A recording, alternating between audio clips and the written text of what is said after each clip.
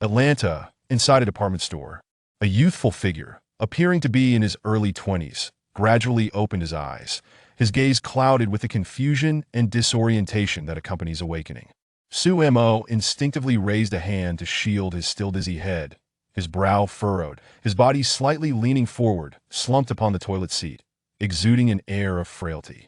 His gaze was somewhat unfocused, as fragments of unfamiliar memories flickered through his mind like a carousel of images. As these memories surged forth, Sumo's expression shifted from bewilderment to shock, his mouth involuntarily parting slightly, disbelief evident in his eyes. "Have I traversed dimensions?" Sumo murmured softly, his voice laced with a tremor. He slowly closed his eyes, striving to calm himself, attempting to organize the chaotic thoughts swirling in his mind. Gradually, he grasped the reality of his situation had crossed into a world overrun by zombies. The original host, also named Sumo, had been a student from the Celestial Empire studying in Atlanta. Over a month ago, a mysterious virus erupted globally, turning nearly 80% of humanity into zombies.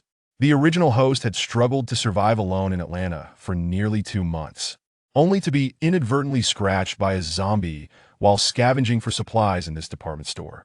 Upon discovering the wound, he found himself within the building, and in a bid to prevent harming others posthumously, he confined himself within a restroom stall. Atlanta.zombies. Sumo softly repeated these 2 phrases, a vague sense of familiarity creeping into his mind. Suddenly, his eyes widened in shock, a glimmer of excitement flashing through them. Could it be that this is the world of the Walking Dead? With this thought, he instinctively stroked his chin, his gaze betraying deep contemplation. Before his traversal, Sumo was an unabashed aficionado of zombie films, having binge-watched classics such as The Walking Dead and Resident Evil multiple times, with The Walking Dead leaving the most profound impression. The vivid characters within the series, such as Daryl, Rick, and Glenn, along with the terrifying zombies, were etched into his memory. In his understanding, the zombies in The Walking Dead were arguably the weakest among the typical portrayals in zombie films. They moved sluggishly, possessed limited combat abilities, demonstrated low intelligence, and had mediocre sensory perception with a slow infection rate.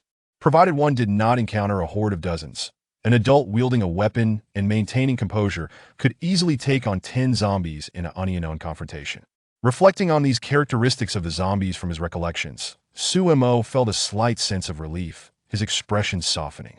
However, in an instant, his brow furrowed once more, concern etching itself into his features. In The Walking Dead, the true terror has never been the zombies, but rather the people. He pondered inwardly. What would I do if I encountered the governor, Negan, cannibals, or the Whisperers? And what about the Civic Republic CRM? If captured, I might end up as a test subject or forced labor. Just the thought sends chills down my spine. At that moment, a crisp electronic voice abruptly resonated in his mind. Ding! Host detected to have traversed into the world of The Walking Dead. Portable shop system has been activated. Name, Sumo, faction, none strength, 11 average adult male, 10 speed, 10 average adult male, 10 constitution, 12 average adult male, 10 mentality, 23 average adult male, 10 skills, none points, 0. System? Sumo was momentarily taken aback, his eyes widening in astonishment. However, he quickly regained his composure, a smile of delight involuntarily tugging at the corners of his mouth. He was no stranger to systems and novels he had read in his past life. Systems were often the key to the protagonist's ascension. Suppressing his inner excitement, he took a deep breath to steady his emotions, and then inquired within his mind, System, what functionalities do you possess? Host gains 1 point for each zombie killed. Points can be used to purchase any items in the portable shop. The system's response was swift and clear. Upon hearing this, Sumo nodded thoughtfully, and with a mere thought, a shop interface materialized before his eyes. Gazing at the mere 9 items available in the shop, Sumo's eyes widened in astonishment, his face alight with shock. Goodness, this handgun and ammunition are remarkably cheap. The cost-performance ratio is simply outrageous. They even sell lightsabers, a high-tech weapon? In this world, each zombie killed awarded 1 point, with a standard handgun costing only 20 points and 100 rounds of ammunition a mere 5 points. Even if it took 20 rounds to dispatch a single zombie, the deal was undeniably advantageous. It is worth noting that within the worldview of The Walking Dead, firearms are an exceedingly scarce resource.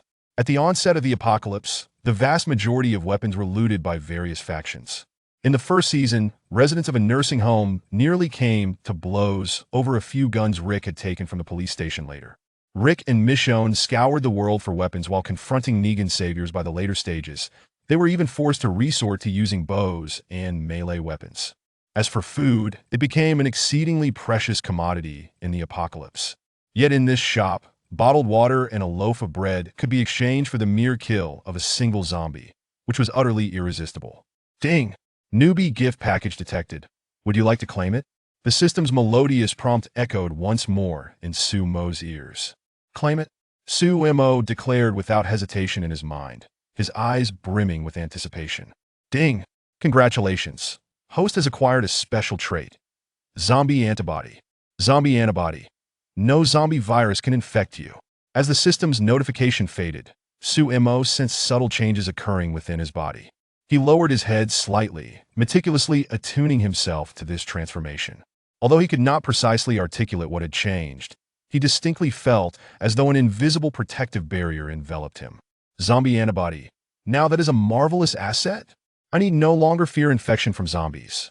Sue Mo's smile broadened, his eyes sparkling with excitement. In this world rife with zombies, the most formidable aspect of them lay in their ability to infect through scratches or bites, leading countless individuals to succumb to despair and take their own lives despite having fought their way out of hordes. Having accepted the original host's memories, Sue Mo felt this truth acutely. Now, armed with the zombie antibody, the threat zombies posed to him had significantly diminished. It is time to leave this place and explore the outside world, Sue Mo muttered to himself, his gaze resolute. He rose to his feet, brushed off the dust from his clothing, and began to meticulously check his belongings. He possessed only a fruit knife, with half a bottle of water and a pack of biscuits remaining in his backpack, leaving him utterly destitute. I truly am starting from scratch, Sue Mo chuckled wryly, a hint of bitterness lacing his smile. Taking a deep breath to calm his nerves, he slowly pushed open the restroom door and stepped outside. Beyond lay the department store. This establishment had long since closed its doors before the catastrophe, leaving scant resources behind, but fortunately, there were not many zombies, rendering it relatively safe. First, I shall head to the rooftop to assess the situation, Sue Mo resolved internally. Then with determined strides, he made his way directly to the rooftop. Upon reaching the rooftop, Sue Mo swiftly approached the edge, leaning against the railing with both hands, peering down. Below, the streets surrounding the department store were littered with corpses and wrecked vehicles, a scene of utter desolation. Strangely, not a single zombie was in sight. Sue Mo understood that this did not mean there were no zombies, rather. They were likely hiding in the shadows, in a dormant state. At the slightest disturbance, they would awaken instantly. Sue Mo furrowed his brow and turned to the side of the rooftop, continuing his observations below. This was the side entrance of the department store, through which he had entered earlier. At present, for zombies were aimlessly wandering outside the side door, these were the very ones he had startled upon entering. Sue Mo fixed his gaze intently on the four zombies, meticulously observing their movements and the distance between them. Each zombie was approximately 5 or 6 meters apart. I shall use you as my first test, he thought resolutely, having made up his mind. Drawing upon the experience he had accumulated over a month of solitary survival, Sue Mo felt confident in handling these few zombies. He inhaled deeply, regulating his breath to foster a calm demeanor, then turned and swiftly descended the stairs.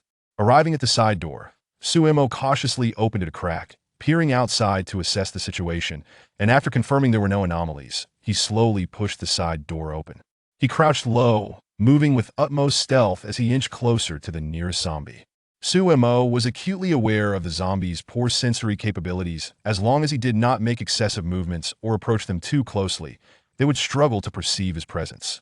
He focused intently, his eyes fixed on the zombie ahead, taking each step with utmost caution, fearful of producing even the slightest sound that might alert the others. Chapter 2. A bounty of harvest. Sue Mo moved with a lightness akin to a leaf drifting silently to the ground, stealthily approaching the nearest corpse.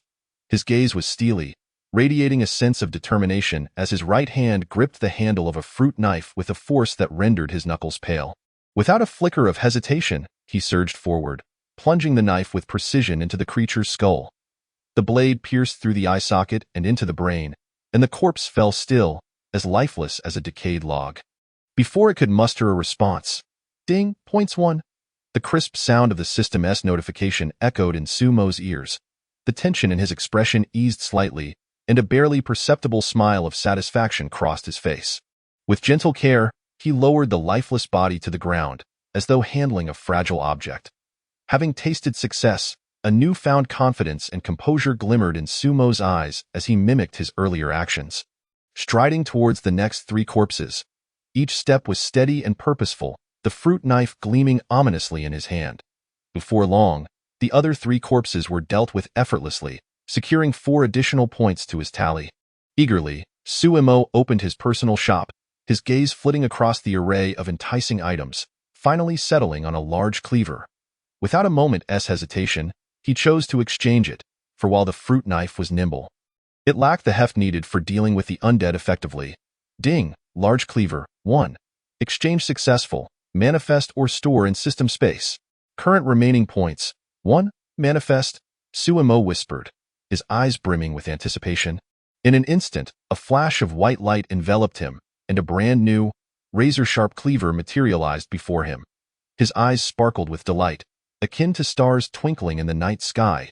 He quickly advanced, grasped the cleaver, and swung it vigorously through the air, the blade slicing through the atmosphere with a whooshing sound. A satisfied grin spreading across his face as he murmured, "With this, dispatching the corpses will be far more efficient." With the cleaver in hand, Sumo strode purposefully into a nearby building adjacent to the department store. He knew well that this was a shortcut to the street, in the original storyline. It was through this very path that Glenn led Rick to escape into the department store, a scene etched deeply in his mind. Sumo was far from reckless. He would never be foolish enough to confront the undead openly on the street. After all, in this perilous world, disturbing a horde of corpses could summon a throng of hundreds, with consequences that were unimaginable. He devised a plan to eliminate the scattered corpses lurking in the alleyways. The number of undead in the alley was relatively sparse, and with the presence of an emergency escape staircase, it was undoubtedly an excellent choice. Should the situation turn dire, he could swiftly ascend to the rooftop and evade the encroaching horde. Upon reaching the rooftop, Sumo leaned over the edge and gazed down into one of the alleyways, where 8 or 9 corpses lay sprawled, as if in a grotesque slumber in this world.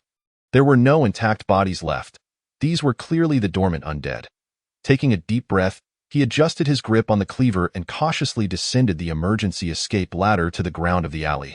Employing the same strategy as before, he crept forward like a lurking leopard, moving stealthily towards the nearest corpse. A glint of cold resolve flickered in his eyes as he raised the cleaver high and struck downward with force. The quality of the system's items was indeed extraordinary. With a single swing, the cleaver sliced through the undead's head as effortlessly as cutting through tofu. The corpses, already sluggish in perception and reaction, were caught in a state of dormancy, responding as slowly as snails in mere moments. All 9 corpses were dispatched without a single one rising to resist. "Continue," Sumo murmured to himself, his eyes reflecting an unwavering determination to achieve his goals.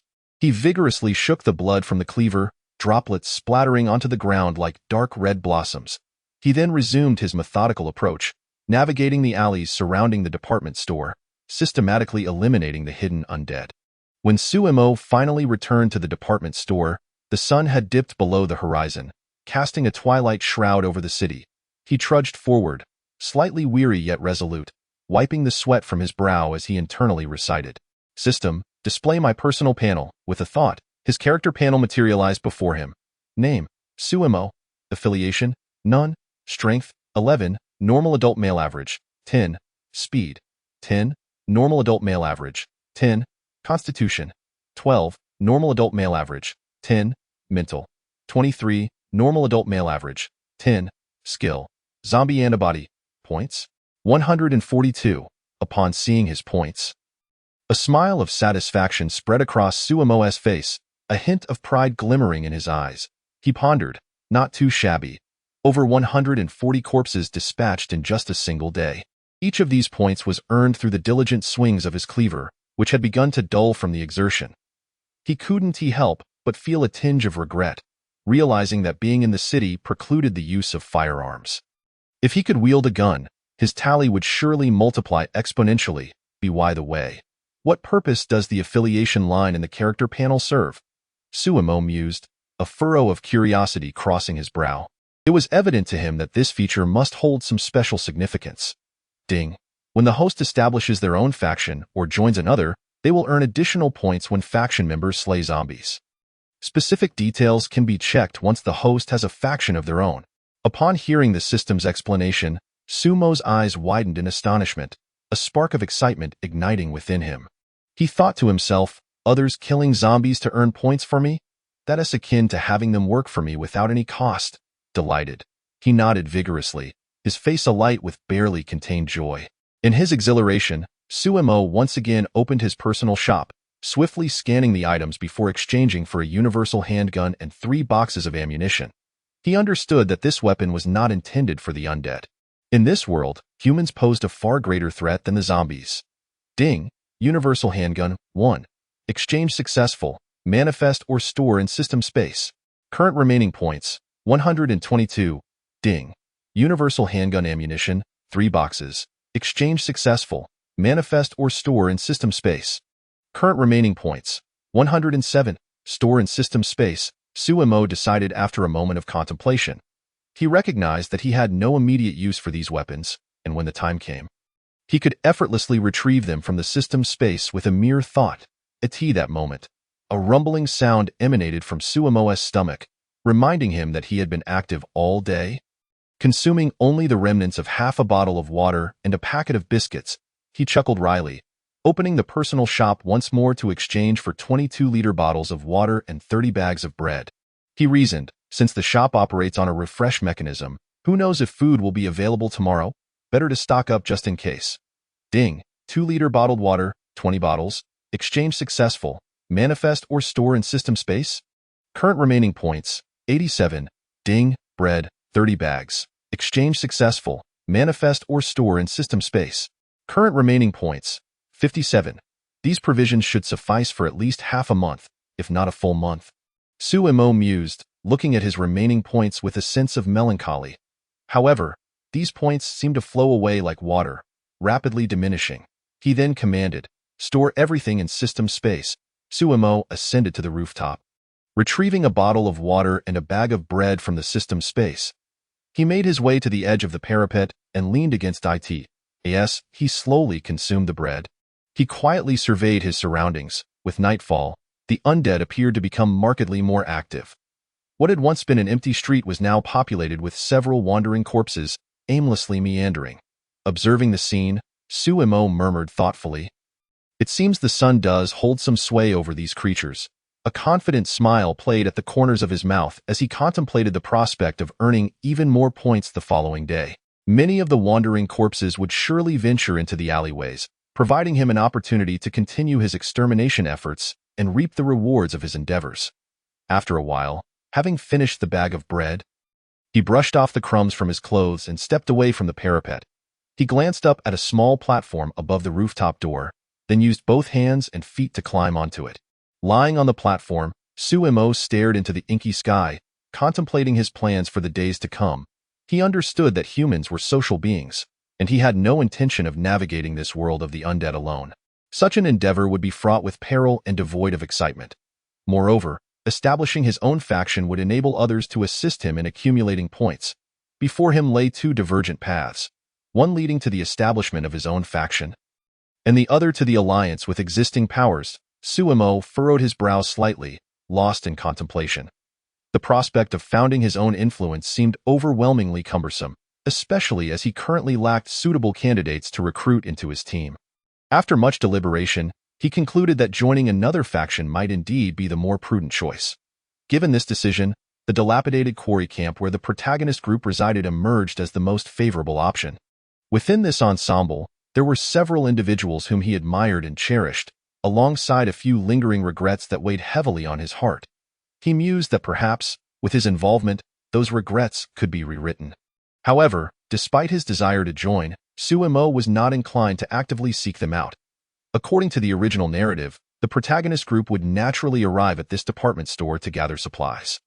All he needed to do was bide his time and await the right moment. Reflecting on the timeline, it seemed likely that a delegation from the quarry camp would arrive within the week.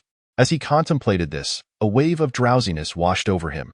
His eyelids grew heavier, and eventually, lulled by dreams of the future, he drifted into slumber. Chapter 3. The portable store unleashes Iron Man armor and Ada Wong summoning cards the department store. Sunlight gently cascaded onto Sumo's face as he slowly opened his eyes, still shrouded in the haze of sleep. Stretching languidly, he loosened his muscles, then, with the agility of a swift leopard, he leaped down. Landing deftly on the rooftop, he strolled to the edge of the parapet, resting his hands on the ledge as he peered down. Most of the previously active zombies from the night before had now succumbed to a state of dormancy. On the streets below, only a handful of solitary zombies wandered aimlessly. It was time to get to work, he murmured under his breath, a glimmer of resolve shining in his eyes. He retrieved water and bread from his system space. Casually consuming his breakfast, with his machete firmly in hand, he strode purposefully towards the alley outside the department store. As expected, the alley where he had previously dispatched the zombies was once again teeming with them. Sumo felt no apprehension about encountering Rick and Glenn. In his mind, following the trajectory of the original storyline, it was inevitable that Rick would arrive at this department store from the quarry. Unless, of course, this was not the world of The Walking Dead at all. Yet he firmly believed it was, for if it were indeed that world, Rick's arrival in Atlanta would undoubtedly result in gunfire. Causing quite a commotion, at that point, he would simply return to the department store upon hearing the shots. Meanwhile, at the quarry camp in an open clearing, Sean gathered with others from the quarry. He surveyed the camp with a serious demeanor. Then spoke. Everyone, our supplies are running low. We must send someone into the city to scavenge for essentials. Last time, I, Ed, Daryl, and Jim went. This time, I am assigning more, Morales, T, and Glenn to go. Is that agreeable? Absolutely, came the unanimous reply from Glenn, T, and Morales. Sean then turned to Moore, who had remained silent, and inquired, What about you, Moore? With a nonchalant expression, Moore replied, I'll follow your lead, officer. Then let's set out immediately, Sean instructed. Wait, we both want to go too. Andrea and Jackie interjected, their eyes resolute. Sean scrutinized the two of them carefully and responded seriously, The city is perilous. You must understand the risks involved. If anything happens, we may not be able to assist in time. Andrea and Jackie exchanged glances before facing Sean, affirming with determination, We're prepared mentally. Staying here offers no tasks. It's better to venture out and contribute.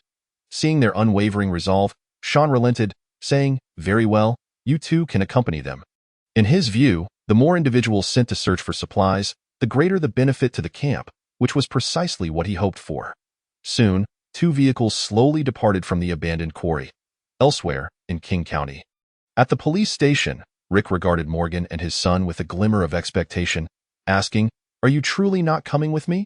Morgan pondered for a moment, then replied, Let us discuss it later.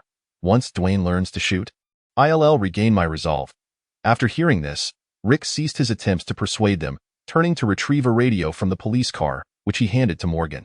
After exchanging brief farewells, Rick climbed into the police vehicle and drove towards Atlanta. Approximately half an hour later, Morales parked the vehicle in an uninhabited area on the outskirts of Atlanta. Moore, following closely behind, quickly brought his vehicle to a stop. Enraged, Moore exited the car and demanded, Hey, Morales, why did you stop the car? Morales explained calmly, If we proceed further, we might attract the zombies in the city. If we do, we just failed to scavenge supplies. We might lose our lives here. Of course, Moore, if you think this isn't an issue, feel free to drive straight into the city. After considering Morales' seemingly reasonable words, Moore shrugged and conceded. All right, you make a valid point. Let us do it your way. With Moore's acceptance, the others followed suit without objection. Morales turned to Glenn, saying, Glenn, you used to be a delivery guy in Atlanta, familiar with these streets. You lead the way. Glenn glanced around, noting the attention of the others on him.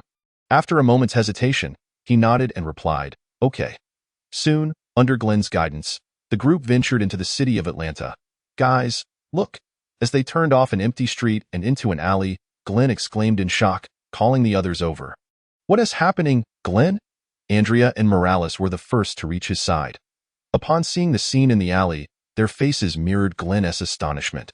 What on earth has caused such a reaction from you all? Moore and the others approached, curiosity piqued. They were soon met with a shocking sight. The alley was littered with the bodies of 60 or 70 zombies, their heads neatly severed and stacked to one side. From the large pool of dark, congealed blood on the floor, it was clear that this had occurred only moments ago. Are there still other survivors in Atlanta? Andrea snapped back to reality, turning to her companions with a look of confusion. Moore nodded gravely, stating, "It appears so. Moreover, judging by this situation, it's evident that these zombies could not have been taken down by just one person. There must be a highly dangerous organization or faction at play." Morales chimed in, agreeing, "Moore is right. We must exercise greater caution from here on out." Meanwhile, just a few buildings away, Suemo was intensely focused, his machete slicing through the air in a deadly arc as he effortlessly beheaded the last zombie in the alley. "System, check my character panel," he commanded, anticipation gleaming in his eyes. Name, Suemo. Faction, None. Strength, 11. Average human 10. Speed, 10. Average human 10. Constitution, 12. Average human 10. Mentality, 23. Average human 10. Skill, Zombie antibody. Points, 264. Over 200 points. It seems I can exchange for something worthwhile. He gazed at his character panel, exhaling deeply, a satisfied smile gracing his face. A third of these points had been accrued in one particular street. At that time, while eliminating zombies, he had stumbled upon a motorcycle. Most importantly, the motorcycle was equipped with an alarm system. Once activated, the alarm quickly attracted all surrounding zombies. Fortunately, the alley was not overly wide, preventing the zombies from overwhelming him all at once. With zombies falling one after another, Suemo wielded a machete in each hand, swiftly dispatching dozens with ease. With a thought, the interface of his portable store appeared before him. Iron Man armor, 1,000,000 points, limited to 1 piece. Universal rifle, 50 points, limited to 5 pieces. Box of universal rifle bullets, 100 rounds per box, 10 points, limited to 20 times. A wolf tooth club, 2 points, no limit. A bottle of intermediate physical enhancement potion, 2,000 points, limited to 2 bottles. A Batmobile, 200,000 points, limited to 1 unit. Ada Wong limited time summoning card, can be summoned once, lasts 24 hours. 500 points, limited to 1 card. A bag of instant noodles, 5 packs, 1 point, no limit. Top level combat knowledge, 250 points, limited to 1 book. Refreshes daily at midnight. Next refresh in 13 hours and 36 minutes. Chapter 4. Exchanging for top level combat knowledge. Strength greatly enhanced. "Oh, my Iron Man armor!" Suemo exclaimed, his eyes wide with astonishment and desire, fixated on the dazzling Iron Man suit in the personal shop. His gaze sparkled with excitement, as if envisioning himself soaring through the skies clad in the armor. "Oh, my Batmobile!" he gasped, instinctively reaching for his chin, murmuring in a voice laced with uncontrollable awe. Images of racing through the streets in the vehicle flooded his mind. "Oh, my Ada Wong!"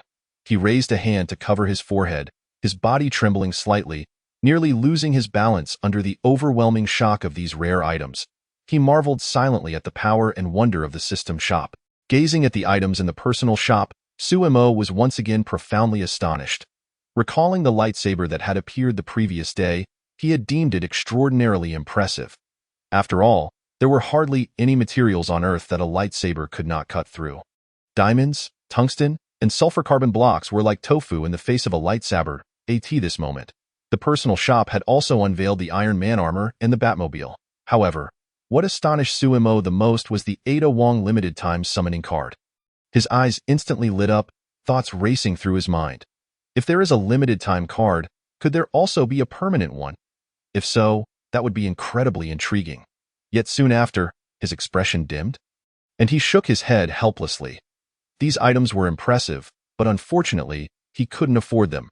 Furrowing his brow, his gaze gradually grew resolute as he silently contemplated that enhancing his own strength was of utmost importance.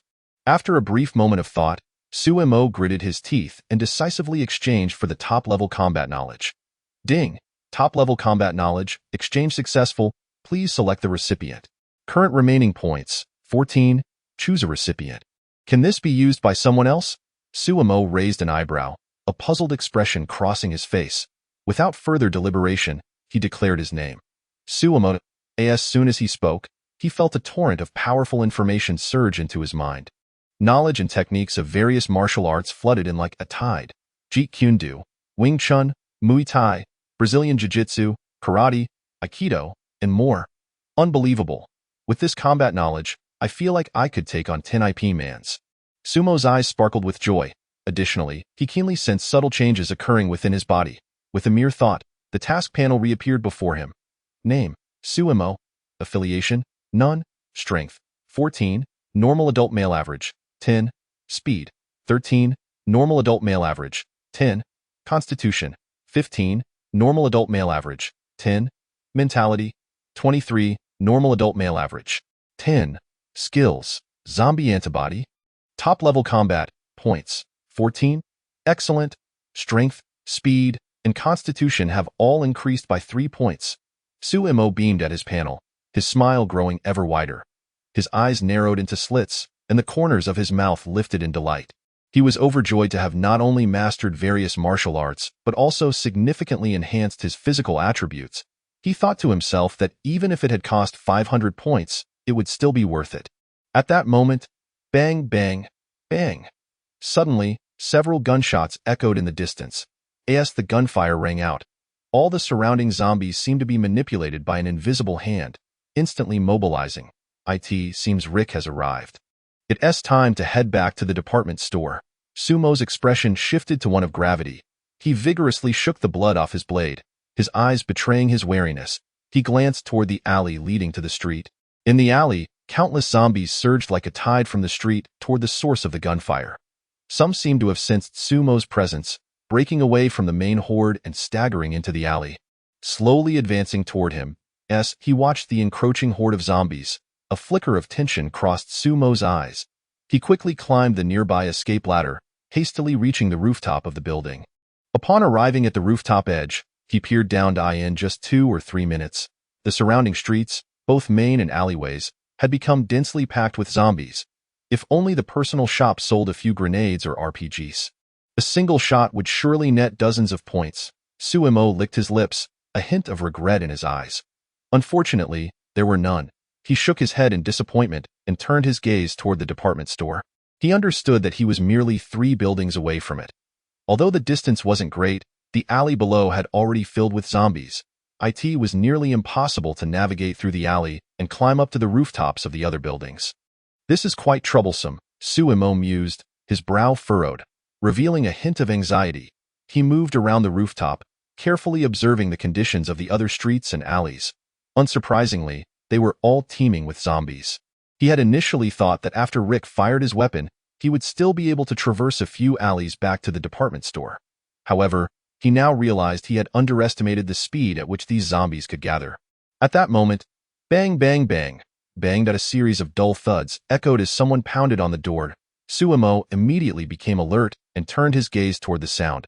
He noticed that the rusty rooftop door 7 or 8 meters away was now under heavy assault. How did these zombies reach the 8th or 9th floor so quickly? Sumo's heart raced, surprise etched on his face. Yet, as he pondered, the reason became clear. This building, unlike the department store, had been opened during the calamity. Zombies had entered the building and ascended the stairs without any obstruction. Moreover, it was likely that many zombies had already flooded into the building before he climbed to the rooftop. With 3 to 4 minutes having passed, it was not surprising that they had reached the rooftop. This rooftop door is old and dilapidated. It might not hold for long. I must find a way to get to the adjacent rooftop. A flicker of urgency crossed Sumo's eyes. He looked toward the neighboring rooftop. It was only about a meter higher than his current one, but the gap was slightly wider, approximately 3 meters apart. After his recent physical enhancement, Suemo instinctively felt he could leap across. However, he had no prior experience in parkour, and uncertainty gnawed at him. Should I give it a try? As this thought crossed his mind, a loud crash resounded as the rooftop door collapsed, allowing a flood of zombies to surge forth. Well, now I have no choice but to try, Suemo thought with a self-deprecating smile as the horde drew closer. He quickly took several steps back, inhaled deeply, and adjusted his stance to prepare for a running start. With a swift burst of speed, Suemo shot forward like a black flash, leaping to the edge of the rooftop. It was evident that the recent enhancement to his physical attributes was not in vain. With a powerful leap, he successfully landed on the adjacent rooftop. Sumo had been there before. The rooftop door was of a hatch type. Unless zombies could climb ladders and open hatches, they would not be able to reach him. He turned to glance back at the previous rooftop, where a swarm of zombies was advancing toward him. Their arms outstretched, however, as they approached the edge, one by one, they fell into the narrow alleyway between the two rooftops. Could this be a good opportunity? Sumo pondered, a sudden idea taking root in his mind. Is it possible to use my handgun to earn some points at this moment? Previously, he had refrained from using the handgun, partly out of fear of attracting a horde of zombies, and partly due to the height of the rooftop from the ground, lacking any experience with firearms and fearing he would miss. Now, however, he had none of those concerns. First, the horde had already formed. Second, the zombies were only a few meters away from him. He thought to himself that it would be a shame to miss out on these points. With that thought, a glimmer of determination flashed in Sumo's eyes. He resolutely drew his pistol, gripping the handle firmly with both hands, and aimed it at the approaching zombies on the opposite rooftop. Meanwhile, atop the department store, Rick swiftly subdued Morel, securing him to a nearby pipe. Chapter 5. The Battle, Exhilarating. On the rooftop of the department store, after efficiently restraining Morel, Rick furrowed his brow, his expression grave as he approached the parapet. His gaze was fixed intently on the chaotic street below, seemingly contemplating their next course of action. Morales hastened to catch up with Rick, concern etched on his face as he stood beside him. Slightly tilting his head to look at Rick and inquiring, "You're not a police officer from Atlanta. Where do you come from?" Rick narrowed his eyes slightly, his gaze sweeping over the debris-strewn scene surrounding the department store, and replied in a calm tone, "From the other end of the road, a friendly officer from the other side of the road. Welcome to the big city." Morales managed a wry smile, one that mingled resignation with the weight of their current predicament. On the other side of the parapet, Andrea and Jackie stood side by side, their faces a canvas of shock as they stared at the street below the department store. Andrea's eyes widened in terror as she exclaimed, "Goodness, it looks like Times Square down there." Just as Andrea's words left her lips, a series of gunshots erupted nearby. Bang, bang, bang, bang, bang, bang, bang. "What on earth is happening?" Morales exclaimed, his expression one of astonishment. His voice tinged with anxiety regarding the unknown situation. "Where is that gunfire coming from?" Jackie echoed, her body instinctively tensing. "Isn't this the third time already?" Andrea remarked, her brow furrowed in worry. The sudden sound of gunfire threw the group on the rooftop into disarray, each person exchanging glances filled with concern and confusion. Locked to the pipe, Morel wore a peculiar smile, reveling in the chaos as he mockingly said, "I never expected there would be another lunatic like me." "Hey, everyone, come take a look." Glenn's eyes suddenly lit up with excitement as he shouted, "What's going on, Glenn?" Rick's expression sharpened, quickly realizing the urgency, and he rushed to Glenn's side. He focused his gaze on a young man with Asian features standing on a rooftop roughly 30 meters away. While on the opposite rooftop, a mass of zombies crowded together. At that moment, the young man was intently firing his pistol at the advancing horde of zombies. And my goodness, has he lost his mind? Andrea hurried over, her hand covering her mouth, her eyes brimming with shock and concern. Jackie stared wide-eyed in disbelief, muttering, "This is truly unbelievable." Morales frowned, his face filled with confusion as he couldn't refrain from asking, "Is he not afraid of dying?" Leaning against the parapet, T sat on the ground, observing the astonished expressions of the others, curiosity bubbling within him as he inquired, "Hey, what exactly is going on?" Andrea turned her head to T, swiftly and succinctly explaining, "There's an Asian guy standing on a rooftop, and on the rooftop opposite him are throngs of zombies. That young man is currently shooting at them with a pistol." "Is this really happening?" T's eyes widened in astonishment upon hearing Andrea's words. "Guys, there's good news. Most of the zombies below have begun to move towards him." During Andrea and T's conversation, Morales anxiously surveyed the surrounding streets, a flicker of hope crossing his face. Morel slightly raised his chin, a glimmer of anticipation in his eyes as he said, "So, does this mean we can leave?" Upon hearing this, Glenn quickly turned his attention to the street below the department store.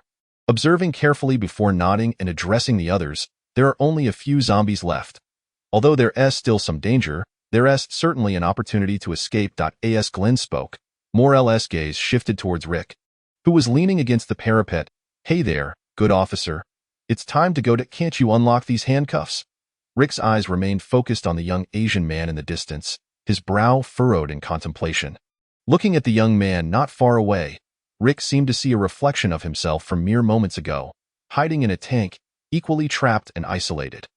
Realizing this, he ultimately shook his head resolutely, declaring, "We cannot leave him behind. Are you all really willing to save a stranger at the expense of your precious chance to survive? Have you all lost your minds?" Morel exclaimed, his eyes wide with fury as he shouted at the others. The group fell into silence, each person exchanging looks filled with turmoil. After a few moments, Glenn gritted his teeth, his gaze resolute as he stated, "Rick is right. We shouldn't abandon him to die. Even if he is just a stranger to us." Glenn's words struck like a hammer, resonating deeply within each individual. Their expressions gradually turned determined, fully aware that they could not rely on the sacrifice of others for their own salvation. "Glenn, do you have a way to rescue him?" Andrea asked eagerly. Glenn knitted his brow, contemplating for a moment before saying, "We can try, but there are no guarantees." Seeing that everyone seemed to agree, Morel's eyes widened in disbelief once more. Incredulous as he exclaimed, "Hey, are you all really out of your minds? Throwing away your chance to escape for a stranger?" The group chose to ignore Morel's protests and fervently began discussing how to rescue the young Asian man.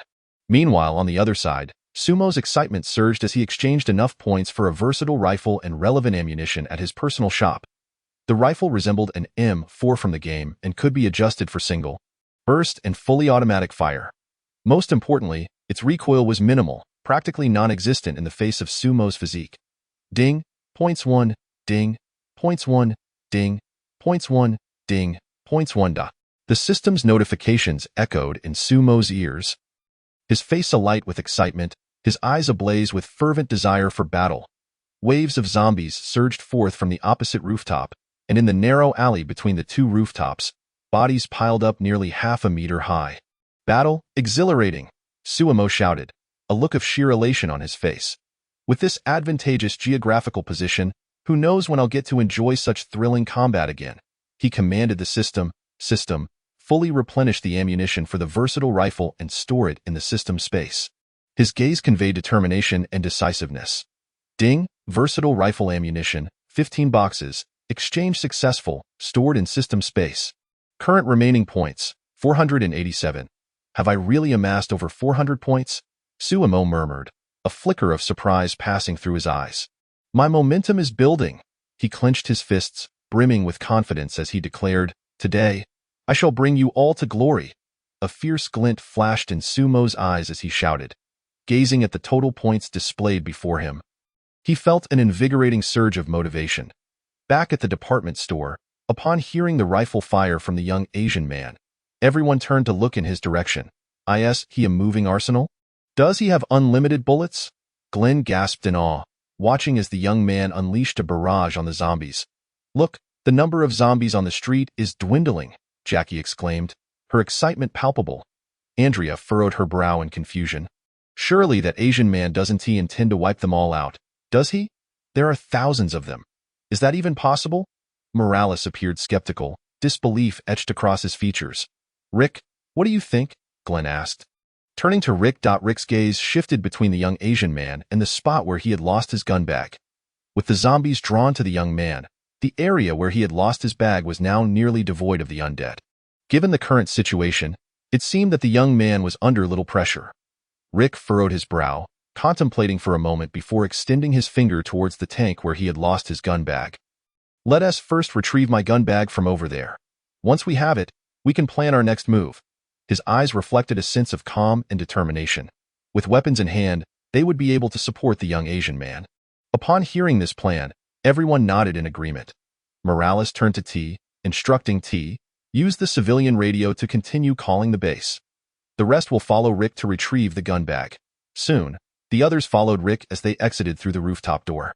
Observing others depart from the rooftop door, Mower displayed an anxious expression, exclaiming loudly, "Please, do not disregard me. Unlock the handcuffs on my wrists. If that is not possible, at least speak to me." His voice was imbued with a sense of helplessness and longing. Yet, There was still no response from anyone. Soon, only Tizai and Mower remained on the rooftop. Chapter 6. Profiteering calling headquarters. This is Tizai. Is anyone receiving? Tizai's brow furrowed, his gaze filled with urgency as he clutched the walkie-talkie tightly. As if it were a lifeline, his voice trembling slightly as he shouted, "Can anyone hear my message?" He raised his voice once more, his eyes fixed intently on the walkie-talkie, lips pressed tightly together. Filled with trepidation, yearning for a reply, Tizai hastily adjusted the walkie-talkie's frequency to that of a civilian radio station and eagerly began calling out, his fingers flying over the buttons, beads of sweat forming on his forehead. Meanwhile, at the abandoned quarry camp, static crackled. Calling headquarters, static. This is Tizai, static. Is anyone receiving? Static. Can anyone hear static? My message? The intermittent voice of Tizai crackled through the camp's radio. Upon hearing this, the previously busy individuals paused in shock, their expressions shifting to one of anxiety as they quickly ceased their tasks and gathered around, each straining to hear the radio. Dale's face grew serious as he stepped forward, swiftly grasping the radio microphone, his fingers hurriedly adjusting the volume and switching it to speaker mode, as he shouted, "Hello? Can you hear me? The signal here is poor. Please repeat, please repeat." Dale's brow furrowed deeper, veins on his forehead slightly bulging. His eyes filled with urgency as he hoped to clearly hear Tizai's subsequent words. The radio crackled. Static. "Sean, is that you? We are in trouble. We are trapped in the department store. There are countless walkers surrounding us." Upon hearing Tizai's words, the others in the abandoned quarry camp felt as though a bucket of cold water had been thrown over them, their bodies jolting in shock, faces paling instantly. Eyes brimming with terror and concern. Dale's eyes widened, mouth agape, disbelief etched on his features as he stammered, "Tizai, please repeat that last line. Please repeat." The response was a cacophony of static, which pierced through the silence of the camp. Sean raised a hand, vigorously rubbing his head, brows knitted tightly together, his gaze reflecting a mix of anguish and helplessness. Muttering, he said, "They are trapped." Beside him, Loli's eyes widened in alarm, her face etched with worry as she urgently remarked, "He just mentioned the department store." Dale nodded emphatically, his expression serious and resolute, his tone firm as he stated, "I heard it too." Loli quickly approached Sean, about to speak, but was interrupted by Sean's anxious retort. "No, we cannot go after them. We cannot risk the remaining members." Sean clenched his jaw, his eyes resolutely determined, hands unconsciously forming fists, and though he felt equally distressed, he spoke decisively. Upon hearing Sean's words, Amy's face was a portrait of shock. Her eyes wide as saucers, she quickly stepped in front of Sean, leaning slightly forward, incredulity written all over her face as she exclaimed, "Are we just going to abandon them?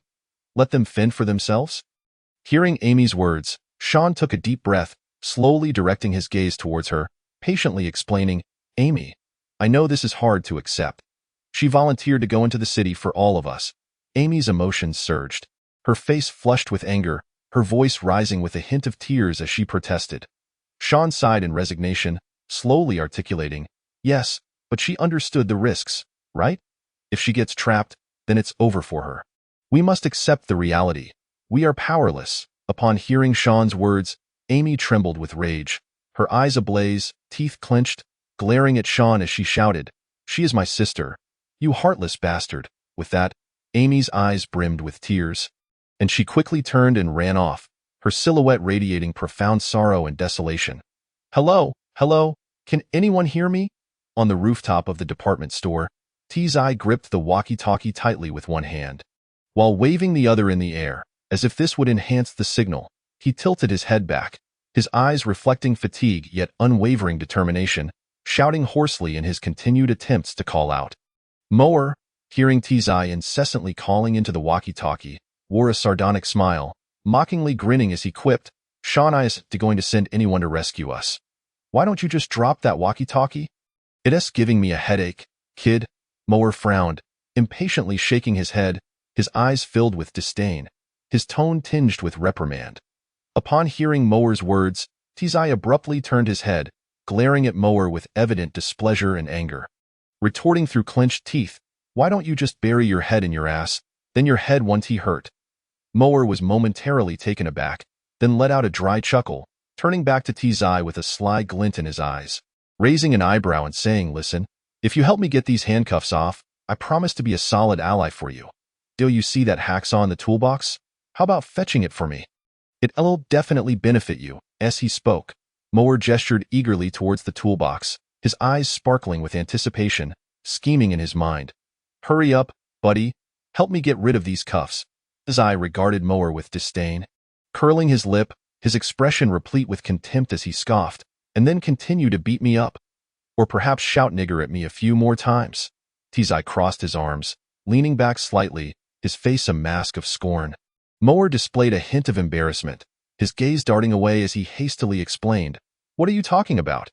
I'm not targeting you, it's merely a difference of opinion. What's the big deal?" Mower wore a forced smile, attempting to ease the tension. Not like we can't cooperate. Let us talk it out. Who knows, we might both come out winners." As Mower became increasingly earnest.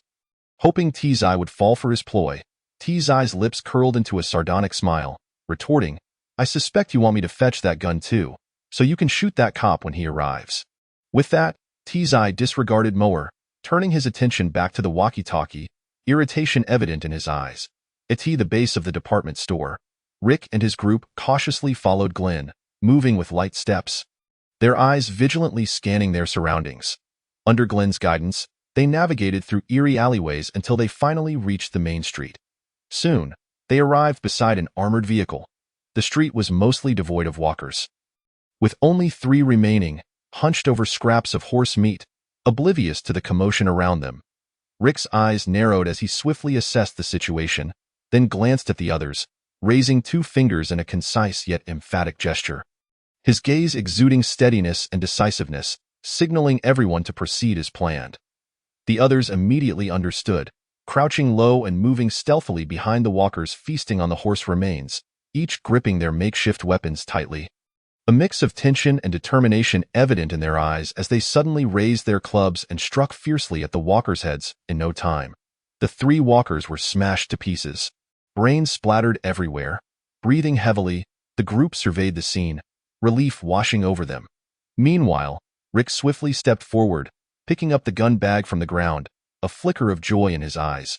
After all, possessing a firearm meant added security. "Back to the rooftop," Rick commanded, his eyes resolute as he looked at the others, his tone steady yet powerful.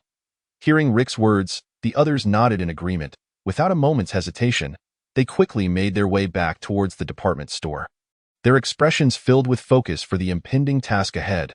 Over with Sumo, he remained fixated, his gaze sharp as he steadied his universal rifle, eyes locked onto the walkers on the opposite rooftop, fingers poised on the trigger as he unleashed a barrage of gunfire.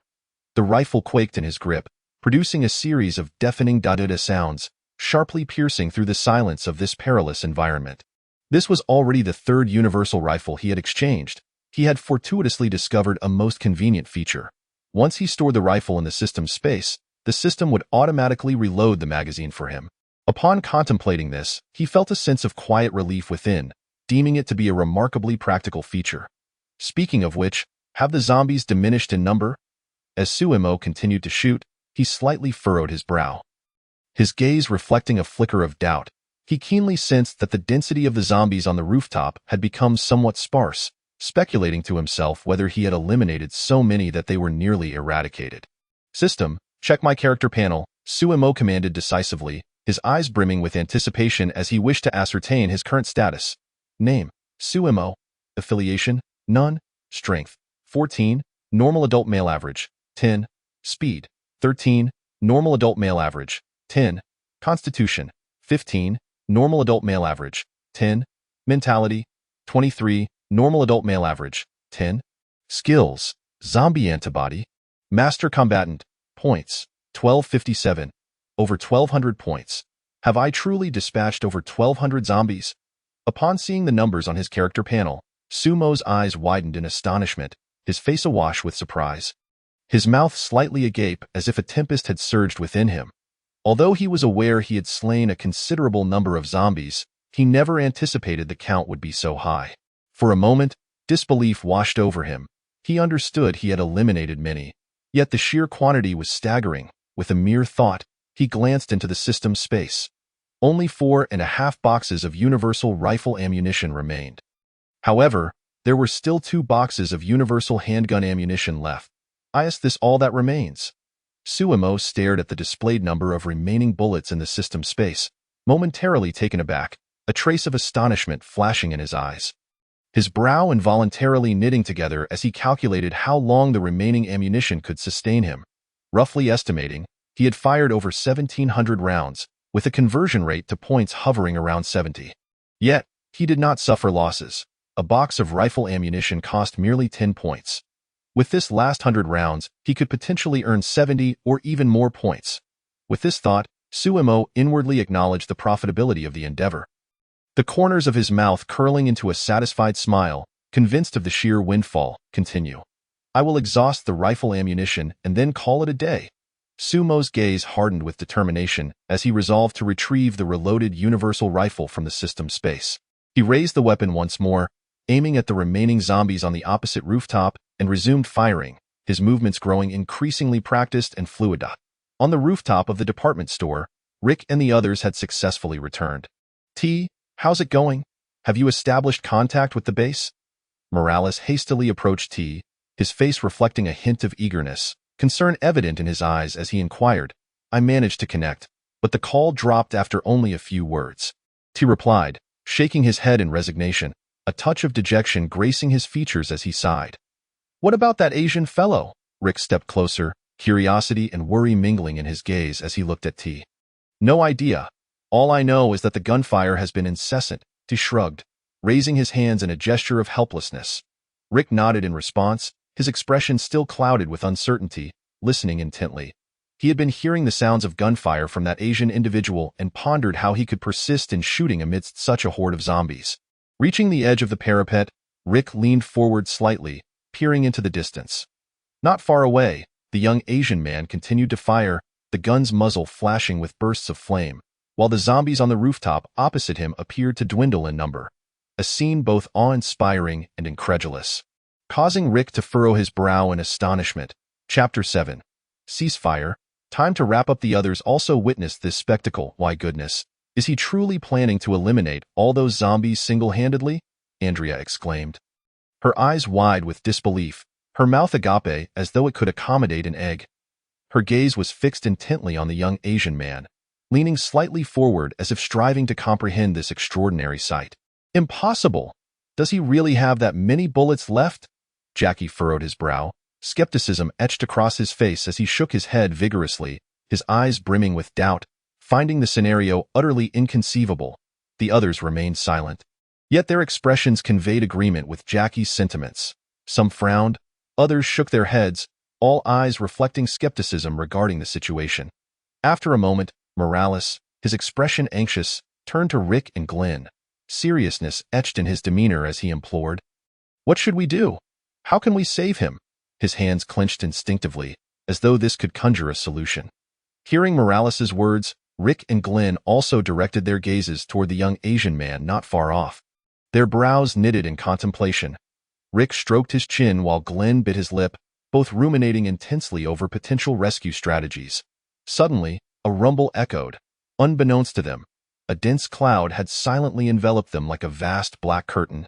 The sky dimmed instantaneously, an oppressive atmosphere descending upon them. With a deafening clap of thunder, torrential rain began to pour. Large raindrops pelted the ground, sending up splashes of water. It's raining. Everyone jerked their heads upward. Eyes fixed on the sky, their faces alight with surprise. Some gaped in astonishment, while others expressed their disbelief at the unexpected downpour. Even Suemo, not far away, was no exception. Oh my, it's raining. Suemo felt the refreshing coolness against his face and couldn't help but look up at the pitch-black sky, his eyebrows lifting slightly in surprise at the sudden rain. The sky was drenched in large droplets. This rain, reminiscent of a brief downpour depicted in the original story, lasted only a few minutes. Suemo opened the system space once more. The universal rifle ammunition had dwindled to the final box, while the universal handgun ammunition still held 2 boxes. Suemo checked his character panel for his points. Points, 1507. Gazing at the points displayed on his character panel, Suemo nodded slightly before decisively ceasing fire and stowing away the universal rifle.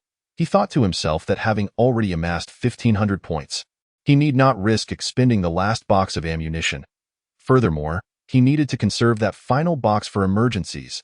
He understood well that in this perilous world, every bullet counts as an assurance of survival. "Time to call it a day," he murmured, his eyes reflecting a sense of satisfaction. After storing the universal rifle, Suemo turned his gaze toward the department store. On the rooftop of the department store, Suemo keenly noticed several individuals watching him. He squinted slightly, scrutinizing their expressions. It was evident that these individuals were Rick, Glenn, and the others. "It's time to regroup with them," Suemo resolved, his gaze firm with determination. The distance to the department store was merely 2 buildings away. The rooftops of those 2 buildings were of similar height to his, though the distance was somewhat considerable. Suemo frowned slightly, carefully gauging the distance, estimating it to be around 5 meters. His eyes reflected caution as he meticulously calculated the span. For a professional parkour expert, this distance would be easily surmountable. Unfortunately, Suemo was neither a professional parkour expert nor even an enthusiast. Had this been before his physical enhancement, he wouldn't have dared to entertain such a thought. However, with his strength, speed, and constitution each augmented by 3 points, both his agility and explosive power had significantly improved. Feeling the surge of strength within him, he was filled with confidence in his abilities. Coupled with his previous jumping experiences, Suemo felt a sense of assurance. "I can give it a try." Suemo clenched his fists, rallying himself. With this determination, Suemo took a few steps back to establish a running distance. His gaze became focused, fixed on the opposite rooftop as if it represented his goal and hope. He then initiated his run, his pace quickening, and finally leaped with all his might toward the other side. His body soared through the air like an arrow released from a bow, tracing an arc in the sky. Meanwhile, on the rooftop of the department store, "Hey, look! That Asian guy has put away his gun." Glenn's eyes brightened with excitement as he pointed towards Sumo's direction, turning to address his companions. His face radiated joy, eagerly anticipating the ensuing developments. "Yes, we see it too," Rick nodded, his expression grave, his eyes filled with contemplation. He pondered the reasoning behind Sumo's action. Had he truly run out of bullets after shooting for so long? Andrea furrowed her brow, speculating aloud, her eyes alight with curiosity, eager to uncover the truth. "It's been nearly 20 minutes since the gunfire began, hasn't it?" Morales glanced at his watch, estimating the passage of time. His tone tinged with astonishment at Sumo's prolonged shooting. Jackie concurred, "Indeed, the gunfire has hardly ceased for 20 minutes. Who knows how many rounds he has fired?" With curiosity gleaming in his eyes.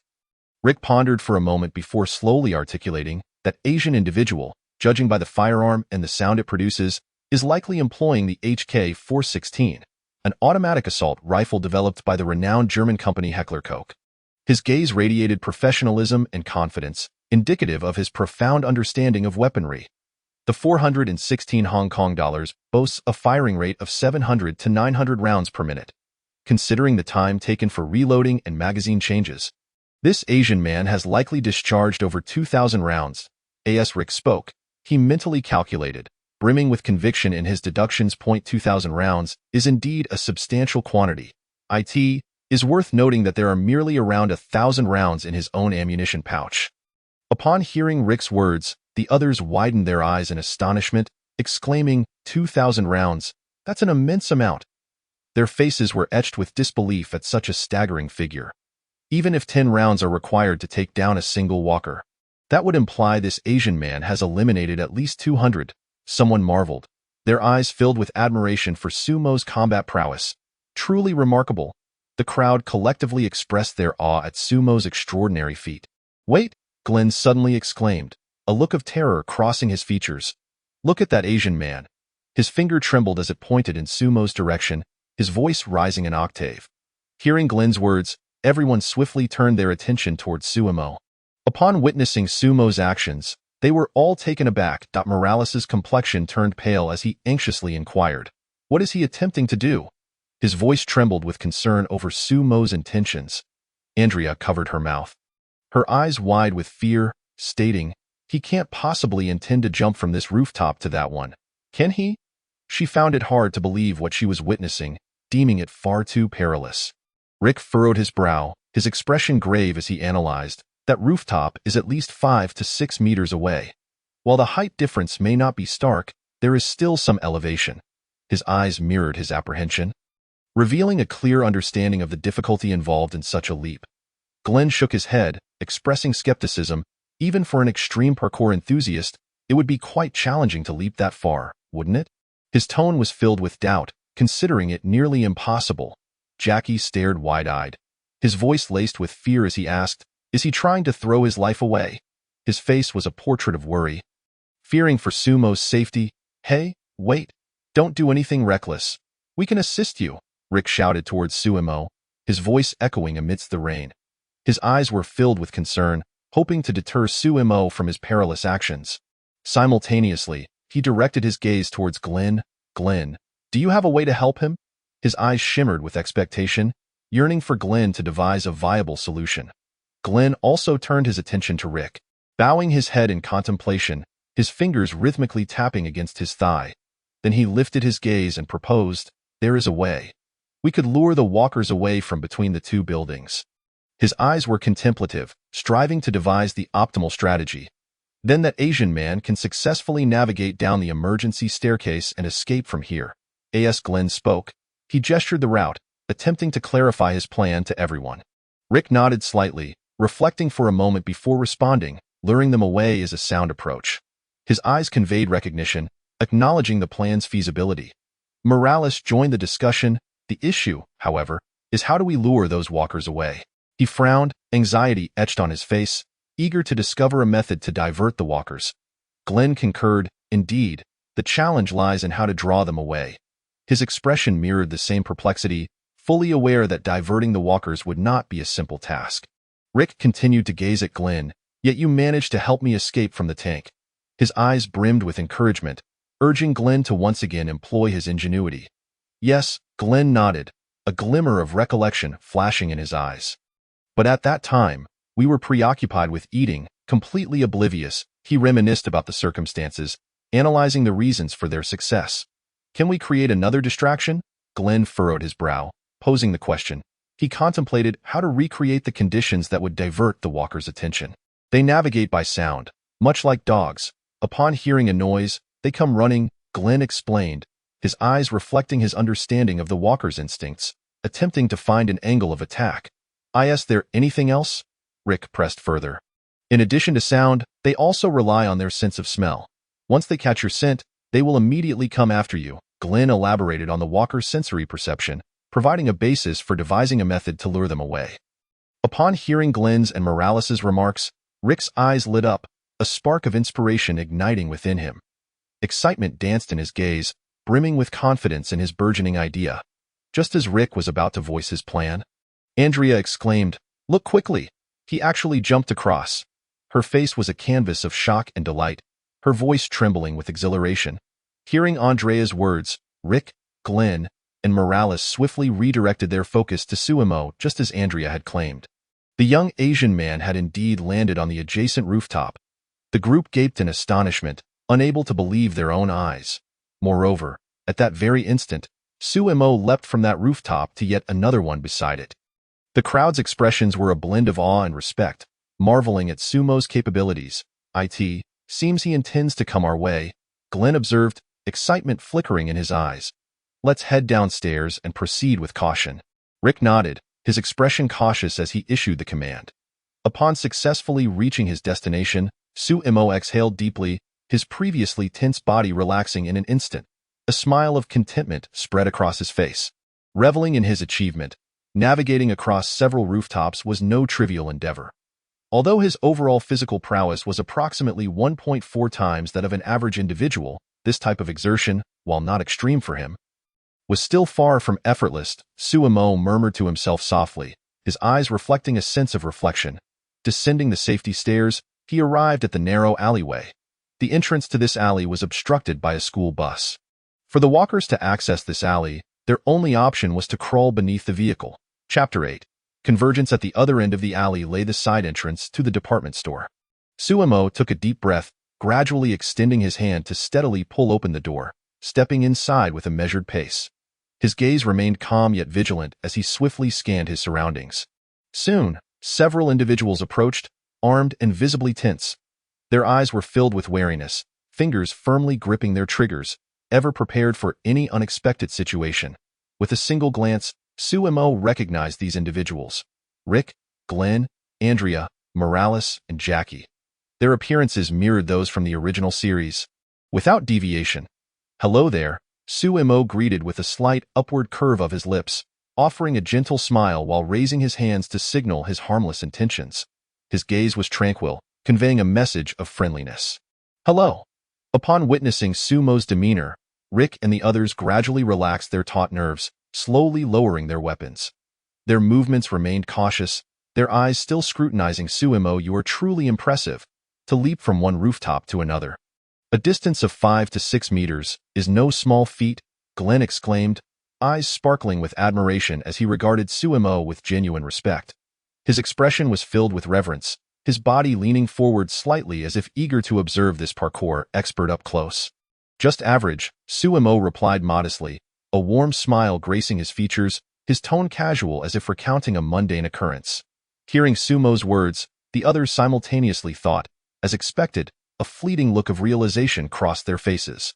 "You must be quite the master of parkour," Glenn remarked, his admiration intensifying as he gazed at Sumo. Having been quite adept himself, he had a keen interest in parkour videos before the catastrophe. At that moment, his eyes gleamed as if he were staring at his idol. "Just a bit of knowledge," Sumo said with a smile, downplaying his abilities. A hint of mystery lingered in his grin. Leaving others intrigued, he then adeptly shifted the conversation. "My name is Sumo, an international student from Tianqiao. What about you?" Rick straightened his posture slightly, his gaze steady as he replied, "I am Rick." Glenn stepped forward excitedly. Introducing himself, "I'm Glenn, Korean-American." Andrea nodded gently, her voice soft as she said, "Andrea." Morales's lips curled into a friendly smile as he added, "Morales."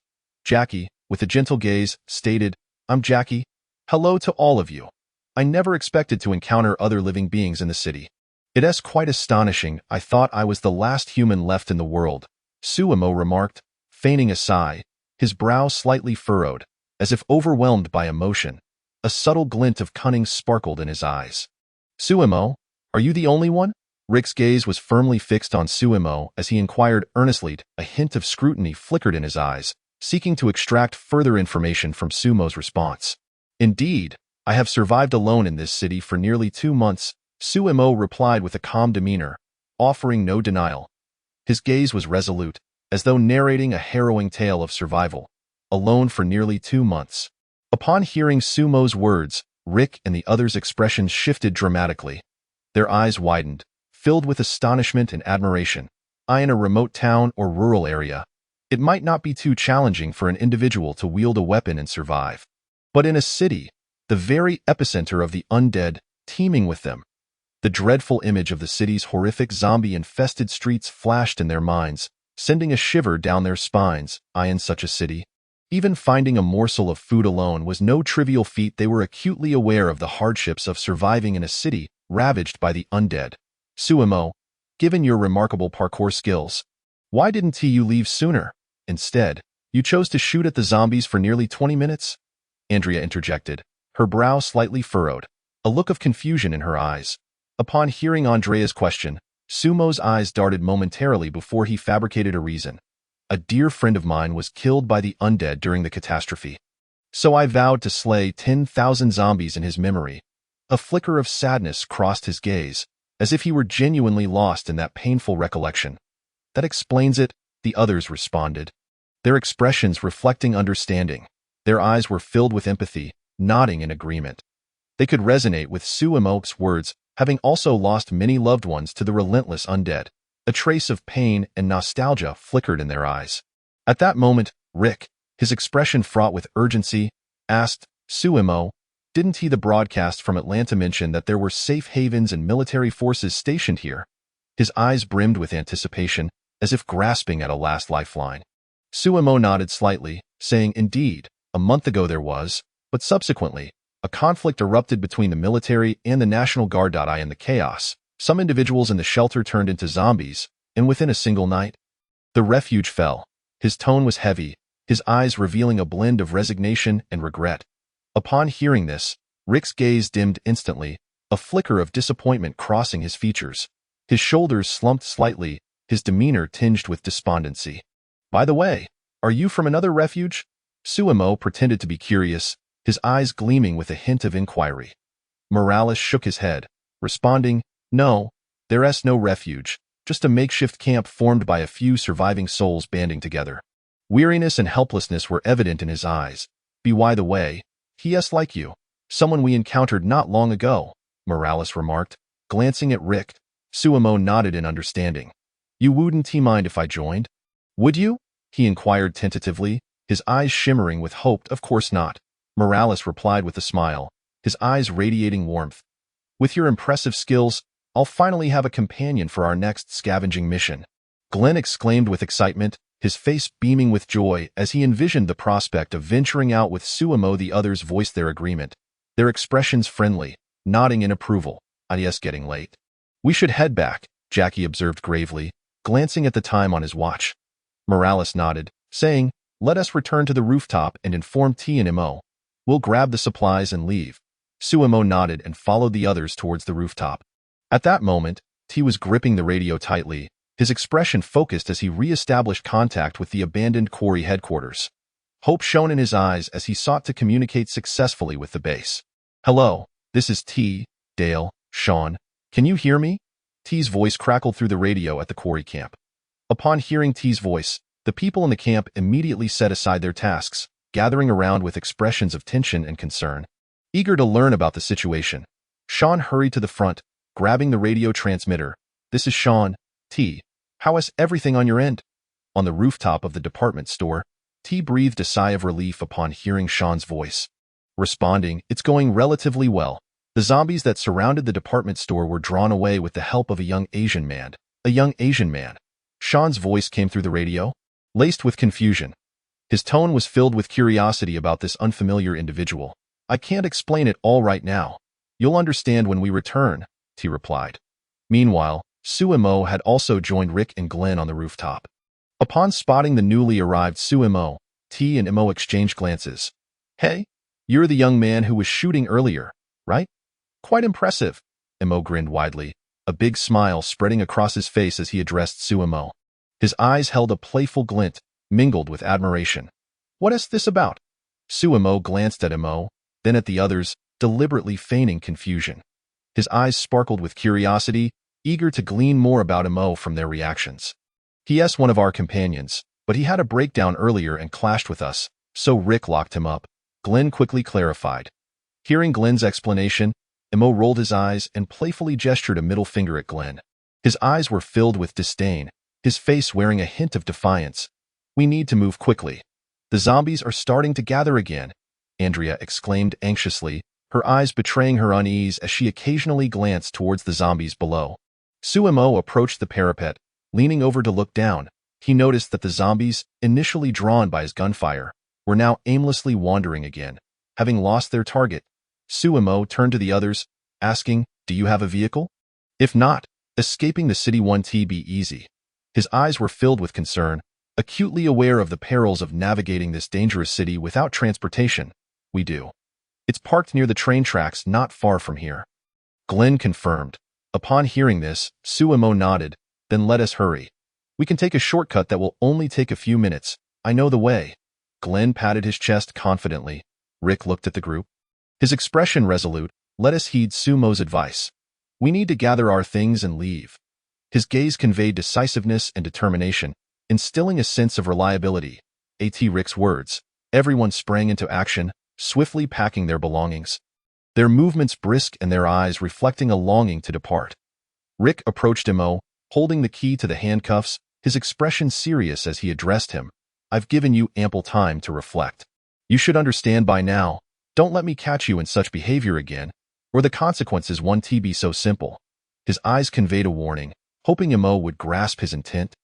"Of course, friendly officer," Mo replied with a grin, though a hint of cunning glimmered in his eyes.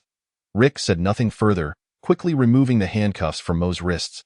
Suemo stood by, quietly observing the scene, his eyes contemplative as he recalled the events from the original narrative, feeling a sense of bittersweet reflection.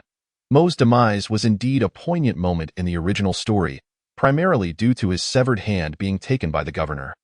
However, due to Sumo's intervention, Imo had not lost his hand this time, nor been rescued by the governor, perhaps altering a small yet significant aspect of fate. Beep. You have altered the regret of Mo's severed hand, earning 1 point of regret value. Detected that the host possesses regret value. Regret interface activated. At that moment, the system's notification echoed unexpectedly. Sumo's body jolted slightly, a glimmer of surprise flashing in his eyes. Soon, a game-like achievement interface appeared before him. His eyes widened in astonishment as he curiously examined this interface. Glancing briefly, Sumo understood the premise. The left side displayed regret values, while the right side listed the corresponding rewards available for those values. 1 point of regret could be exchanged for 1,000 points. As the list continued, 2 points equated to 2,000 points, 3 points to 3,000 points, and so on, up to 10 points for 10,000 points. However, beyond 10 points, the structure shifted. 11 points would yield 20,000 points, 12 points 30,000 points, and so forth, until reaching 100 points, where every additional point would grant an increment of 10,000 points on top of the previous base amount. Chapter 9 Arrival at the Abandoned Quarry Camp. Sumo's thoughts glided gently across the interface as he scrolled down. His eyes widened in an instant, a flicker of unmistakable shock crossing his face. A surge of astonishment coursed through him. The first point of regret could actually yield an astounding 910,000 points. He rapidly calculated in his mind.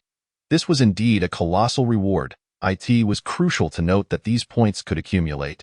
Take, for instance, the first 10 points of regret. The first point grants 1,000 points, the second 2,000 points, and the 10th point offers 10,000 points. Upon receiving the 10th point of regret, the total reward amounts to 1,000,2, 0,000.10, 0,000, ultimately accumulating to 55,000 points. A series of numbers flashed in his mind, as if he could already envision a future overflowing with points. At present, however, only the first row, the one for 1 point of regret, was illuminated, with the word claim inscribed to its far right. The others remained grayed out, marked unlocked on the far right. Excitement sparkled in Sumo's eyes as he reflected, I knew it, since the store offers items for 1,000,000 points. There must be multiple avenues to acquire points beyond merely slaying zombies. Achieving this accomplishment could yield far more points than killing the undead. With a decisive thought, he clicked to claim. Ding! Claim successful. Current points, 2,507 points. Hearing the notification appear before him, Sumo's lips curled into a subtle smile, brimming with the joy of his newfound reward. Sumo, what are you lingering for? We must depart, Glenn interjected, gently shaking Sumo's shoulder with a hint of urgency in his gaze. Coming back to reality, Sumo nodded earnestly. Understood. Let us hurry. Before long, Sumo followed the group to the location where the vehicles were parked. His gaze swept between the two cars, silently calculating the seating arrangements. With a total of 8 individuals, Morales, T, Andrea, and Jackie occupied one vehicle, while Glenn, Imo, Sumo, and Rick settled into the other. Everyone swiftly boarded the cars. The vehicles slowly commenced their journey toward the abandoned quarry. Seated in the back of the car, Sumo's eyes sparkled with curiosity as he accessed the portable shop. Iron Man suit, 1,000,000 points. Limited to 1 purchase. Universal rifle, 50 points. Limited to 5 pieces. Universal rifle ammunition box, 100 rounds per box, 10 points. Limited to 20 times. Sold out. A wolf tooth club, 2 points. Unlimited. A special weapon. Zombies must die. 3,000 points. Limited to 1 purchase. A Batmobile, 200,000 points. Limited to 1 vehicle. Ada Wong limited time summoning card. Can summon once. Lasts 24 hours. 500 points. Limited to 1 card. A bag of instant noodles, 5 packs. 1 point. Unlimited. Top-tier combat knowledge, 250 points. Limited to 1 book. Sold out. Refreshes daily at midnight. Next refresh in 9 hours 55 minutes. Sumo's gaze flitted rapidly across the various items. Taking a cursory glance, his attention fixed on the Ada Wong limited time summoning card. With a slight mental nudge, he inquired of the system, if I summon a character using the summoning card to kill zombies, will I earn points? His eyes brimmed with anticipation as he awaited the system's response. Yes. The system promptly replied. That's good to know. Sumo nodded slightly, a satisfied expression emerging on his face. With resolute determination, he immediately exchanged for the Ada Wong limited time summoning card. Ding. Ada Wong limited time summoning card. Can summon once. Lasts 24 hours. Exchange successful. Stored in system space. Remaining points, 2,007 points. The rationale behind Sumo's purchase of Ada Wong was straightforward. On one hand, confidence gleamed in his gaze as he mused that Ada Wong's abilities were undoubtedly formidable. After all, she had managed to tackle the grotesque monsters from the Resident Evil series, making her more than capable of handling the relentless undead. Merely sending Ada Wong to fight zombies would not only ensure a return on investment, but could potentially yield profit as well. On the other hand, Ada Wong was one of Sumo's favored female characters. A glimmer of yearning danced in his eyes. He wouldn't mind summoning her for a meeting and a deeper exchange. After securing the Ada Wong limited time summoning card, Sumo glanced back at the portable shop. With 2,007 points remaining, he could purchase 7 packs of instant noodles. Ding! 7 packs of instant noodles, 5 packs each. Exchange successful. Stored in system space. Remaining points, 2,000 points. Stored in system space, Sumo commanded within his mind, his expression resolute and his tone firm. After acquiring the noodles, he once again surveyed the portable shop. He had purchased everything he could. The remaining items were either beyond his means or unnecessary. A slight frown creased his brow, tinged with helplessness. Well then, I shall wait for tomorrow's shop refresh to see if there are any other treasures available. After a moment's contemplation, he shook his head. A flicker of expectation glimmered in his eyes as he closed the portable shop. That moment, the vehicle had entered a valley. After about a minute, the car came to a halt. Sumo peered through the front windshield, observing a rudimentary camp ahead, surrounded by an array of camping tents. Without hesitation, Imo pulled open the car door and stepped out briskly. We have arrived. Let us go meet everyone, Glenn remarked, turning to Sumo and Rick in the back seat, his gaze warm and inviting. With that, Glenn exited the vehicle. Sumo turned to glance at Rick beside him, noticing him gently rubbing the space between his eyebrows. A look of despondency marred Rick's features, his eyes reflecting a hint of confusion. Sumo placed a reassuring hand on Rick's shoulder, saying, Rick, when you inquired about the shelter in Atlanta, your expression seemed rather disappointed. Do you have relatives or friends there? Rick nodded slightly. I believe if my wife and son are still alive, they would have gone there. However, now that the shelter has fallen, I am at a loss as to where to search for them. A bitter smile escaped him, laden with the weight of his circumstances. Sumo offered a gentle smile. Rick, are you familiar with physiognomy? Rick looked at Sumo with a puzzled expression. Physiognomy? Sumo chuckled softly. Physiognomy is a traditional study from my homeland, where one can infer a person's character and destiny by observing their facial features. Fortunately, I possess this knowledge. Based on my observations, the likelihood of you reuniting with your wife and child is quite high. His eyes brimmed with sincerity, attempting to console Rick. Thank you, Rick replied, his gratitude evident. Though he held skepticism towards Sumo's words, he appreciated the sentiment as a kind blessing. Let us disembark, Sumo said, patting Rick's shoulder as he opened the car door and stepped out. As he emerged, he immediately spotted Andrea tightly embracing a blonde beauty. Morales, meanwhile, opened his arms wide, enveloping his 2 children in a loving embrace alongside his wife, a radiant smile of happiness illuminating his face. Glenn and T approached Dale, engaging him in conversation. As for Imo, he was presumably retreating to his tent for some rest. Sumo's gaze lingered on the blonde beauty in Andrea's embrace. This must be Amy, he thought, appearing even more enchanting than her portrayal in the original series. Sumo felt a twinge of regret regarding Amy's demise. Compared to her older sister Andrea, Amy was not only more beautiful but also possessed greater intelligence and kindness. It was a pity that she exited the narrative so early, at the end of the first season's 4th episode. Had her departure not been so swift, she might have emerged as an esteemed member of the main cast. Chapter 10 Amy's thoughts. As soon as Sumo alighted from the vehicle, he instantly drew the attention of everyone in the camp, akin to a magnet. Curious and inquisitive gazes converged upon him. Dale, Sean, Carl, Lori, Carol, Amy, and others all turned their attention to Sumo, their expressions a blend of confusion and anticipation.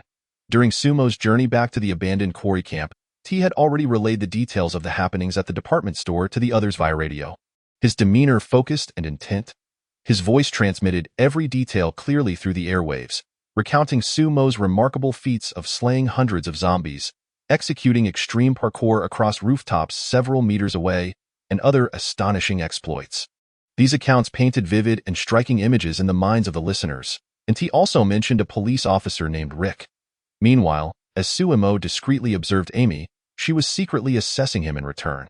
Her gaze contained a hint of shyness, yet was unable to suppress a burgeoning curiosity. To speak frankly, the moment she laid eyes on Sumo, her eyes sparkled with an unexpected brilliance, and an unfamiliar sensation surged within her heart. She felt her heartbeat involuntarily quickened. It was her first encounter with an Asian man so strikingly handsome, so aligned with her aesthetic preferences. Sumo's appearance seemed to illuminate her somewhat dreary world. Andrea, is that the handsome gentleman you mentioned over the intercom, the one who helped divert the horde of zombies from the department store? Amy leaned slightly closer to Andrea, her eyes glimmering with curiosity as she whispered. Her voice was soft, tinged with an excitement that was hard to conceal. Upon hearing Amy's words, Andrea instinctively glanced towards the car, her gaze swiftly locking onto Sumo, who had just alighted. Having been previously astonished by Sumo's remarkable actions, coupled with the tense urgency to leave Atlanta, Andrea had not taken a moment to truly observe him. But now, hearing her younger sister refer to him as handsome, she began to scrutinize Sumo with newfound attention. Her gaze moved slowly over him, as if she were admiring a fine piece of art. As Amy had remarked, Sumo's looks were indeed exceptional, further complemented by his tall stature of over 6 feet. His robust and muscular physique, and a figure that was perfectly proportioned, neither too lean nor too stocky. If perfection were rated on a scale of 100, Andrea felt Sumo would undoubtedly score at least 95. If not a perfect 100 in her mind, he embodied nearly all her ideals of a perfect man. Indeed, it is he, Sumo, an international student hailing from the Celestial Empire. Andrea nodded slightly, her expression serious as she offered a brief introduction of Sumo to Amy. Her tone carried a note of admiration, as if she were introducing an extraordinary hero. Did he truly slay hundreds of zombies all by himself? Amy's eyes widened in astonishment, brimming with curiosity and surprise as she eagerly inquired. Her voice involuntarily rose a pitch, her heart filled with reverence for Sumo's heroic deeds. Indeed, he fired continuously for 20 minutes with a rifle, hardly pausing except to reload. According to Rick, he must have unleashed at least 2,000 rounds. Andrea replied patiently, her eyes sparkling with admiration for Sumo. Most importantly, he survived on his own in Atlanta for nearly 2 months. Her tone was filled with awe, as if recounting a tale of an incredible legend. Is he really that formidable? Upon hearing Andrea's words, Amy gasped, her mouth agape in surprise, struggling to close it. She endeavored to visualize Sumo enduring alone in the perilous environment of Atlanta, though she could not fully grasp the magnitude of 2,000 rounds. The sheer number alone indicated an extraordinary amount. Their camp had limited firearms, with each household contributing perhaps only 10 in total, and the ammunition barely amounted to 200 or 300 rounds. In stark contrast, Sumo's arsenal was simply unfathomable. The fact that he had managed to survive for 2 months in Atlanta was even more astonishing. The disaster had erupted 2 months prior, and everyone was acutely aware of the dangers lurking in the city.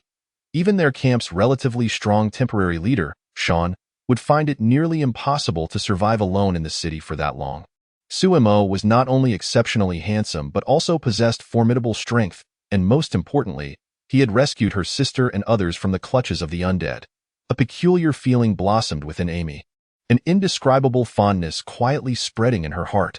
She looked at Andrea with a glimmer of anticipation and said, "Andrea, he saved you. I believe we should express our gratitude to him." Her tone was filled with sincerity. Eager to convey her appreciation for Sumo. That makes sense. Andrea nodded in agreement, her gaze reflective of acknowledgement. Meanwhile, Sumo keenly sensed the occasional glances cast his way by Amy and Andrea. And upon overhearing their whispered discussions about him, he couldn't help but smile subtly. His smile bore an air of composure, as if he were accustomed to such attention. This was not the first time he had found himself in such a situation. Even before the catastrophe, during his time at Emory University, he often attracted the attention of female admirers and had frequently been the subject of their private discussions. Those delightful memories felt as fresh as yesterday. Before long, Sumo observed Amy and Andrea approaching him with cheerful expressions. Their steps were light, and their eyes radiated friendliness. Upon reaching him, Amy's cheeks flushed slightly as she shyly extended her hand, saying, "Hello, I'm Amy. You must be Sumo. I am truly grateful for your bravery in rescuing my sister and the others from the zombies." Her eyes were filled with gratitude, her voice soft and sweet. Seeing Amy extend her hand, Sumo graciously reciprocated, firmly grasping hers as he replied, "Hello, Amy, that I am indeed Sumo." His handshake was steady and powerful, conveying friendliness and confidence. "Sumo, is it true that you fired around 2,000 rounds while on the rooftop?" Amy's eyes sparkled with curiosity as she quietly inquired. Although her voice was soft, in the relatively quiet camp, it drew the attention of others. The other camp members turned their gazes towards Sumo, their eyes filled with curiosity and anticipation. Upon hearing Amy's question, Sumo furrowed his brow slightly, momentarily lost in thought. 19 boxes of universal rifle ammunition amount to 1,900 rounds. 1 box of universal pistol ammunition contains 100 rounds.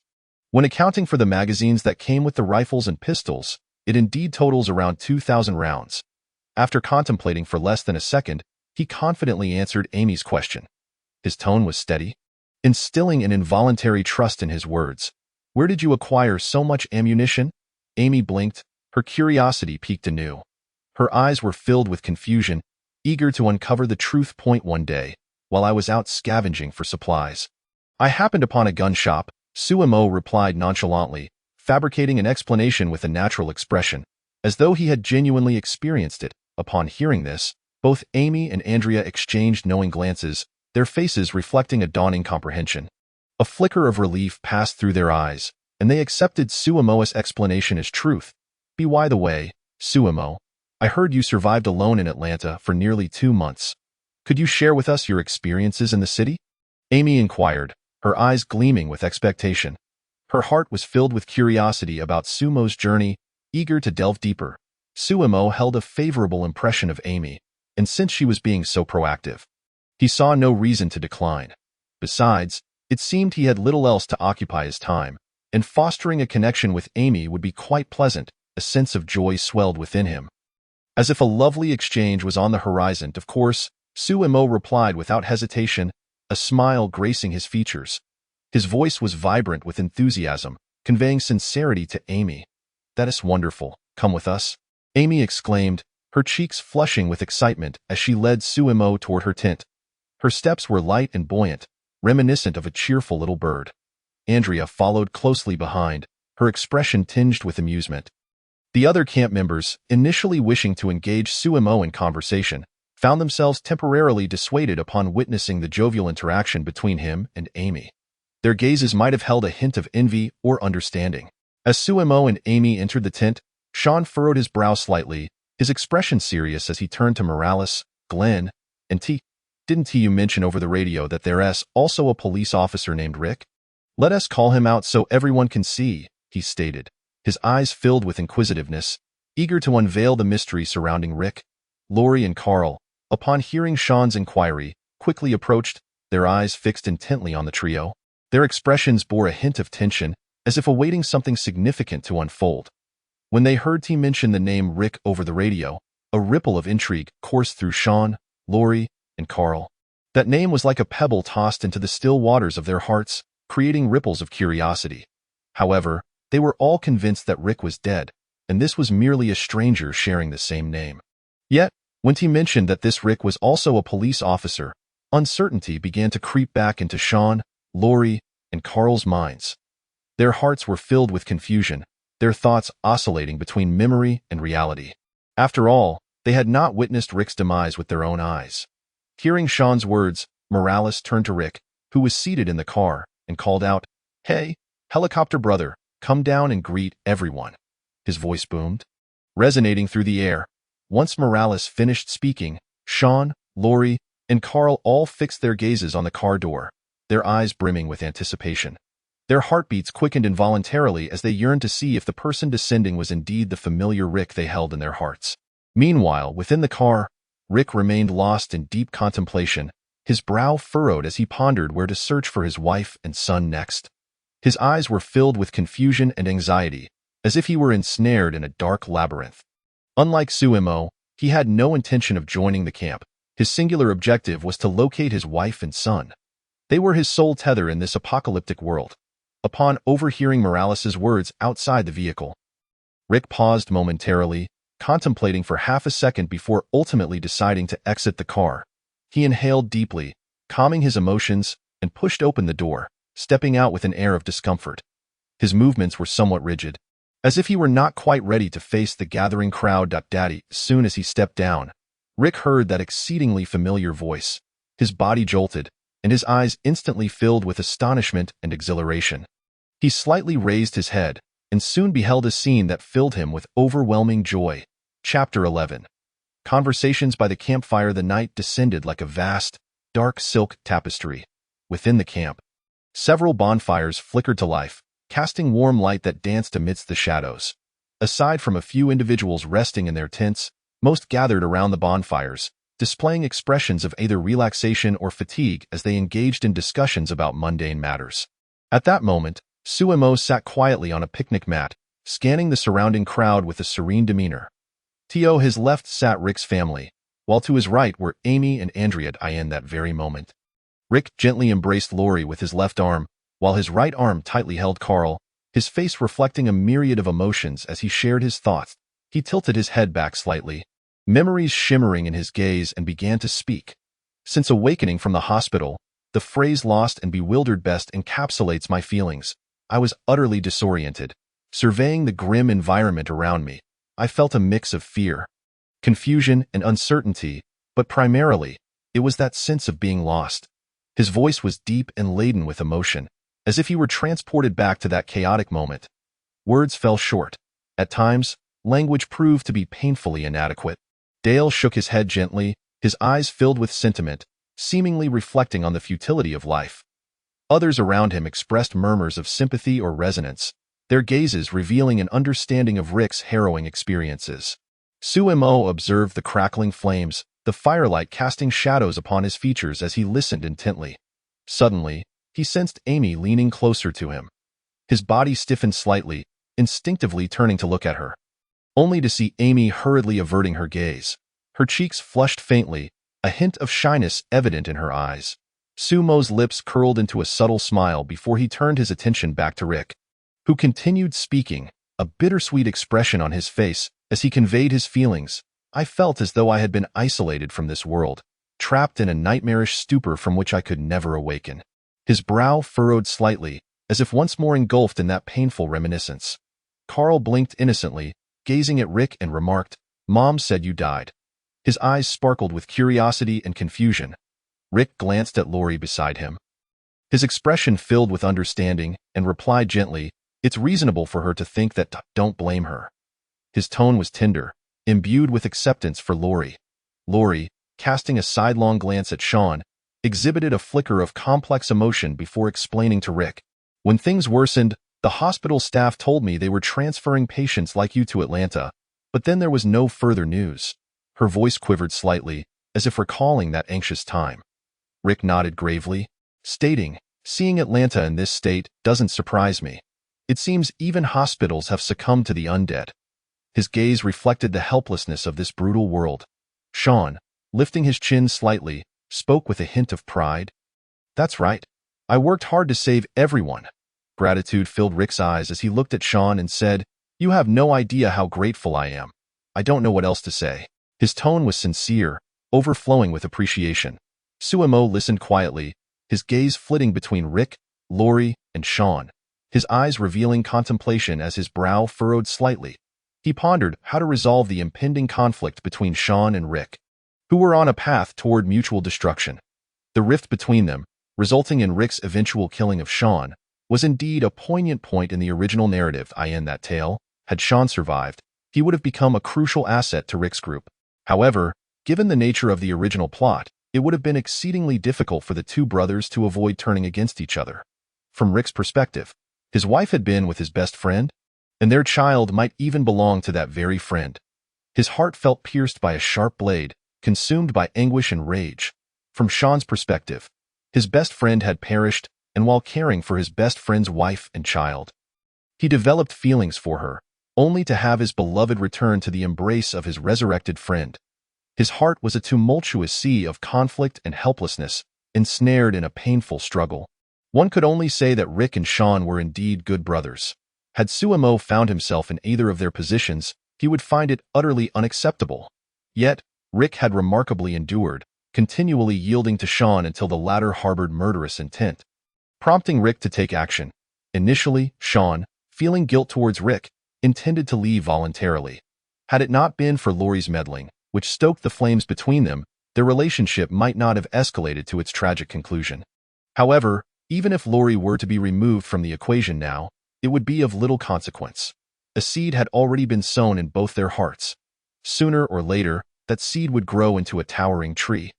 And Lori's instigation merely accelerated its growth. To halt the impending enmity and mutual slaughter between Rick and Sean, there existed but one solution: to ensure Sean's departure. After Rick concluded his statement, the entire camp momentarily fell into a hushed silence. The expressions of those present were serious, immersed in the complex atmosphere. At that moment, Dale rose with a relaxed smile, aiming to lighten the mood. Words are proving inadequate once more. Come now, it's but a trifling matter. His voice rang out clearly, attempting to shatter the oppressive silence. Concurrently, beside another bonfire, Ed forcefully added more firewood, creating a ruckus. The wood crackled and popped in response to the flames. Sean, already feeling irritable due to Rick's words, furrowed his brow tightly at the sudden commotion, and irritably remarked, "Ed, could you refrain from adding firewood so carelessly?" His eyes reflected dissatisfaction and anger. Ed reclined in a chair.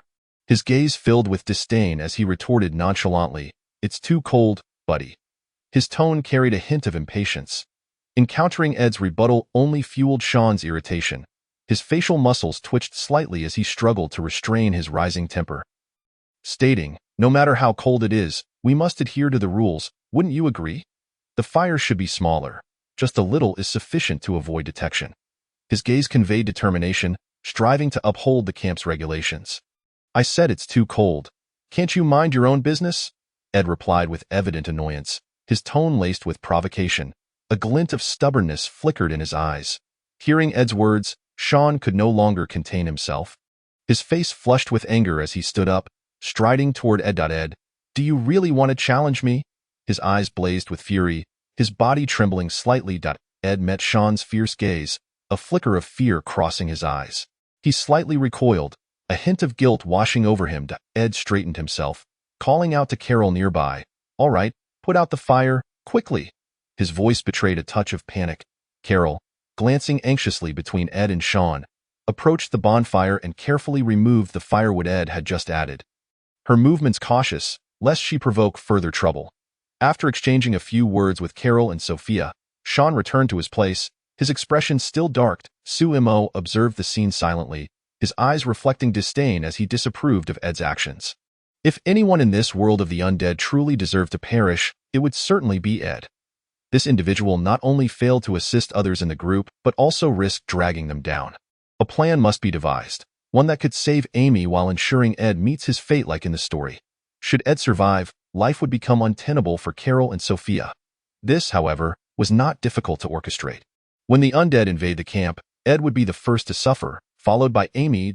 Amy's injury would stem from her solitary venture to the restroom, leading to her encounter with the undead. All Suemo had to do was guard the restroom, protecting Amy, while allowing the others to fend for themselves. The primary reason the camp was nearly overrun in the original narrative is that half of its combat strength had ventured to Atlanta to rescue Moore, resulting in a significant decline in the camp's defensive capabilities. Currently, Moore is not confined to the rooftop of the department store, and Rick and his companions do not need to embark on a rescue mission. With the presence of Rick, Daryl, and others, the casualties within the camp are likely to be considerably fewer than in the original tale.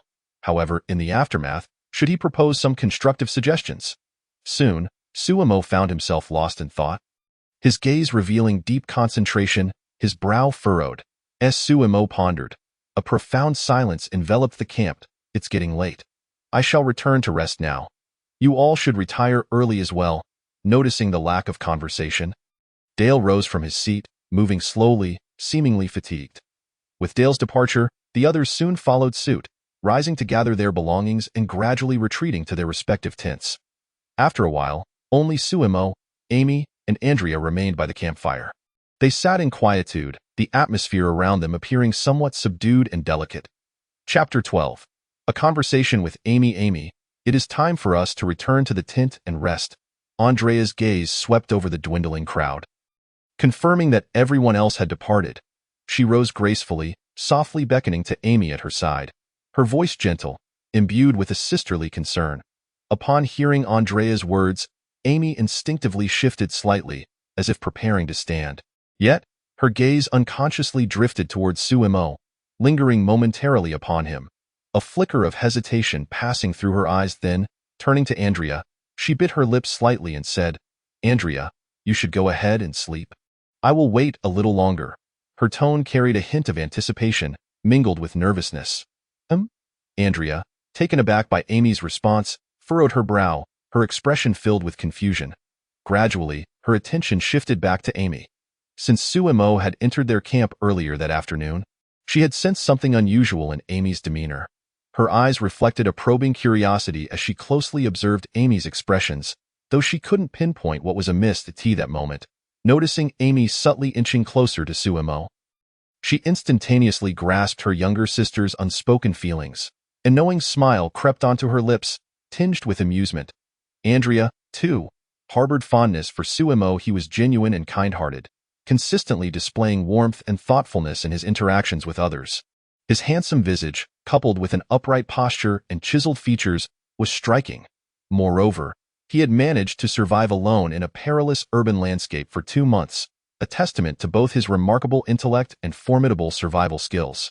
These qualities had stirred within Andrea a unique interest in Suemo. She had secretly planned to find an opportune moment after that night to deepen her acquaintance with him, envisioning conversations and explorations of their surroundings together. Yet now, she was astonished to realize that Amy seemed to have developed feelings for Suemo as well, and that Amy's advances were even swifter than hers. Merely on the first day of their meeting, Amy had already succumbed to her emotions and begun to act upon them. This revelation took Andrea by surprise, especially since during their school years, Amy had always been resolute in rejecting numerous suitors. Now, however, Amy was actively pursuing Suemo, and at such an accelerated pace. This prompted Andrea to reassess her sister's attitude, filled with astonishment and contemplation. Nevertheless, in Andrea's heart, nothing held greater significance than her beloved sister. Her affection for Amy was genuine and irreplaceable. Since Amy also cherished Suemo, although a tinge of regret flickered within her, a greater sense of joy for her sister blossomed. Without hesitation, she resolved to cede Suemo to Amy. In her heart, she mused that if Amy could secure Sumo's protection, she would no longer need to fret day and night about her sister's safety. With this thought, Andrea turned her gaze towards Amy, her eyes twinkling with mirth as she teased, "All right then, I shall return alone. Just be cautious not to wander into the wrong tent when you come back." Her tone was light-hearted and playful, aiming to alleviate any potential awkwardness. Upon hearing Andrea's jest, Amy instantly realized that her sister had seen through her feelings. A flush of crimson crept across her cheeks, spreading from her ears to her entire face. Embarrassed, she shot Andrea an exaggerated eye roll and playfully scolded, "I know, just head back to the tent." Her eyes sparkled with a mix of shyness and endearment, revealing that she was flustered but not upset. Andrea, enchanted by Amy's adorable demeanor, smiled radiantly. She nodded gently and turned to walk towards her tent, her steps light and steady, her figure gradually fading into the dim night. Once Andrea departed, Amy slowly turned her head back. Her gaze once again resting on Suemo, her eyes brimmed with admiration and curiosity as she silently observed him. What could he possibly be thinking? Watching Sumo's engrossed expression deepened Amy's intrigue. She fixated her gaze on his face, attempting to glean a hint of insight from his changing expressions. Meanwhile, Suemo remained ensconced in profound contemplation, his brow furrowed, his eyes revealing a blend of focus and concern. The crux of his thoughts revolved around the critical issue of the team's direction following the impending zombie assault the next night. He weighed various potential destinations in his mind. The prison seemed a commendable option, boasting sturdy architecture that could serve as a natural barrier against the undead. Alternatively, heading directly to the Alexandria community in Virginia was also a possibility, reputed for its comprehensive facilities and relatively secure environment. However, the only drawback was the considerable distance involved. Such a long journey would demand extensive time and energy, not to mention the myriad of unknown dangers that might arise along the way. In truth, this was not a matter that should have burdened him. BY writes, this issue ought to be addressed by Sean and Rick, the two figures of leadership within the group. Yet, due to his earlier heroic actions at the department store, he had inadvertently usurped a portion of Rick's influence within the team.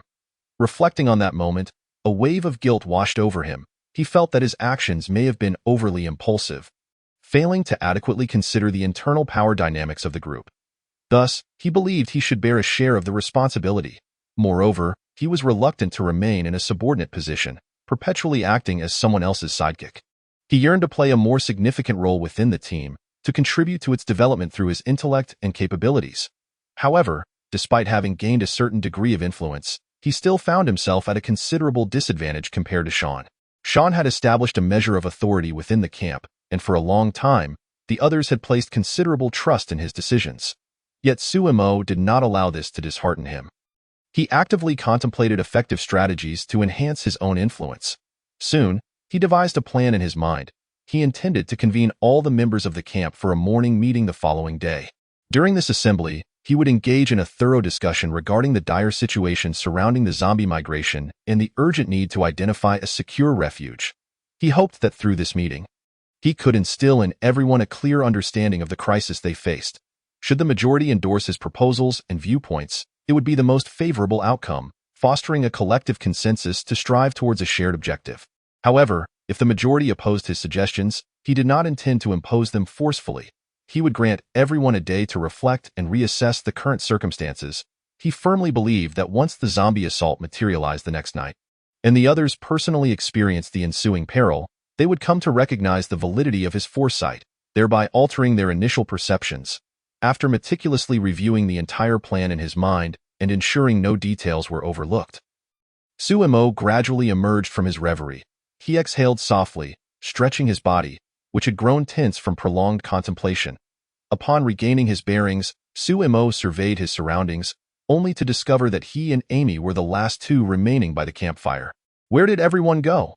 Sumo tilted slightly, directing his gaze towards Amy and softly inquired, a hint of surprise evident in his expression as he seemed to just realize the change in their surroundings.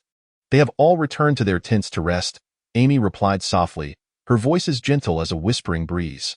Her eyes revealed a touch of shyness, avoiding prolonged eye contact with Sumo. Oh, I see. Sumo nodded, a gentle smile gracing his face.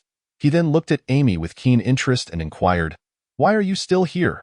His tone was imbued with curiosity, tinged with a hint of concern. I fear for your safety alone. Amy lifted her gaze to meet Sumo's warm and handsome visage. Her heart began to race, as if it might leap from her throat. Her cheeks flushed once more, the blush becoming ever more pronounced. By the way, what were you just contemplating so deeply? Amy's eyes darted around, desperately seeking to divert attention from her inner turmoil. Curiosity flickered in her gaze, while she endeavored to mask her disquiet from Sumo. Observing Amy's demeanor, Sumo instantly grasped her thoughts. A knowing smile emerged, his eyes radiating understanding and tenderness. He lowered his head slightly, pondering for a moment, before raising it again and candidly stating, it pertains to the camp and the walkers. His expression turned serious, his tone revealing the gravity of the matter. There's something amiss with our camp. What connection does it have to the walkers? Upon hearing Sumo's words, confusion flooded Amy's eyes. Her brows furrowed tightly as she struggled to comprehend the deeper implications behind his words. Sumo, with no intention of withholding information, resolved to share the content he had planned to discuss at the morning meeting with Amy in advance. He hoped to inform her of the current crisis and to hear her thoughts. To speak frankly, your camp is exceedingly perilous. There are no walls surrounding it. This implies that when the walkers come, there will be no effective means to halt their advance. Even the most basic alarm systems are absent. Should danger approach, the inhabitants would be unable to receive timely warnings. Most concerning of all, there is no one assigned to keep watch during the night. Everyone is asleep, blissfully unaware of the lurking threats. Just like now, everyone has returned to their tents to rest. Imagine for a moment, if a horde of walkers were to suddenly invade the camp at this very moment, what horrific scene might unfold? his eyes brimmed with worry, his voice heavy with the weight of his words. Listening to Sumo's account, Amy felt a jolt of fear surge through her. Her eyes widened in alarm, her face a canvas of terror, eye in her mind's eye. She involuntarily began to visualize the horrific scenario Sumo had described, a horde of grotesque walkers, clawing their way into the camp, while everyone remained in slumber, unable to react. One by one. The living would be mercilessly bitten and slain by the walkers. In this dreadful tableau, there was Sumo, whom she deeply admired, her sister Andrea, with whom she shared blood, and every other soul in the camp. The image was too grisly, too terrifying, sending chills down her spine. After conjuring the scene, driven by instinct, Amy instinctively grasped Sumo's arm tightly. Her fingers trembled from anxiety, her voice quivering as she uttered, "Everyone in the camp will perish." Her eyes reflected sheer terror and despair, as if she had already glimpsed that tragic conclusion. "Indeed, that is precisely the case." Sumo regarded Amy earnestly, nodding in affirmation. He then spoke with unwavering resolve. "I plan to convene the others in the camp for a morning meeting to specifically discuss this matter." His gaze conveyed determination, as if he were prepared to face the impending challenges. "That's good to hear." Upon hearing Sumo's words, Amy nodded eagerly. However, she quickly realized a lingering question in her mind and asked, "Sumo, I have another question. Aren't the walkers primarily located in the cities? How could there be walkers in such a remote area?"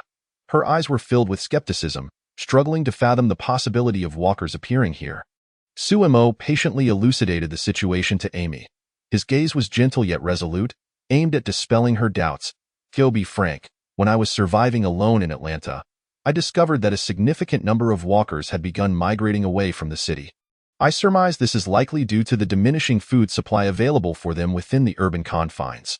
Consequently, they are compelled to venture into the wilderness in search of new sources of sustenance." "Is that true?" Amy's eyes widened. Fixated on Sumo, her expression was rife with shock and apprehension. She understood that if what Sumo said were accurate, the state of the world was far more dire than she had imagined. There seemed to be no place left where one could feel absolutely secured. "Of course, why would I deceive you?" Sumo affirmed, nodding earnestly. His eyes radiated sincerity, hoping Amy would trust every word he spoke. Observing Sumo's confident demeanor, Amy gradually lowered her head, falling into silence. Her gaze was heavy with worry and unease, her mind a whirlpool of thoughts. She recognized that she lacked the courage and fearlessness of her sister Andrea. Deep within, she was filled with dread towards the walkers. Merely contemplating confronting those terrifying beings rendered her mind utterly blank. That fear was indelibly etched in her psyche. After a moment, she slowly raised her head, her eyes glimmering with a flicker of hope as she turned to Sumo, saying, "Sumo, since you say so, is there a solution?" Her voice brimmed with hope, yearning for Sumo to bring her a glimmer of light. A confident smile crept onto Sumo's lips. His eyes sparkled with the brilliance of intellect, as if he held the reins of everything in his grasp. "Indeed, there is," witnessing Sumo's self-assured smile. A wave of inexplicable reassurance washed over Amy. Her trust in Sumo solidified, as if she believed that as long as he was by her side, no challenge was insurmountable. Curiosity rekindled, she pressed on. "What is the solution?" Her body leaned slightly forward, her eyes brimming with curiosity and anticipation. "It is quite simple. Find a secure refuge," Sumo stated firmly. His voice seemed to inject a surge of hope into Amy, illuminating a path toward the future. Chapter 13.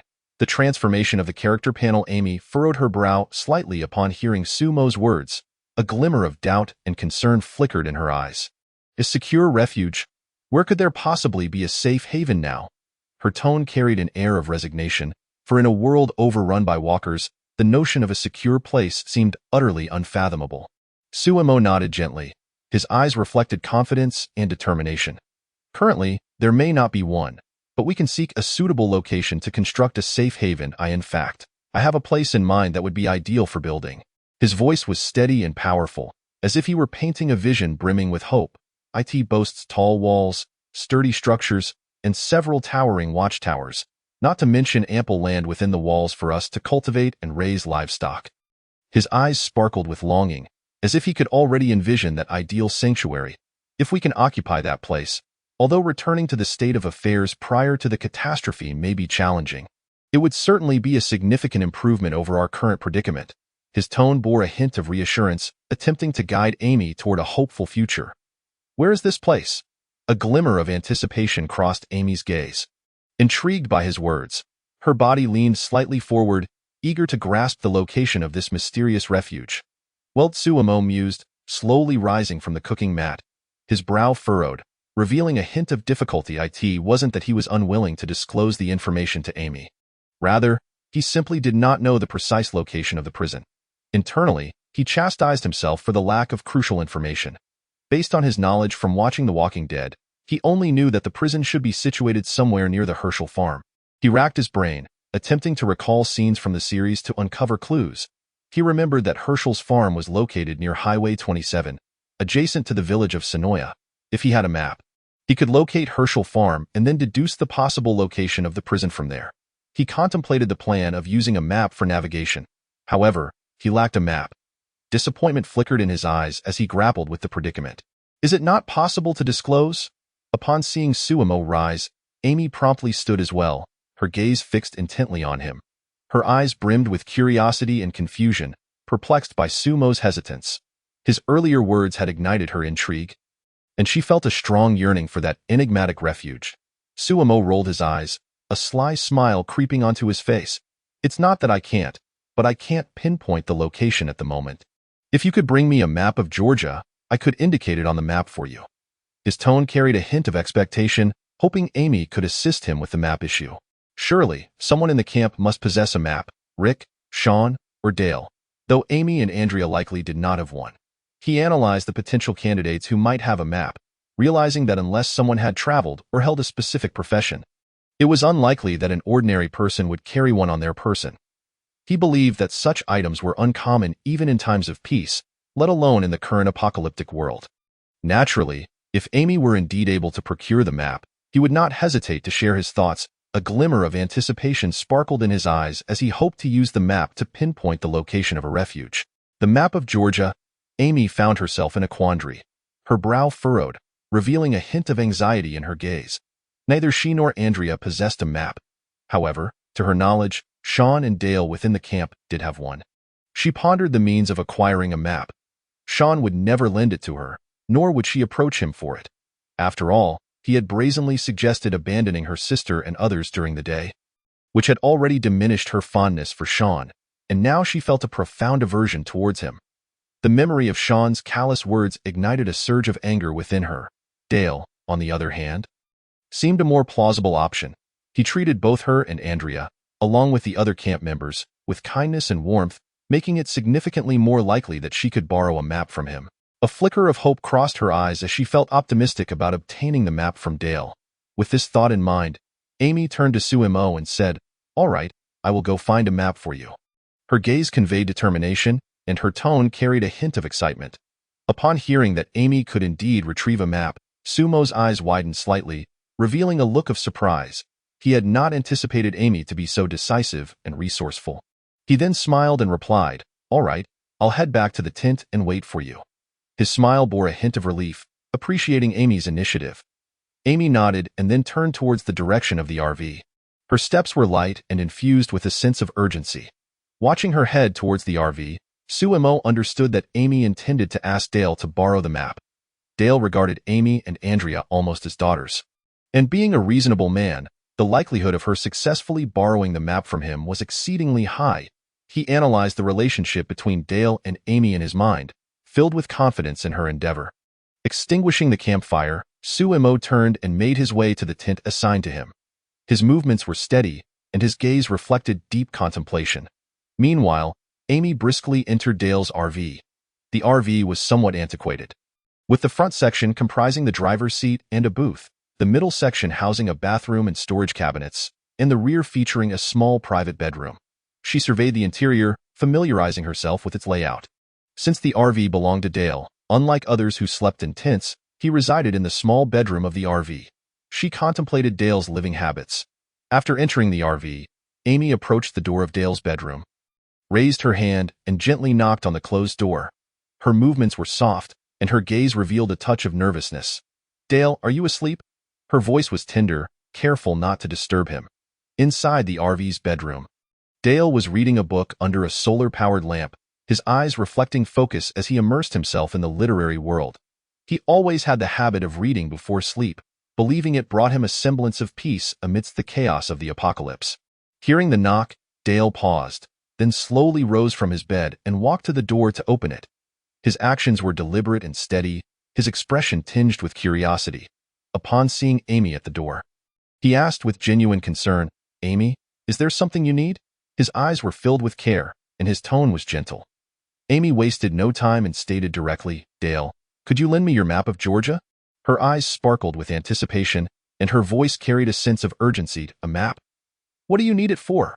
Upon hearing her request, Dale's brow furrowed slightly, revealing a look of confusion. His gaze was filled with questions.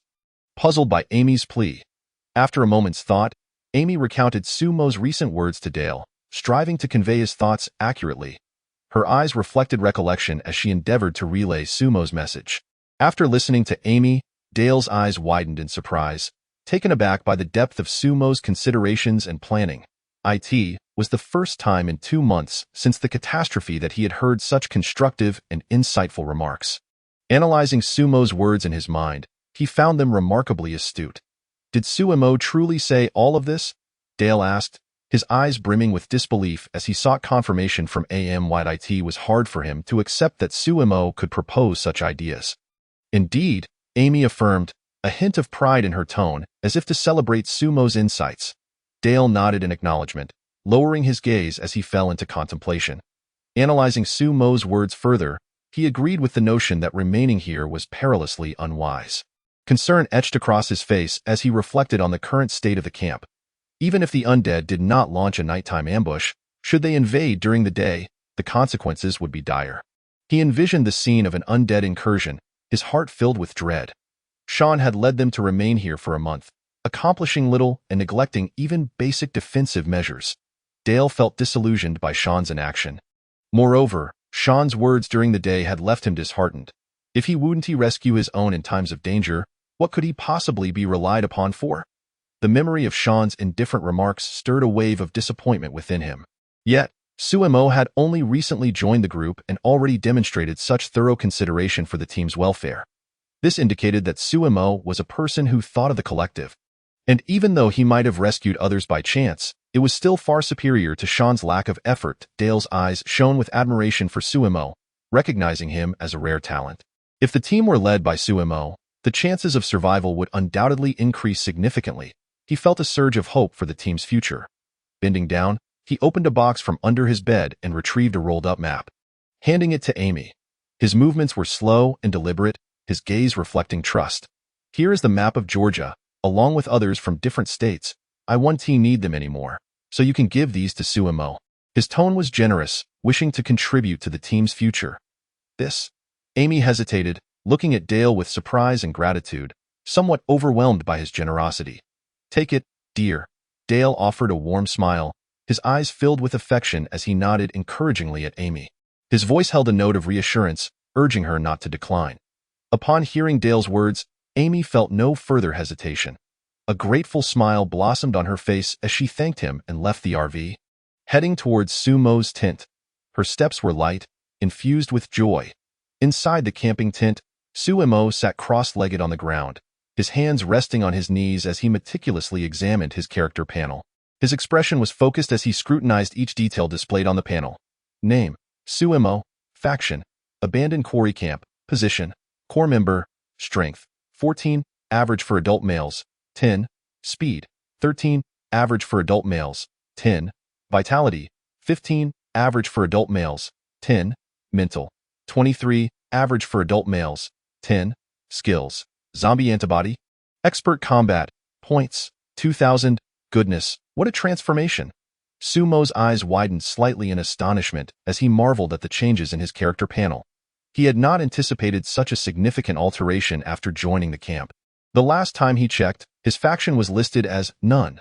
Now it had changed to Abandoned Quarry Camp. Most notably, a new Category 4 position had appeared on the panel. Reflecting on the reasons for these changes, he felt curious about the system's design. It was evident that these modifications were a result of his affiliation with the Quarry Camp, A new understanding of his identity within the camp dawned upon him. Chapter 14. Amy's resolve gazing at the position category.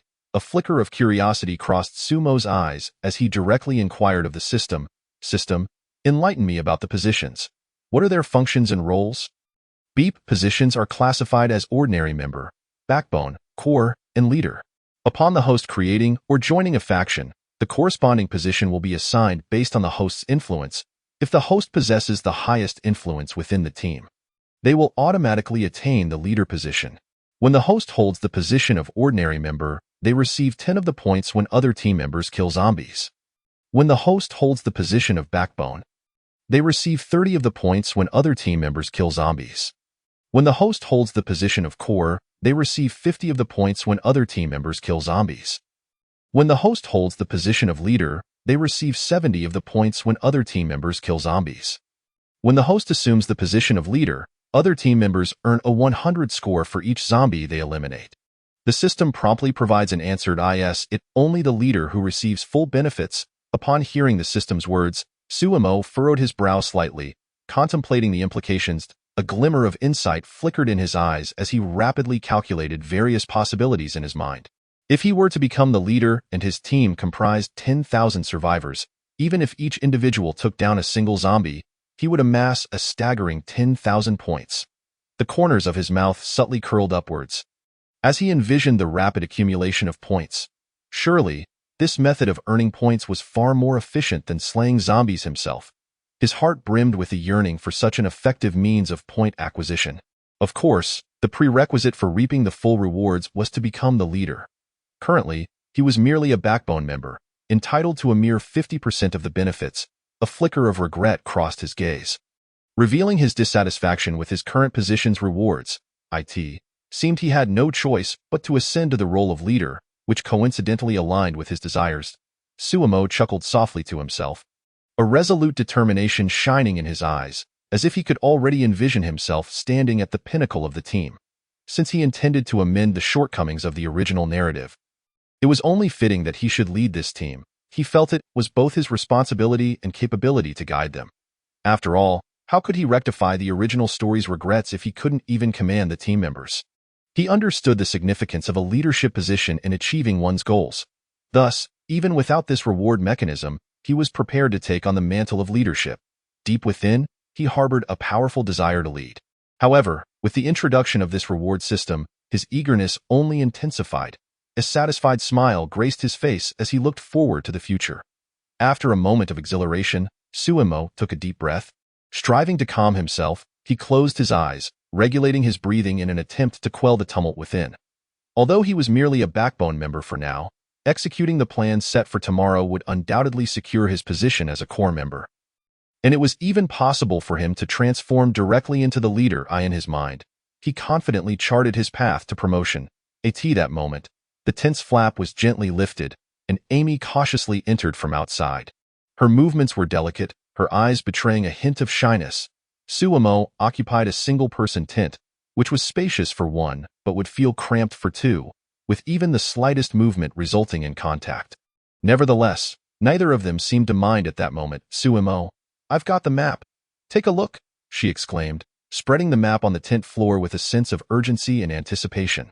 Sumo lowered his gaze to examine the map intently, searching for crucial information. Soon, he identified Highway 27 in the village of Zenoa, located near the edge of Georgia, adjacent to an interstate road. However, he could not find the prison's location.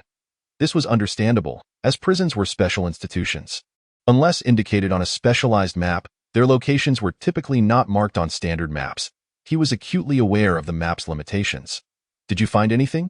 Amy inquired, glancing up at Sumo, her eyes brimming with curiosity. Eager to know the outcome, Sumo nodded, his voice tinged with a hint of regret yet underscored by a sense of certainty. I've identified a general area, but the specific location isn't marked. Where? Amy asked, leaning forward, her eyes sparkling with inquisitiveness. Approximately within this range, Sumo replied, circling a spot in the upper right corner of the map with his finger, his gestures earnest as if delineating a region full of hope. Here? Amy tilted her head, contemplating the area Sumo had circled on the map. She began to imagine what that location might look like. The area Suimo had marked was quite remote, distanced from major cities, with the nearest county town not particularly close, rendering it exceedingly secluded. Given the presence of walls and watchtowers in such a desolate region, she could only conclude two possibilities: a military base or a prison. A flicker of doubt crossed her expression as she hesitated between the two options. Suimo, is there a military base or a prison here? Amy looked back at him, her eyes filled with anticipation, seeking validation for her assumption. Upon hearing her words, Suimo lifted his gaze, his eyes widening slightly in surprise as he regarded Amy with newfound appreciation. He had not anticipated her keen insight. Most would likely assume he was deceiving them, questioning how such a remote area could possibly harbor high walls and watchtowers. He reflected on the typical reactions of others, contrasting them with Amy's perceptiveness. Not only did she refrain from doubting him, but she had also accurately guessed the presence of a prison, showcasing her intelligence. His eyes sparkled with admiration, acknowledging her cleverness. Indeed, Suimo snapped his fingers, a radiant smile illuminating his face as he nodded. There is indeed a prison here. His voice resonated with excitement, pleased by Amy's correct deduction: a prison. Upon receiving Sumo's confirmation, Amy's expression transformed to one of realization. A flicker of understanding passed through her, though she found herself yearning for the prospect of a military base more than a prison. A slight sense of disappointment washed over her, as the notion of entering a prison was something most people instinctively resisted, herself included. Her brow furrowed slightly, her heart caught in a conflict. However, with the answer in hand, she felt a measure of relief.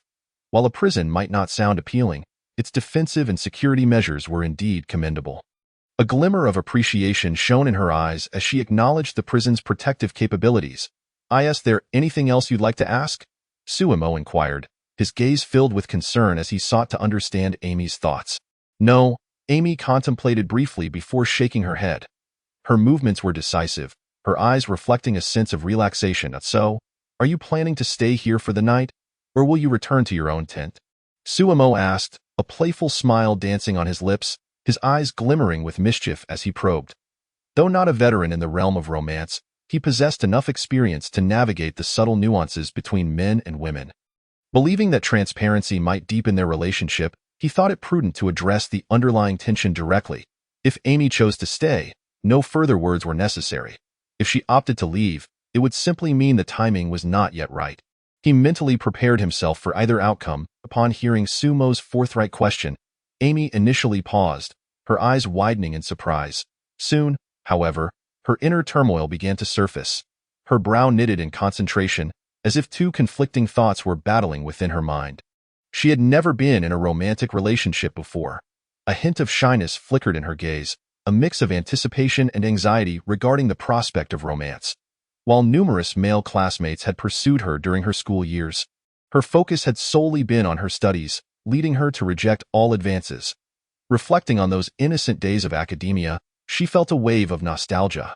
Now, with her relationship with Suimo still unconfirmed, would it be too rapid to share a night together? Hesitation clouded her eyes as she pondered the swift progression of their relationship. Yet, in truth, was it truly so fast? She recalled overhearing conversations among her female classmates about encounters in bars or parties, where they often jumped into bed with attractive or appealing men after minimal interaction. Memories of their tales swirled in her mind, causing her to waver. They had engaged in intimacy with strangers at first sight. While she had at least formed some understanding of Suimo and found him appealing. Initially drawn by his appearance, she had been equally impressed by his character throughout the day. Her eyes shimmered with fondness for Suimo, her heart leaning towards staying. Most importantly, they were living in apocalyptic times. Tomorrow brought uncertainties, and who could predict what lay ahead? A flicker of fear crossed her expression as she grappled with the unpredictability of the future. What if she hesitated this time and missed the opportunity altogether? Anxiety coursed through her, a dread of losing this chance. Observing Amy's indecision, Suimo realized he may have broached the topic too soon. A twinge of regret crossed his gaze, and he felt a pang of guilt for his impulsiveness. Not wishing to further complicate her dilemma, he gently suggested, Amy, perhaps you should return for now. You can give me your answer once you've made up your mind. His tone radiated understanding and patience, attempting to alleviate the pressure on her. Hearing Sumo's words, Amy, who had been torn between choices, found her resolved, and a glint of determination sparkled in her eyes as she made a significant decision. Chapter 15. Fire meets kindling. I will stay. Amy lifted her head, her gaze unwavering as she met Sumo's eyes, speaking earnestly. Her cheeks flushed slightly, imbued with a hint of shyness and determination. The gaze she cast revealed the steadfast resolve within her heart. Sumo remained silent, equally engrossed in the depths of Amy's eyes. His look was profound and gentle, as if he intended to etch Amy's visage deep into his soul. Soon, a peculiar atmosphere began to permeate the space between them, as though an invisible force was irresistibly urging them closer. The air seemed to grow heated, with the surroundings gradually fading into a blur, leaving only their figures in focus. Their faces edged closer, and Amy slowly closed her eyes, her long eyelashes fluttering ever so slightly. Her breath quickened, a mix of anxiety and anticipation coursing through her. Sumo leaned in slightly, tenderly pressing his lips against hers. In that moment, time appeared to stand still, the world reduced to the rhythm of their heartbeats. After what felt like an eternity, their lips gradually parted, and Sumo and Amy gazed into each other's eyes, filled with deep affection and longing. Their breaths grew heavier, chests rising and falling in unison, and then it was as if dry kindling had met a raging fire. The following morning, sunlight filtered through the tent seams, casting dappled shadows. Sumo awoke feeling refreshed, a satisfied smile gracing his face. He stretched lazily, savoring the tranquility and beauty of the morning. Just as he emerged from slumber, the system's notification chimed crisply in his ear. Ding! You have successfully captivated Amy. The beauty panel has been activated. A beauty panel? Sumo furrowed his brow slightly, a flicker of confusion flitting across his eyes. Just as he pondered this, a translucent interface materialized before him. The display was adorned with numerous avatars of attractive female characters from a world overrun by the undead. Among them, Sumo immediately recognized Amy, Beth, Rosita, and Magna, among others.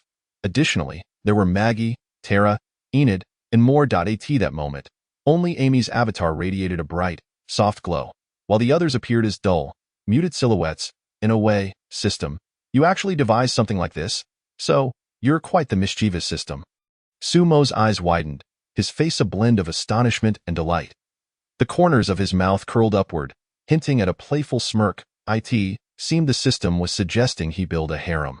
However, he found himself rather fond of the idea. A radiant smile spread across his face, his eyes sparkling with excitement. As a traveler in this realm, what was wrong with having a harem?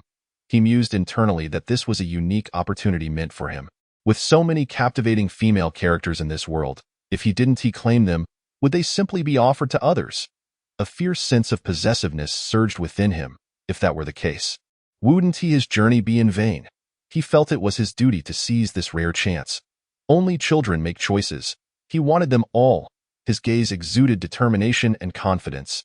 Taking a deep breath, Sumo earnestly inquired of the system. System, please elaborate on this beauty panel and its functions. His tone was laced with eagerness, a desire to unravel the mysteries of the beauty panel. Ding! For each beauty captivated, the host will gain an additional 5 to all basic attributes.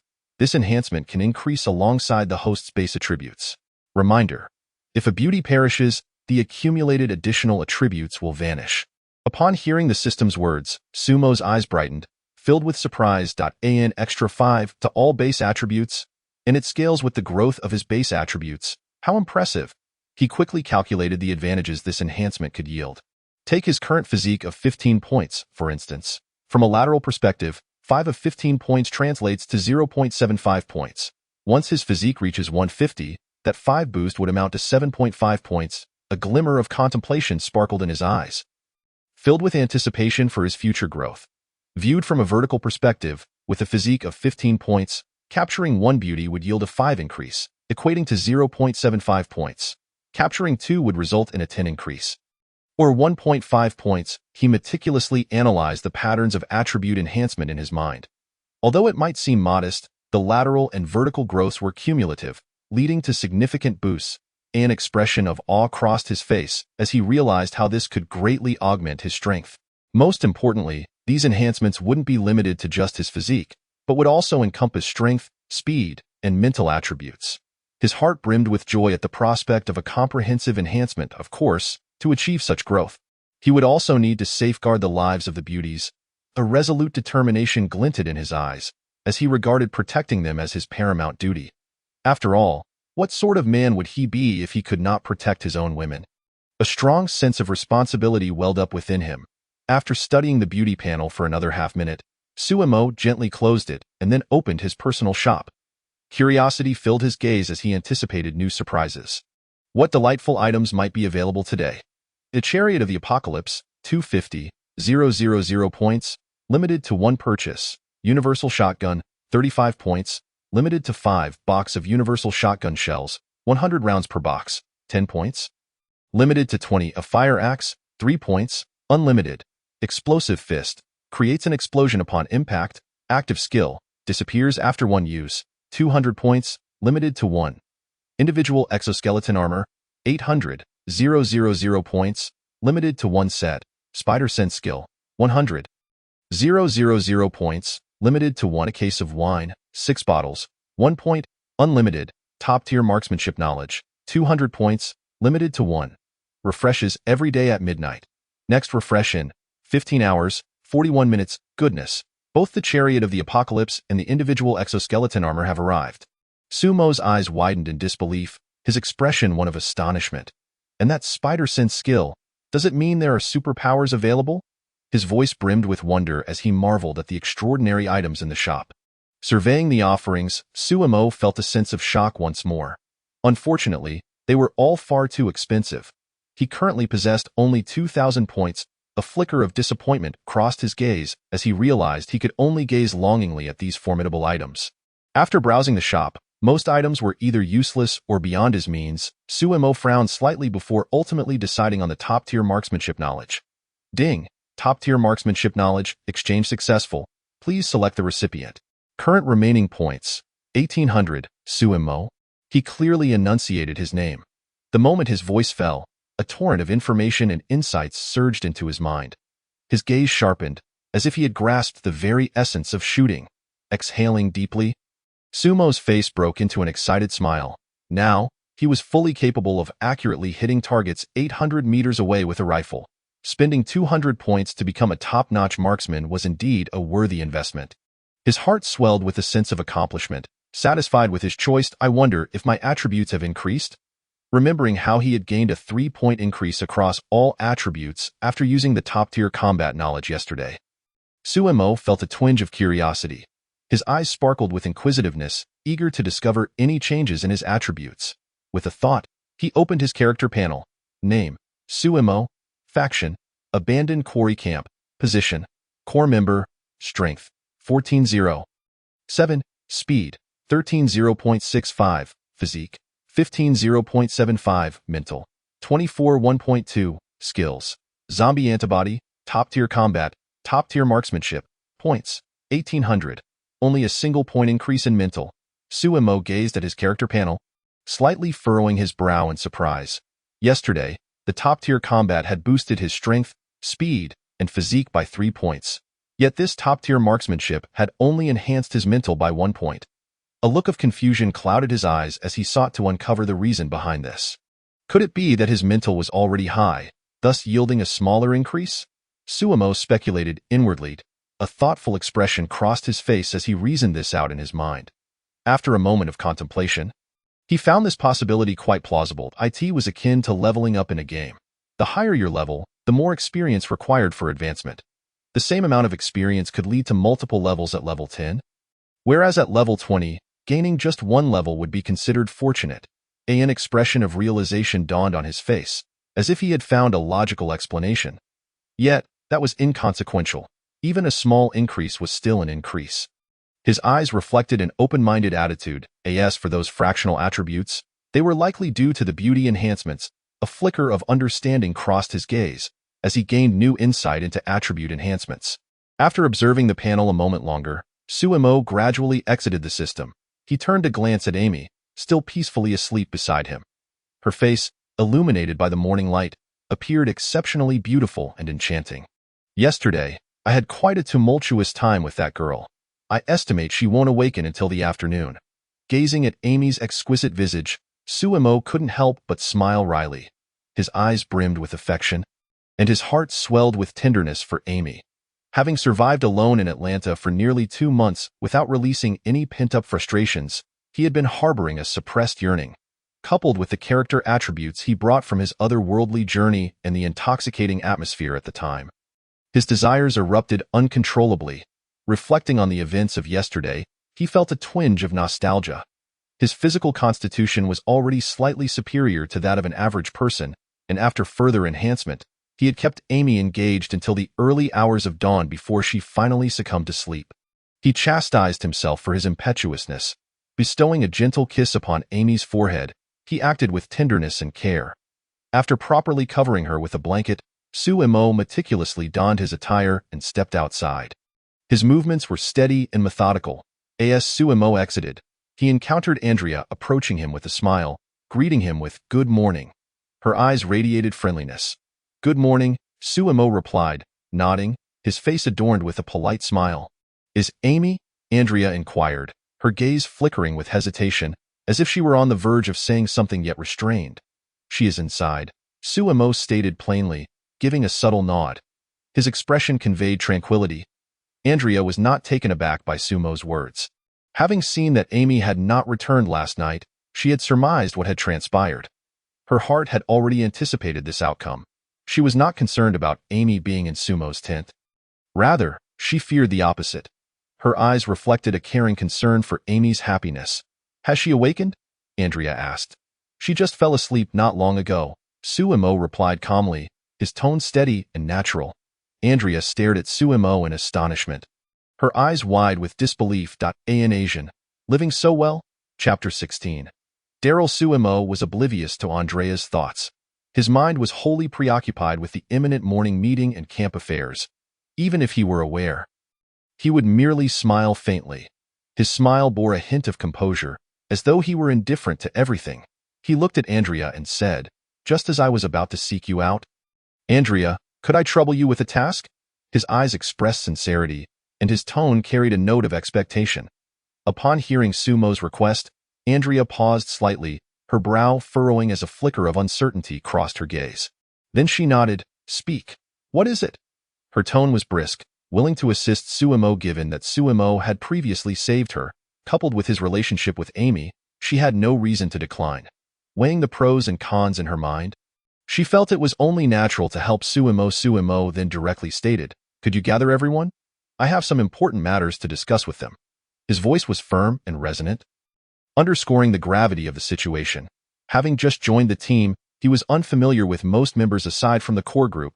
He felt a sense of helplessness. The unfamiliarity with his team compelled him to rely on others. However, Andrea was acquainted with the other members of the camp, and given that he had once saved her, as well as his ties with Amy, it was quite fitting to entrust this task to Andrea. He silently rejoiced at having Andrea to rely on. "No problem. Leave it to me," Andrea readily agreed, her eyes gleaming with confidence, assured in her ability to fulfill the task. At that moment, a piercing scream erupted from the woods adjacent to the camp. The sound shattered the serene morning, sending chills down their spines. "What happened?" Andrea asked, startled, her eyes wide with fear and confusion as she gazed in that direction. "Wait, let's hold off for now. You stay here with Amy, and I'll check it out," Suemo instructed Andrea, concern evident in his eyes, before striding toward the woods. His steps were steady and powerful, showcasing his composure and decisiveness. "Okay," came Andrea's voice from behind. Her tone was compliant. Willing to heed Sumo's instructions, as he approached the woods, a slight smile crept upon Sumo's lips. His expression bore a knowing quality, as if he had foreseen the unfolding events. He recalled the scene from the narrative. Daryl had shot a deer, which had then drawn the attention of Carl and Sophia, who stumbled upon a walker feasting on the deer meat, leading to their terrified screams. He vividly recollected the plot details in his mind. Armed with this narrative backdrop, his upcoming morning meeting would undoubtedly carry more weight, of course. While it would be persuasive, he doubted many would heed it. Perhaps only Rick, Amy, Andrea, and a few from the department store would truly listen. He mentally assessed the receptivity of his team members. Soon enough, Suemo found himself alongside others in the woods. His eyes were vigilant, constantly scanning the environment. as described in the original storyline, in a small clearing. A walker knelt on the ground, ravenously devouring the deer meat. The walker's movements were grotesque and eerie. Observing the walker, the group cautiously approached, their steps light and their expressions laced with trepidation. Noticing their hesitance, Suemo boldly advanced, his strides resolute. His eyes radiated fearlessness, devoid of any trepidation. Wielding a large machete, he deftly swung it at the walker. His movements were precise and powerful in no time. Half of the walker's head slowly detached from its body, landing on the ground in a gruesome display. The scene was both bloody and shocking. Ding, points 1. Even the smallest morsel counts. Every point is valuable, he consoled himself, cherishing the hard-earned points. Although he could earn points from others' kills, due to his position, he could only garner half, which was quite disappointing. Seeing Sumo's decisiveness, the others gazed at him in astonishment before glancing back at the fallen walker. Their eyes were filled with surprise and reverence. Glenn observed the walker's body on the ground, a sense of familiarity washing over him, particularly regarding the impeccably smooth cut. Frowning slightly, he turned to Morales beside him and whispered, "Morales, doesn't the incision on this walker look familiar?" His voice was hushed, wary of being overheard. Upon hearing Glenn, Morales' eyes widened in realization, his expression shifting to one of sudden understanding. "Isn't this the same wound we saw in those alleyways yesterday when we ventured into Atlanta?" He rapidly recalled the previous day's events. Meanwhile, on the other side, Moore, an old soldier albeit discharged due to bad habits, was also unsettled. His keen observational skills kicked in as he closely examined the walker's injuries. He recognized immediately that the cuts on this walker mirrored those he had seen in the alleys of Atlanta. His heart brimmed with astonishment, thoroughly impressed by Sumo's skill. He immediately called out to Suemo, "Hey, Celestial, did you handle those walkers in the alleys of Atlanta?"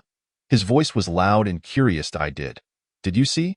Suemo replied candidly, his eyes reflecting sincerity, revealing no intent to hide anything. He had not concealed his actions while dispatching walkers. So it was only natural that someone would witness him. In his mind, this was simply a matter of course. Furthermore, there was no need for concealment. In this apocalyptic world, one must demonstrate strength to earn respect and instill fear. He understood well that in this brutal reality, strength was the ultimate truth. No. "I discovered it based on the knife marks you left on the walkers," Morales responded honestly, his eyes shining with admiration for Sumo's skill. Listening to Morales, Suemo glanced at the walker, whose half-head lay on the ground, the cut remarkably smooth. His eyes reflected satisfaction, pride swelling within him for his own proficiency. It was his superior strength combined with the exquisite machete from the system's shop that enabled such finesse. He marveled at the system's assistance in his mind. Suemo nodded, not saying much. His actions were succinct and clear, devoid of unnecessary words. Nearby, Rick, Sean, Dale, Jim, and others listened to the exchange between the two, their expressions tinged with confusion. Struggling to grasp the full meaning of their conversation, "Shouldn't we discuss the issue of this walker now? It's the first time we've encountered one here.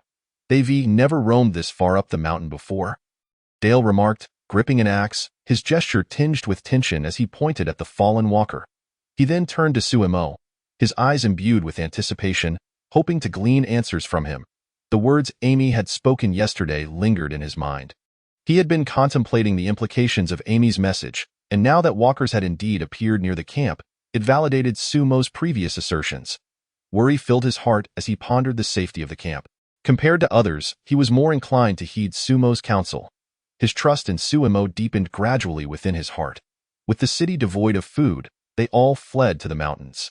Jim interjected beside him, his eyes betraying a sense of helplessness regarding the migration of the undead. Suemo nodded in agreement. "Indeed, during my survival in Atlanta, I noticed that many of the undead had begun to move away from the city. As Jim aptly stated, the city has become barren of sustenance, prompting them to seek refuge in the wilderness." His voice resonated with conviction, exuding confidence.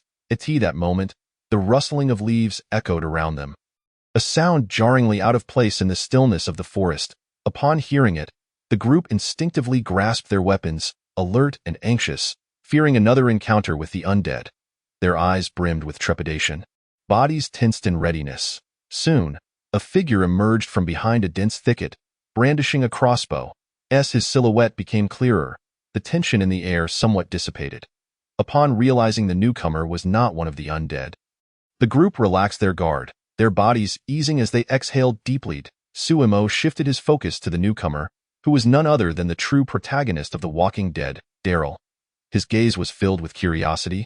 An interest in Daryl piqued. "Isn't that my dear little brother?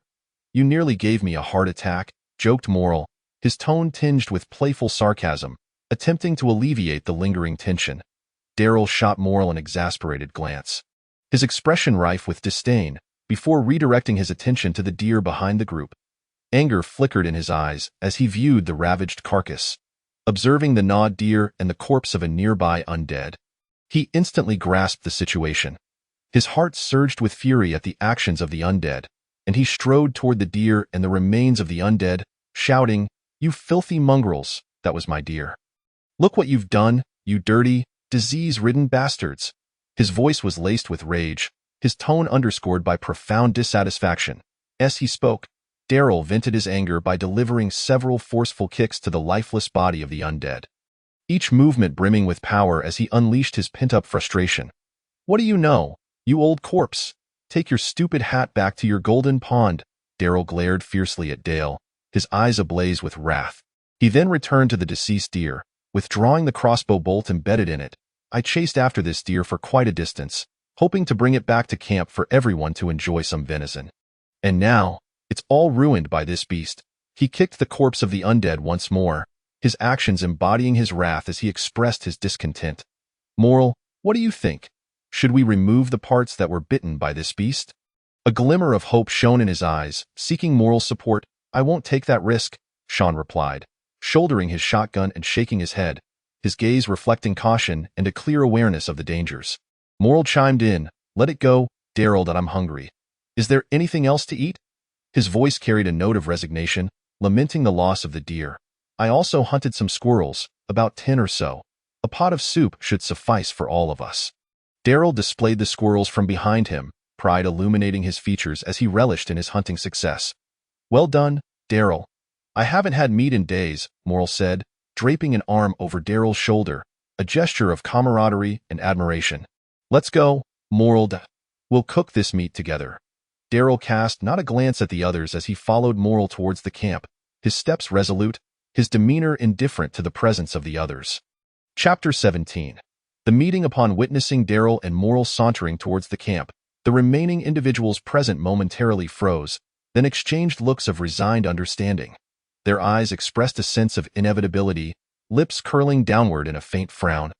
As if accustomed to the idiosyncratic ways of these two, yet feeling powerless to change them, at this juncture, Suemo raised his head, his gaze sweeping over Sean, Rick, Glenn, Dale, and others, his expression grave as he stated, "Sean, Glenn, and Dale, please gather the others in the camp.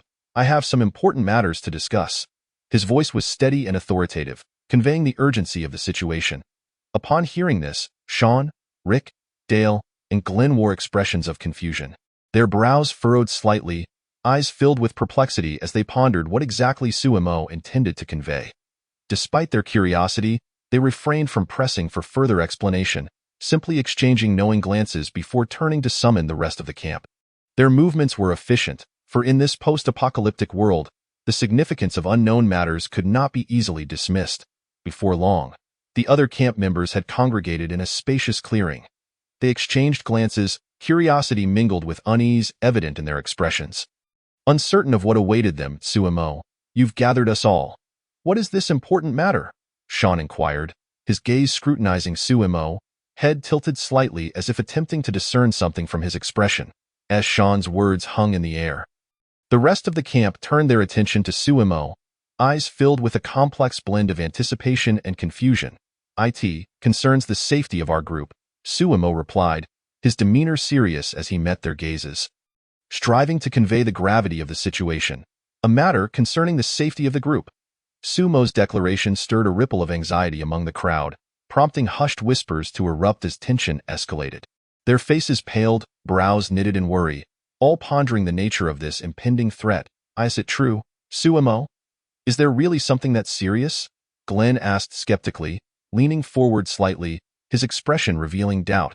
he internally questioned whether Sumo was being overly cautious. Given the relative tranquility they had experienced recently, Sumo nodded, then spoke slowly. Upon observing our camp, I have concluded that its safety is alarmingly inadequate. We lack walls, and there is no one patrolling during the day or keeping watch at night. As he spoke, he gestured toward the unprotected surroundings, his gaze filled with concern. You are all aware that undead have already appeared near our camp. His eyes swept across the faces of those gathered, hoping to evoke memories of that perilous moment. Though it was merely one, it should be enough to compel us to heighten our vigilance. He emphasized the urgency in his tone, seeking to awaken their sense of impending danger. During my time in the city, I witnessed numerous undead leaving the urban confines for the countryside. He raised his head slightly, as if recalling the harrowing scenes from his past, a flicker of fear crossing his eyes. Imagine, if dozens or even hundreds of undead were to assault our camp right now, what would occur? Sumo's gaze turned serious and profound as he surveyed the crowd, attempting to imprint the terrifying image in each person's mind. A collective gasp escaped the lips of those present as they processed Sumo's words, their faces draining of color. Their minds involuntarily conjured images of hordes of undead flooding into their camp. A wave of dread washing over them as they realized the dire implications of such an event. Is it real? Could there truly be undead here? Hard to say, but it shouldn't be likely. What if they really do come? What shall we do then?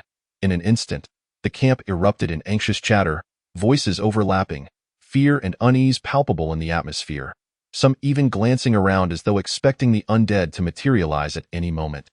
Observing the rising panic among the group, Sumo seized the moment to assert, "Thus, we need a secure location to establish a safe haven." With that, he calmly retrieved a map from his pocket, unfolding it with measured precision before laying it before the group, pointing to a circled location. He reiterated the sentiments he had expressed to Amy the previous night. There exists a prison here, fortified by tall walls and solid structures, with several imposing watchtowers. Most importantly, within the walls, there is ample open land suitable for cultivation and livestock. A glimmer of anticipation flickered in his eyes, hoping to captivate the group with this promising vision. His tone lightening as if speaking of a place filled with hope for their future. If we can take control of this location, while returning to the pre-apocalyptic conditions may be challenging, it would certainly be a vast improvement over our current state of wandering and exposure. He lifted his gaze, meeting the eyes of the crowd, intending for them to grasp the superiority of this place compared to their existing camp. Sumo's words stirred a sense of contemplation among the others in the camp, their gazes momentarily flickering with yearning. For who would not desire a life of safety and stability? Heads bowed slightly. They began to weigh the pros and cons of Sumo's assertions, conjuring images of the prison sanctuary in their minds. Meanwhile, Sean, absorbing Sumo's discourse and observing the atmosphere within the camp, gradually furrowed his brow. Suddenly, the realization of Sumo's intentions dawned upon him. Sumo was vying for command of the team. A flicker of displeasure crossed his eyes, and his expression darkened, harboring a sense of indignation. Though there was no formal leader in the camp, the vast majority typically adhered to his directives. Sumo's actions were undoubtedly encroaching upon his influence. With this thought, Sean could not suppress the urge to stand and raise his voice, proclaiming, "Sumo, our camp is so far from the city, perched atop a mountain. How could there possibly be so many walkers? Are you not indulging in alarmism?" His arms crossed defiantly, he fixed a challenging gaze upon Sumo, attempting to assert his dominance. Sumo glanced at Sean with a calm and composed demeanor, unaffected by Sean's bravado, and replied coolly, "Then how do you explain the walker that appeared in the woods?" His gaze was resolute, as if the very existence of that walker served as irrefutable evidence. Leaving no room for Sean's rebuttal, Sean hesitated, a flicker of panic crossing his features, but he quickly regained his composure, responding, perhaps it was a forest ranger who happened to wander near the camp after becoming a walker. As he spoke, he gestured aimlessly, striving to make his explanation seem more plausible, yet uncertainty lingered in his mind. Sean then added, "Moreover, you assert that the prison is secure. How can you guarantee its safety? The distance from here to the place you mentioned is at least 60 or 70 miles. Can you shoulder the dangers we might encounter along the way?" His eyes glimmered with skepticism, a smirk gracing his lips, as if he believed he had uncovered a flaw in Sumo's plan, hoping to rally the others to his side.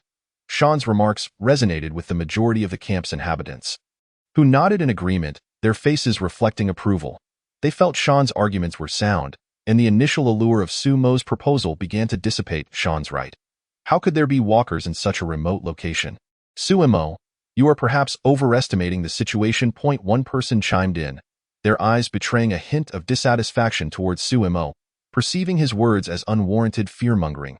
Indeed, we've been here for over a month. If there were walkers, wouldn't we have perished by now? Another added, patting the shoulder of a companion as if seeking validation, their expression resolute.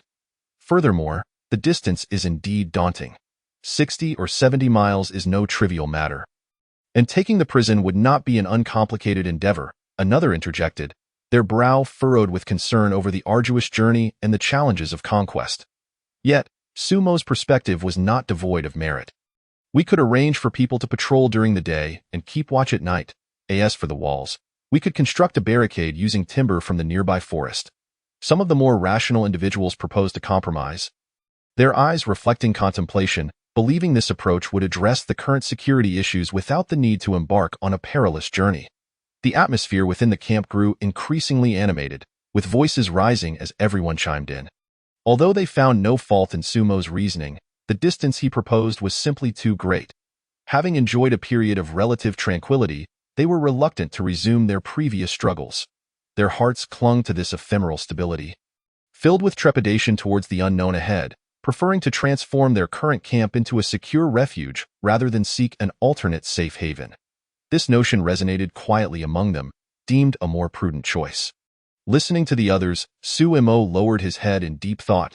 A slight frown creased his brow as he contemplated. Building a wooden wall here? Constructing a structure akin to the mountaintop village? His gaze revealed his introspection as he swiftly analyzed the feasibility of such an undertaking. Observing his surroundings, Sumo soon shook his head, having reached a conclusion. He understood that the terrain here differed vastly from that of the mountaintop village. Behind them lay sheer cliffs, with only one pathway leading up and down the mountain. Should that route become obstructed by walkers or other hostile forces, their fate would be sealed. A glimmer of concern flashed in his eyes as he recognized the significant dangers looming over the camp, while the others appeared oblivious to this reality. Moreover, the soil near the abandoned quarry was quite poor, unsuitable for cultivating crops, rendering self-sufficiency unattainable. With a resigned sigh, he felt that the others were underestimating the situation, fixated only on their present comfort while neglecting these critical issues. The most pressing concern was the camp's proximity to Atlanta, a mere 2 miles away. Such closeness would inevitably invite frequent walker hordes. Sumo surmised that by the time a wall was erected, they might all be dead. Anxiety gnawed at him, yet he understood that the present company was unwilling to heed his warnings. Leaving him in a state of silent frustration, Sumo contemplated voicing his thoughts once more, but upon witnessing the dismissive attitudes of those around him, he abandoned the idea. He smirked in resignation, thinking to himself, he was not their caretaker. If they chose not to listen, so be it. Without experiencing hardship, they would never comprehend the gravity of the situation. Be why the end of the night. They would undoubtedly grasp the severity of their predicament. A flicker of determination crossed his gaze as he resolved not to force the issue. After all, each individual must bear the consequences of their choices. The majority of the camp's inhabitants were of little concern to him. His focus remained on the members of the original protagonist group. He understood that, on one hand, it was a matter of sentiment, for those characters held a wealth of memories. On the other hand, fulfilling their aspirations could yield substantial point rewards, which were of great importance to him. His eyes scanned the crowd, searching for the familiar figures of the protagonists. A glimmer of hope evident in his gaze. Taking a deep breath, Sumo surveyed the camp once more and inquired, "Those willing to accompany me, please raise your hands." His voice was steady, his gaze unwavering as he looked at the crowd, internally hoping for a response. Upon hearing Sumo's words, the others in the camp exchanged uncertain glances, their eyes brimming with hesitation and anticipation. They looked from one to another, each waiting for the other to take the first step. Soon, Andrea raised her hand, exclaiming loudly, "I am willing to go." Her gaze was resolute, her expression imbued with determination, showing no signs of hesitation. Sumo nodded appreciatively at Andrea, recognizing that given his relationship with Amy, it was unsurprising she would make such a choice. I, too, wish to accompany Suemo? Dale was the second to raise his hand. A gentle smile adorned Dale's face, his eyes reflecting trust, as he regarded Suemo with the gaze of a reliable guide. Suemo again nodded in acknowledgement, understanding that Dale regarded both Amy and Andrea as daughters. With both of them choosing to follow Suemo, he had no reason to abstain. "Is there anyone else?" Suemo inquired, scanning the crowd. "I, too, wish to see what the prison looks like post-catastrophe," Moore declared. Raising his hand with a booming voice, he squinted slightly, curiosity and anticipation evident in his eyes. He was perceptive and believed that following Suemo offered greater prospects than aligning with Sean. Internally, he weighed the unique charisma and potential he sensed in Suemo. "Count me in," Daryl chimed in, raising his hand with a casual expression. With Moore deciding to go, he found no reason to abstain. He thought to himself that since his brother had made a decision, he ought to follow suit. Witnessing Moore and Daryl's willingness to accompany him, Sumo's eyes widened slightly in surprise. He had not anticipated such decisive support from them. "Anyone else?" he continued to inquire, his gaze sweeping over Glenn, Rick, T-Dog, Carol, and Morales, his eyes reflecting a glimmer of hope for further responses. Although longing and inclination were evident on their faces, none raised their hands in agreement. Their expressions were marked by hesitation, their inner turmoil palpable. Suemo surmised the reasons for their reluctance. He speculated that Glenn and T-Dog were grappling with the idea of abandoning the others in the camp. Thus finding themselves in a quandary, he perceived their deep sense of loyalty, making it difficult for them to sever ties with their companions. Conversely, Rick and Morales hesitated due to concerns for their spouses and children. Suemo empathized with their worries and attachments. Although Carol appeared eager to join, Ed had recently opposed her, leaving her unable to make a decision independently. He regarded her situation with some sympathy. Suemo mused, his brow slightly furrowing as he pondered the matter. He pondered how to enable everyone to make more judicious choices. Tonight, a horde of zombies would assault the camp, and after the onslaught, they would make what they believed to be the right decisions. He was acutely aware of the impending crisis and hoped that it would awaken a sense of urgency in the others. With this thought in mind, Suemo continued, "Let us do this. I will give you a day to contemplate. Afternoon tomorrow, those willing to accompany me may do so. Those who choose otherwise are free to make their own decisions. That is all I have to say. You may disperse now." His voice resonated with unwavering conviction, exuding an air of authority that brooked no dissent. At his command, the others in the camp began to murmur among themselves, discussing their thoughts as they gradually dispersed. Their faces reflected a tapestry of complex emotions, confusion, concern, and contemplation. Soon, only Suemo and Andrea remained in the clearing. Once the others had departed, Andrea approached Suemo with a light step, her expression tinged with urgency. "Suemo, I have a favor to ask of you." Her eyes sparkled with anticipation, hoping he would lend a helping hand. "What is it?" "Please, go ahead," Suemo replied, his gaze warm and inviting. Andrea continued, "Tomorrow is Amy's birthday. Yesterday, I went to Atlanta with some others to find a gift for her, but we left in such a rush that I still haven't chosen anything. So I was hoping that a hint of regret and anxiety crossed her features." "You want me to take you back to Atlanta once more?" Suemo interjected. Andrea nodded, her eyes brimming with yearning. Hearing Andrea's request, Suemo furrowed his brow, lost in thought, but a flicker of worry crossed his eyes as he weighed the pros and cons. It was ill-advised to venture into Atlanta at this critical juncture.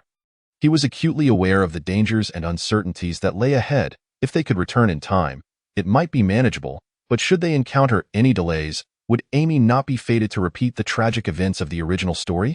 His heart was heavy with concern for Amy's safety. With this in mind, Suemo firmly declined, "I'm sorry, but I cannot agree." His tone left no room for negotiation. He continued to explain, "This morning, a zombie appeared near the camp. Who knows if more will show up in the vicinity?" His gaze conveyed vigilance, reflecting a keen awareness of the lurking dangers. "If both of us head to Atlanta, who will protect Amy?" His expression turned serious, underscoring the importance of Amy's safety. Upon hearing Sumo's words, Andrea gently tapped her forehead in a gesture of frustration, her face betraying her chagrin. "You're right. How could I have overlooked that?" Her eyes were filled with self-reproach, regretful for her oversight.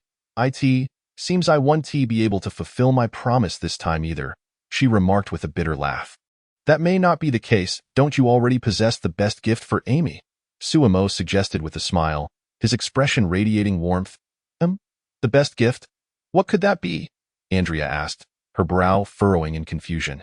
Suemo, still smiling, replied, You yourself? His eyes sparkled with a hint of mystery, encouraging Andrea to grasp the deeper meaning. Me? Andrea pointed at herself, her face a canvas of perplexity. Suemo did not answer directly but instead queried. Up until now, you have never been present for any of Amy's birthdays, have you? His gaze was inquisitive, eager to confirm his suspicions. Upon hearing Sumo's question, Andrea nodded, her voice tinged with nostalgia as she gazed into the distance. Her birthdays always seem like a week-long celebration, yet I have always missed them for one reason or another. Her eyes brimmed with regret as she recalled those missed occasions. Either I was too busy at university to return, or I was preoccupied with other matters, too busy to play with the children. Her tone carried a hint of resignation, lamenting her past busyness. She would always excitedly call me, and I would genuinely promise her that I would be home. Warmth flickered in her eyes as she reminisced about Amy's calls. As you said, I have never kept my promise. A shadow of guilt crossed her face as she reflected on her failures. Then, Andrea suddenly realized, looking at Suemo with curiosity, by the way, how did you know I never attended any of Amy's birthdays? Her eyes sparkled with intrigue, surprised by Sumo's knowledge. Amy told me. Suemo quickly fabricated an explanation, his demeanor calm and composed, revealing no signs of deceit. He recalled from the original story that after Amy's demise, Andrea had confided in Dale about this very matter. He mentally congratulated himself for remembering this detail, even if his recollection of the storyline was not particularly vivid. Andrea, upon hearing Suemo's reply, did not dwell on it further. This was information known only to her and Amy. If Suemo was aware, it could only have come from Amy. She found Suemo's explanation plausible and did not question it further. More than this, she was intrigued by why Suemo claimed she was the best gift for Amy. Her heart swelled with curiosity, yearning for an answer. With that thought, she turned to Suemo and inquired again. So why do you say that I am the best gift for Amy? Her eyes sparkled with anticipation. Eager for Suemo's response, it's simple, 2 words, Suemo replied, holding up 2 fingers with a mysterious smile. 2 words. What are they? Andrea asked, her curiosity piqued as she gazed at his fingers. Companionship, Suemo declared. His voice clear and emphatic, underscoring the significance of those 2 words. Companionship? Andrea echoed, still somewhat perplexed as she repeated the phrase. Her eyes reflected contemplation, striving to comprehend its meaning. It seemed she was beginning to grasp something. Yet the full understanding eluded her. Noticing that Andrea still appeared confused, Suemo straightforwardly explained, You've missed all of Amy's previous birthdays, but this time, don't let it slip by again. That would be the best gift you could give her. His gaze was earnest, hoping Andrea would truly comprehend the sentiment. At that moment, Andrea's expression transformed into one of realization. Thank you, Suemo, you are right. This truly is the best gift I can offer Amy. Her face lit up with joy, her heart brimming with gratitude. No need for thanks, Suemo replied with a gentle smile, warmth radiating from his demeanor. There are still other matters to attend to in the camp, so I want to keep you, Andrea said, her tone apologetic as she prepared to leave and handle her responsibilities. Very well, Suemo nodded, understanding in his gaze. After Suemo's response, Andrea turned to depart, her steps lightened, her heart no longer burdened by the gift dilemma. Once Andrea had left, Suemo sought out a quiet spot to relax and rejuvenate. He slowly closed his eyes, attempting to ease his mind and body. Just then, Merle approached Suemo once more. Hey, you from Tianchao. I saw your technique with the zombies earlier. You must have some training, right? Care for a spar? His eyes glimmered with provocation, eager for a challenge. A spar with me? Are you certain? Suemo replied, momentarily taken aback by Merle's challenge. He was surprised by Merle's boldness, as he assessed his own strength after mastering top-notch combat skills. He was confident that he could easily defeat someone like Tyson with a single punch. Of course, you're not afraid, are you? Merle smirked, trying to bait Suemo into accepting the challenge. Having witnessed Suemo's impressive swordplay and strength, he had initially held him in high regard. He sought to further gauge Suemo's abilities. If Suemo declined, it would diminish his impression of him. Suemo, however, had no intention of backing down. I wouldn't dream of it. Just seems a bit dull to fight without a prize. How about this? If you win, you can call me boss. If I win, you call me boss. Sumo proposed with a sly grin, seeking to inject some amusement into the spar. Seeing it as an opportunity for some fun, he thought it would be entertaining to have Merle acknowledge him as the boss. Absolutely, Merle agreed without hesitation, determination gleaming in his eyes, confident in his own abilities. If Sumo can defeat him, it would be a testament to his genuine strength, and referring to him as boss would be well-deserved. He weighed the gains and losses of this sparring match in his mind. Where shall we fight? Sumo inquired again. Moore surveyed the spacious surroundings and replied, right here will suffice. He believed this area was suitable for their duel. Very well, Sumo nodded once more. You may strike first. His gaze radiated confidence, showing no fear of Moore's initial assault. Chapter 19. Intense combat. Upon hearing Sumo's words, Moore hesitated not for a moment. A glint of determination flashed in his eyes. He swiftly lifted his leg and executed a fierce side kick aimed at Sumo's head. The motion was crisp and precise, accompanied by a sharp whoosh of air. Observing this, Sumo quickly raised his hand, firmly grasping Moore's calf. His gaze was focused, and his movements agile, effortlessly blocking the side kick. As he felt the force behind Moore's kick, Sumo pondered internally. He furrowed his brow, beginning to ascertain the level of Moore's strength. In his estimation, Moore's capabilities were approximately one-third of his own. Even if Moore had held back, he was still only at about 30% of Sumo's power. He rapidly assessed the disparity in strength between them in his mind. Given Moore's level of skill, it was hardly necessary for Sumo to exert his full power. A mere 50% of his strength would suffice to dispatch Moore in just a few moves.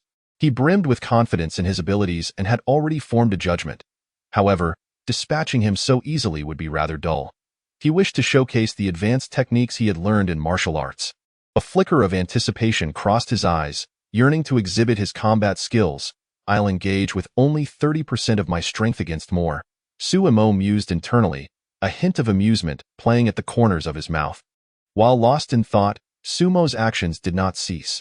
With unwavering determination, he raised his leg and delivered a powerful kick to Moore's chest. The force behind that kick was formidable on Moore's side. Witnessing his side kick so effortlessly parried by Sumo, his eyes widened in astonishment. Shock filled his gaze, disbelief etched across his features. While he had encountered those capable of blocking his side kick before, none had done so with such ease as Sumo. He marveled at Sumo's strength internally. Yet before he could contemplate further, he saw Sumo lift his leg and kick towards his chest. A fleeting panic flickered in his eyes as he sensed the impending danger. Sumo's speed was astonishing. Before he could react, he found himself being pushed back 3 or 4 steps. His footing faltered, and his body swayed slightly. The commotion of their altercation quickly drew the attention of others in the camp. The remaining individuals, hearing the noise, turned to observe the unfolding confrontation. Curiosity and astonishment filled their gazes. As they witnessed the clash between Moore and Sumo, they hastened towards the duo, urgency evident in their hurried steps. Within mere seconds, they surrounded Sumo and Moore. The crowd swelled, encircling the two combatants. At that moment, Rick and Sean squeezed through the throng, laboriously making their way to the center of the arena. What on earth is happening between you two? Rick inquired, his brow furrowed in confusion as he scrutinized Sumo and Moore. His expression was laden with questions, perplexed by the ongoing skirmish. Indeed. Is this not chaotic enough already? You're fighting right here in the camp? Sean added, his tone tinged with indignation, expressing discontent with their actions. Rick then turned his gaze to Moore. Moore, did you instigate trouble with Sumo? What did I tell you on the rooftop? Have you forgotten? His eyes conveyed seriousness, attempting to make Moore recognize his faults. Sean, too, regarded Moore with a disapproving expression, well aware of his character. He viewed Moore as a self-serving individual. In his perception, even if one were on the brink of dehydration, this man would rather waste his excess water than share a drop. His understanding of Moore's personality was crystal clear. While Sumo's earlier assertion of authority had rattled him, he found Moore even more irksome. Internally, he compared his disdain for both individuals. Moore, clutching his aching chest, offered a wry smile as he looked at Rick and Sean. Sheriff, you're somewhat misjudging me, he replied, a hint of grievance in his tone, attempting to clarify the situation. Sumo and I are merely engaging in a spar. His gaze radiated sincerity, Seeking understanding, I consulted Sumo about this matter, and he agreed. His voice was resolute, emphasizing the authenticity of his words. Upon hearing Moore's statement, Rick and Sean turned their attention to Sumo. Their eyes brimmed with inquiry, awaiting his response. Sumo nodded, affirming, "Indeed. Moore sought me for a spar, and I consented." His demeanor was calm, his tone assured. "See?" Moore gestured to Rick and Sean, his movements relaxed, signaling them not to misconstrue the situation. Rick, having listened to their dialogue, found himself momentarily at a loss for words. He furrowed his brow, sinking into contemplation. Sean, standing to the side, wore a strained expression, his eyes reflecting dissatisfaction and a hint of agitation. He had just spoken with Lori, and the conversation had left him unsettled. A dejected expression crossed his face as he recalled the discussion, igniting a desire to vent his frustrations through the ongoing conflict. A flicker of impulsiveness flashed across his gaze as the flames of anger burned within him. Just as he prepared to voice his thoughts, Rick intervened. "Let them fight it out." Rick's eyes conveyed a calming influence, urging Sean to maintain his composure. "Fine," Sean relented, nodding in resignation. His gaze was filled with reluctance, and his inner fury gradually subsided. Before the catastrophe, Rick had held a rank above him as the deputy sheriff, and their long-standing friendship weighed heavily on his mind. He reminisced about their past camaraderie, and more importantly, his guilt regarding his intimacy with Lori added to his unease. A hint of remorse flickered in his eyes, revealing his inner turmoil. Soon, Rick and Sean retreated back into the crowd, their steps slow as they blended into the gathering throng. The others in the camp did not disperse. Instead, they eagerly observed the clash between Moore and Sumo. Excitement sparkled in their eyes, and their faces radiated anticipation. Lacking phones or computers, they had not encountered an entertaining spectacle in ages. Their hearts brimmed with a longing for diversion, and this free gladiatorial match was an opportunity not to be missed. They privately mused about the value of this experience, deeming it worthwhile. After Rick and Sean departed, Moore and Sumo found themselves facing each other once more. Their eyes were filled with vigilance as they appraised one another. Moore rubbed his still-pained chest, a pained expression crossing his face, then loosened his body in an attempt to alleviate the discomfort. Following his earlier conversation with Rick, the ache in his chest had begun to subside. His expression gradually relaxed, preparing to continue the battle. Sumo regarded Moore with an impassive demeanor. His eyes radiated confidence, as though he had everything under control with his current strength. He felt confident that even if Moore, Daryl, Rick, Sean, and others like T and Glenn were to attack him simultaneously, he would remain unperturbed. He held absolute confidence in his abilities. Moore observed Sumo, twisting his hair and producing a series of cracking sounds. His actions were filled with provocation, attempting to incite Sumo's anger. Simultaneously, he clenched his fists, assuming a combat-ready stance. His eyes expressed determination, prepared to give his all. Sumo silently regarded Moore's stance, his eyes reflecting contemplation as he analyzed Moore's combat strategy. At this moment, Moore's posture resembled the American boxing stance, commonly employed by the U.S. military. Sumo assessed Moore's form in his mind. The principles of American boxing, detailed in elite combat knowledge, primarily focus on jabs, hooks, and uppercuts, combined with foot movement and body balance to evade attacks and deliver counterattacks. He recalled the techniques of American boxing, yet from Moore's earlier sidekick, it was evident that he had also studied leg techniques. A glimmer of understanding crossed Sumo's eyes as he gained further insight into Moore's fighting skills. It appeared that Moore had mastered the most formidable combat techniques within the U.S. military, known as mixed martial arts, which integrated American boxing, kickboxing, wrestling, Brazilian jiu-jitsu, and more. Sumo now possessed a clear understanding of Moore's combat system. Before long, Moore initiated the attack, a resolute glint flashing in his eyes. He lunged forward, delivering a powerful straight punch. His arm muscles tensed, brimming with strength. The punch, slicing through the air, hurtled towards Sumo's face with alarming speed. Having just been struck by Sumo's kick, he understood that Sumo's strength was on par with his own, if not superior. Caution flickered in his eyes as he regarded Sumo's prowess with trepidation. He unleashed his full power from the outset, his expression grave and prepared for an all-out effort. Moore is serious this time. Sumo is in danger. Observers began to express concern for Sumo upon witnessing Moore's imminent strike. Their eyes were filled with concern. and their faces bore expressions of tension. Rick and Sean furrowed their brows, deliberating whether to intervene. Their gazes betrayed hesitation as they weighed the pros and cons in their minds. Meanwhile, Andrea, who had just arrived at the scene, witnessed this unfolding drama. Her eyes were wide with shock, and her face was etched with fear. Moments ago, she had been washing clothes by the river with Carol, Jacqueline, and others when a woman from the camp informed her that Suemo and Moore were fighting, prompting her to rush over to witness the event. Her hurried steps were imbued with anxiety. Upon arrival, she saw Moore delivering a powerful straight punch aimed at Suemo. Her expression reflected tension, deeply concerned for Sumo's safety. After all, he was both her savior and brother-in-law. How could she explain to Amy if Moore were to injure or even kill him? Anxiety consumed her, leaving her at a loss. Strength is sufficient, speed is ample, yet unfortunately, I am the one he faces. As Moore's punch approached, a slight smirk appeared at the corner of Sumo's mouth. His eyes radiated confidence, as if everything was under his control. If that punch had landed on someone weaker or of similar strength to Moore, it would have surely left them dazed. Yet, Suemo assessed the power behind Moore's strike and realized he was far superior. A flicker of disdain crossed his eyes, dismissing Moore's attack with nonchalance. Is he stunned? The other onlookers in the camp suddenly entertained this thought as they observed Suemo standing still. Their eyes were filled with confusion. Perplexed by Sumo's reaction, Moore, too, shared this sentiment. His eyes gleamed with arrogance, believing Suemo had been intimidated. "Ha, little brat, kneel before me."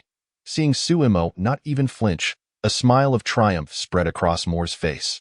His expression was laden with self-satisfaction, convinced victory was imminent. It seemed he had overthought the situation. After all, Suemo had only managed to kick him due to luck, strength, and his own underestimation. He mentally crafted excuses for his earlier defeat.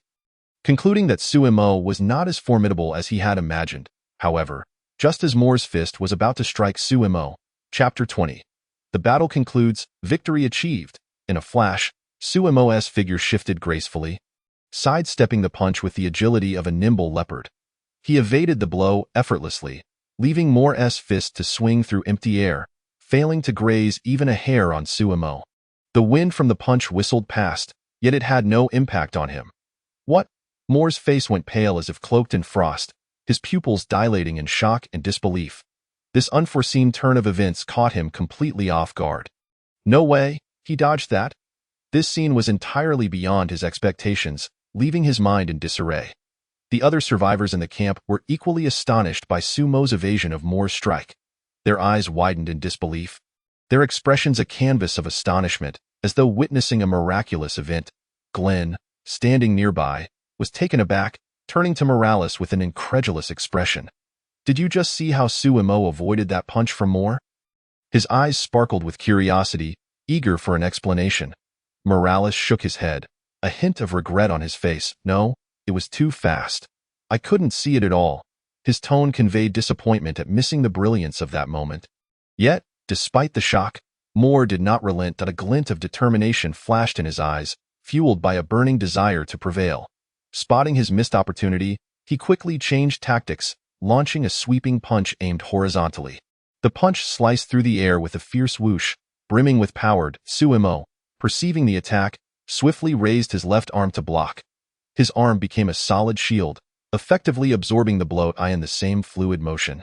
His right hand shot forward, targeting Moore's ribs. The execution was seamless, rapid, and powerful.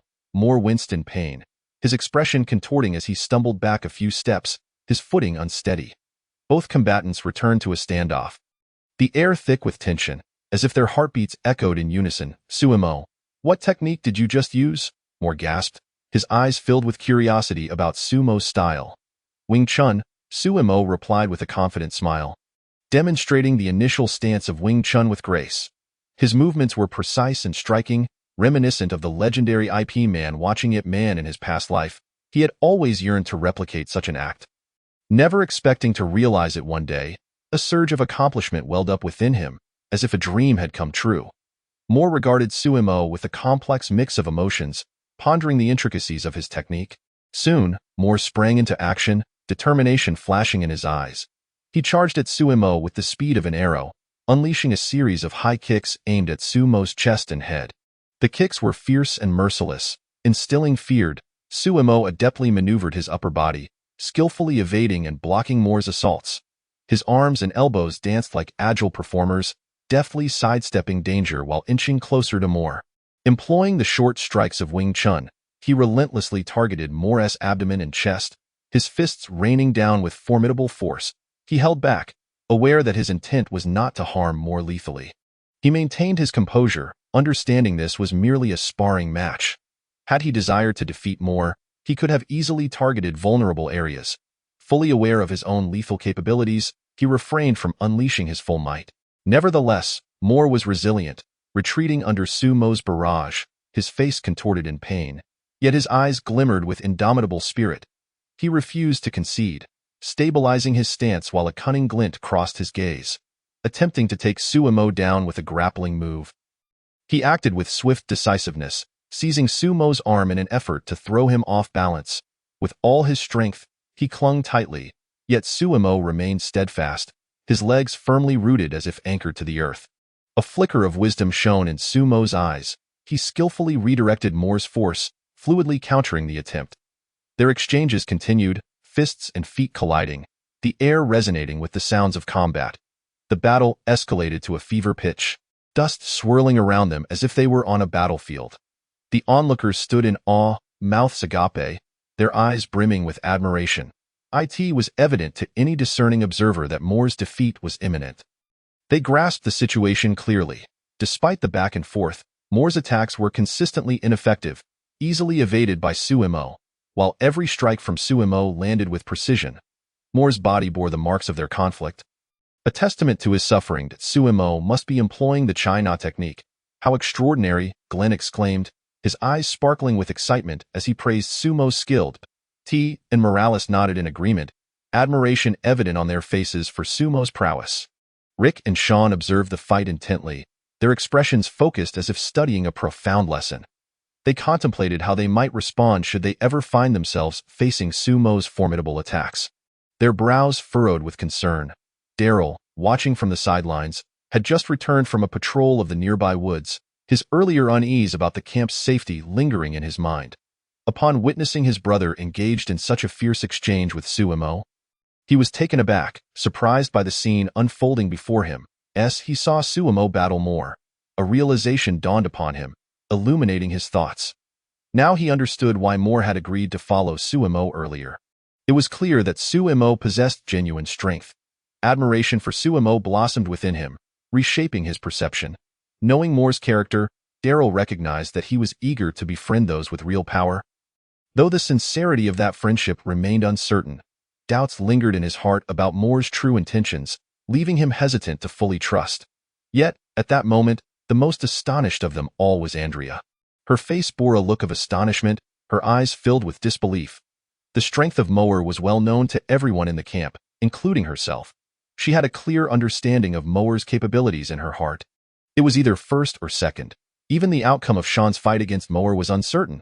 She harbored speculations about the comparison of strength between Sean and Moore. When she first arrived, she witnessed Moore's straight punch aimed at Sumo. Fear filled her gaze, as she believed Sumo was about to be injured or even killed by Moore. However, merely 2 or 3 minutes later, Sumo was dominating Moore. Her eyes sparkled with surprise, astonished by Sumo's prowess, a revelation she had never anticipated. Her heart was overwhelmed with shock, leaving her in a state of tumultuous emotion. Reflecting on Sumo's actions in Atlanta, she recalled his words from the morning meeting. Memories of Sumo's past performances flooded her mind. Coupled with his current display, Andrea felt that entrusting Amy to Sumo was an exceedingly wise decision.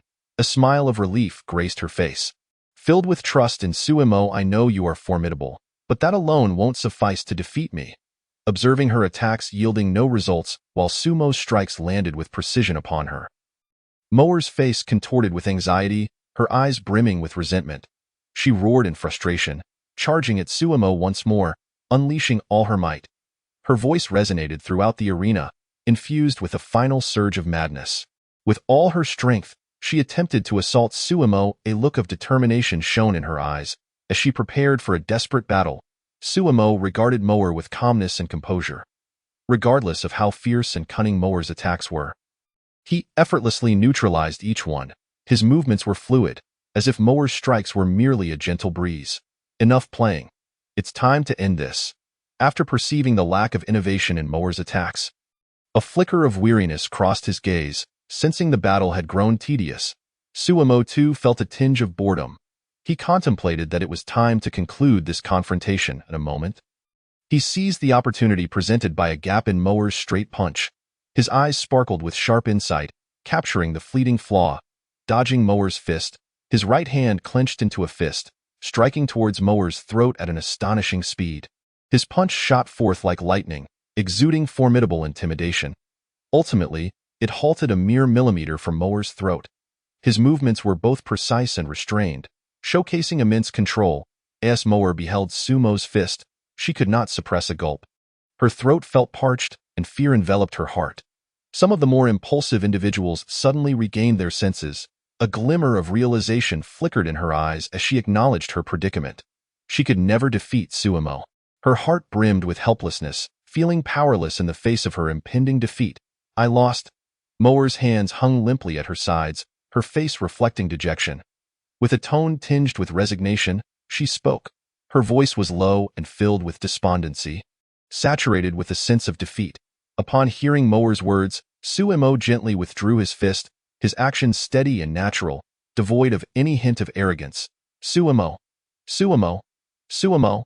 The camp erupted in a fervor upon witnessing Mower's concession.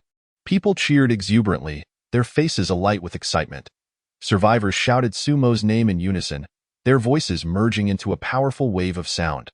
The recent battle between Suemo and Mower had been utterly captivating, igniting a fervor within them. Their hearts brimmed with passion, akin to flames set ablaze. At that moment, Andrea approached Suemo, exclaiming, "Suemo, you are astounding. I never imagined your close combat skills were so formidable that you could even defeat Mower." Admiration radiated from her expression, her eyes sparkling with awe. Suemo smiled modestly, replying, "It was nothing too remarkable. I practiced a bit before going abroad." His smile bore a hint of humility, lacking any trace of pride. "By the way, Suemo, could you teach me and Amy those close combat techniques you used against Mower, as well as your shooting knowledge?" Andrea inquired eagerly, her eyes gleaming with anticipation, yearning to acquire those skills. "Of course." Suemo nodded, a gentle smile gracing his face. This posed no detriment to him. He thought to himself that it was an excellent opportunity to strengthen their bond. Amy was his woman, and Andrea could be considered his elder sister-in-law. They were all kin. He felt a sense of closeness towards both. Moreover, he recalled Andrea's exceptional shooting talent in the drama. He recognized her potential clearly in his mind. Training Andrea could enable her to eliminate more walkers, thus earning him more points. An endeavor that served dual purposes. He calculated this in his mind, deeming it a commendable choice. Wonderful! Upon hearing Sumo's agreement, Andrea's face lit up with excitement. Her eyes sparkled with joy, like radiant stars. "When will you teach us?" she asked, her gaze revealing her eagerness to learn swiftly. Suemo pondered for a moment and replied, "We'll discuss it once things settle down. Tomorrow, we are set to depart for the prison." His eyes conveyed a sense of future planning, prioritizing safety in his thoughts. Andrea nodded in understanding. "All right then. Let us talk after we've settled." Her expression reflected comprehension, showing support for Sumo's decision. Chapter 21. A conversation with Amy in the afternoon. Suemo slowly returned to his tent, his heart filled with concern for Amy's condition, causing him to quicken his pace. Gently lifting the tent flap, he peered inside, only to find Amy still in a deep slumber. Inside the tent, Amy lay asleep, her serene visage suggesting that the world around her was of no concern. However, as if sensing Sumo's subtle movements, her long lashes fluttered slightly before she gradually opened her eyes, groggy. She sat up from the mat, rubbing her still drowsy eyes, her gaze revealing a hint of confusion. Rubbing her eyes, she looked at Suemo beside her, slightly dazed. "Suemo, what time is it now?" Her voice was soft and sweet, still carrying the remnants of sleep. "It's already afternoon," Suemo replied. His tone was gentle, his eyes filled with concern, as he attentively observed Amy's condition. "Have I really slept for so long?" Upon hearing Sumo's words, Amy instantly became alert. Her eyes widened, the sleepiness vanishing in an instant, replaced by astonishment. However, as soon as she spoke, she seemed to recall something and immediately asked Suemo, "Suemo, did you share what you told me yesterday with the others in the camp?" She furrowed her brow slightly, her eyes reflecting a mix of anxiety and anticipation, her hands unconsciously clasping together as if awaiting an important response. Suemo nodded. "Yes, I conveyed everything we discussed yesterday to them." His expression remained calm and steady, his eyes resolute, instilling a sense of reliability. "What did they think?" Amy asked eagerly, leaning slightly forward, her eyes filled with curiosity and concern, as if their opinions were crucial to her. Suemo took a half-second to reflect before responding. "Your sister Andrea, along with Dale and the Dixon brothers, are willing to go to AS for the others in the camp. Some are still hesitant and somewhat reluctant to leave." His words were measured and steady. A hint of helplessness flickered in his eyes, but he quickly regained his composure. "So, I've given them a day to contemplate. By tomorrow afternoon, those who wish to join me can do so, while those who do not may choose to stay behind." Suemo crossed his arms, his gaze deep in thought. Amy listened intently, then expressed her surprise and confusion. Why wouldn't they want to go? Her brows knitted tightly, her eyes brimming with bewilderment, her mouth slightly agape, as if she found the outcome utterly baffling. Isn't it a good thing to head to a safe refuge? Why would anyone be unwilling? This left her perplexed. Filled with confusion, Amy's mind raced with various possible reasons, her eyes revealing her worry and concern for the choices of those individuals. Suemo summarized the reasons for their reluctance. The primary reason they don't want to go is that the journey is too far. They are unwilling to endure the hardship and fear encountering dangers along the way. Suemo sighed slightly, his eyes reflecting a trace of understanding, as each person had their own apprehensions. This reasoning held merit. After all, the distance was significant, and the potential for unforeseen incidents on the road was indeed perilous. He silently mused, his gaze tinged with helplessness, aware that he could not compel others to make choices. They lacked the foresight that Suemo possessed, and thus their thoughts were not unreasonable. Suemo gently shook his head, his eyes imbued with tolerance, recognizing that everyone could only make decisions based on what they had seen and experienced.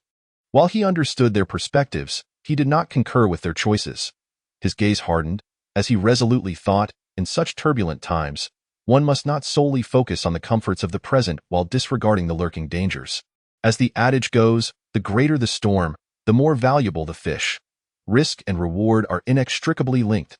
Suemo silently recited this phrase in his mind, his gaze imbued with a sense of resolve and determination, firmly believing that his choices were indeed correct. Moreover, with the presence of walkers encroaching near the camp, it was rather foolish for them to naively cling to the notion that this place was safe and suitable for constructing a shelter. Contemplating this, Suemo couldn't help but furrow his brow slightly, his eyes reflecting a hint of disdain as he struggled to comprehend the short-sightedness of those around him. Amy, upon hearing Suemo's words, began to empathize with those who were torn and reluctant to leave.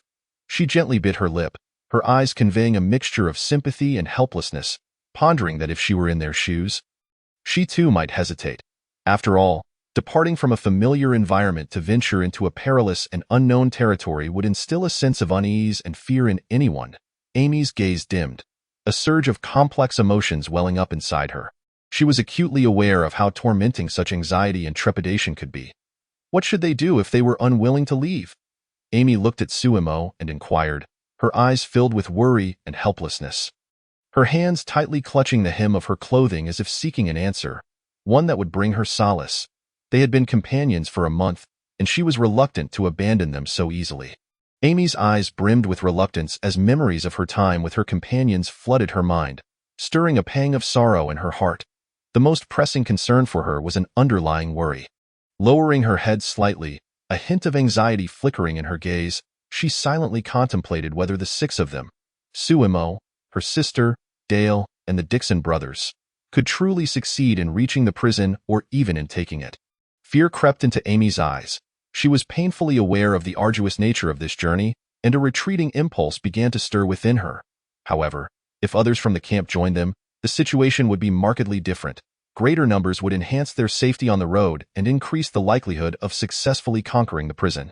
A glimmer of hope flickered in her eyes as she silently prayed for a change of heart among those who hesitated. She understood deeply that in this harsh world, unless one were superhuman. Survival was impossible without the support of companions. With a gentle sigh, Amy acknowledged the harsh reality of their existence. Unity was the key to survival. Suemo smiled reassuringly, asserting that it was not a concern, for he believed that after tonight, others would come to their senses. His smile was confident and composed, his eyes radiating a sense of certainty, as if everything lay within his control.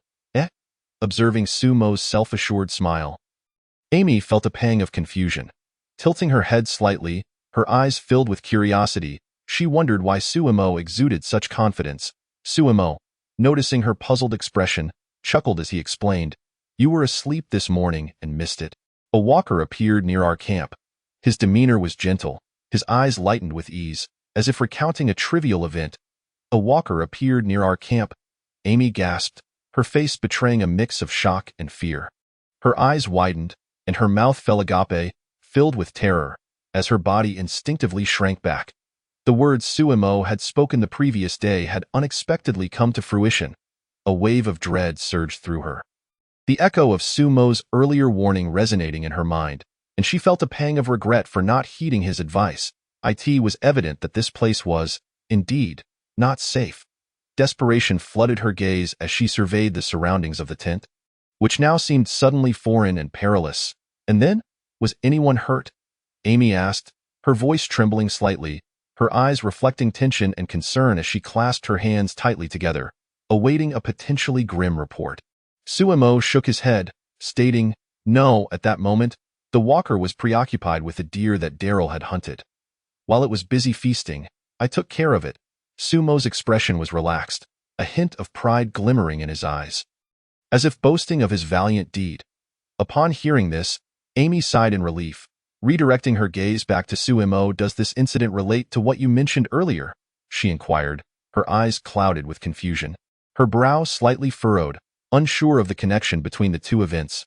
Suemo smiled and nodded affirmatively. "Are you familiar with the cockroach effect?" His eyes sparkled with a touch of mystery, the corners of his mouth curving into a smile, as if on the verge of revealing a profound secret. "The cockroach effect?" Amy echoed, her brow furrowing in puzzlement as she shook her head. "I don't know." Her eyes shimmered with curiosity, tilting her head in inquiry. Eager to learn what Suemo had to share, Suemo proceeded to clarify. "The cockroach effect suggests that when you see one cockroach in broad daylight, it often indicates that there are many more hidden in places you cannot see." His countenance turned serious, his eyes reflecting the weight of his words, emphasizing the significance of this phenomenon. As Suemo articulated this concept, Amy silently repeated it in her mind. A look of contemplation crossed her face as she furrowed her brow, pondering its relevance to their camp situation. Suddenly, the realization struck her, and she gazed at Suemo in shock. "Are you suggesting that there are numerous walkers surrounding our camp, and that they may very well launch a nighttime assault on us?" Her eyes widened in terror, her mouth agape, as tremors coursed through her body, as if she could already envision the horrifying scene of walkers attacking. Suemo nodded, his smile enigmatic, his eyes glinting with a mischievous spark, as if to say, "You finally grasped the situation." He inwardly admired Amy's quick comprehension, his gaze filled with appreciation for her insight. "Have you informed anyone else about this?" Amy asked, her eyes reflecting urgency. Her hands fidgeting unconsciously, as she contemplated the necessity of sharing this information with everyone. "I mentioned it, but will they believe me?" Suemo countered, his eyes conveying a hint of resignation, shaking his head slightly, understanding that until one witnesses something with their own eyes, belief often eludes them. "That is true," Amy conceded, her eyes reflecting agreement as she sighed softly, acknowledging Sumo's point. If someone else had told her this information, she would have believed it but still maintained a skeptical stance. Deep down, Amy recognized the common human tendency to be wary of the unknown. Moreover, Suemo had cautioned them that morning, urging them to leave with him for a safer location. Their refusal meant they would face the consequences of their choices. A coldness flickered in her gaze as she thought, since they chose to ignore his advice, they would have to fend for themselves. With this in mind, Amy posed a question. "If the walkers indeed launch an assault on the camp, what should we do?" Her eyes mirrored concern and fear as she clutched Sumo's arm tightly. Seeking solace in the face of uncertainty, Suemo smiled reassuringly. "You need not worry. I will ensure the safety of you and Andrea." His smile was warm and confident, his gaze resolute, like a sturdy fortress ready to shield Amy and Andrea from the tempest. To Suemo, the strength of the walkers in this world was merely a trivial challenge. He felt a surge of confidence in his abilities, knowing that even if he encountered the faster zombies from the realm of Zombieland, he would remain unfazed. A sense of pride illuminated his expression, as if proclaiming that nothing could stand in his way. Listening to Sumo's words, Amy nodded in reassurance, and as a thought occurred to her, she asked, "Have you discussed this with Andrea?" Her eyes conveyed concern, as she felt it was imperative that her sister remained informed. She was indifferent to the other individuals in the camp, particularly since no one had stepped forward to assist Andrea when she was in danger the previous day. A flicker of anger crossed Amy's eyes, disappointment swelling within her regarding those companions, as she silently vowed to protect her sister at all costs. Yet, Andrea was someone she could not overlook, being her beloved sister. Her eyes softened with tenderness and determination, her love for Andrea evident. In other words, her priorities were now centered on Andrea and Suemo. A sweet warmth enveloped Amy's heart as she thought that with them by her side. She feared nothing. Suemo shook his head. "Not yet. You should go speak to her shortly." His demeanor was calm, though a hint of fatigue lingered in his eyes, as today had indeed been a long day. Moreover, Andrea had not inquired about this matter, so he saw no need to bring it up voluntarily. Internally, Suemo sighed and gently rubbed his temples, feeling the weight of the day's events. "All right, I will go speak with her now," Amy affirmed, determination glimmering in her eyes as she resolved to ensure her sister was informed of the pressing situation. As soon as she stood up halfway, Amy let out a soft ouch and sank back onto the mat. Her expression was one of pain, her eyes reflecting a hint of grievance, and her lips slightly parted as if she were enduring discomfort. "Are you all right, Amy?" Seeing her distress, Suemo was taken aback. His gaze was filled with anxiety and concern as he hurried to support her, his eyes brimming with care. Amy shook her head gently. "I'm fine. It's just that my legs momentarily lack strength." Her voice was faint, and her eyes conveyed a sense of helplessness, while inwardly she scolded her legs for being so unreliable. Legs lacking strength. What could be the reason? Sumo's face displayed a thoughtful expression, and he quickly recalled something. A trace of confusion flickered in his eyes, his brows knitting slightly as he speculated the cause. "What do you think?" Amy gazed at Suemo with a hint of reproach. "Isn't it because of what happened last night?" Her eyes held a trace of shyness, her cheeks flushing, and her gaze was full of complaint. As if blaming Suemo, she spoke. Memories of the imposing presence beneath her last night surfaced, causing her face to redden further, her voice growing softer. She averted her gaze, unable to meet Sumo's eyes, her heart racing like a startled deer, the blush on her cheeks deepening. Observing Amy's bashfulness, Suemo couldn't help but tease. "What did I do last night?" A glimmer of mischief sparkled in his eyes, and a sly smile crept onto his lips as he thought to himself that teasing her was quite amusing. Upon hearing Sumo's words, Amy recalled the events of the previous night, her lovely face turning an even deeper shade of crimson, resembling a perfectly ripe apple. A hint of panic flickered in her eyes, and she covered her face with her hands, internally cursing Suemo for being insufferable. Yet, the sweetness of the previous night lingered in her heart, filling her with warmth. She playfully punched Sumo's chest and exclaimed, "Why do you even ask, you naughty boy? You're utterly incorrigible." Her eyes sparkled with a mix of shyness and playful reproach, her voice soft and almost coaxing, though there was no real anger in her heart. As the saying goes, a woman loves a man who is a little bad. Suemo chuckled lightly before speaking earnestly. "Since your legs are still weak, you should rest here for a while. I'll go fetch Andrea for you." His gaze was tender, a warm smile gracing his lips, filled with affection for Amy. "All right," Amy nodded in agreement. Her eyes expressed gratitude, thinking to herself how considerate Suemo always was. Chapter 22. The Governor's Arrival. A sudden change in the camp. Meanwhile, in Atlanta, in this city shrouded by the shadows of the apocalypse, desolation and decay were evident everywhere. Abandoned vehicles and debris littered the streets, while the walls of buildings were marred by weathered scars, as if recounting tales of chaos and disaster. A group of fully armed individuals navigated the alleys of Atlanta, clad in heavy protective gear and wielding various weapons. Their steps were slow yet resolute. Their eyes revealed vigilance and caution as they remained ever alert to their surroundings, leaving no corner unexamined for potential threats. Soon, they arrived at the alley where Suimo had carried out a massacre the previous day. Gradually approaching the alley's entrance, their footsteps involuntarily slowed. A foul stench pervaded the air, causing them to grimace. "Governor, it's here." The leader of the group leaned slightly forward, lowering his voice as he called out behind him. A hint of tension flickered in his eyes, as if fearing to disturb something lurking in the darkness in no time. A tall man known as the governor approached the leader, with steady strides. The governor made his way beside him. His posture was erect, and his gaze was deep and piercing, as if capable of seeing through everything. He soon displayed an expression of shock. The governor's eyes widened in disbelief. His mouth slightly agape, seemingly at a loss for words at the sight before him. The alley was filled with a mound of corpses, nearly a person high, the bodies of the undead piled haphazardly. His gaze swept over the mountain of corpses. A wave of intense shock surged within him. The putrid stench emanating from the bodies was overwhelming, resembling a hill of death. "Gavin, did you see who did this yesterday?" The governor directed his question to the man beside him. He leaned slightly, his eyes fixed on Gavin, filled with inquiry. His voice was low and authoritative, as if issuing an undeniable command. Gavin shook his head quickly. A hint of helplessness in his expression. He appeared somewhat dejected, frustrated for not being able to provide useful information. "No, while my team was exploring the city yesterday, we only heard continuous gunfire, which drew all the undead away."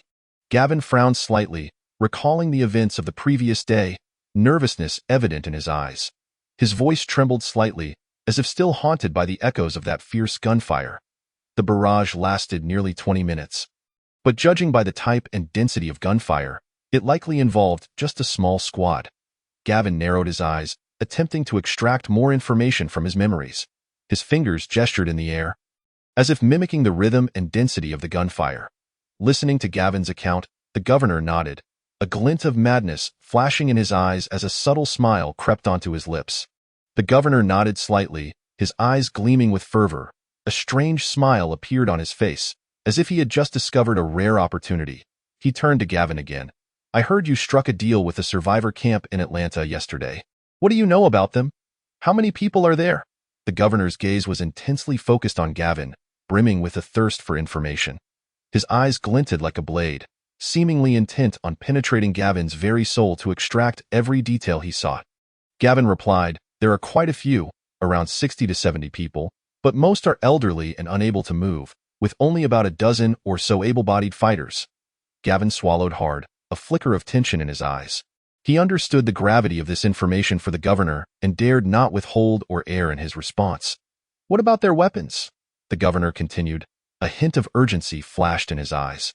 And his tone rose slightly. He was particularly concerned about their armament, knowing it was crucial for the forthcoming actions.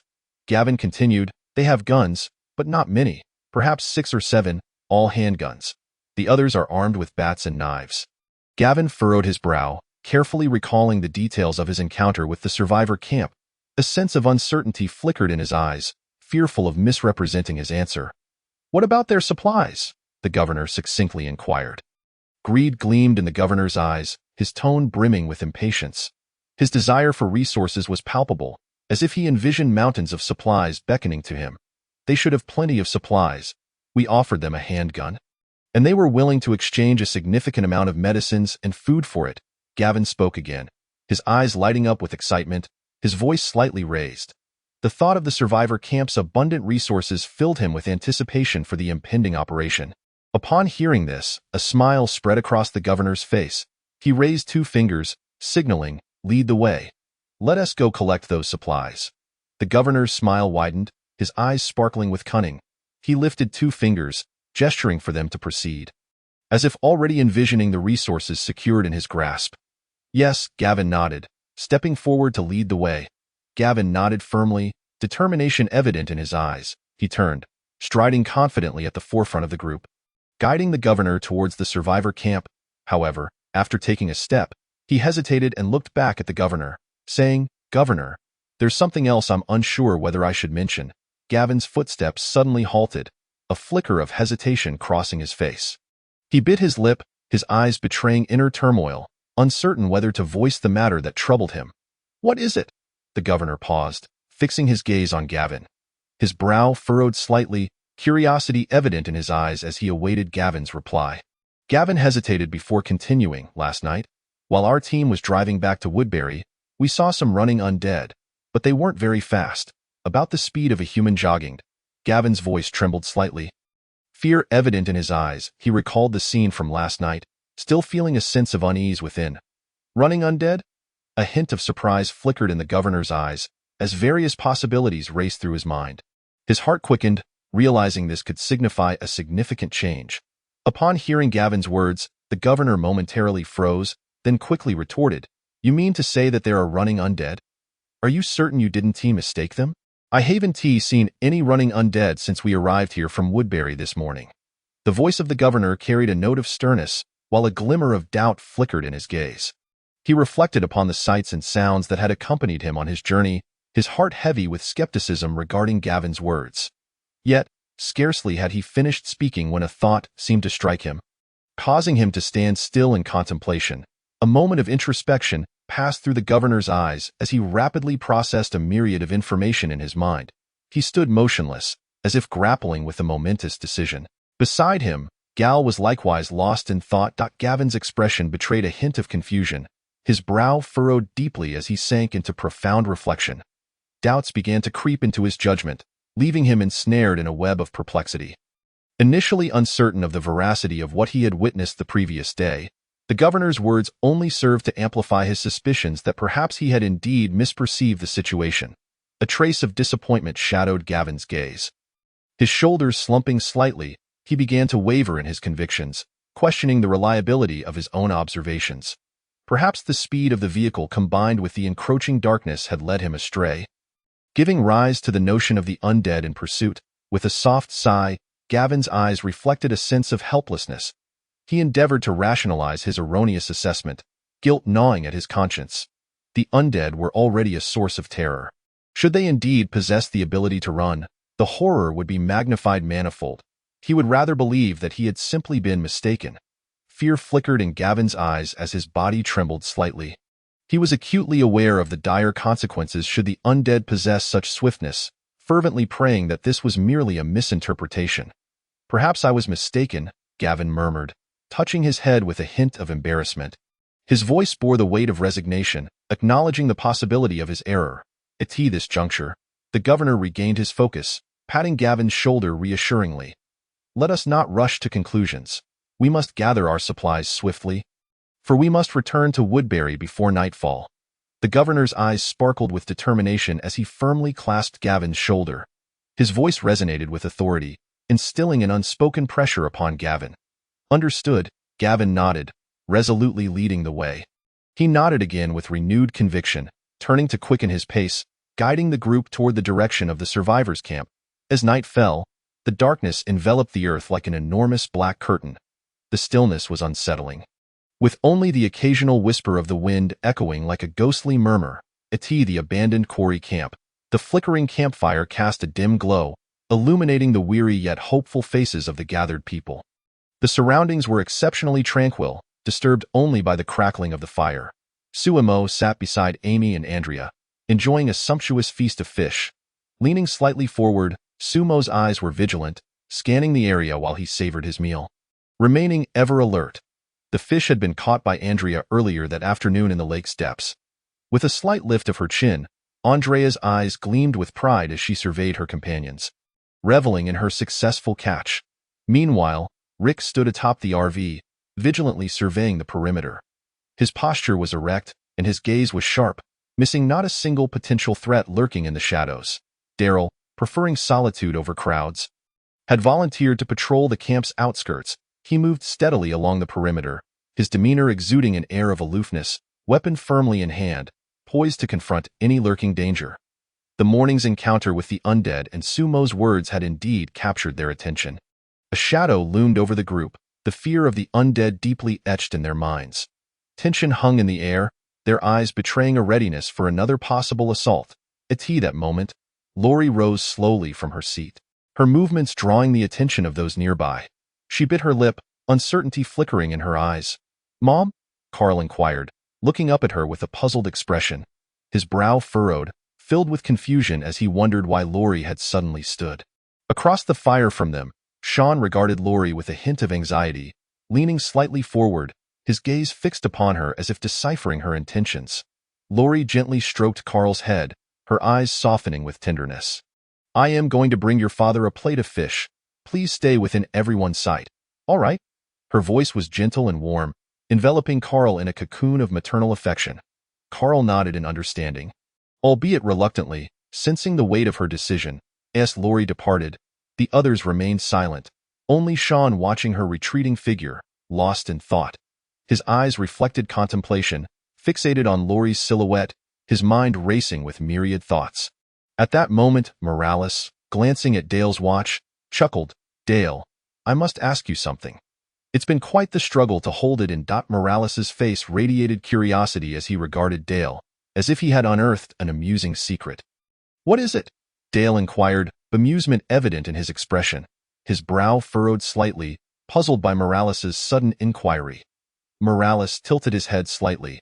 "That watch of yours," he said, pointing at Dale's timepiece, his eyes sparkling with intrigue. Upon hearing Morales's words, Dale touched his watch and smiled. "Is there something wrong with it?" His fingers brushed the surface of the watch as he regarded Morales, wondering what he was getting at. Morales grinned. "I see you winding that thing daily, as if you were a village priest conducting mass with unwavering devotion." Morales's smile widened, his tone laced with playful mockery, as if recounting a whimsical tale. "I've pondered this matter privately as well," Jackie interjected, slightly tilting her body, her eyes reflecting agreement. She joined Dale and Morales in this peculiar discourse. "What's so strange about it?" Dale shrugged, his hands open in a gesture of confusion. He looked around at the others, perplexed by their fascination with his watch. Jackie remarked, "If I'm not mistaken, it seems the apocalypse has indeed arrived. At the very least, this world has been teetering on the brink for quite some time." Her voice carried a note of somber realization as she looked at Dale, as though stating a harsh truth. "And yet you still wind that wretched watch every day," Morales added, his tone teasing. "Keeping time is crucial. Isn't it? At the very least, one should know the date," Dale replied with a smile, his eyes firm. He sought to justify his actions to those around him. As he spoke, Dale turned to Andrea. "Don't you think so, Andrea? At least support me a little." His gaze was hopeful, yearning for her endorsement. Andrea, however, remained silent, taking a sip from the glass of red wine beside her, a hint of mystery gracing her smile. Noticing Andrea's reticence, Dale turned to Suimo and Amy. "What do you think, Suimo, Amy?" His eyes sparkled with urgency, seeking their opinions as he awaited a gratifying response. At that moment, Suimo was on high alert, his body tense with anticipation.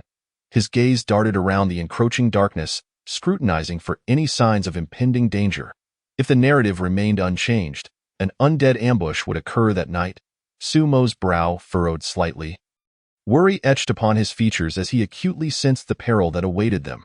Logically, given his prior knowledge of the plot, he should not be this anxious.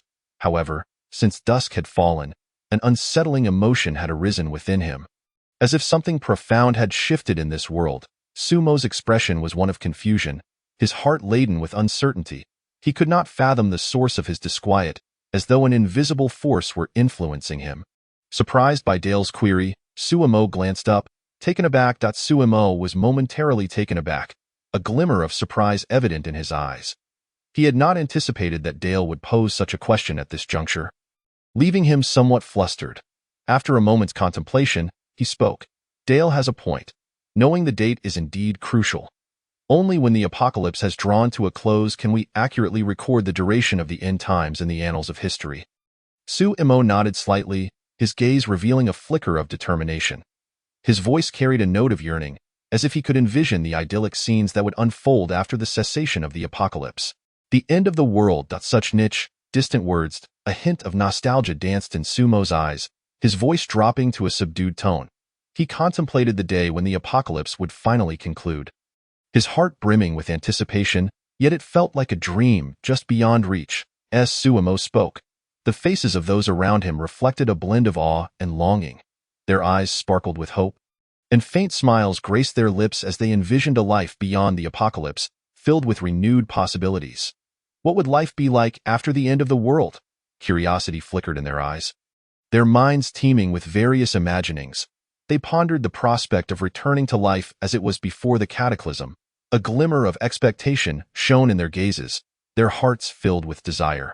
They yearned to reclaim the tranquility of the past, to escape the dread and anguish of the present. Would the end truly come? The question came from Carl, Rick's son. Carl's eyes conveyed a semblance of confusion. His voice trembling slightly, he looked to Suemo, filled with doubt, seeking an answer. Suemo smiled at Carl and replied, "Who knows? Perhaps one day." A gentle smile graced Sumo's face, his gaze imbued with warmth as he sought to offer Carl some solace and hope. Just then, Daryl's frantic shout pierced the air. "Walkers! We are under attack." Chapter 23. The Camp Under Siege. Are walkers actually running? Upon hearing Daryl's words, chaos erupted within the camp. The previously stable hearts of the people were suddenly thrown into disarray by Daryl's exclamation. Some stared wide-eyed in terror, scanning their surroundings. Others fumbled clumsily, knocking over nearby items. While a few stood frozen, paralyzed by uncertainty, Suemo, witnessing the turmoil, shouted loudly, "Everyone, calm down. It's just walkers. Grab your weapons and prepare to fight." His brow furrowed, his gaze firm and sharp. Sumo's voice rang out with a commanding presence, attempting to drown out the panic that had taken hold. Upon hearing Sumo's words, others seemed to find their anchor. The crowd turned their eyes to Suemo, the initial panic gradually replaced by a flicker of hope. They felt as though they had discovered a beacon in the darkness. Those with firearms readied their weapons, while those without hastily grabbed various makeshift melee tools. The armed individuals gripped their firearms tightly, fingers trembling yet striving for steadiness, their eyes reflecting tension and resolve. Those without guns quickly seized wooden sticks and blades. Assuming defensive stances, their gazes alert and watchful, Suemo pretended to retrieve a universal rifle from his backpack. Slightly turning to the side, he mimicked the motion of fetching something from his bag.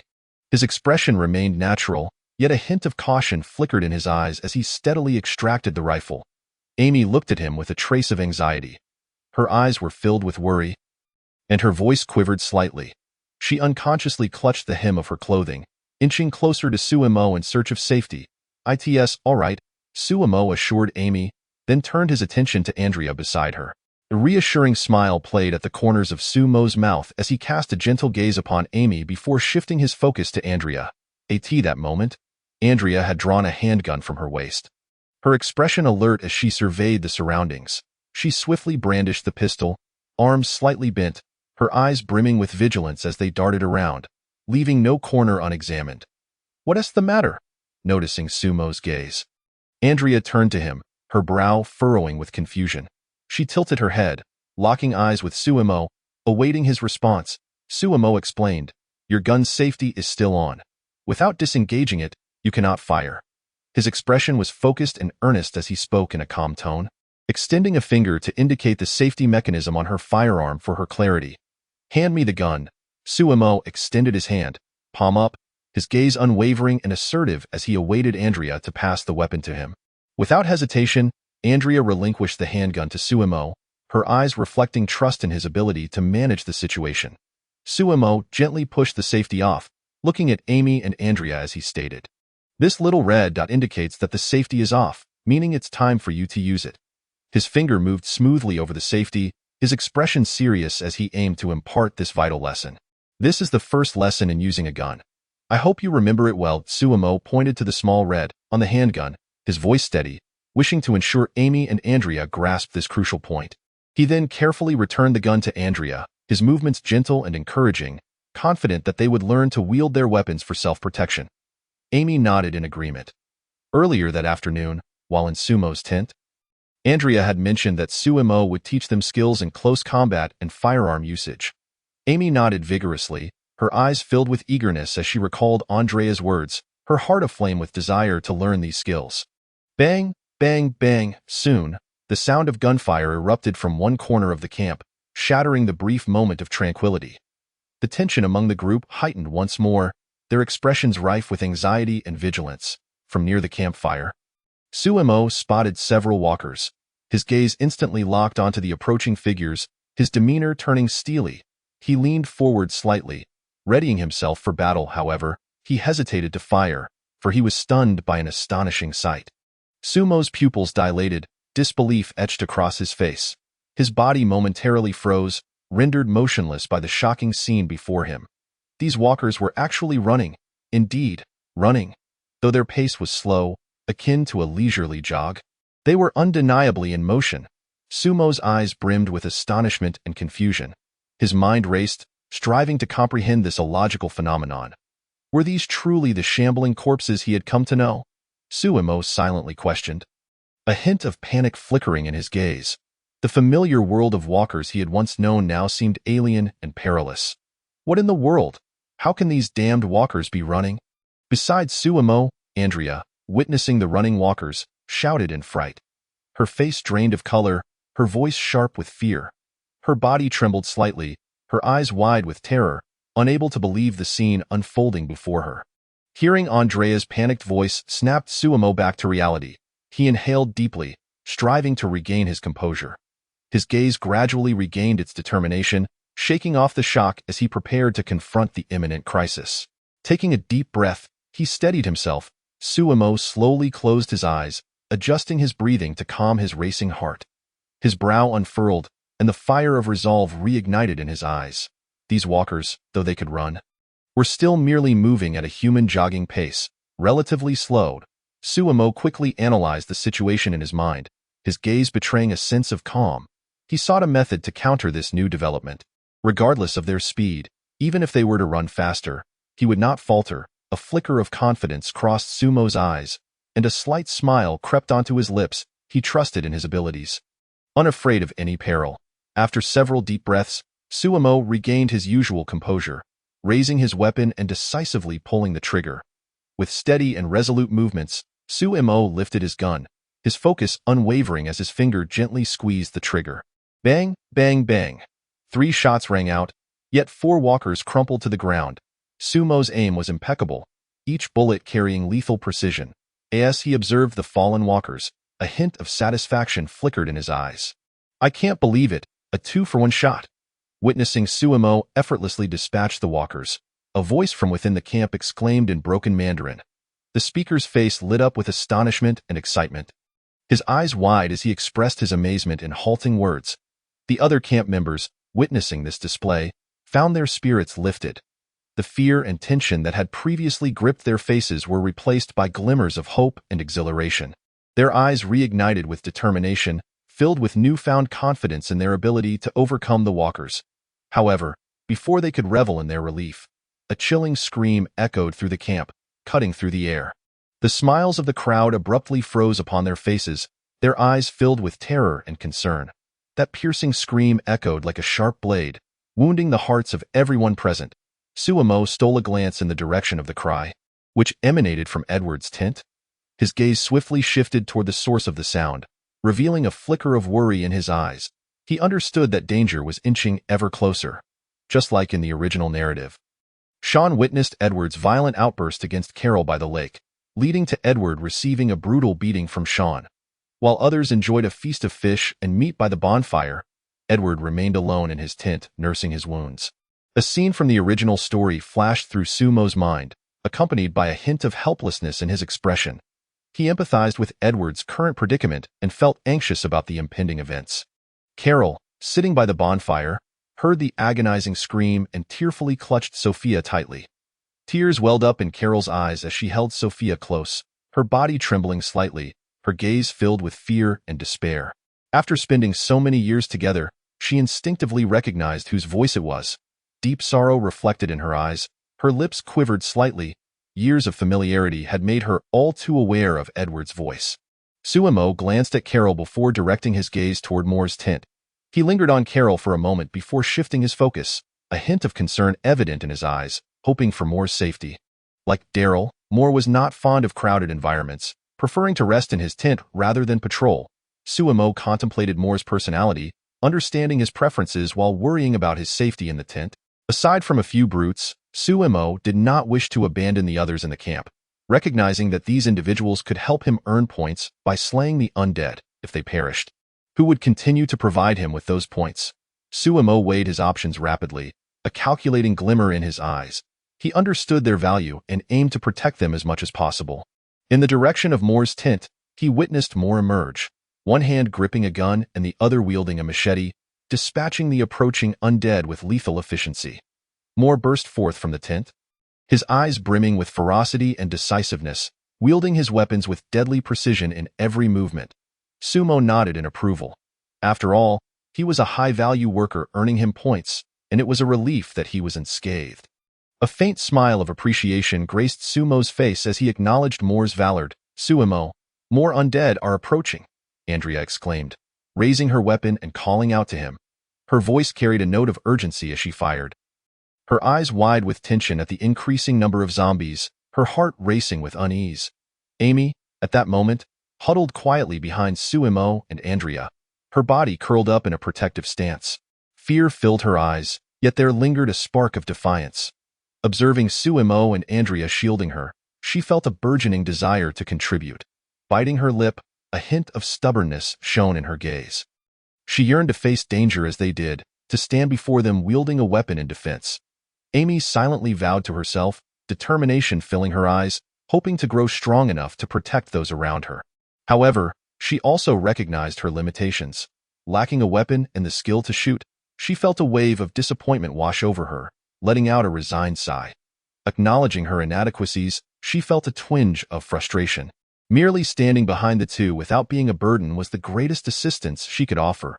Upon hearing Andrea's call, Sumo swiftly turned around. Unlike the previous wave of undead, this new onslaught was significantly more formidable. Sumo pivoted, his eyes filled with vigilance. He observed a throng of zombies, understanding that the battle ahead would be even more arduous in his line of sight alone. He counted over 20, with countless more behind them.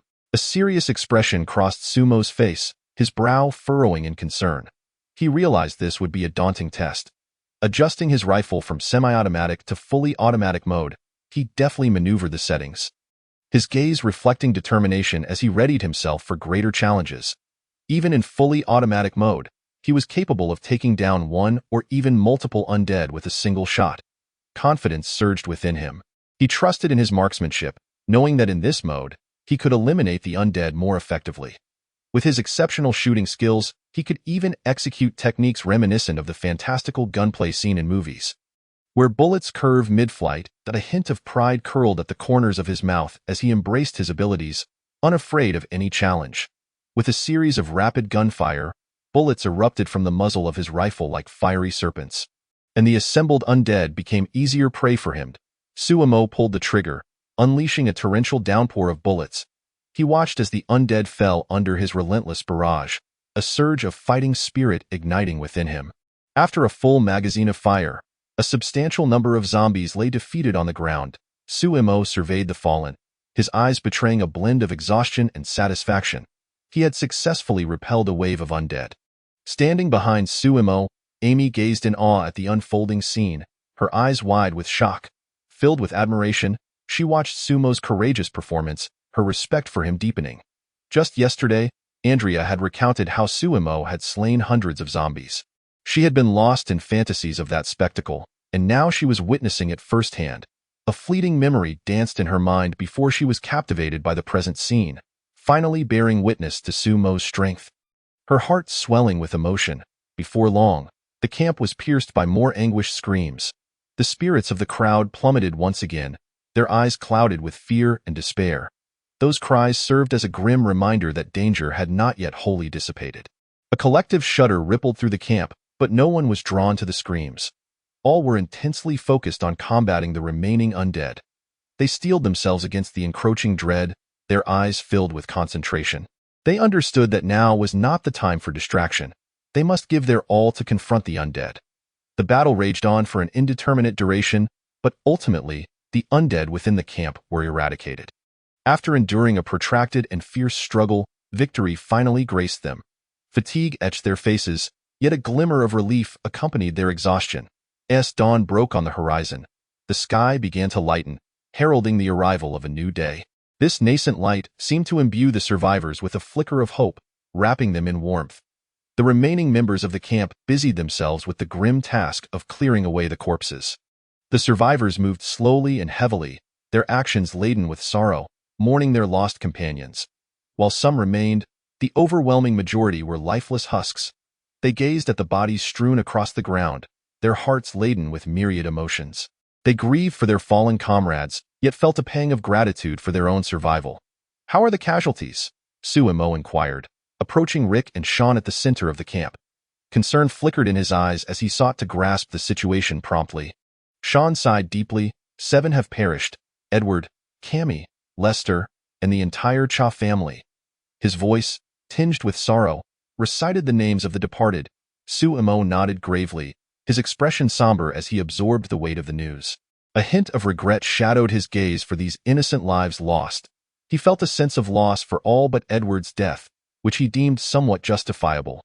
Inwardly, Suemo lamented the lives that should not have been extinguished. Feeling the sting of the disaster's cruelty, theoretically, with himself and Rick present, there should have been no casualties during the zombie onslaught. Suemo reflected on this, a sense of perplexity clouding his thoughts. He could not comprehend why there had been sacrifices, guilt gnawing at his conscience. However, what astonished him was that these undead could run, albeit at a slow pace. Yet their speed and threat level had increased significantly. Sumo's eyes widened in shock, his brow furrowing once more. He recognized that the evolution of the undead posed immense challenges in this battle. Indeed, the zombies in The Walking Dead did evolve. By the latter stages of the series, some could even ascend stairs, and there were unique variants like the flame-wielding undead introduced in the 2024 spin-off. Yet, that was a matter for years to come. The apocalypse had only just begun. As thoughts of the undead's future evolutionary states flashed through his mind. Anxiety gripped Sumo's heart. He understood that the perils of this world were escalating relentlessly. Could it be that my arrival has triggered a butterfly effect? Suemo pondered silently, a sense of confusion enveloping him as he mulled over the implications. He harbored doubts that his time travel had altered the course of this world, his heart brimming with unease. After contemplating for a while, Suemo discerned that this was the only plausible explanation for the changes occurring among the undead. His gaze gradually transformed into one of resolve. As if he had stumbled upon the answer, he understood that he must confront this altered reality and prepare himself more thoroughly. It seemed this world was not merely a realm of mindless zombies. Caution would be paramount moving forward. Suemo internally reminded himself of this necessity, his eyes betraying a flicker of vigilance. He recognized that the road ahead was long, fraught with peril at every turn. No one could predict whether these undead would undergo further transformations. Chapter 24. The Aftermath Gains, the Harem Halo. Ding. You have alleviated the regret of Amy's death, earning 1 regret point. Ding. You have mitigated the regret of Jim's ultimate demise from a bite, earning 1 regret point. The crisp chime of the system notification suddenly resonated in Sumo's mind, shattering his introspection. The sound, akin to the morning chorus of birds, was strikingly jarring amidst the oppressive atmosphere. As Suemo pondered, the system's prompt rang out.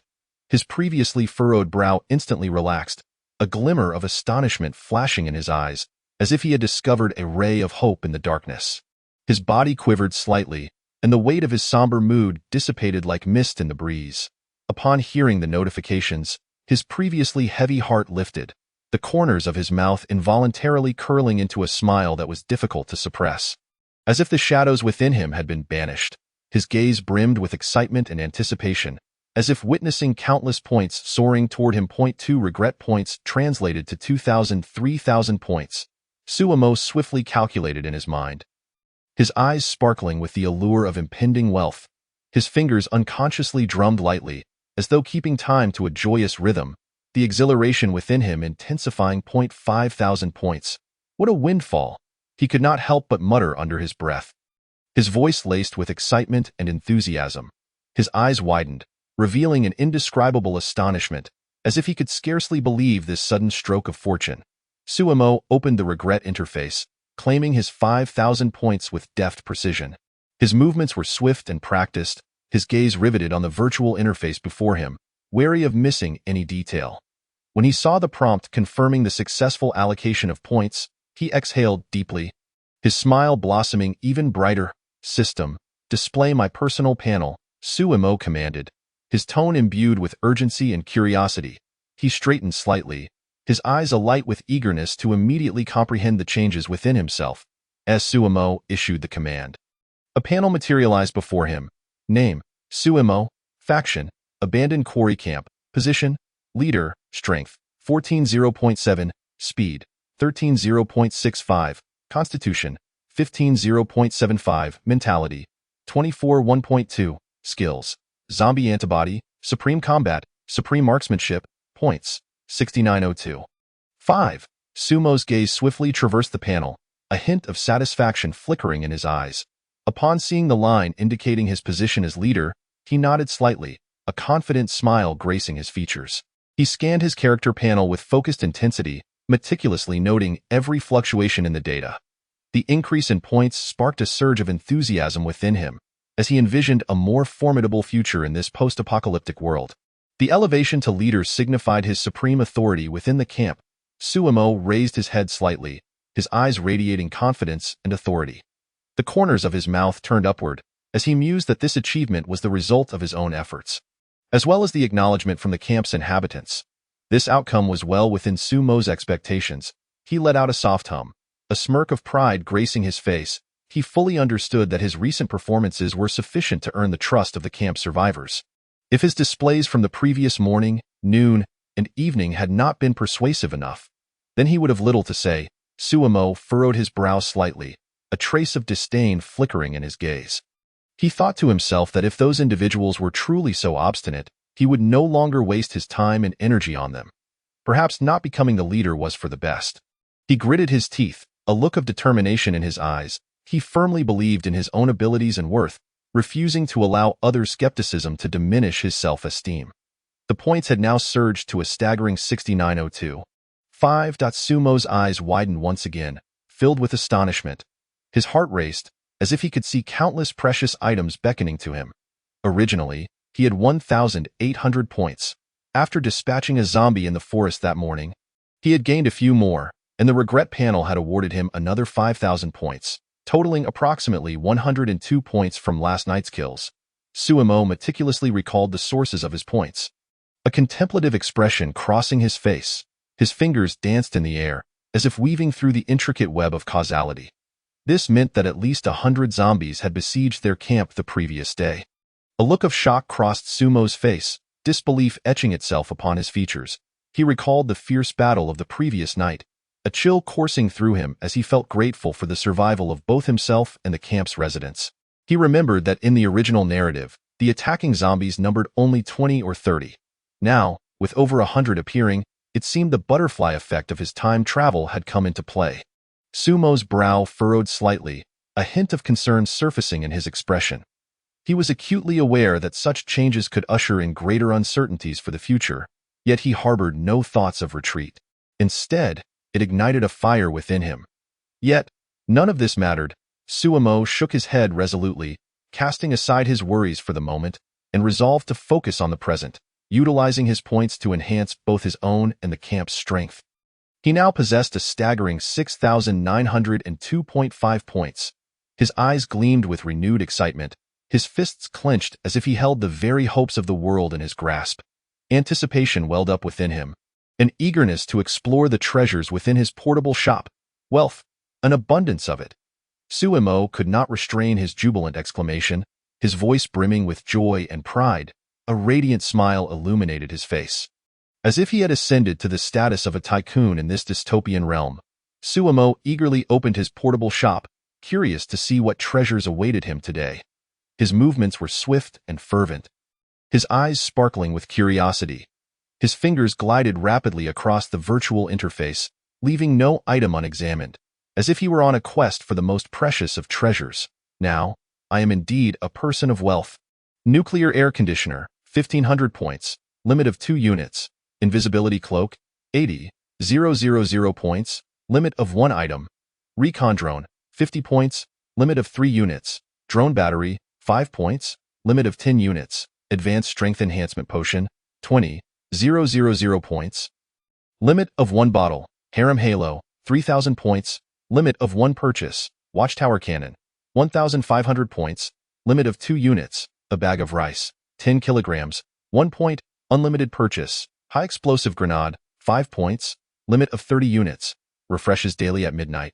Next refresh in 16 hours, 21 minutes. Sumo's gaze flitted over each item, a conflict evident in his expression. His brow furrowed at times, only to relax moments later, as if weighing the value and practicality of each offering. Reflecting on the goods before him, Sumo descended into thought. He lowered his head slightly, a look of concentration crossing his face. He rapidly analyzed the pros and cons of each item in his mind, seeking the most suitable choices for himself and his camp. The nuclear air conditioner seemed intriguing, yet its steep price of 1,500 points was prohibitive. Sumo sighed softly, a hint of resignation in his eyes. While he found the nuclear air conditioner's capabilities fascinating, the restriction of points forced him to relinquish this desire. IT might prove useful in the future, but at this stage, it held little relevance for him. Sumo shook his head decisively, setting the nuclear air conditioner aside to reconsider once his points were more abundant. The invisibility cloak was remarkable, yet its cost of 80,000 points rendered it unattainable. A flicker of regret passed through Sumo's eyes, the corners of his mouth drooping slightly. He yearned for the powerful capabilities of the invisibility cloak, but the exorbitant price deterred him. The reconnaissance drone, however, presented a worthwhile opportunity. He swiftly decided to purchase all available units along with the batteries. Excitement surged within him as he envisioned the convenience and security these drones would bring to the camp. An advanced strength enhancement potion for 20,000 points? The intermediate version is merely 2,000 points, and here they add a zero. How absurd! It offers only a mere 100 points to strength attributes. Sumo's brow knitted with frustration, an expression of anger flickering in his gaze. He deemed the price of the advanced strength enhancement potion utterly unreasonable, its cost-effectiveness appallingly low, and he felt a growing dissatisfaction with the system's pricing. Once again, the sentiment remains. It is simply too expensive to afford. Sumo shook his head in resignation, a glimmer of disappointment evident in his gaze. Although he yearned to enhance his strength, the constraints of points compelled him to abandon such aspirations. The harem aura, this piqued his interest. He decided to peruse the introduction first. A flicker of curiosity crossed Sumo's eyes as the corners of his mouth slightly lifted. He was filled with intrigue regarding the capabilities of the harem aura, eager to discover the surprises it might bestow upon him. Indeed, pressing and holding on the product could trigger the introduction, a discovery Sumo had stumbled upon idly the previous afternoon. Internally, he reveled in this newfound knowledge, a smirk of self-satisfaction gracing his face. He felt this feature greatly aided him in selecting items. Sometimes, idleness did not equate to inactivity, he mused, wisdom glinting in his eyes. He was acutely aware that in this post-apocalyptic world, every minor revelation could prove crucial for survival. Harem aura. Acceptance rate of targeted females 100. Harmony level of harem 100. Sumo's eyes widened, filled with astonishment and delight. His mouth slightly agape, he seemed unable to believe the introduction he beheld. Gazing at the details of the harem aura, his heart raced, a sense of indescribable excitement shimmering in his eyes. He felt as though this harem aura was tailor-made for him, his heart brimming with anticipation to acquire it immediately. Goodness gracious! Sumo exclaimed, unable to contain his surprise and excitement. A radiant smile illuminated his face, as if he had already envisioned a splendid future ahead. This was undoubtedly crafted for me, and at merely 3,000 points, there was no need for further deliberation. This was a must-buy. Determination radiated from Sumo's eyes as he unhesitatingly clicked the purchase button. A sense of pride emerged on his face as he privately contemplated how this harem aura would infuse ample enjoyment into his journey through the apocalypse. Acquiring it would significantly ease the subsequent illumination of his attractive panel, considering it provided a noble 5 bonus to attributes. Sumo meticulously calculated the value of the harem aura in his mind. A glint of shrewdness shining in his eyes, he understood that this seemingly trivial aura would yield substantial benefits, filling him with confidence for the future. Without a moment's hesitation, he promptly made the purchase. His movements were swift and decisive, excitement coursing through him. As he beheld the successful purchase notification, his joy peaked. As though he had become the victor of life in this post-apocalyptic realm, he continued to explore the next item. A glimmer of expectation danced in Sumo's eyes as his fingers glided over the virtual interface, searching for the next enticing product. The watchtower cannon. Could it be the very thing I envision? Let us check the introduction first.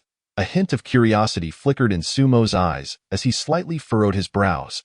He was filled with uncertainty regarding the function of the Watchtower cannon. Eager to uncover its true purpose through the introduction. Watchtower cannon. A defensive structure from the Soviet faction in Red Alert, capable of firing upon enemies within a designated range upon deployment. Launching 300 rounds daily with automatic replenishment the following day. Note: can only be deployed once. Sumo's eyes widened once more, his expression brimming with astonishment. A look of disbelief graced his features. As though he had stumbled upon a priceless treasure. System: if this Watchtower cannon eliminates zombies, will I earn points? Sumo eagerly inquired of the system, his voice tinged with anticipation. His gaze remained fixed on the virtual interface.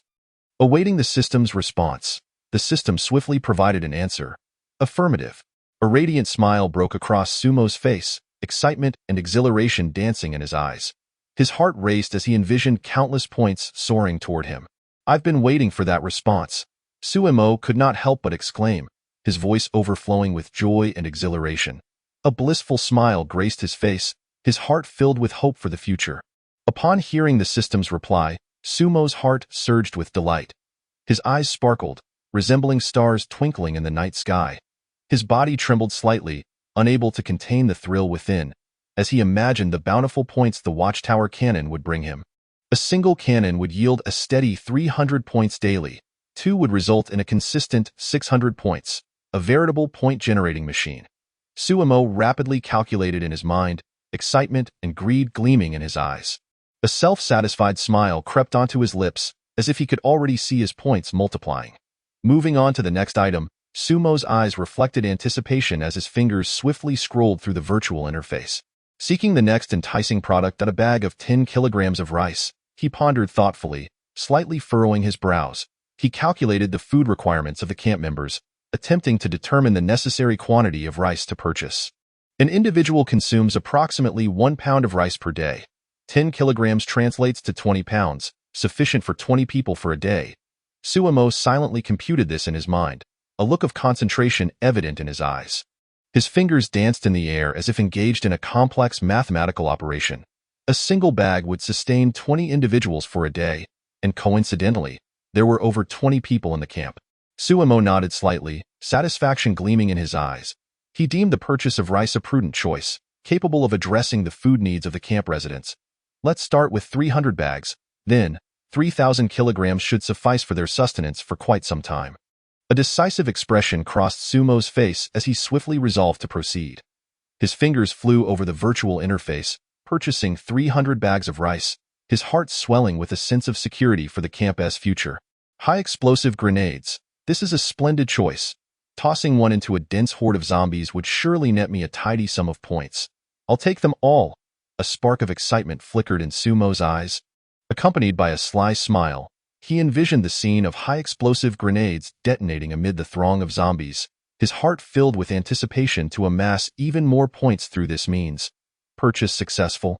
Remaining points, 252.5. Sumo gazed at the system notification before him, a twinge of disappointment flickering in his eyes. The corners of his mouth turned downward slightly as he reflected on how swiftly his points had diminished.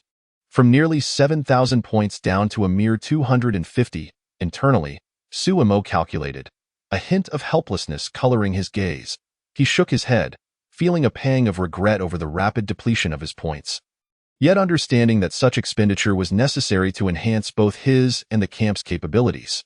Truly, these points were insufficient. It felt as though he had promptly returned to square one overnight. Sumo couldn't help but lament. His voice laced with resignation and self-mockery. A bittersweet smile adorned his face, his eyes betraying an earnest longing for more points. As he observed the system notification before him, Sumo silently contemplated his situation. He gently closed his eyes, inhaling deeply, attempting to calm his emotions. A hint of contemplation flickered in his eyes as he pondered how to better utilize points in the future to bolster his strength.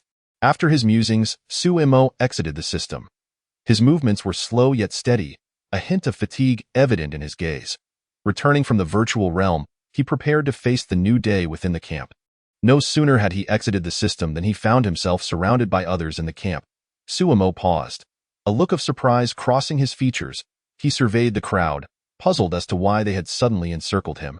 "What is this all about?"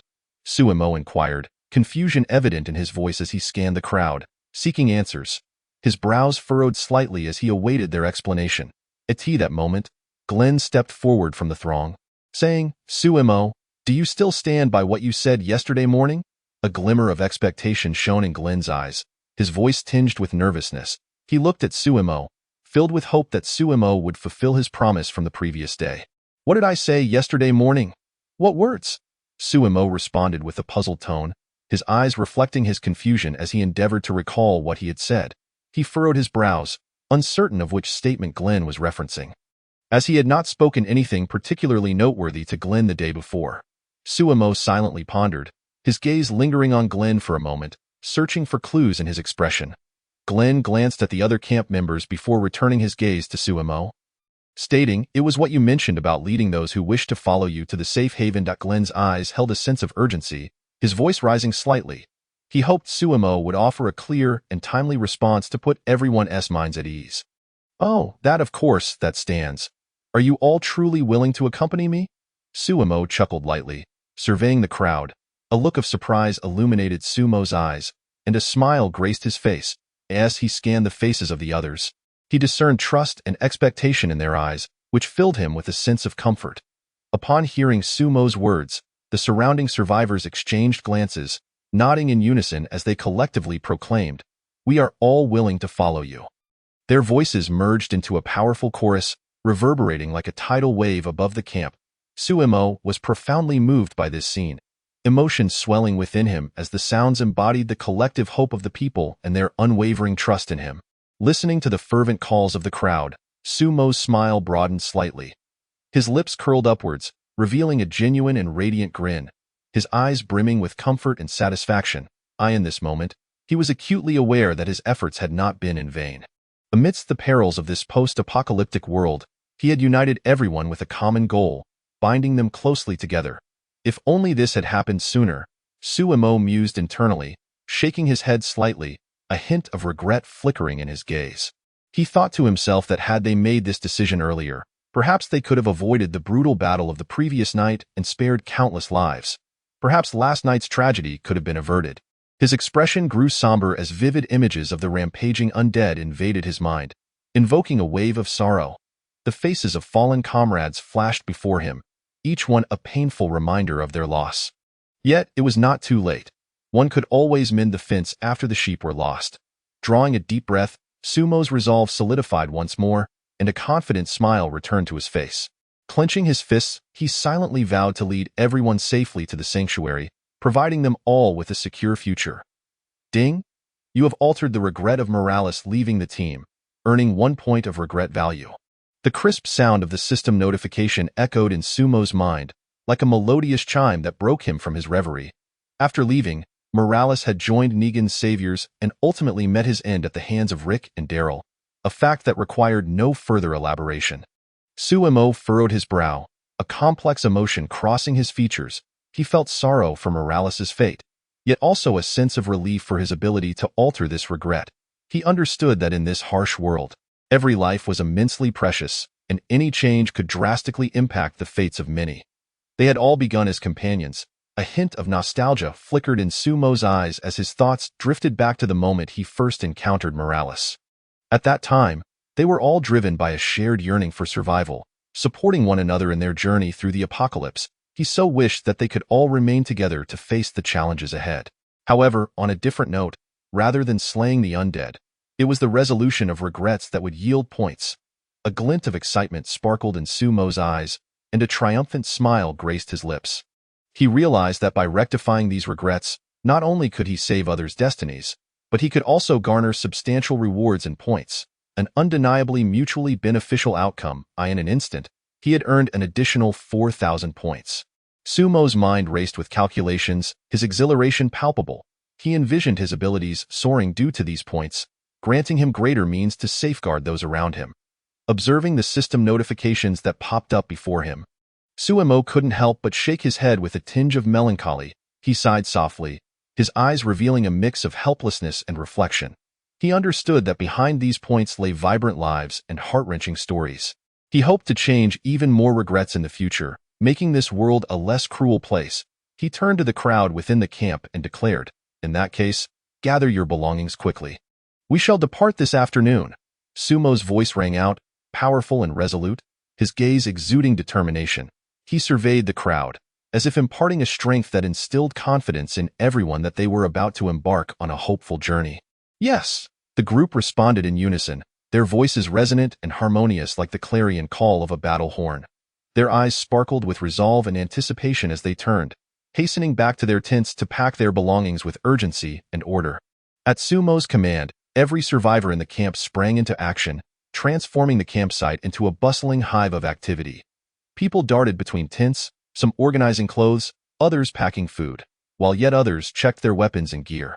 Each face radiated a sense of eagerness and excitement, as if they were on the cusp of a grand new adventure.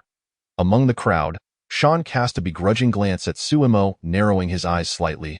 A flicker of jealousy and resentment crossed his features. He had always believed himself capable enough to lead, but Sumo's emergence had challenged his standing. He clenched his fists, internally competing, yet could not deny Sumo's extraordinary abilities.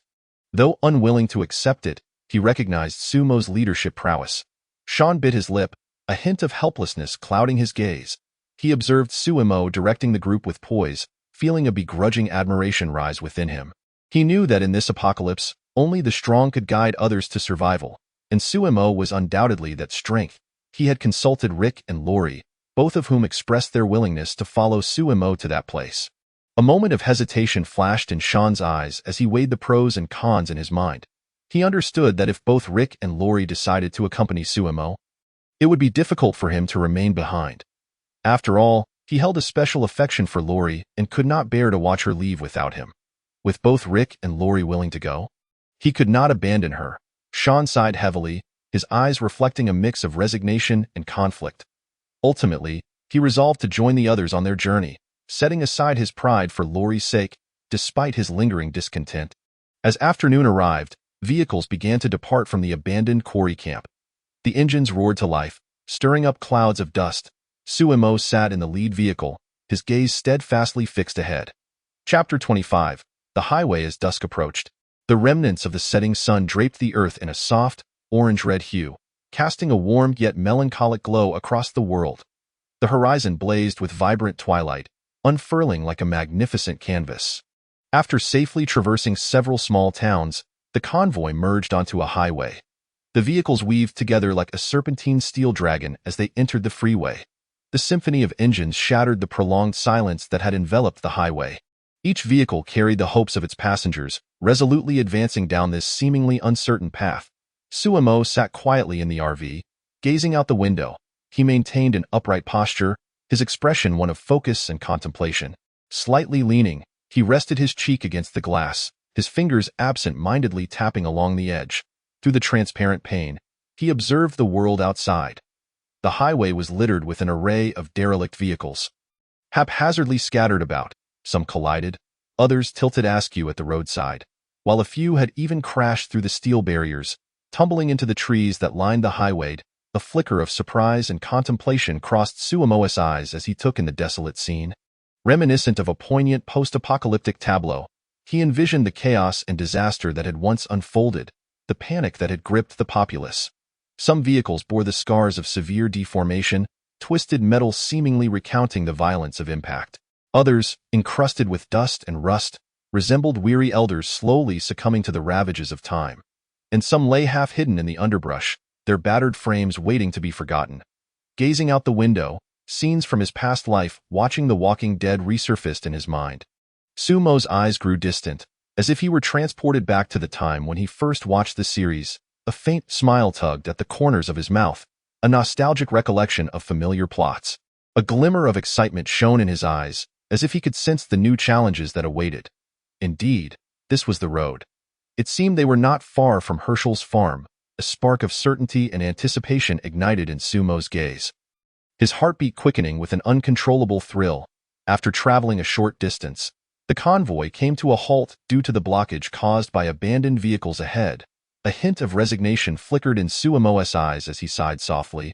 Shaking his head slightly, he understood this was an obstacle on their path. Yet rather than fear it, it stirred his inner resolve. Upon realizing they could not proceed, the occupants of the vehicles disembarked and gathered together. People pushed open their doors, stepping out with expressions of confusion and unease. They hurriedly converged toward the front of the convoy, their eyes betraying a shared concern for the unknown situation. Some murmured quietly among themselves, while others wore solemn expressions, quietly assessing their surroundings. Sumo was no exception. He opened his door with steady, deliberate movements, straightening his posture as he scanned the gathering crowd with a penetrating gaze. As if to impart a sense of strength, his strides were confident and determined as he approached the throng, every step exuding the aura of a leader. Sumo, what should we do next? Rick inquired, his eyes filled with trust and anticipation. He stepped closer to Sumo, slightly tilting his head upward, his tone tinged with urgency. He recognized Sumo's intellect and capability, confident that he could guide them out of this predicament. Others turned their gazes towards Sumo as well. The collective focus of the crowd rested upon him, their expressions a blend of trust, expectation, and a touch of uncertainty. They awaited his decision, as if he were their guiding light in this desolate world. Sumo contemplated briefly before promptly making arrangements. He lowered his head slightly, his gaze imbued with focus and contemplation. His fingers gently stroked his chin as he rapidly devised a plan in his mind. After a moment, he lifted his head, his eyes brimming with confidence and decisiveness. Dale, ascend to the roof and keep a vigilant watch over the surroundings.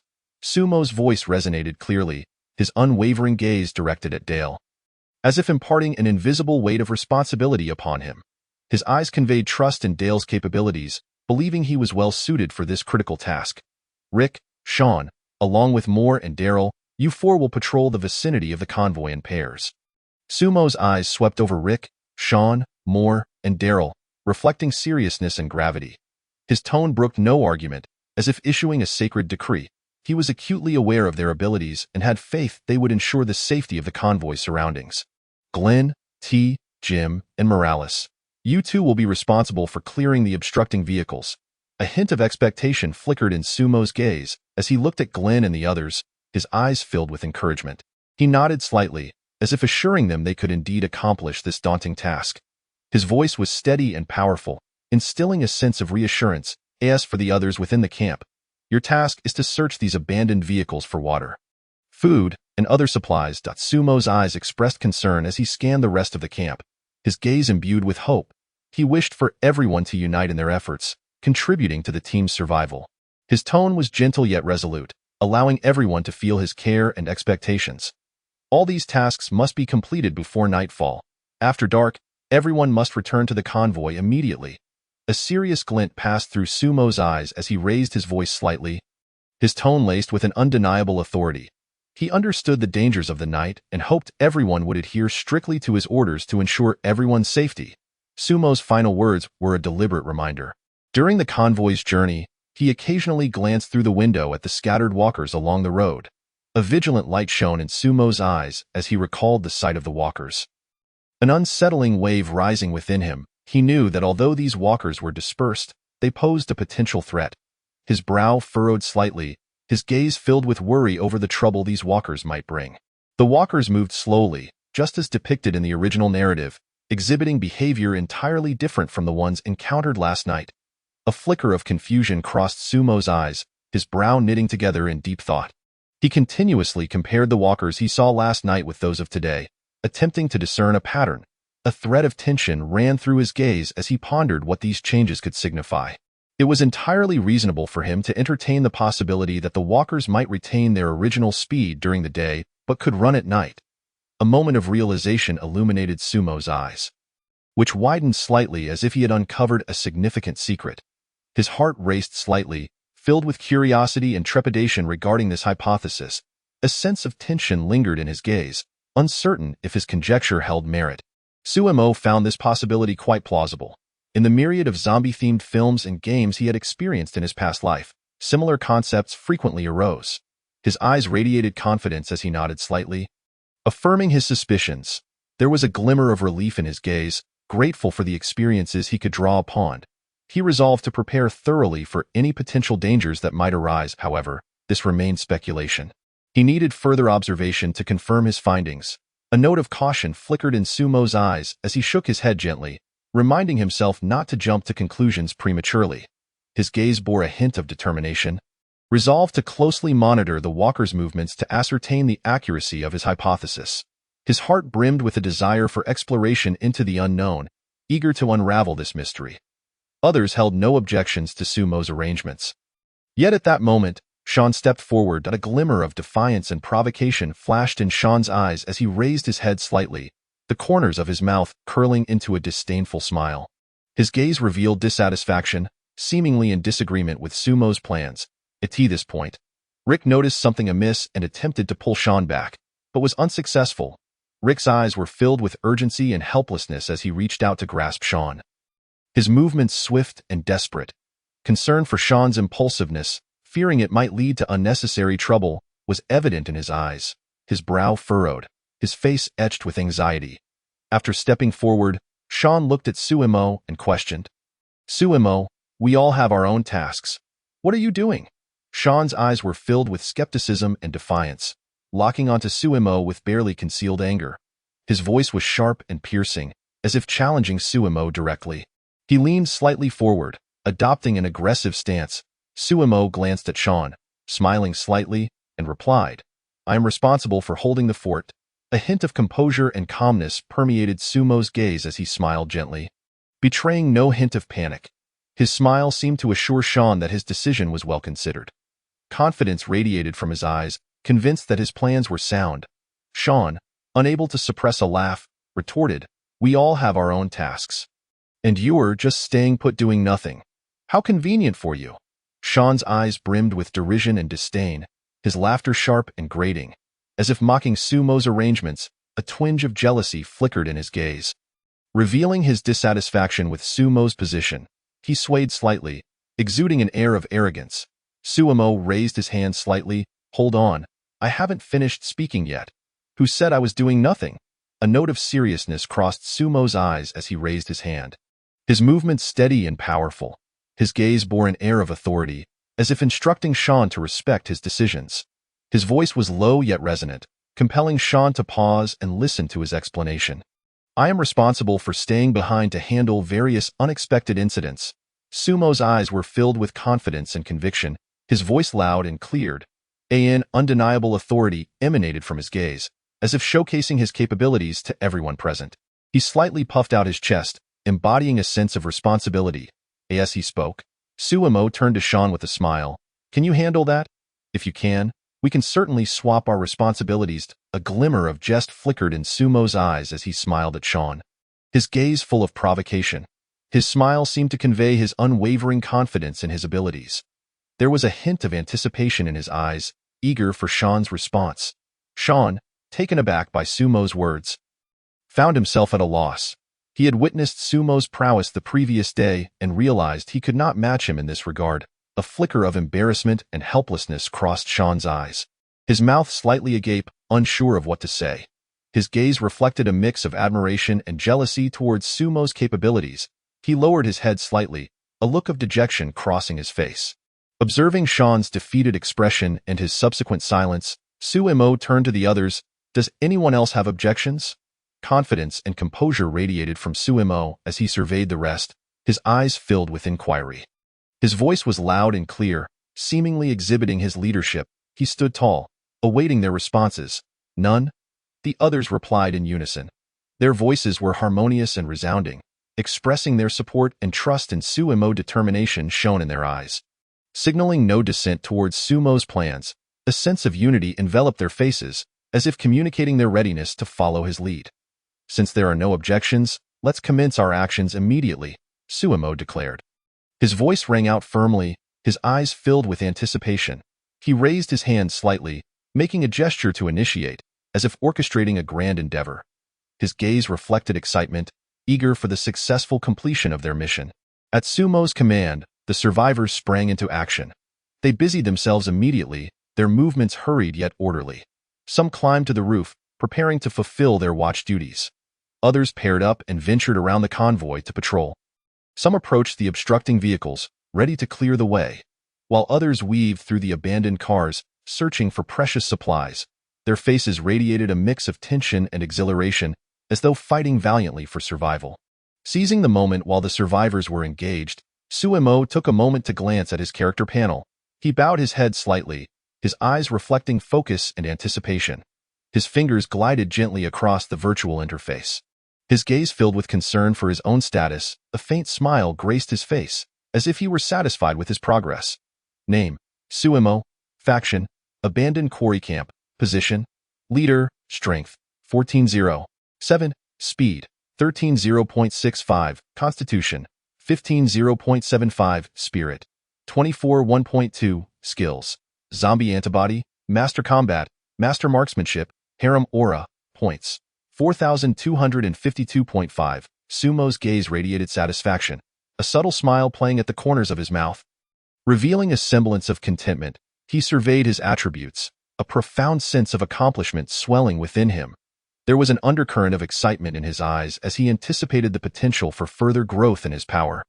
Overall, his progress appeared promising. His skills were commendable, and he still possessed a substantial 4,000 points. Suemo nodded slightly, his expression imbued with confidence. There was a flicker of expectation in his eyes, a yearning to leverage these points and skills to forge new possibilities in this post-apocalyptic world. His heart brimmed with visions of a hopeful future, as if he could glimpse a radiant destiny awaiting him. After a cursory glance, Suemo closed the interface and turned his attention to the bustling survivors around him. He raised his head slightly, his eyes reflecting concern and pride. Observing the industrious survivors, he was filled with gratitude for their efforts. A tinge of pride flickered in his gaze, for he felt honored to lead such a dedicated group. His focus then shifted to Carol and Sophia, where a shadow of worry crossed his features, his brow furrowing slightly. The tragic fate of Sophia from the original narrative surged in his mind, igniting an instinctual urge to protect them. His eyes hardened with resolve. Vowing to exert every effort to shield them from harm in the original tale, Sophia had met her grim fate on this very highway, lost to a horde of the undead after fleeing into the adjacent woods. A wave of sorrow washed over Suemo as he reflected on Sophia's plight, his gaze suffused with sympathy. The image of Sophia haunted his thoughts, stirring a torrent of emotions within him. Anger flared in his eyes, directed towards the relentless undead. Ultimately, the transformed Sophia was captured by Otis from the Hershel farm and imprisoned within the barn. Sumo's expression shifted to one of shock. His mouth slightly agape as disbelief washed over him. There was a sense of helplessness in his eyes, lamenting the cruel fate that had befallen Sophia. He silently vowed to alter this grim reality, determined to ensure her survival. When Suemo first encountered this sequence in the storyline, he had naively assumed it was merely a conventional resolution to the barn's undead, believing they would eventually locate Sophia and continue their journey. Little did he know that Sophia had already been transformed into one of the undead and confined within the barn. A hint of regret flickered in his gaze as he shook his head slightly. A dejected expression crossing his face, he felt a pang of remorse for his earlier naivety, burdened by guilt for failing to protect her. This represented a significant point of regret in the original narrative. Yet, Sumo's determination solidified, his eyes gleaming with a resolute will to change fate. Clenching his fist, he seemed to pledge to himself that he would rectify this misfortune. His heart brimmed with anticipation for the future, hoping to craft a divergent conclusion. They had arrived at this highway 3 to 4 days ahead of the original timeline. A flicker of excitement danced in Sumo's eyes, filled with hope. His heart raced, infused with curiosity for the unknown. There was an expectation in his gaze, yearning to avert the tragedies depicted in the original tale. The possibility of encountering that horde of undead remained an uncertainty. Sumo's eyes narrowed with caution, his brow furrowing as he sank into deep contemplation. A tension enveloped him, uncertain of whether they would confront the undead horde. Anxiety gnawed at his heart, fearing unforeseen calamities. However, even if they were to encounter them, Suemo felt a sense of confidence. He stood tall, exuding a fearless demeanor. His gaze was steadfast, trusting in himself and his team to face any challenge that arose. He was filled with faith in his team's ability to unite and overcome adversity. This team was not only larger than in the original narrative, but also included Suemo, a formidable presence. A sense of pride welled within him, a smile of triumph gracing his lips. He believed his strength could ensure the team's safety, his heart brimming with visions of a promising future. aspiring to guide his comrades towards a brighter horizon. As twilight descended, the central area of the convoy was cleared to kindle several campfires. The darkness deepened, enveloping the earth like a grand black curtain. In the heart of the convoy, people worked together to clear a space. Carefully igniting multiple campfires, the flames danced in the dark, casting a warm glow that seemed to dispel fear. Though the fire might attract the undead, illumination was paramount in the prevailing circumstances. A mixture of resignation and determination played in Sumo's eyes as he regarded the flames. Weighing the pros and cons, he understood the potential dangers of the fire, yet in the enveloping darkness, light was crucial for ensuring everyone's safety. A frown creased his brow, his eyes betraying concern, while also revealing a measure of decisiveness. Survivors busily maneuvered around vehicles, clearing blockages and scavenging supplies, returning with their bounty. Exhaustion mingled with satisfaction adorned their faces as they hurried, radiating a sense of achievement. Some carried a barrel of water between them, their arms trembling from the effort, yet their eyes sparkled with excitement. Others cradled large bundles of food and clothing, smiles gracing their lips as if these supplies were precious treasures found in the apocalypse. Those who discovered a truck filled with bottled water called out excitedly to their companions, their eyes alight with hope. The scavengers of food and clothing meticulously organized their finds, expressions filled with appreciation.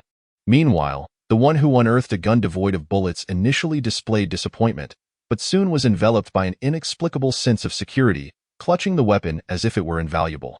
Simultaneously, Rick and Daryl's patrol team returned from their rounds. They approached the camp with steady strides, their figures appearing resolute in the firelight. A calm and composed demeanor radiated from Rick, while Daryl's brow was slightly furrowed, seemingly reflecting on their observations during the patrol. "How was the situation?" Sumo inquired, addressing Rick, Sean, Daryl, and Merle.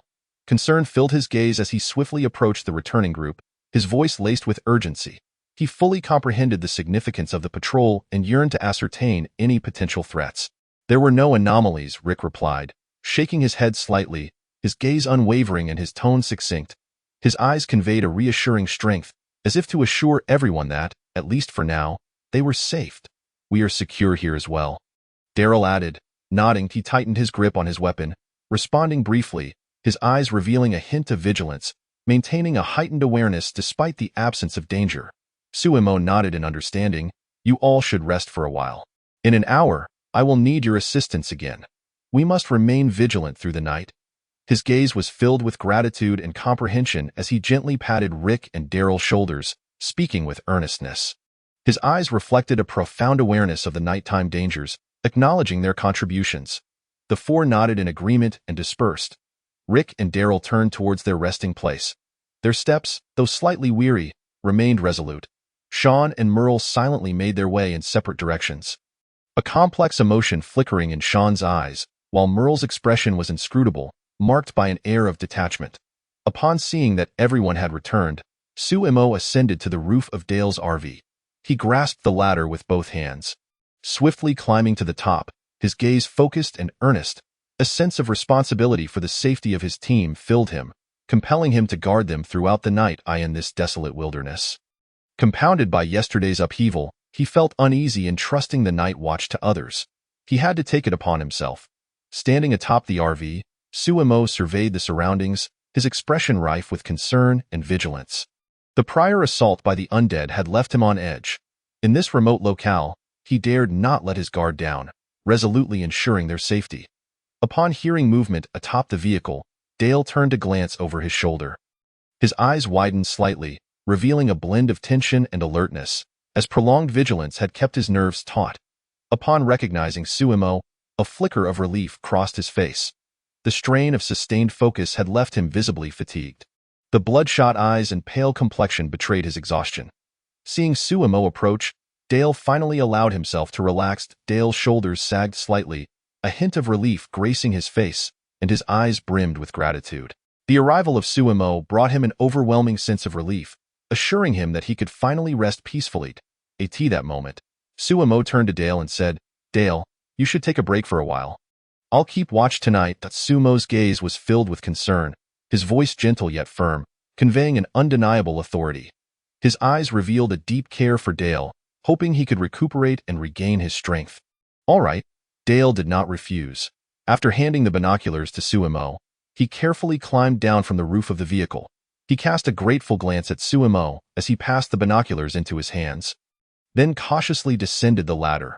His movements were somewhat sluggish, clearly a sign of his exhaustion. Suemo held the binoculars, scanning the surroundings. His hands gripped the binoculars steadily, his gaze penetrating through the lenses, meticulously observing every corner around him. His eyes radiated focus and vigilance, leaving no potential threat unnoticed. At present, all appeared tranquil. Chapter 26. The Panacea. Suemo, you should eat something too, Amy said softly, her voice tinged with warmth and concern. She bit her lower lip slightly, her hands gripping the plate nervously, knuckles whitening. As Suemo remained vigilant, Amy's voice came from behind him. Fully engrossed in observing the surroundings, Suemo momentarily startled at the familiar sound. Slowly lowering the binoculars, he turned with utmost care, wary of disturbing anything. As he set the binoculars down and looked back, he saw Amy approaching with a plate of food. The sight of her cautiously balancing the dish, her hair gently swaying in the night breeze, caught his attention. She maintained her balance with careful steps, her eyes reflecting a mix of tension and anticipation. Suemo glanced at the food on the plate. Recognizing it as likely canned meat, he leaned slightly forward, scrutinizing the contents in the dim light. Narrowing his eyes, he discerned the shape, concluding that it was indeed canned meat. In this post-apocalyptic world, having any meat was a blessing. Even if it came from a can. Suemo silently reflected, appreciative that canned meat was a rare delicacy in such dire times. His eyes sparkled with a flicker of contentment. He accepted the food from Amy with a nod, his smile conveying gratitude. As he took the plate, his fingers inadvertently brushed against Amy's, causing both to momentarily freeze, a faint blush rising on Amy's cheeks as she quickly lowered her gaze. Suemo savored the canned meat. He stole a glance at Amy, a sudden thought crossing his mind. He turned to her while chewing. Amy, today is your birthday, isn't it? After swallowing the food, Suemo cleared his throat, his eyes filled with anticipation as he looked at her. His voice, though soft, resonated clearly in the stillness of the night. Birthday? Amy blinked in surprise, then recalled something, her expression turning astonished as she asked, How did you know today is my birthday? Her eyes widened, brimming with incredulity, curiosity driving her to seek answers from Suemo's expression as she leaned forward slightly. Did Andrea tell you? Suemo was about to respond when Amy interjected eagerly, her eyes sparkling with hope as she awaited his answer. Her hands unconsciously clutching her clothing. Suemo nodded. Andrea mentioned it to me yesterday. He offered a warm smile, his response straightforward. The tenderness in his gaze reflected the warmth he felt for Amy's surprised expression. Amy chuckled lightly. If you hadn't said anything, I might not have remembered. I used to celebrate my birthday with my parents. Her smile, though soft, carried a hint of melancholy. She lowered her gaze, nostalgia flickering in her eyes as her thoughts drifted back to the past. As she spoke, a shadow of sadness enveloped her, her eyes glistening with unshed tears as she looked at Suemo. Amy's eyes welled up, tears shimmering as she gazed at Suemo with a mixture of helplessness and sorrow. As though clinging to a final lifeline. Suemo, do you think my parents, they are in Florida. Do you think the situation there is as dire as it is here? Her voice trembled, laced with a hint of desperation. Her eyes sparkled with longing for a reassuring response, her hands clasped together in silent prayer. Suemo remained silent, setting the plate aside and gently pulling Amy into his embrace. A flicker of helplessness and compassion crossed his features. He slowly placed the plate down and opened his arms wide, enveloping Amy in a protective hug, as if to shield her from all her fears. This was a question he could not answer. After all, the original story held no narrative regarding Florida. Suemo sighed inwardly, his brow furrowing slightly. He understood Amy's pain, yet felt powerless to provide her with a definitive answer. His heart heavy with turmoil. This catastrophe was on a global scale. Florida, like Georgia, was likely not faring any better. A resolute yet pained expression crossed Sumo's face as he gazed into the distance. Envisioning the suffering experienced worldwide, knowing that Florida was probably engulfed in crisis as well, he gently wiped away the tears from the corner of Amy's eye and spoke soothingly. You still have Andrea and me, right? And you're right. Your parents might very well still be alive. Once we find stability, I promise to take you and your sister to Florida. Sumo's voice was low and steady, every word imbued with a calming assurance. His gaze held a firm promise, vowing to help her search for her parents. As Amy listened, the fear within her began to dissipate, gradually replaced by a flicker of hope. The warmth of Sumo's words melted away her sense of loss, and a glimmer of gratitude and comfort shone in her eyes. She tilted her head slightly, gazing into Sumo's eyes, a smile unconsciously spreading across her face. She looked up at him, and without hesitation, she leaned in and kissed him. Gratitude and affection radiated from her gaze as she stood on her tiptoes, her hands lightly resting on Sumo's shoulders, kissing him tenderly, her eyes sparkling with emotion. Sumo, taken aback for a moment by Amy's boldness, quickly responded, his eyes widening in surprise before filling with warmth and love. He gently closed his eyes, reciprocating her kiss, his arms instinctively wrapping around her waist. Their intimate moment atop the RV did not go unnoticed by many onlookers. By the campfire, curious glances were periodically cast toward the roof of the RV. Some smiled knowingly, while others raised their brows in astonishment. Who would have thought Sumo and Amy would end up together? By the fire, Glenn watched the pair atop the RV with a tinge of envy. His eyes widened, filled with admiration and surprise, as he gazed at the couple. How is it that we're all of the same Asian descent, yet Sumo possesses such an alluring charm that far surpasses mine? A flicker of confusion and resentment crossed Glenn's gaze. As he furrowed his brow, comparing himself internally while clenching his fists, an inexplicable emotion swelling within him. Sumo is a good guy.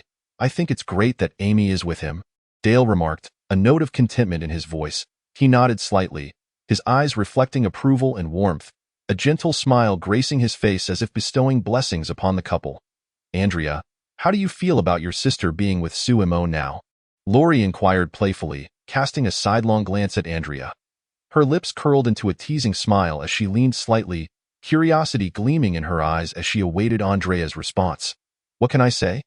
Sumo is indeed impressive, handsome and capable. If Amy weren't so smitten with him, I might have had my sights set on him too, Andrea replied with a chuckle, a hint of playful teasing in her tone. She shrugged lightly, her eyes sparkling with humor, seemingly joking yet carrying an undertone of sincerity. I can agree with that. If I weren't already married, I might have considered pursuing him myself, Jackie chimed in. Nodding in agreement, a smile danced on her lips, as if reminiscing about fond memories, her eyes shimmering with delight. You? Lori raised an eyebrow, a playful grin on her face as she regarded Jackie. You're over 40. And you're still dreaming about a guy in his 20s? Have you considered if he would even be interested in you? A glint of mischief sparkled in Lori's eyes. She arched her brows, the corners of her mouth lifting in a playful smirk, her words laced with a teasing tone that elicited laughter from those around her. I mean, if you all have opportunities, wouldn't my chances be even greater? Andrea jested with Jackie, her eyes sparkling with mirth. Her laughter was bright and crystalline, echoing like silver bells through the night sky, and her words prompted Jackie to chuckle as well, creating a light-hearted atmosphere. Amidst the camp, a chorus of joyous laughter resonated, as Sean, Rick, T, Jim, and others quietly consumed their food. A glimmer of helplessness flickered in their eyes, unsure how to engage with the ongoing banter. On the rooftop of the RV, after a prolonged kiss lasting over a minute, the two lovers reluctantly parted, aware that public decorum restrained them from further indiscretions. Sumo and Amy's gazes were filled with affection and reluctance. They slightly separated, their cheeks flushed, eyes shimmering with the light of happiness. They understood how precious their bond was in this apocalyptic world. Amy gazed at Sumo, her eyes brimming with emotion and love, fixating on him as if to imprint his visage upon her heart, her lips quivering as if laden with unuttered words. Thank you, Sumo. Sometimes I feel as though you are an angel sent by God to rescue me. Andrea and I might not have even survived last night. Amy's voice trembled with gratitude and reflection, revealing a hint of trepidation as memories of yesterday's peril deepened her appreciation for Sumo. Sumo smiled gently, tenderly patting Amy's back. Don't overthink it. You have me, right? His eyes radiated warmth and reassurance as he softly caressed her back, his movements gentle, akin to soothing a frightened bird. Amy quietly nodded, resting her head against Sumo's chest. Her eyes conveyed trust and comfort as she listened to his heartbeat, as though she had found the safest haven. Time flowed swiftly. The hours slipping away like fleeting shadows. In the midst of everyone's bustling activity and anticipation, dawn broke, the first rays of sunlight illuminating the earth. In an instant, morning arrived, casting a golden glow across Sumo's profile. He slowly opened his eyes, basking in the sun's warmth, lifting his head slightly as the light defined his resolute features, a hint of contentment shimmering in his gaze. Rising from the small stool, he stretched, his movements fluid and natural, shedding the fatigue of the night. After a peaceful night devoid of incidents, Sumo felt a wave of relief wash over him, grateful that everyone had passed through the night unscathed. Amy had kept him company for part of the night, but he encouraged her to return and rest, his eyes filled with concern and affection. He was acutely aware of her frail constitution compared to his own and worried that she might catch a chill. Sumo furrowed his brow, a flicker of worry in his eyes, cognizant that in this dystopian world, even a minor cold could have dire consequences. He had to safeguard Amy. With the sun's ascent, the team of survivors busily resumed their routines under its radiant glow. Some inspected vehicles, others prepared food, while others cleared paths, each person infused with hope and determination for a better future. That moment, Dale arrived on the rooftop to take over his duties, climbing steadily with a sense of responsibility in his gaze. He nodded slightly at Sumo, indicating that he could rest easy. Having left the rooftop, Sumo descended into the RV. Seeking solace in a booth, he sat, gently closing his eyes, savoring the moment of tranquility as his body gradually relaxed. Seizing the opportunity to unwind, he opened his portable shop. His eyes sparkled with anticipation as he slid his fingers across the virtual interface, eager to explore the day's offerings. The items refreshed, and he noted he still had over 4,000 points. Sufficient for a few acquisitions. A bottle of SCP-500, 5 capsules, 4,000 points, limited to 1 purchase. Intermediate combat knowledge, 50 points, limited to 1 purchase. Devastator rocket launcher, 500 points, limited to 1 piece. 1 round of Devastator rocket launcher ammunition.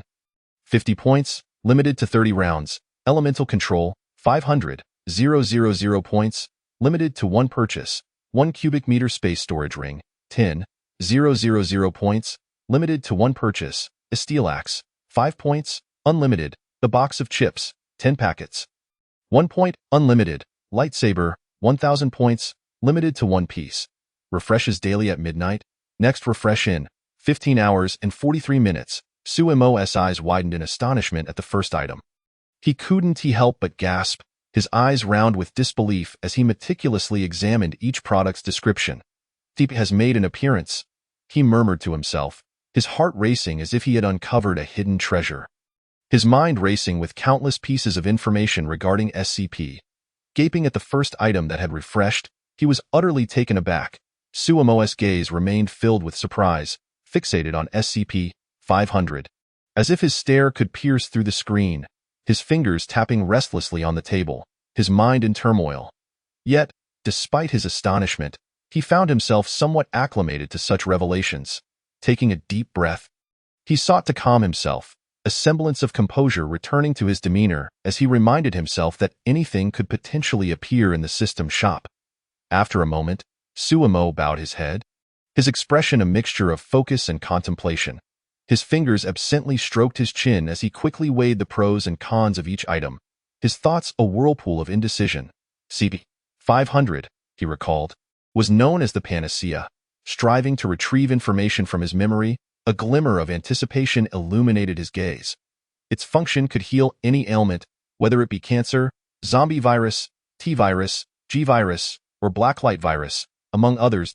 A spark of excitement flickered in his eyes as he contemplated the drug's formidable capabilities. It could cure any illness, and in addition to this remarkable effect, the Panacea could instantaneously heal any internal or external injuries of the user. Sumo's expression transformed into one of exhilaration, his lips curling into a radiant smile, his heart yearning to possess this miraculous potion immediately.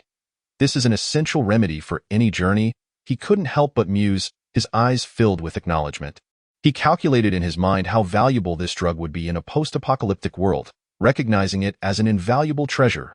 Sumo glanced at the description, confirming it aligned with his recollections. He exhaled in relief, grateful not to have misremembered, his anticipation intensifying. However, the price was steep. For 1,000 points, With only slightly more than that, purchasing this would preclude any other acquisitions. A flicker of hesitation crossed Suemo's eyes as he furrowed his brow, grappling with the inner conflict of spending his points on this enticing potion. "Let me see what else is available before making a decision," he sighed, a hint of resignation apparent in his gaze as he continued to peruse the screen for alternative options. Intermediate combat knowledge was a mere 50 points. Although he had no immediate use for it, he could gift it to Amy. The thought of her having an additional means of self-defense warmed his heart, and he began to lean towards the purchase.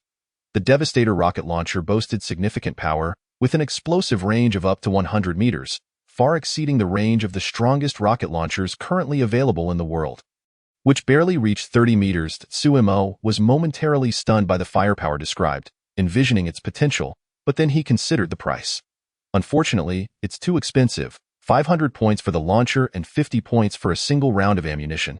While its power is impressive, it pales in comparison to the panacea. He shook his head slightly, disappointment etched in his expression as he weighed the practicality of the rocket launcher against the pressing need for the universal remedy. Elemental control, beyond my means, Suemo lamented, eyeing the exorbitant price with resignation. He chuckled bitterly, acknowledging that it far exceeded his budget, compelling him to forego it. The space storage ring. Out of reach, he sighed again, his eyes reflecting a mix of longing and helplessness as he gazed at the useful ring. But his points fell short, leaving him yearning for more. The iron axe, utterly unnecessary. Suemo dismissed the axe with disdain, deeming it of little value to him. He swiftly moved past it. Chips. No spare points. Though his mouth watered at the thought, reason prevailed, reminding him that his points were of paramount importance. He reluctantly abandoned the idea. Continuing to scroll through the offerings, the luminous sword holds no compelling necessity for purchase, having already transitioned to a hefty cleaver capable of effortlessly slicing through the undead as if they were mere tofu. Wielding a lightsaber now feels akin to using a sledgehammer to crack a nut, utterly superfluous. Suemo subtly shook his head, a glimmer of rational judgment evident in his gaze. He recalled the ease with which he had dispatched the zombies using the cleaver. While the lightsaber was undoubtedly flashy, it lacked any significant practical advantage. Most critically, acquiring the lightsaber would preclude him from purchasing the universal antidote, which, in comparison, held far greater value. Thus, it was summarily dismissed. Suemo's eyes were resolute. As though he had reached a momentous conclusion, he scrutinized the lightsaber's description once more, unhesitatingly excluding it from his considerations, his choice now clear in his mind. After perusing the offerings, Suemo ultimately decided to procure the universal antidote and intermediate combat knowledge. The notification, intermediate combat knowledge successfully exchanged. Please select the recipient. Current remaining points, 202.5. The system's chime resonated, and Suemo's gaze settled on the points tally, swiftly calculating the resources at his disposal. Amy, he uttered her name, he pressed his lips together, an expression of determination flashing in his eyes. Fully aware of the necessity for Amy to possess the means for self-defense, he could not possibly remain by her side at all times. She needed to acquire some semblance of self-sufficiency. Furrowing his brow, a flicker of concern crossed his features as he pondered the impracticality of constantly shielding Amy. She must be capable of confronting danger on her own. On one hand, Amy was undeniably his partner, a fact that required no elaboration.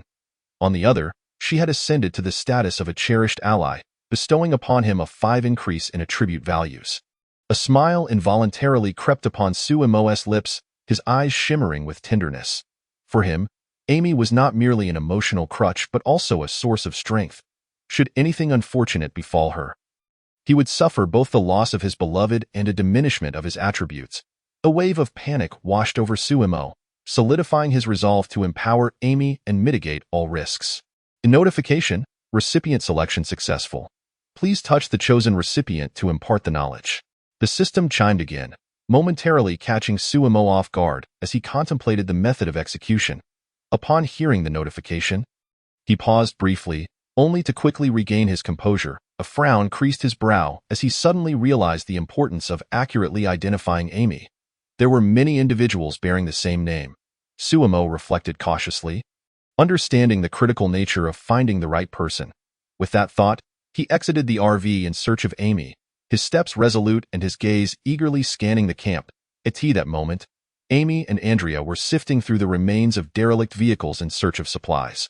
Both women bent low, meticulously rummaging through the wreckage, their eyes alight with anticipation, hoping to unearth something of value. Upon spotting Sumo, their gazes converged on him. Amy's eyes sparkled with surprise, while Andrea's were tinged with curiosity. Acknowledging their shared glance, Sumo nodded towards Andrea, indicating, "I'm looking for Amy." His demeanor was polite, clearly conveying his intent. Upon hearing her name, Amy exchanged a glance with Andrea before approaching Sumo. Her cheeks flushed slightly as she glanced back at Andrea, her steps buoyant as she made her way to him, curiosity radiating from her. "Sumo, what brings you here?" she inquired, her head tilted, her voice soft and playful. Sumo smiled, returning her query with a teasing tone. "I was simply idle and thought I might see my girlfriend. Is that not permissible?" His lips curled into a fond smile, his gaze filled with affection. Eager to engage Amy in lighthearted banter, "Of course, that's perfectly fine," Amy replied earnestly, though she added, "But if you're looking for me, it must be for something important, right?" Her expression turned shrewd, clearly recognizing that Sumo seldom sought her out without reason. Sumo internally lamented the sharpness of her intellect, yet he couldn't help but feel a sense of pride. "Indeed, I do have something to discuss with you," he conceded, his smile fading as he adopted a serious demeanor. His eyes reflecting the gravity of the matter at hand, he then extended his hand, saying, "Please, take my hand." With a hint of confusion, Amy hesitated but ultimately complied.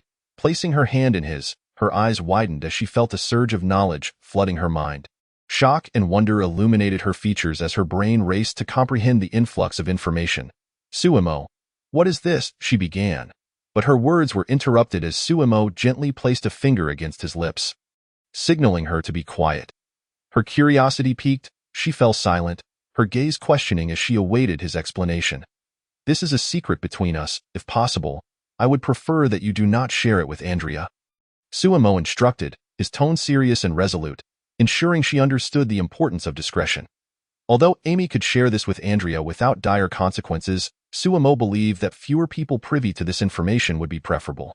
Understanding the stakes of secrecy in their perilous world, he mentally reaffirmed his caution. "Yes, I will keep it confidential," Amy replied. Her eyes locked onto Sumo's, nodding cautiously.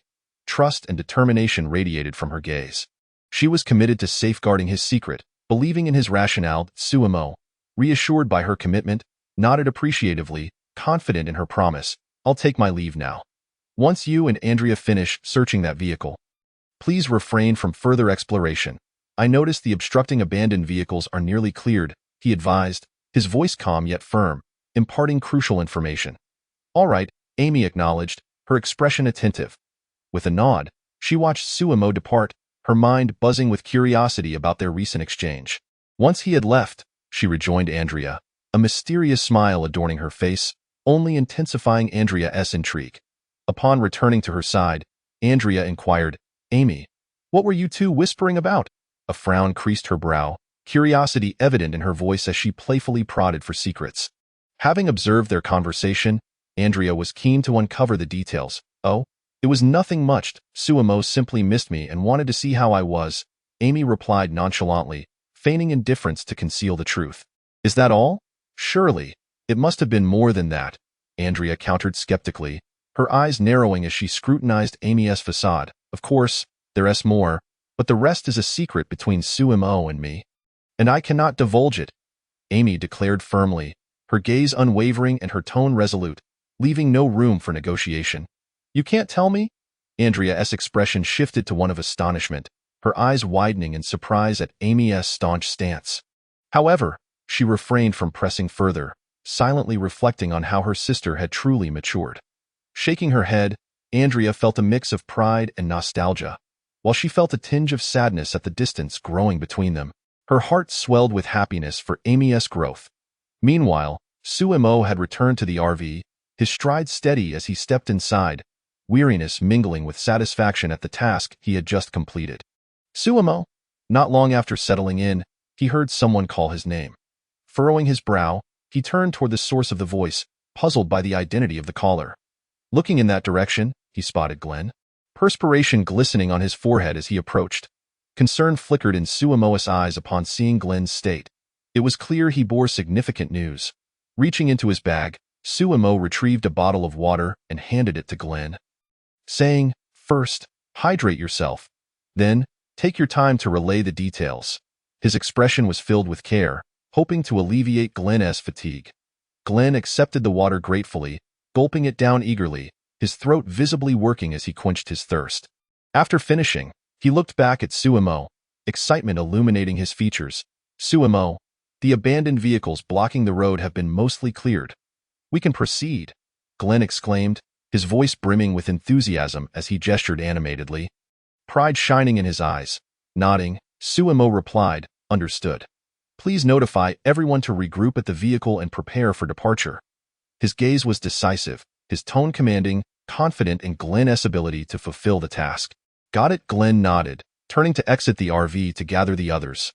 Glenn nodded vigorously, pivoting swiftly to exit the room with a buoyant stride, brimming with energy as he prepared to summon the others for assembly.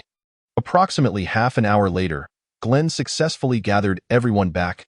Breathless, he returned, his eyes reflecting exhaustion mingled with a sense of accomplishment, glancing at the assembled crowd with a gratifying sense of pride in his efforts. Soon after, the convoy resumed its journey.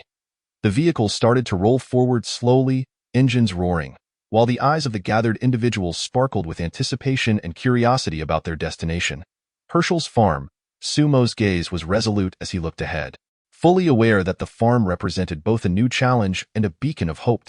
Outside the farm, on a patch of grass, sunlight bathed the ground while a gentle breeze caressed the air. Maggie leisurely rode her horse, wandering in this serene setting. She sat gracefully atop the horse, her eyes radiating contentment as her hair danced in the wind, savoring the tranquil moments.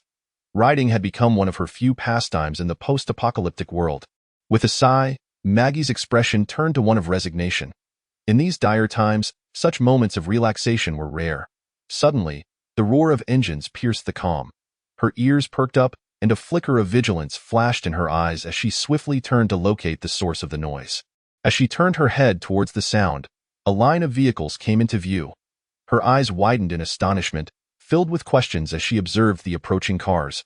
Maggie furrowed her brow, curiosity evident in her gaze as she scrutinized the vehicles. Attempting to discern their intentions, it was her first encounter with other living beings since the television broadcasts ceased 2 months prior. The wave of nostalgia washed over her, and she shook her head, feeling both excitement and anxiety at the unfolding scene. However, after her brief surprise, a look of panic began to creep across her face, for the direction the vehicles were heading was towards her home. Her complexion paled, terror filling her eyes as she realized the potential threat they posed to her family. What were these people up to? A robbery? Or something else entirely? Maggie's mind raced, her eyes betraying a sense of urgency as she speculated on their motives. Anxiety gnawing at her. Surely, they couldn't be a charitable group. She shook her head, skepticism anchoring her thoughts, convinced that their intentions were far from benevolent. Without further deliberation, she urged her horse down a shortcut towards her home.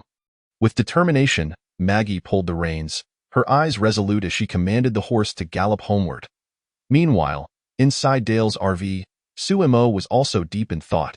Sitting at the booth, he furrowed his brow, lost in contemplation. His eyes betraying a sense of anxiety as he pondered how to persuade Hershel. He was acutely aware of the importance of convincing Hershel for the future of the team, in the original narrative. Hershel was portrayed as a stubborn old man upon his first appearance. Suemo shook his head, recalling the storyline with a sense of exasperation regarding Hershel's obstinacy. Traditional methods of persuasion would prove exceedingly challenging. Worried, Suemo reflected on the difficulty of convincing Hershel, realizing he needed to devise a unique approach. In the story, if not for Sean's decisive action in eliminating the undead in the barn. Shattering Hershel's illusions about the walkers, persuading him later on would have been no simple task for Richt. Suemo frowned, lost in thought as he recalled the plot, contemplating how to adapt and improve upon it. While he agreed with Sean's method, he intended to implement a more peaceful approach. Additionally, knowing that Hershel was a deeply family-oriented man, Suemo decided to use Hershel's family as a point of persuasion. Combining it with their current predicament, a glint of cunning emerged in his eyes, formulating a new plan. realizing that convincing Hershel's family would be key, with the combination of a firm hand and a gentle touch. Persuading Hershel might not be as daunting as it seemed. Suemo nodded, confidence swelling within him, believing that the plan would succeed and that the team could establish themselves on the farm. Snapping out of his reverie, Suemo gazed through the RV's windshield, lifting his head slowly, his eyes glimmering with anticipation as he looked forward, yearning for the sight of the farm. Not far ahead, a large white house came into view. Suemo's eyes widened in surprise upon seeing the house, recognizing that they had arrived at their destination. Finally, he thought to himself, feeling a rush of mixed emotions, excitement and apprehension, as he prepared to face the challenges ahead. In due course, the convoy arrived at the entrance of Hershel's front yard and came to a halt. The vehicles gradually ceased their motion, the engine's roar fading away, while the gathered individuals wore expressions of tension and anticipation. Uncertain of what awaited them, nearby, at the entrance of the White House, an elderly man with white hair stood gravely, clutching a double-barreled shotgun, flanked by 2 men and 3 women, each gripping their weapons tightly as they anxiously watched the approaching convoy. Hershel stood at the threshold, his eyes sharp with vigilance, clutching the shotgun tightly, while his family mirrored his tense demeanor, scrutinizing the vehicles. Suemo recognized them instantly, nodding in understanding. These faces were not unfamiliar to him, as he had long been acquainted with them from the original narrative. Hershel, Maggie, Beth, Otis, Patricia, and Beth's boyfriend, Jimmy. A contemplative look crossed Sumo's face as he mentally recited their names, aware that a challenging negotiation lay ahead. Observing Hershel and his group from a distance, Suemo picked up a walkie-talkie and spoke decisively. "You all stay put. I will go speak with them alone." With conviction in his eyes, he made his intentions clear to the others. Rising from the booth, he prepared to step outside, confidence radiating from him as he readied himself to confront the challenge ahead. At that moment, Amy, visibly anxious, grasped his hand, saying, "Suemo, they don't seem very welcoming. Are you sure you'll be safe going down there?" Her eyes reflected worry, concerned for his safety. Suemo gently caressed Amy's fair, smooth face, reassuring her with a smile. "Don't worry, they won't resort to violence." His tone was lighthearted, designed to soothe her anxiety. His confidence stemmed from the knowledge that Hershel's family were fundamentally good people. Had it been anyone else, he would not have dared to act so boldly. Chapter 28. Conversations with Hershel. Establishing base at the farm. Descending from the RV with empty hands, Suemo approached Hershel and his group. He stepped down with measured strides, his hands comfortably at his sides. His gaze unwavering as he advanced towards them, confidence and composure evident in his demeanor. While he possessed weapons within the confines of the system's space, accessible at will, Suemo understood that they were merely a backup. The system's space functioned as his secret armory, instilling him with tremendous assurance and truth. Even if unforeseen circumstances arose, he felt undaunted. Suemo tilted his chin slightly, a flicker of determination glimmering in his eyes. He was absolutely confident in his abilities, unperturbed by potential surprises. His attributes were not those of an average person. Should Hershel's group suddenly turn hostile, his exceptional reflexes afforded him a reasonable chance of evasion. Even if he failed to evade, his formidable physique would enable him to endure a few seconds, even if struck in a vital area. Suemo mentally assessed the situation, rapidly simulating various scenarios in his mind. He was certain that his extraordinary attributes could prove advantageous in critical moments. In those few seconds, he could easily utilize SCP-500, the miraculous panacea, to restore himself to full health. The thought of that wondrous elixir bolstered his resolve. He knew he had a means of counterattack, even in dire straits, on Hershel's side. As they observed the convoy halted at the front yard, confusion and tension enveloped the group, including Hershel himself, with a furrowed brow. He exchanged apprehensive glances with his family, their expressions betraying uncertainty and anxiety. They scrutinized the convoy, their eyes filled with questions and unease, unable to ascertain the intentions behind this sudden appearance. Hershel, lost in thought, regarded the situation with caution, while murmurs spread among those nearby as they speculated about the convoy's purpose. The atmosphere grew increasingly tense, with each person questioning the motives behind this unexpected assembly. If it were a robbery, they would have stormed in aggressively. Hershel shook his head slightly, dismissing that notion. Robbers typically did not exhibit such hesitance. The convoy's slow approach was indeed puzzling. If it wasn't a robbery, What could compel them to make such a grand entrance at his farm? A flicker of concern crossed Hershel's features. He was desperate to uncover the convoy's motives, yet found himself at a loss. Suddenly, in the gaze of the onlookers, a young man with Asian features emerged from the RV, hands empty, and began walking towards them. All eyes instantly focused on Suemo as they beheld this young man. Their curiosity intensified. What a handsome Asian man! Upon spotting him, Maggie felt a rush of exhilaration. Her cheeks flushed slightly, and a glimmer of delight sparkled in her eyes. Sumo's striking appearance had struck a chord deep within her heart. She had always harbored a particular fondness for the features typically associated with Asian individuals. Maggie couldn't help but admire him, her gaze revealing her appreciation. The man before her seemed to embody every aspect of her ideal type. A small smile crept across her lips, her heart fluttering in response to Sumo's presence. Of utmost importance is the fact that she had not encountered another male in quite some time. And she harbored desires in that regard. A trace of shyness flickered in Maggie's gaze. In this apocalyptic world, her yearning for the opposite sex had intensified. Simultaneously, Beth shared similar sentiments. Beth's eyes were fixed intently on Suemo. Brimming with curiosity, she, too, found herself captivated by Sumo's unique charm. While her aesthetic preferences did not lean towards Asian features like her sister's, this Asian man before her was undeniably the most handsome she had ever seen. Without exception, Beth nodded subtly, her eyes radiating affirmation. Sumo's attractiveness left her utterly spellbound. Although there were numerous Asian students at her school, they paled in comparison to the man standing before her. As if one were in the heavens and the other on the ground, Beth silently compared them in her mind, her expression betraying her astonishment. Suemo stood in stark contrast to the Asian students she was familiar with. Even her boyfriend, Jimmy, whom she had always deemed quite handsome, appeared like an ugly duckling beside Suemo. A complex expression crossed Beth's face as she glanced at Jimmy. In comparison, Jimmy seemed rather lacking. However, while appreciating Sumo's allure, Maggie did not forget their current predicament. She quickly wiped the smile from her face, her eyes regaining their wariness. She understood that the situation at hand was not optimistic.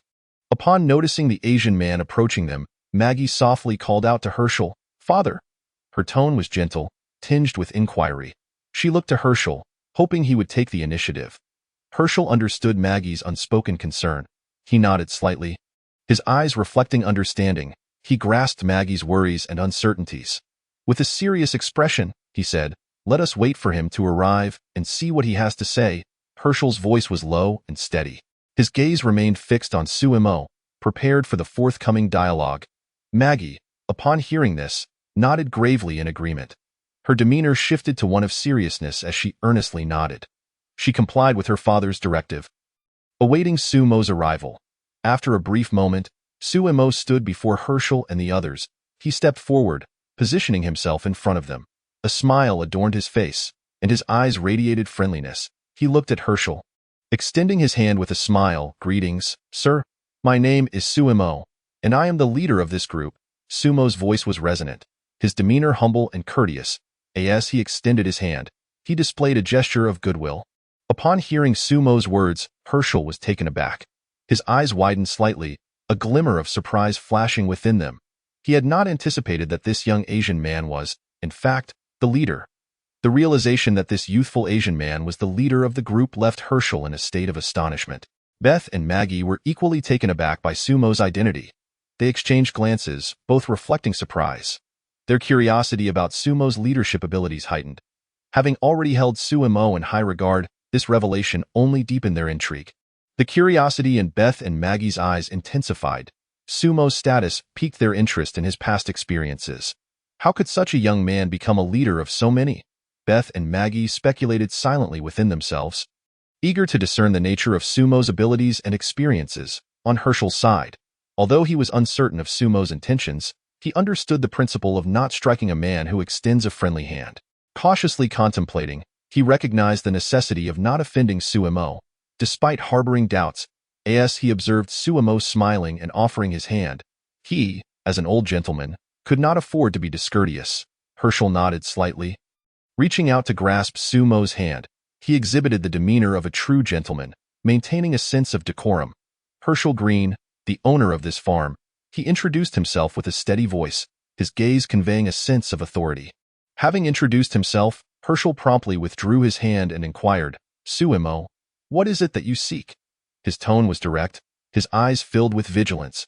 He wished to avoid wasting time, seeking clarity on Sumo's intentions. Regardless of whether Sumo and his companions were there to rob them, he was certain they had ulterior motives. Hershel pondered this internally, his gaze resolute. He needed to ascertain the purpose of Sumo and his group swiftly. Upon hearing Hershel's straightforward question, Sumo responded candidly, "We are survivors who have fled from Atlanta, searching for a safe and suitable place to establish a shelter." Sumo's expression was serious, his eyes earnest. He conveyed the circumstances and intentions of his group sincerely. Upon hearing Sumo's words, Hershel immediately interrupted, "I am terribly sorry, but we do not accept outsiders here. Please seek refuge elsewhere." Hershel's expression was resolute, his tone brooking no dissent. He firmly rejected Sumo's request, exhibiting a strong demeanor. Sumo chuckled softly, "Rest assured, we do not intend to establish a shelter on your farm. I can sense that your location is not safe. In fact, it is exceedingly perilous." Sumo smiled, his eyes reflecting a hint of mystery. He unveiled a startling revelation, hoping to capture Hershel's attention. According to the original storyline, in approximately 2 weeks, a massive horde of thousands of walkers would depart from Atlanta and pass through this area. Sumo recalled this plot in his mind, his expression laced with concern. He was acutely aware of the impending crisis facing the farm in due time. It would be utterly devastated. Sumo shook his head slightly. His eyes filled with worry. He painted a grim picture, hoping to persuade Hershel to believe him. "It is exceedingly dangerous here." Upon hearing Sumo's words, Hershel narrowed his eyes. Scrutinizing Sumo, he regarded Sumo's statements with skepticism, attempting to discern any inconsistencies in his expression. He wished to refute Sumo's claims, yet as he observed Sumo's demeanor, which appeared sincere, he found himself uncertain. Internally conflicted, Hershel's gaze conveyed hesitation. Sumo's expression made it difficult for him to dismiss outright, leaving him torn. "Please elaborate on your purpose for being here," Hershel queried. His voice was low, his eyes tinged with anticipation. He hoped Sumo would provide a reasonable explanation. If Sumo's group were not there to rob or occupy the land, they must have some other intent. Hershel analyzed this in his mind, his gaze contemplative. He endeavored to uncover the truth among various possibilities. Sumo nodded, reiterating, "As I previously stated, we are survivors who fled from Atlanta, seeking a secure and suitable location to establish a shelter." Sumo emphasized this point again, his eyes resolute. He wished for Hershel to believe in their genuine intentions. "We have intelligence indicating that there is a highly concealed prison within a radius of several miles from your rural area."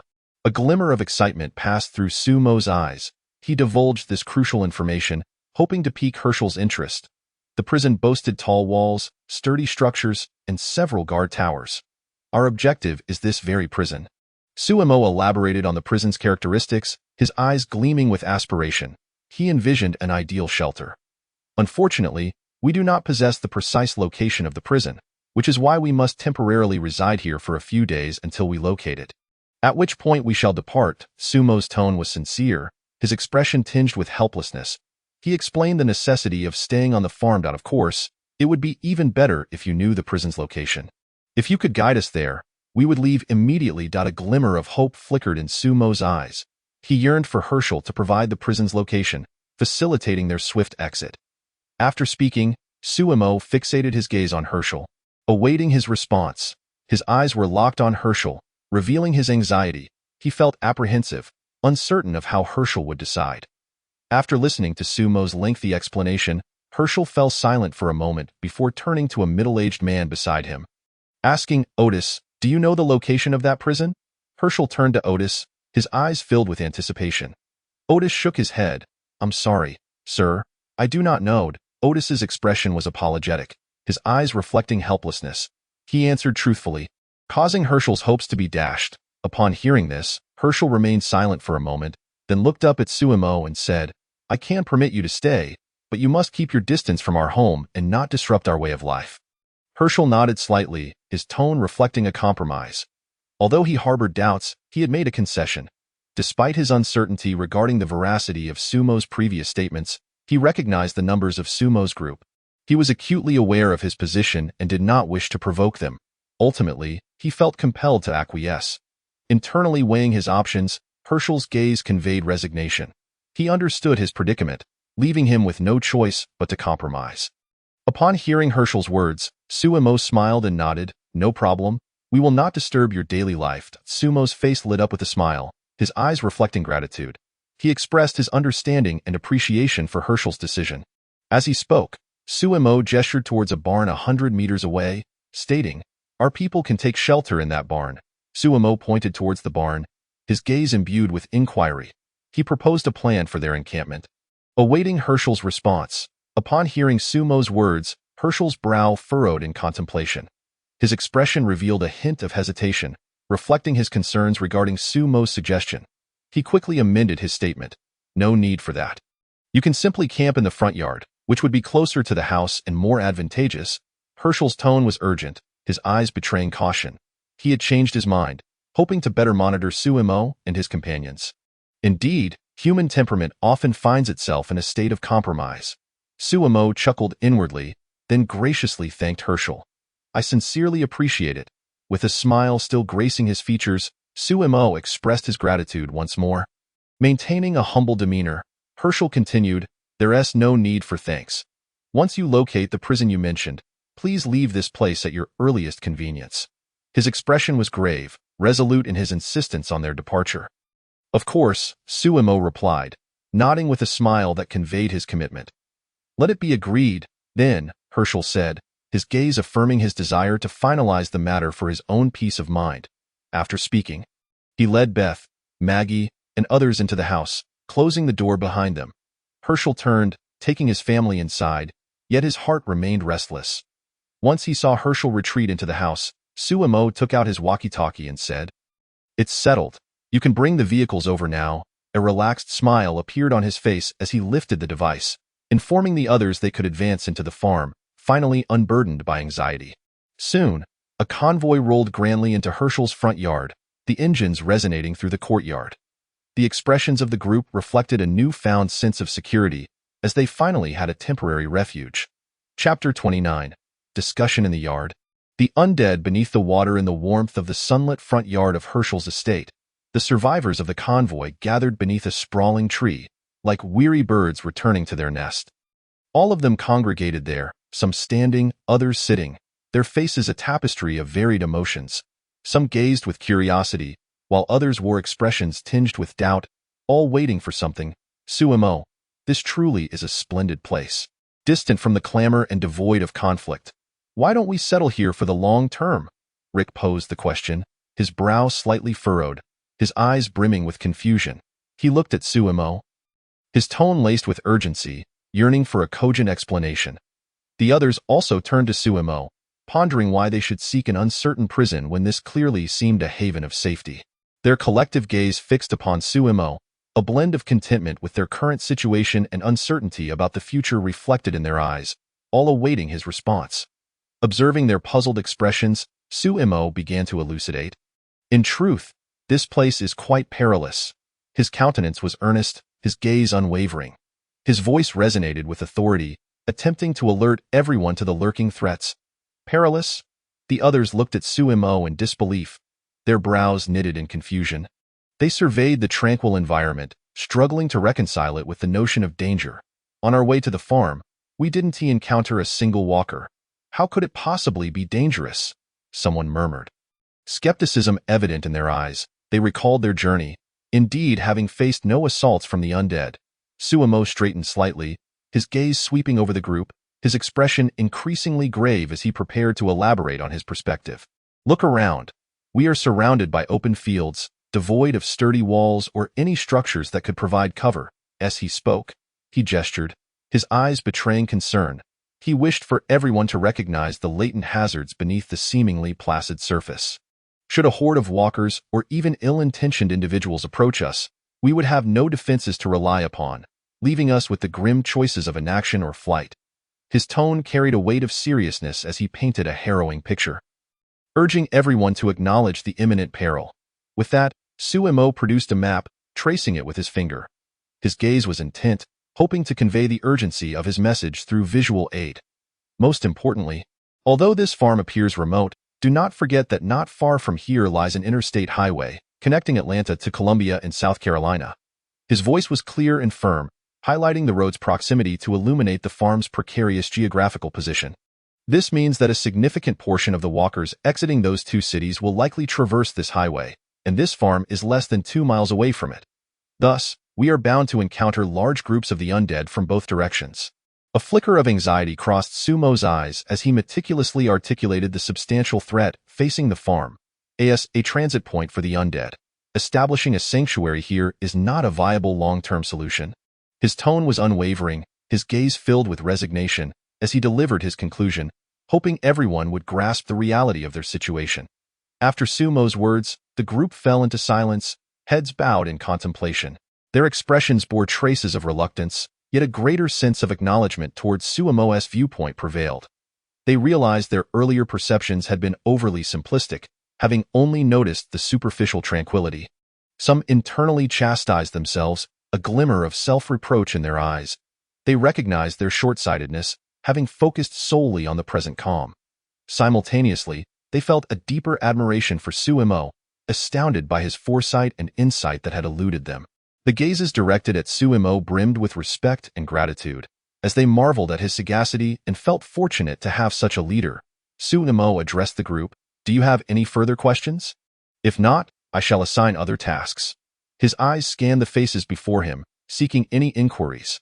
After a few moments of silence, seeing no one had anything to say, Sumo commenced the task assignments. Nodding slightly, his expression grew serious, his gaze resolute as he systematically organized the duties. He pointed to the location of Hershel's farm on the map.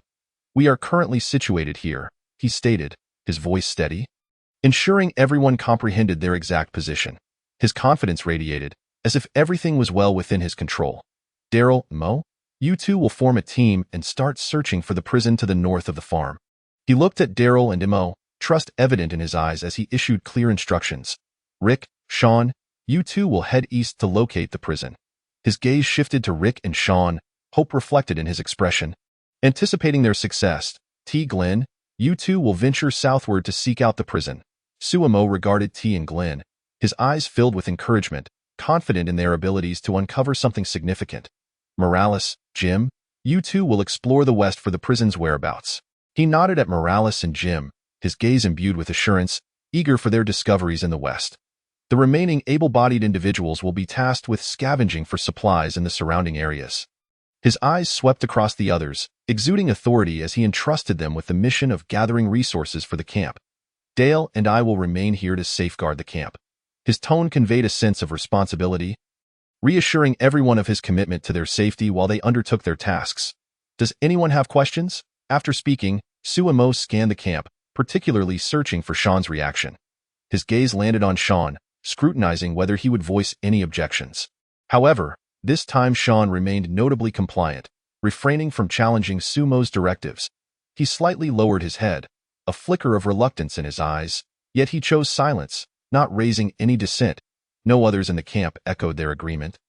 Shaking their heads, their expressions reflecting obedience, they acknowledged Sumo's arrangements, willing to follow his lead. "Excellent," Sumo replied with a nod, a satisfied smile brightening his face. "Let us set off immediately," eager to initiate action. He could hardly contain his excitement in the event of danger. Remember to use the walkie-talkie to contact others or the base. Ensure everyone returns before nightfall. His tone held a note of concern, emphasizing the need for safety and timely returns. With Sumo's command, those assigned tasks began to mobilize. The crowd immediately sprang into action, their faces a blend of tension and excitement. They busily prepared their equipment and set off towards their respective tasks. After the assignments were distributed, Sumo sought out Amy and Andrea, finding them seated at a table beneath a large tree in front of the Hershel residence, where he proceeded to impart the most fundamental knowledge about firearms to them.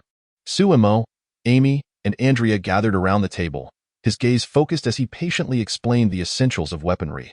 Just then, Dale approached him, his footsteps hurried and his expression grave. There was an urgency in his eyes, as though something of great importance was at hand. At Sumo, "You need to come and see." Dale's voice was low and urgent, looking at Sumo with a hope that he would accompany him to a certain location.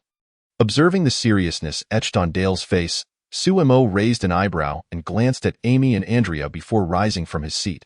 A slight frown crossed Sumo's brow, a flicker of confusion in his gaze.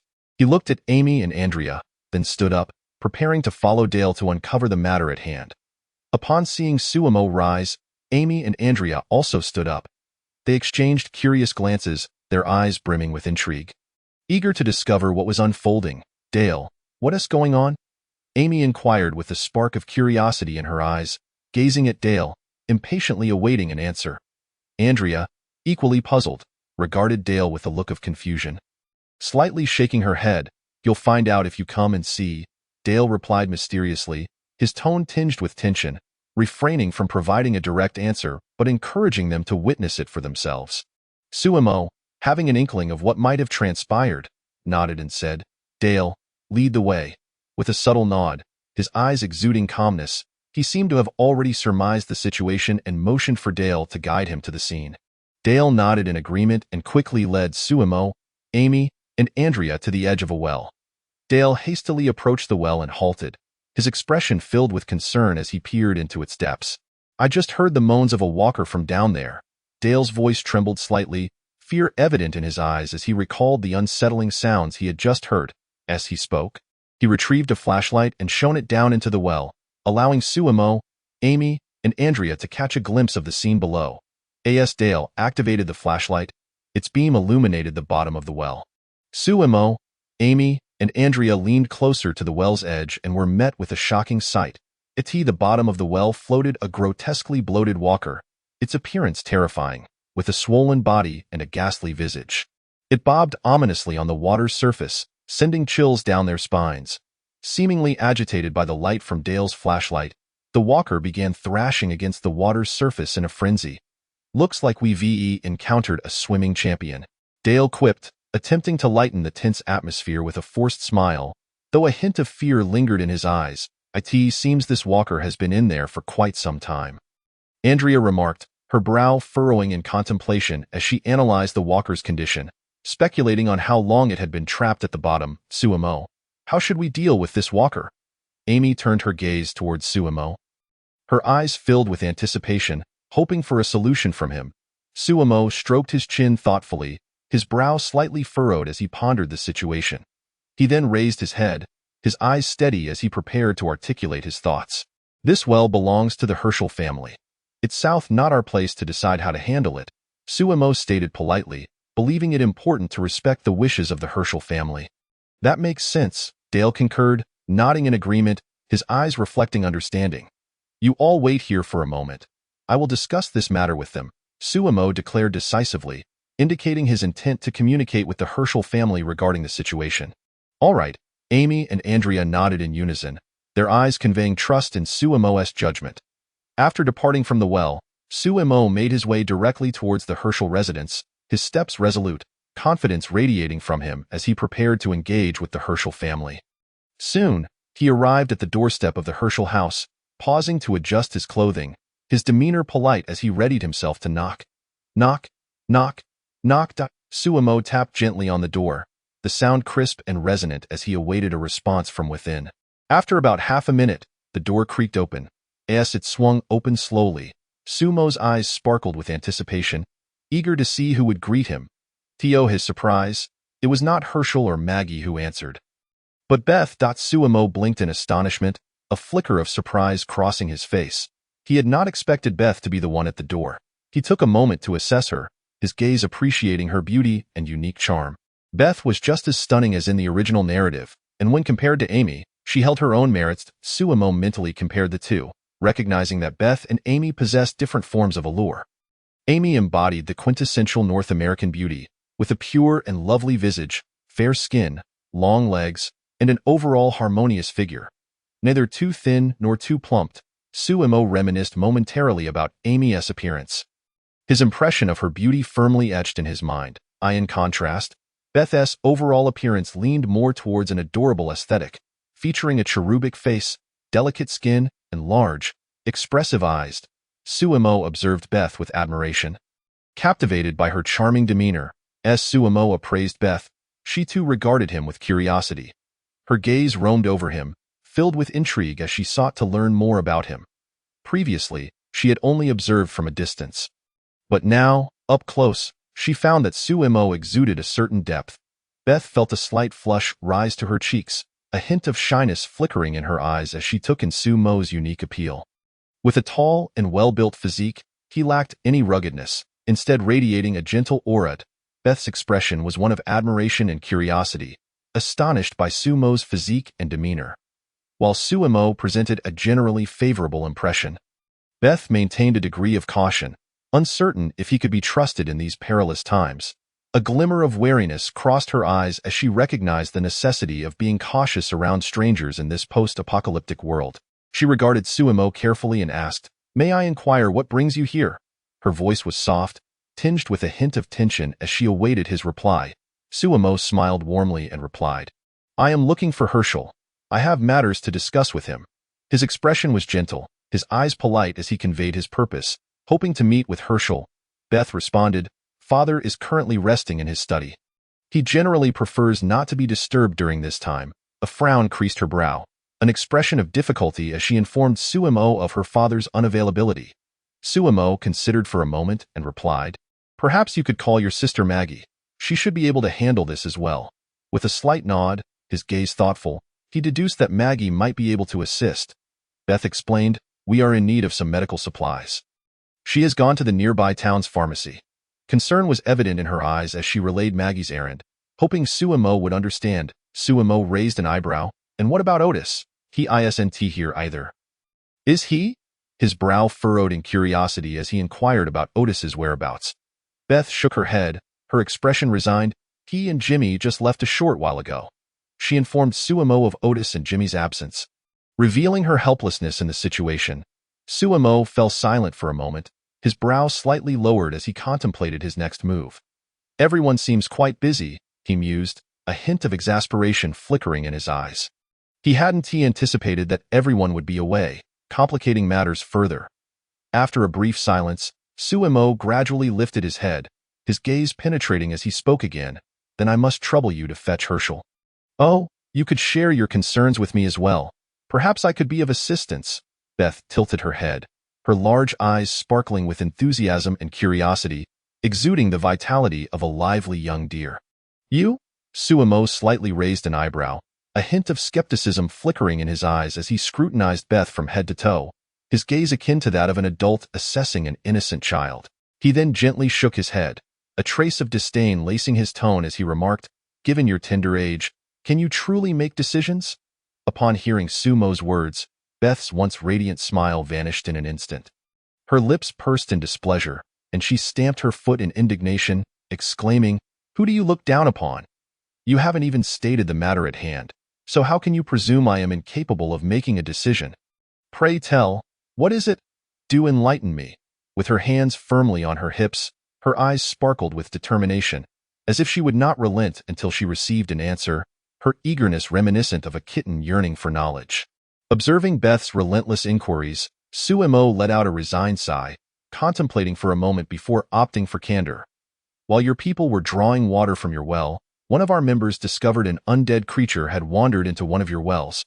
And thus, we seek your counsel on how to address this predicament." "Undead?" Beth's lively eyes were suddenly shrouded in a haze of confusion, her brow furrowing slightly, and her petite nose crinkling in response. Then, as if struck by a realization, she inquired, "Are you referring to those patients?" Sumo was not taken aback by Beth's mention of patients, for he was well versed in the narrative of their world. In the initial days of the calamity, the Hershel family learned of the affliction through television news. However, the disaster swept through like an unforeseen tempest, engulfing everything in its path. Television signals soon faltered, and this isolated farm seemed forgotten by the world, with the Hershel family leading a self-sufficient existence, rarely venturing out. Thus, their understanding of the undead was limited solely to those afflicted by the mysterious illness. "Beth, do you genuinely believe those undead are merely patients?"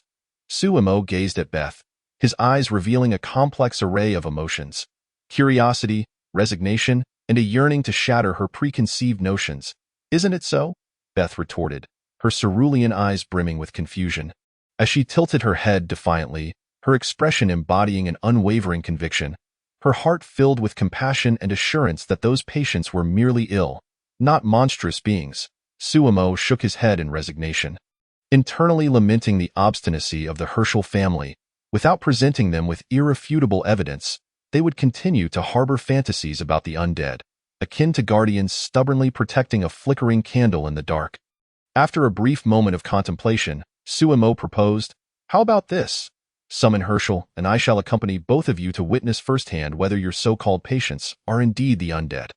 "All right," Beth replied without hesitation, her face lighting up with excitement. As if on the brink of exploring a mysterious realm, she then bounded away like an exuberant rabbit, eagerly returning to the house. Meanwhile, in the study, Hershel sat quietly at an antique desk, his hands clasped before him, fingers gently rubbing against one another, his brow furrowed, and his gaze deep and solemn. As if ensnared in an endless whirlpool of thoughts, he was fully absorbed in contemplating the dangers Suemo had mentioned, endeavoring to unearth clues and answers from his rich life experiences. Having lived for over 60 years, time had etched profound lines upon his face, endowing him with a wealth of wisdom. Though not a sage, he had encountered and endured a myriad of life's vicissitudes, from the mundane affairs of farm life to the emotional complexities of human relationships, from the cycle of life and death in animals to the joys and sorrows of humanity. These experiences were like a hefty tome, indelibly inscribed in his mind. Based on his years of experience, he could keenly discern the authenticity in Sumo's tone and gaze. There was no hint of deception or artifice. Yet, he was beset by doubts. How could there be danger in such a remote, secluded place? Could it be those patients? Once this thought took root in his mind, it grew wildly like a weed, tightening its grip on his heart. As he pondered, Hershel slowly rose, his movements somewhat labored, as if burdened by the weight of time. He approached the study's floor-to-ceiling window, resting his hands on the sill. Bending slightly to peer outside towards the nearby barn, a glimmer of worry and uncertainty shone in his eyes, as if something unknown lurked in the barn's shadows, filling his heart with unease and speculation. He then gently shook his head, a bittersweet smile emerging, revealing his bewilderment and resignation towards fate, as if to say, "This world grows increasingly incomprehensible." At that moment, a knock echoed at the study door. "Who is it?" Hershel straightened his posture slightly, addressing the door with a calm yet subtly tense voice. "Dad, it's me," came Beth's melodious voice from outside, a sound as refreshing as a spring breeze, instantly dispelling some of the gloom from Hershel's heart. Upon recognizing his daughter's voice, a gentle smile illuminated Hershel's previously stern face, radiating warmth and kindness akin to the sun in winter. He hastened to the door, grasping the handle with both hands, gently pulling it open. Gazing at Beth, his eyes brimmed with affection as he softly inquired, "Beth, what is it?" Beth tilted her head back, her eyes sparkling, and replied, "It's Suemo. He mentioned that a patient has fallen into our well, and he wishes to seek our opinion on how to handle the situation." Hershel lowered his gaze, pondering for a moment, a hint of gravity in his expression, as if weighing an important decision. He then nodded slightly, his tone resolute as he stated, "Very well, I understand. Let us go." At the entrance of Hershel's house, Suemo waited patiently until he spotted the figures of Beth and Hershel approaching. Acknowledging them with a slight nod, Suemo spoke in a calm voice, "What has transpired? I presume Beth has filled you in." Hershel nodded in return, a flicker of curiosity in his eyes as he replied, "Beth has informed me that a patient has fallen into our well." Suemo maintained a serene demeanor, his gaze deep as he asked, "Patient? I am intrigued as to why you perceive it as a patient."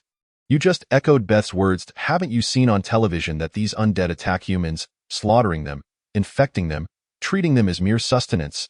They are a profoundly perilous existence. Paranoid delusions can also be dangerous. Yet we cannot harm the ill." Hershel regarded Suemo earnestly, his eyes reflecting a steadfast commitment to a sacred belief, a beacon guiding him through the darkness, nurturing a sliver of hope and goodwill towards those patients. Unwilling to hastily label them as monsters, Sumo's lips curled into a subtle, enigmatic smile as he proposed, "How about we make a wager?" "A wager?" Hershel's brow furrowed, his expression tinged with suspicion and caution. Like a fox sensing danger. "What are we betting on? How shall we wager?" "Let us not rush into that," Suemo replied with a playful shake of his head, his eyes glinting with mischief. reminiscent of a magician harboring secrets. Before we proceed, I must first pose a few questions to you.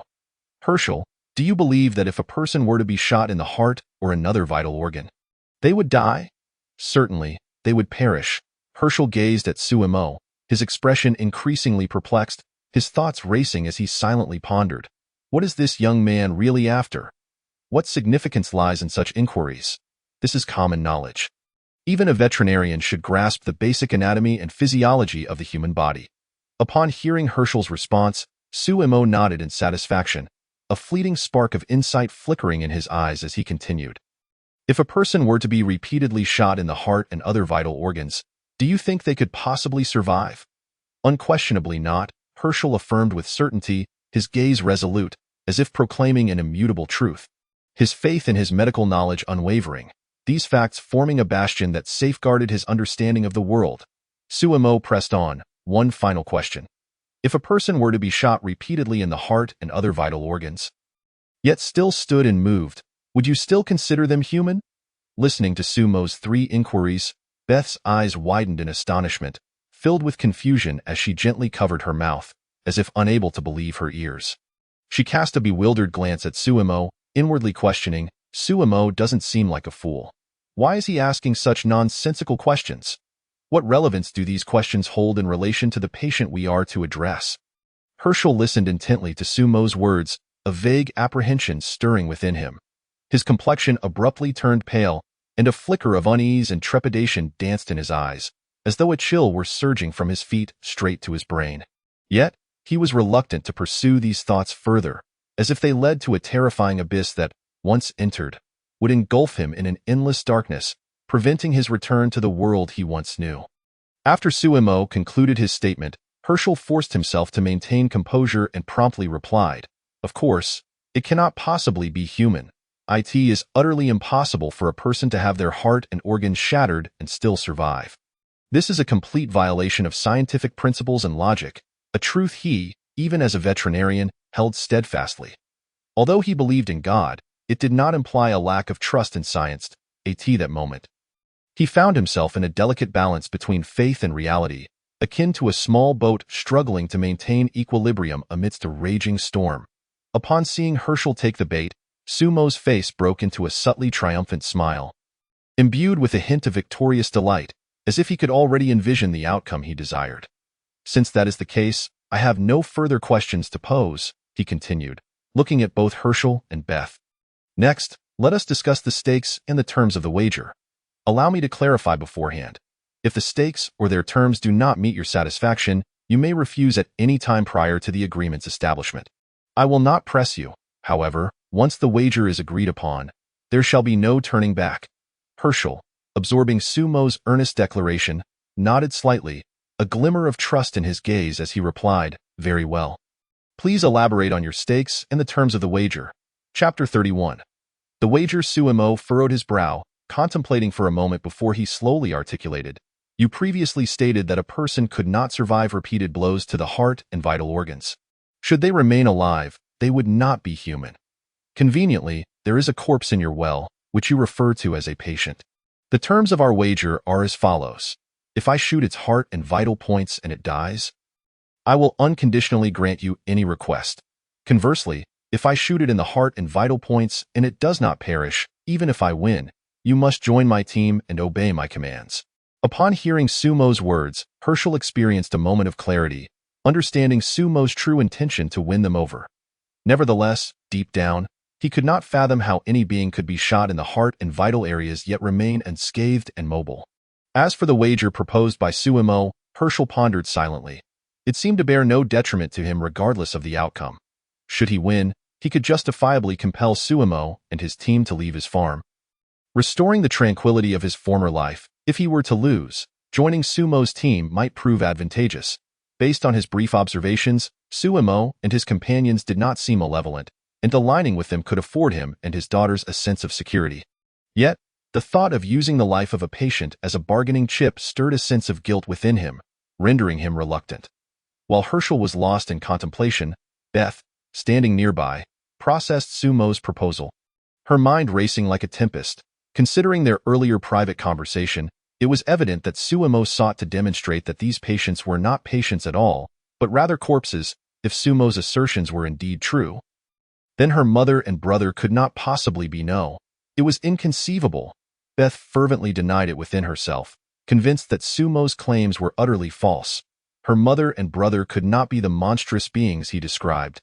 With unwavering determination, Beth gazed at Hershel, fervently hoping her father would acquiesce to the wager, thereby proving to Sumo that these were patients, not monsters. In that moment, she could not contain herself and called out, "Dad!" As Hershel heard Beth's call, he slowly turned his head to face her. He then saw Beth's clear and resolute eyes, which she emphatically nodded towards him. In an instant, Hershel grasped the meaning behind her gaze. After a brief internal struggle, he furrowed his brow slightly before looking back at Sumo and resolutely stating, "I agree to this wager. Once agreed, there is no turning back." "Are you certain?" Sumo's expression turned serious, his eyes sharp as he regarded the two. "We agree." Beth stepped forward without hesitation, her eyes radiating an undeniable conviction as she spoke. Sumo then shifted his gaze to Hershel, who also nodded slightly. A complex mix of emotions reflected in his eyes, signifying his agreement. Seeing that both Hershel and Beth were in accord, Sumo's lips curled into a subtle smile as he said, "Very well. It is settled then. Let us proceed to the well and examine that corpse." With that, Sumo led Hershel and Beth towards the well's location. After a short while, Sumo brought them to the side of the well, where a crowd had formed. Aside from Amy, Andrea, and Dale, Lori, Carol, and Jackie had also arrived upon hearing the news. Upon spotting Sumo and Hershel, they instinctively parted to make way for them, moving swiftly and in unison. Sumo regarded Amy, Andrea, and Dale with focused eyes, inquiring, "What is the situation?" "It is still swimming down there," Dale replied, his expression relaxed, a slight smile gracing his lips. "What should we do now, Sumo?" Amy hurriedly approached Sumo. Her eyes filled with urgency as she fixed her gaze upon him. The others in the team also turned their attention to Sumo, their eyes reflecting trust and reliance. To them, Sumo was their anchor and leader. Whatever he said was law. Sumo glanced at Hershel and Beth, then down at the corpse in the well, his gaze contemplative, as if deep in thought. "We need to devise a way to retrieve the corpse using a rope." "How do we go about that?" Andrea looked down at the corpse below, her brow furrowed with confusion as she turned her gaze back to Sumo, seeking guidance. "We have plenty of canned meat in our vehicle. Perhaps we could tie a can to the rope, knot it, and ensnare the corpse to pull it up," Lori proposed, her eyes shimmering with hope, as if envisioning the successful execution of this plan. "That is a good plan," Jackie concurred, nodding in agreement, a light expression of ease illuminating her features. However, Sumo shook his head, his gaze resolute. "Let us not waste food. The corpse will not respond to that.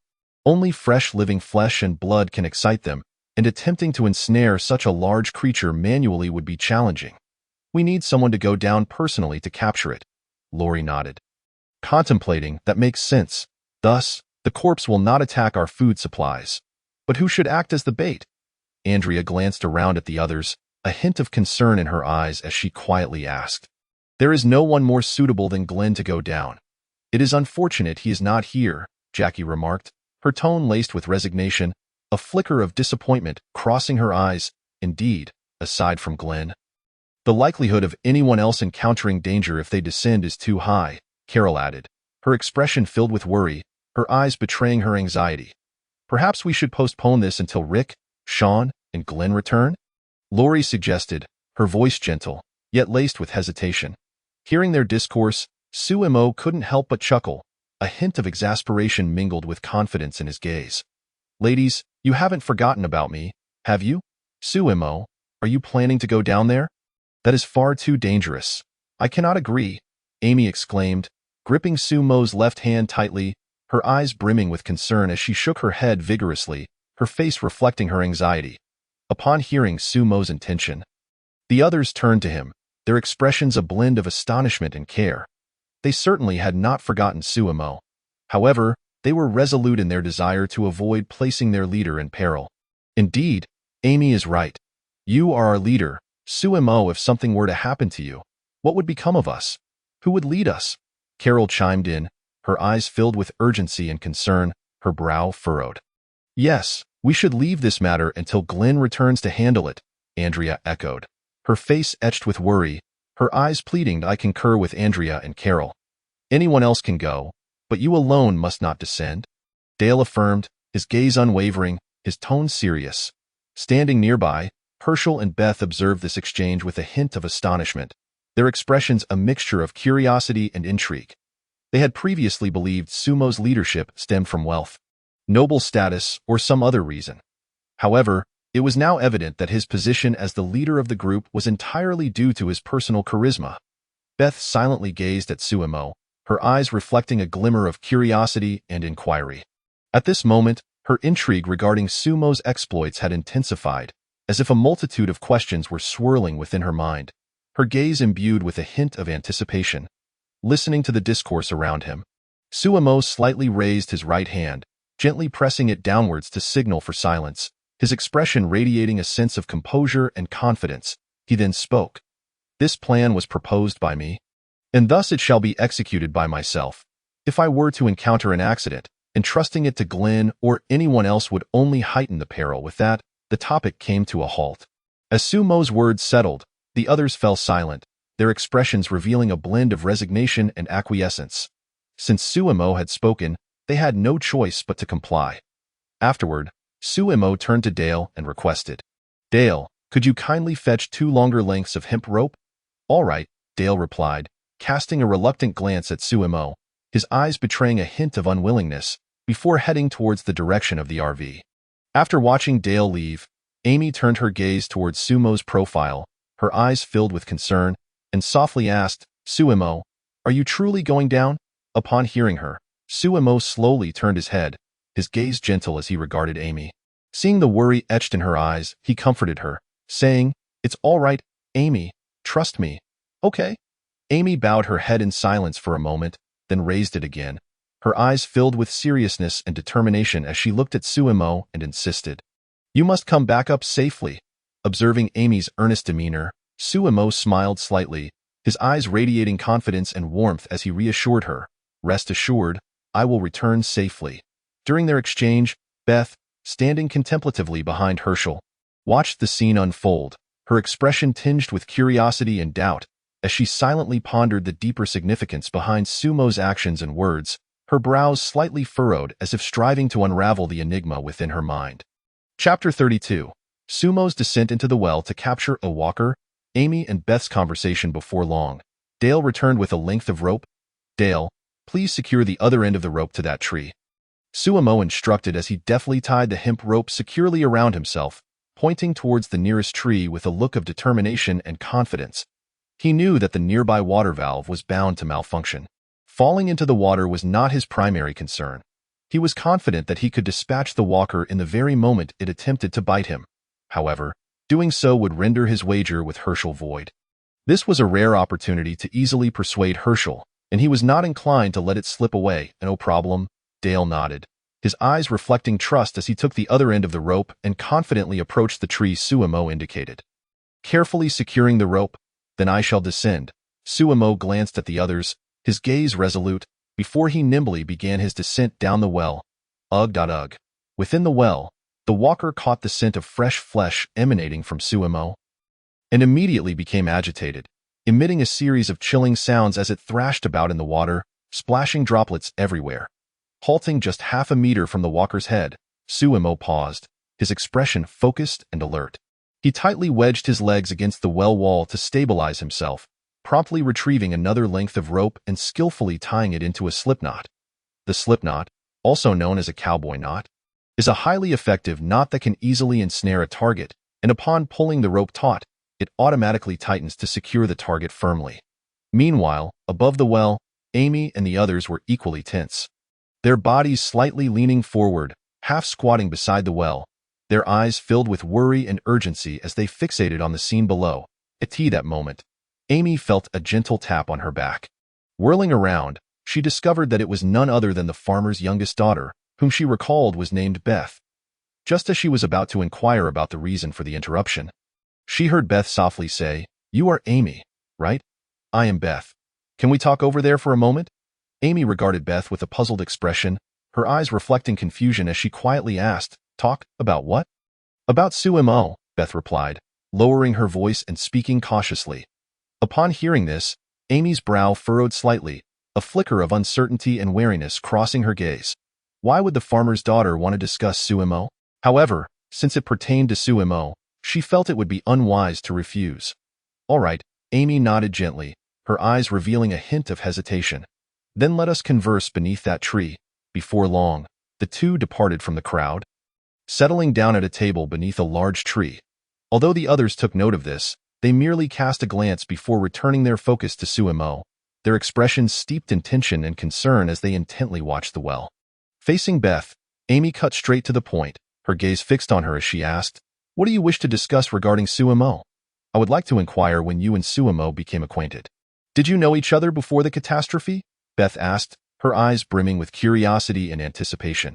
Amy shook her head, her gaze reflecting a touch of nostalgia as she replied, "I came to know Sumo only after the catastrophe. It has been less than a week since we met." Upon hearing Amy's words, Beth's eyes widened in surprise as she exclaimed, "In just a week, your relationship has grown so close, from your demeanor. It appears you are indeed a couple." "Indeed," Amy affirmed, a smile of happiness gracing her face, her eyes shimmering with sweetness as she seemed to bask in delightful memories. Observing the smile on Amy's face, Beth felt a surge of curiosity, her expression tinged with confusion as she asked, "Could you share how your relationship became so strong? And how did Sumo come to be the leader of your group?" Amy slightly lowered her head, her eyes filled with contemplation.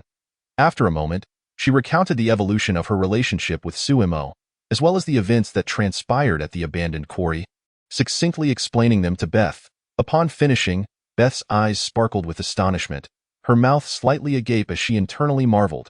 So this is how Sumo became the leader. It truly is somewhat legendary. Especially on that fateful night of the Walker attack. Sumo had not only inspired and motivated everyone, but had also fiercely protected them. Just hearing Amy recount the tale made Beth feel as though she were witnessing it firsthand. And she was profoundly moved, her eyes glimmering with admiration and yearning. However, reflecting on Amy's earlier descriptions of the Walkers as terrifying and brutal, Beth began to feel a sense of uncertainty creep in. Her eyes clouded with confusion and inner turmoil. Were these patients truly the same as those her father had spoken of, or were they the Walkers Sumo and Amy described? If what Sumo and Amy said was indeed true, then her mother and brother were truly dead, transformed into those monsters. No, that couldn't be. Her mother and brother were not like those creatures. But what if they truly had become those kinds of monsters? What then? As these thoughts swirled, Beth's expression grew dim, her mind resembling a tangled web, as she began to experience a mental struggle, her demeanor appearing somewhat dejected. Noticing Beth's prolonged silence, Amy's gaze softened with concern. Her tone gentle and patient as she inquired, "Is there anything else you wish to ask? If not, I shall take my leave." She couldn't help but glance towards the well, her thoughts lingering on Sumo's situation. "Yes, I have more to say," Beth exclaimed, suddenly becoming anxious as she sprang from her chair, her eyes filled with a hint of panic. Amy, surprised by Beth's sudden fervor, asked, "Then speak. I am listening." "Well, actually," Beth hesitated, her eyes darting about, her tone somewhat stammering as a blush crept onto her cheeks. And truth, she felt herself developing feelings for Sumo. She was inherently a person lacking in security, yet in Sumo's presence, she felt an overwhelming sense of safety. Although she had been displeased with Sumo's earlier comments regarding the patients, she found satisfaction in every other aspect of him. Especially after Amy recounted Sumo's legendary deeds at the abandoned quarry. Her feelings for him intensified, as if a fawn were darting about in her heart, her eyes reflecting a mix of shyness and anticipation. Observing Beth's faltering demeanor, Amy's gaze sharpened, as if she could see through it all. And she asked, "Could it be that you have developed feelings for Sumo?" "How did you know?" Beth exclaimed, her eyes wide with shock, her mouth forming an A shape, before she followed up with a puzzled inquiry. "Am I that obvious?" Amy shook her head, her eyes radiating confidence as she replied, "Not obvious, just a special intuition of mine. In this regard." Amy spoke the truth. She had indeed sensed Beth's feelings, but more so it was rooted in her analysis and judgment.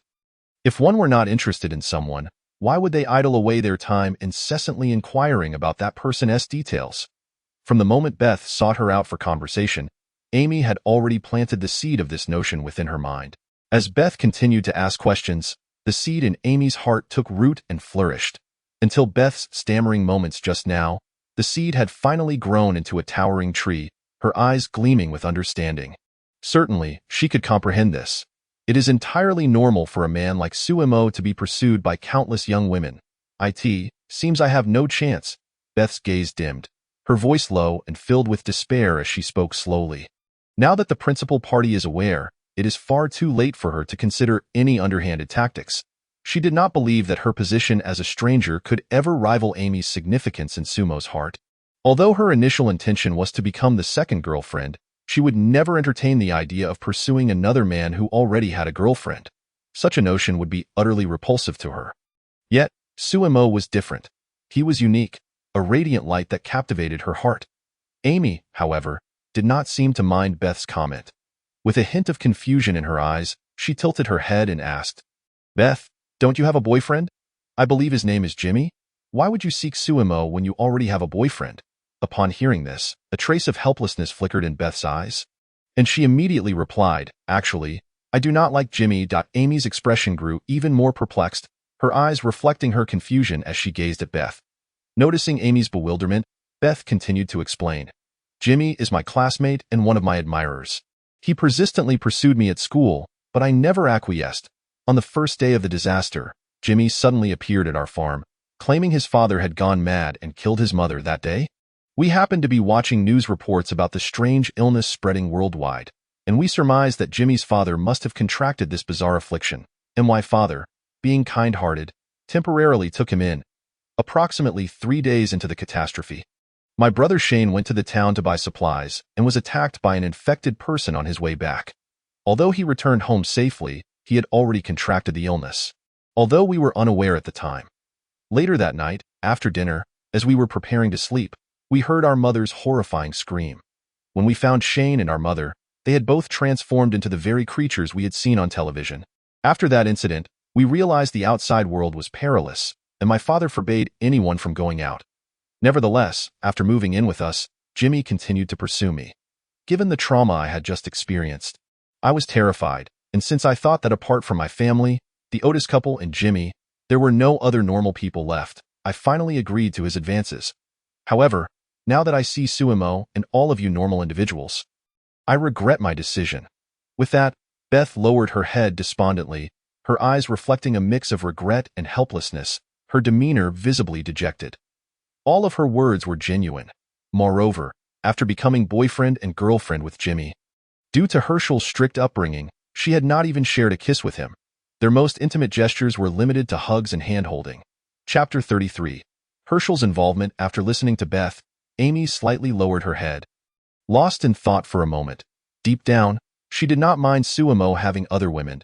On one hand, in her eyes, a man as extraordinary as Suemo should not be limited to her companionship alone. On the other hand, his unparalleled abilities in certain areas made it challenging for her to shoulder everything by herself. Having others to share the burden would be beneficial. After contemplating for a moment, Amy raised her head and looked directly at Beth, saying, "If Suemo agrees, I would not mind him having other women. Furthermore, if you genuinely care for Suemo, I can assist you." "Really? You would help me?" Beth's eyes brightened instantly, filled with surprise and anticipation as she gazed at Amo. To her astonishment, her thoughts aligned perfectly with Amy's. In her view, a man as exceptional as Suemo deserved to have many admirers. As long as he could reserve a small place for her in his heart, she would be content. Moreover, if even Amy, the primary girlfriend, was unconcerned, why should she distress herself? Most importantly, it seemed that this could also involve her sister. Meanwhile, Maggie, who had ventured alone to the pharmacy, inexplicably sneezed. Amy nodded firmly, stating, "Of course, it is true. But before that, you must break up with Jimmy." "Of course, I will make that clear to him," Beth responded earnestly, her tone resolute. Although this action might feel somewhat unfair to Jimmy, her relationship with him had been founded on a misguided premise. In the well, Suemo was fully focused, successfully ensnaring the walker with a simple knot. Once he confirmed that the creature was securely bound, he used his hands and feet to climb out of the well with determination. "Suemo, are you all right?" Amy rushed to his side, her expression filled with concern as she inquired. "I am fine," Suemo assured her with a warm and soothing gaze. What about the walker? Dale asked, directing his gaze toward the well's opening. Suemo replied, I have tied it up with a rope. We just need to pull it out. As he spoke, Suemo began to untie the rope binding him, gripping another rope tightly as he prepared to hoist the bloated walker out. It was undeniable that the creature's weight was astonishing. He estimated it to be nearly 400 pounds. However, he was no ordinary person, and with a bit of effort, he quickly pulled the soggy, bloated walker from the well, as the grotesque creature emerged. An overwhelming stench of decay filled the air. The others, upon catching a whiff of the putrid odor, instinctively recoiled from the bloated walker, except for Suemo, who secured the rope around the red water valve beside the well. The walker began to thrash about, emitting guttural sounds and clawing at Suemo, but was unable to reach him due to the tightly bound rope. Seizing this moment, Beth fixed her gaze on the walker tethered to the water valve. Scrutinizing it closely, the walker's pallid, bulging eyes were larger than eggs and utterly horrifying. Its body was covered in putrid, bloated flesh, encrusted with moss and grime, and its ghastly visage and gaping maw were chilling. Particularly alarming was its abdomen, which was disproportionately large, resembling a grotesque meatball. Could such a thing still be considered human? Were those afflicted truly such terrifying monsters? As she observed the struggling walker, fear gripped Beth's heart, and she instinctively hid behind Amy, her face betraying sheer terror. If she could have previously concocted excuses to reassure herself, witnessing the walker before her left her utterly at a loss for rationalizations. Hershel, too, hung his head in silence. The sight of the walker plunged his heart into a deep abyss. As a doctor, he understood that a normal living person could never devolve into such a state. Yet, a glimmer of hope remained in his heart. Perhaps the bizarre illness was the cause of their transformation. If Suemo could shoot them dead, it would validate his belief that they were still human. Hershel, shall we commence our wager? Suemo inquired, producing a standard handgun and calmly gazing at Hershel. A conflicted expression crossed Hershel's face as he wrestled with his inner turmoil, ultimately managing to utter, Let it begin.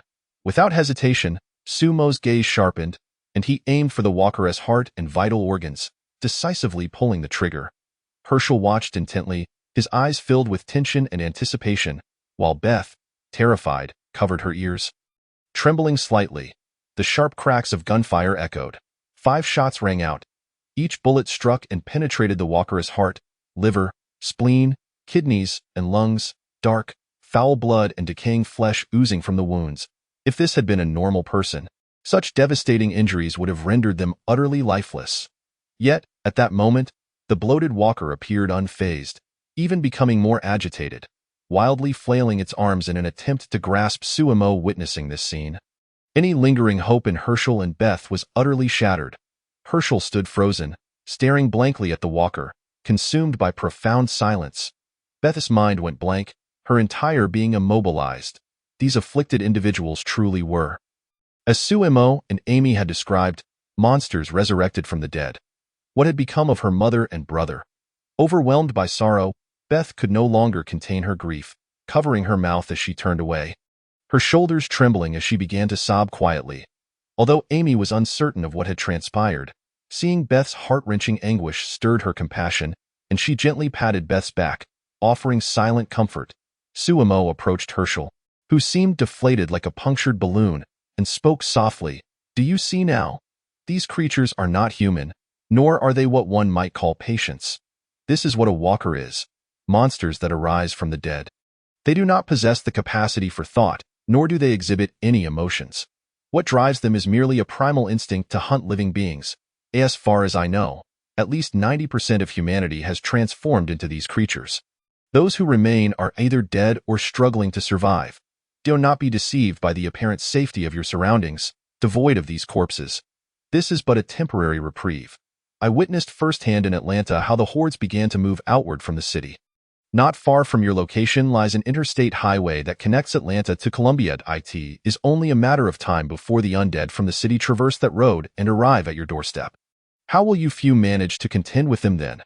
Perhaps you have lived long enough to be unafraid of death, but what of your daughter? Do you wish for Maggie and Beth to meet the same fate as you at the hands of these monsters? I understand your despair, yet this is not a moment for hopelessness. While the present may seem devoid of hope, what of the future? There will come a day when the world returns to its former state before the catastrophe. I cannot promise much else, but I assure you that I will strive to protect my people, ensuring their safety in this apocalyptic world. Listening to Sumo's lengthy discourse, Hershel gradually lifted his head. Locking eyes with Sumo, he paused momentarily, as if weighing his final thoughts, before resolutely stating, "I understand. We will join you." Upon hearing Hershel's words, a look of relief spread across Sumo's face, and he extended his hand with a smile. Saying, "Welcome aboard," Hershel glanced at Sumo, a flicker of complex emotions crossing his features, before he too extended his hand. Chapter 34. News of the first day. As night fell, darkness enveloped the world like a vast shroud. The teams that had ventured out gradually returned to the camp under the cloak of night. Inside Hershel's room, warm yellow light gently illuminated every corner of the space. Everyone sat neatly at the dining table in Hershel's dining area. After a simple dinner, Sumo cleared his throat and solemnly informed the others of Hershel's decision to join them. He then scanned the room, inquiring about the progress of their search. Rick and Sean exchanged glances, shaking their heads in resignation. Rick spoke up, "We found nothing." Daryl shrugged, while Morales and Jim exchanged glances, their expressions tinged with disappointment. Morales finally said, "We couldn't locate the prison." Jim quickly added, "However, we did discover a group of survivors about 20 kilometers away on a road. They have plenty of supplies in their vehicles, and judging by their lifestyle, it seems they live in their cars." Sumo's brow furrowed at Morales and Jim's report, his eyes revealing a hint of concern. He realized that the survivor group they had encountered likely resembled the one Rick, Hershel, and Glenn encountered in the original story, known as the car group. These individuals were not to be trifled with. They resided in their vehicles, perpetually on the move. Most alarmingly, their ruthlessness rivaled that of the governor and Negan, albeit their strength paled in comparison. "Did you engage with them?" Sumo asked, his gaze fixed intently on Morales and Jim. Morales quickly shook his head, a glimmer of relief in his eyes, saying, "No, we observed them for a short while before returning." Upon hearing this, Sumo's brow relaxed slightly, and his expression softened as he remarked, "That's good. In this world, we must minimize contact with other survivor groups." He then turned his attention to Glenn and T, gently asking, "What were your findings today?" Glenn and T exchanged glances, their faces reflecting a sense of defeat. Glenn responded, "We didn't locate the prison either, and we have some bad news. While searching, we spotted a large horde of the undead on the highway we traveled, numbering possibly over 200. Sumo nodded subtly, his expression revealing understanding. Glenn's news had been anticipated, and he recognized it as merely a minor horde. The real threat lay ahead. Sumo lowered his gaze, contemplating for a moment before lifting his head. His eyes resolute as he declared, "Since we found nothing today, there is no need for discouragement. We shall continue our search tomorrow. Rick, Daryl, and Glenn, expand your search in the same direction. As for Morales and Jim, you need not continue searching. You have a new task. Bring the other able-bodied individuals from the camp to monitor that survivor group closely. Remember, do not engage with them. Should you inadvertently come into contact for any reason, contact me immediately via radio. I will take the watch tonight. We can discuss further plans in the morning. You have all had a long day. Disperse and rest." Upon hearing Sumo's words, the others nodded in agreement and began to disperse. Soon, only Sumo, Amy, Andrea, and Hershel remained in the dining area. Once most of the people had left, Sumo stood up, brushed off non-existent dust from his clothes, and prepared to depart with Amy and Andrea. Just then, Hershel raised his voice, calling out to him, "Sumo, we need to speak with you privately." Taken aback by Hershel's words, Sumo nodded slightly at Amy and Andrea, conveying a message of reassurance. Understanding, Amy and Andrea gracefully exited Hershel's house.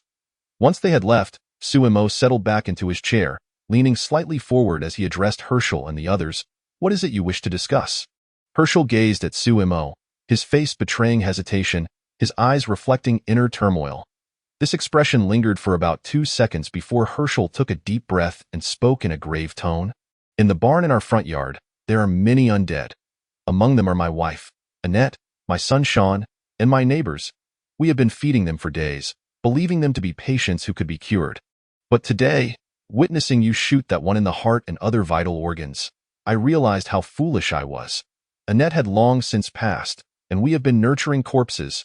I had grown somewhat despondent, believing all hope was lost. However, after hearing your words this afternoon, I am willing to place my trust in you. I entrust myself, my daughter, and the others to you, hoping you can bring us a glimmer of hope for the future. I wish for you to help us deal with the undead in the barn. Upon hearing Hershel's plea, Sumo's gaze swept over the others. Beth stared vacantly, her expression blank as if her soul had departed. Maggie covered her mouth with her hands, her eyes glistening with unshed tears. Meanwhile, Otis, Patricia, and Jim wore heavy expressions, as if the weight of the world rested on their shoulders. Sumo's demeanor shifted to one of seriousness as he regarded Hershel earnestly. Nodding, rest assured. I will see to the barn's issue tomorrow morning. Thank you very much, Sumo, Hershel said, his eyes shimmering with gratitude as he looked at Sumo with palpable emotion. He then added, if you do not mind, you may allow others to stay here with us. While it may be a bit cramped, it is certainly safer than outside. Sumo shook his head, his gaze resolute as he replied. No, we should be able to find the exact location of the prison in a few days. Moving in and out would only complicate matters. If you have no other pressing matters, I shall take my leave. As he spoke, Sumo cast a concerned glance at Hershel, Beth, and Maggie. The two women looked at him, their lips moving slightly, yet no words escaped. That is all we have to discuss, Hershel stated. Sumo nodded in acknowledgement and turned to exit Hershel's house. Upon stepping outside, he encountered Amy approaching him, her eyes filled with anticipation. Looking at Amy, Sumo smiled gently, a tender expression gracing his face as he inquired, why did you not return to the tent with your sister? Andrea? Of course, I was waiting for you. Amy replied without hesitation, wrapping her arm around Sumo's as she leaned her head against his shoulder affectionately. Observing her resting against his arm, Sumo smiled softly. His eyes filled with fondness as he replied, I will be on watch tonight, so I cannot indulge in such activities with you. Upon hearing this, Amy's lovely visage was instantly tinged with a blush, her eyes reflecting a hint of shyness as she playfully retorted, I didn't come to you for such trivial matters. Is there something else? Sumo raised an eyebrow slightly, curiosity glimmering in his gaze. Amy, catching his tone, playfully pouted again. I'm merely idle and wish to spend more time with my man. I asked that so wrong. At hearing Amy's words, Sumo was momentarily taken aback, but then a radiant smile blossomed on his face as he replied, Of course not. However, that phrase sounds rather familiar, doesn't it? Amy blinked her eyes mischievously and said, Of course it does. You just said something similar to me this morning. Sumo nodded with a smile and continued. Then you must have something to discuss with me while you wait here, right? Suddenly, Amy's playful demeanor vanished, her expression turning serious as she spoke. Indeed, I have something to discuss. It's about Beth. Beth? At Amy's mention, Sumo's face displayed confusion, his eyes filled with intrigue. After all, Amy had only known Beth for less than a day. Why would she seek him out to discuss her? Yet, considering Amy's sincerity, he deduced that Beth must have shared something with her. Amy quickly clarified, While you were in the well capturing that walker, Beth approached me to discuss some matters concerning you. Oh, Beth spoke to you about me? Pray tell, what did you discuss? Upon hearing Amy's words, Sumo's interest was piqued, his curiosity intensifying. The notion that Beth would discuss him with Amy was indeed surprising. Chapter 35. A conversation without hesitation, Amy began. She first asked how you and I met. Sumo raised an eyebrow, a flicker of curiosity in his eyes as he inquired, What did you say? I naturally answered truthfully, Amy replied, a subtle smile gracing her lips. Sumo nodded gently, his gaze reflecting approval. And then? Amy continued, after I answered her questions, she asked whether we were in a romantic relationship. I responded, and then she further inquired how we became a couple and how you became our leader. I recounted to her everything that transpired at the abandoned quarry. She remained silent for over a minute, and I was about to leave when she urgently called me back, saying she had more to say. Sumo, do you know what she told me? At this, Amy paused, her eyes fixed intently on Sumo, brimming with anticipation as if waiting for him to ask. Sumo, attuned to her thoughts, probed, What did Beth say? Upon hearing Sumo's inquiry, Amy raised her chin slightly and declared, She said she likes you and wishes to become your woman. After speaking, Amy gazed unwaveringly at Sumo, her eyes sparkling with mischief, seemingly eager to witness his astonishment. However, Sumo's expression remained composed, devoid of any extraordinary reaction. Noticing his calm demeanor, Amy furrowed her brow, perplexed, and asked, Suemo, why are you not the least bit surprised? Suemo chuckled softly, a confident smile gracing his face as he replied, Do you think it would be difficult for a man of my looks to attract a woman's affection? Although he felt a slight ripple of surprise within at Amy's words. It was fleeting. He hardly regarded it as shocking. When one possesses sufficient handsomeness, it becomes evident how proactive women can be. That's true, Amy mused, her gaze filled with admiration as she regarded Sumo's striking features. Nodding involuntarily. Initially drawn to him by his appearance, she soon discovered many other facets of his character that captivated her. After she confessed her feelings for me, what were your thoughts, and what did you say next? Suemo pressed on, his eyes gleaming with curiosity. Amy candidly responded, I felt quite agreeable to the idea.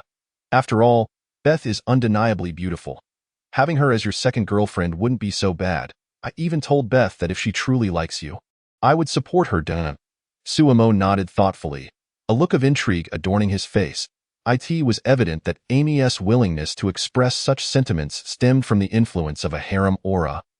As the acceptance and harmony levels soared, the fact that Beth approached Amy about these matters despite knowing of her relationship with Suemo was also a clear indication of this influence. So, Suemo, do you have feelings for Beth? If so, I can convey your intentions to her. If not, I can help you decline her advances. Amy continued to inquire earnestly. Suemo spoke candidly, nodding, Of course, I have feelings for Beth. She is remarkably beautiful. However, doesn't she have a boyfriend named Jimmy? Why would she come to you about this? Amy then recounted the details of Beth's earlier conversation with her. I see. Upon hearing Amy's account, Suemo narrowed his eyes slightly, deep in thought. Meanwhile, in the living room of Hershel's house, Beth and Jimmy sat on opposite sofas, as if an invisible wall separated them. Beth, it's rather late. What did you want to discuss with me? Jimmy leaned forward slightly, his curious gaze fixed on Beth. This was the first time Beth had taken the initiative to speak with him. Could it be that she had come to some realization and was willing to engage in a deeper relationship? A flicker of hope crossed his mind. Hearing Jimmy's words, Beth lowered her head slightly, a hint of guilt flashing in her eyes as she spoke in a tone tinged with remorse. I'm here to break up with you. At Beth's declaration, Jimmy's eyes widened in shock, disbelief evident on his face as he stammered, break up? Beth, you must be joking, right? After relentless pursuit, he had finally established a relationship with Beth, and yet, without having achieved anything substantial, she was now seeking to end it? This was utterly unacceptable, as if his heart had been struck by a heavy blow. Beth gently shook her head, her hair swaying as she softly replied, I'm sorry, Jimmy. The truth is, I never liked you. I always viewed you as a brother. Much like Shane, I once thought that apart from the people on our farm, there were no other normal individuals left. Not wanting to hurt your feelings due to your persistent advances, I agreed to be with you. But now that I've met others who are normal, she trailed off, her gaze revealing a hint of helplessness. Upon hearing her words, Jimmy felt as though lightning had struck him, descending into silence. Lies do not inflict pain. The truth is the sharp blade. Deep down, he had always known Beth did not harbor feelings for him, which was why she had consistently rebuffed his attempts at intimacy. Had it not been for the apocalypse, he likely would have never had the chance to be Beth's boyfriend. However, the reasons behind Beth's desire to end things were undoubtedly more complex. The most probable explanation was that she had developed feelings for someone else, likely someone from Sumo's group. Jimmy's mind raced through the faces of Sumo's team members, all of whom he had encountered. Most appeared quite average, but Suemo was the only one who made him feel somewhat inadequate. If Beth were to fall for anyone, it would undoubtedly be Suemo. With that thought, Jimmy's expression darkened as he glared at Beth. Speaking in a low, tense voice, You've fallen for someone else, haven't you? Is it Suemo?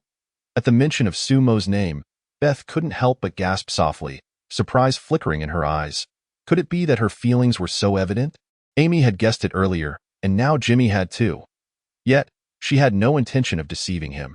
Biting her lip, she nodded and confessed, Yes, I have feelings for Suemo. Upon hearing Beth's admission, Jimmy's hands clenched into fists, knuckles turning white from the force as resentment bubbled within him towards Suemo, Beth, and even Hershel. For Beth, he had once stood idly by while his mother was attacked by a turned father, drawn only by the desire to check on her well-being at the farm. After finally winning her affection, Now she wanted to break things off. Let her go if she wishes. The real tragedy lies in the fact that we never progressed in our relationship, especially not in that regard. All his frustrations were aimed at Hershel, who was even stricter than his own parents. Most importantly, Hershel forbade any intimate actions between him and Beth. Had it not been for that old man, they would have already crossed those boundaries. And then there was Suemo, the Asian man. If Suemo had never brought his group to the farm, Beth would have never developed feelings for him. And thus, she would not be breaking up with Jimmy. Everything could be traced back to Suemo. If he were to die, Beth would have no reason to end their relationship, in addition to that old man Hershel. If Hershel were to perish, there would be no one left to impede his endeavors with Beth. The thought sent a flicker of madness through Jimmy's eyes, and a flash of inspiration surged in his mind. Suemo and his companions resided in the yard. Were they not terrified of the monsters known as zombies? Thus, he resolved to unleash the dozen or so creatures confined in the barn tonight, allowing them to assault Sumo's camp.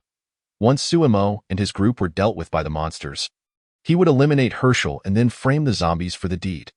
This way, not only would Beth return to his side, but the farm would also become his dominion. As this notion took root, Jimmy's excitement swelled, his chest heaving with fervor. Meanwhile, on the sofa, Beth observed the fluctuating expressions on Jimmy's face, a flicker of unease crossing her gaze as she patiently awaited his response. She acknowledged her part in this matter. Yet being with Jimmy was inherently a mistake, for she harbored no affection for him. Moreover, their relationship was merely a nominal one, devoid of any significant transgression. Thus, she felt no substantial psychological burden. Before long, Beth heard Jimmy utter, "All right, I will break up with you." Upon hearing this, gratitude welled up in Beth's eyes as she looked at Jimmy, saying, "Jimmy, thank you for your understanding. I shall regard you as an elder brother." "No need for thanks," Jimmy replied, a shadow of gloom flickering in his eyes, concealing thoughts unknown to all. Chapter 36. The peculiar Jimmy in the dead of night. A profound silence enveloped the surroundings. Most had succumbed to slumber, save for Suemo, who sat quietly atop the RV. Slowly rising, he placed his hands on the roof, his gaze piercing as he surveyed the vicinity. The night was thick with darkness, and except for the occasional chirping of insects, the air was still, leaving Suemo feeling somewhat bored. Theoretically, they should not encounter danger at this juncture, at least according to the original storyline. The imminent horde of zombies would not reach the farm for another fortnight. Yet, in this unpredictable apocalypse, how could one speak with such certainty? Zombies had already evolved to run at night, albeit at a slow pace. But who could assert that this marked the pinnacle of their evolution, rather than merely the beginning? If zombies could evolve to jog at night, might they not further develop to sprint? Subsequently, a progression from daytime jogging to sprinting could ensue, potentially leading to the emergence of powerful zombies. Speedy zombies and intelligent zombies, as depicted in ancient apocalypse tales. Such scenarios were less than ideal. Should zombies transcend evolution to acquire various extraordinary abilities, it would indeed spell trouble. Contemplating this, Suemo instinctively rubbed his temples, a hint of headache crossing his features.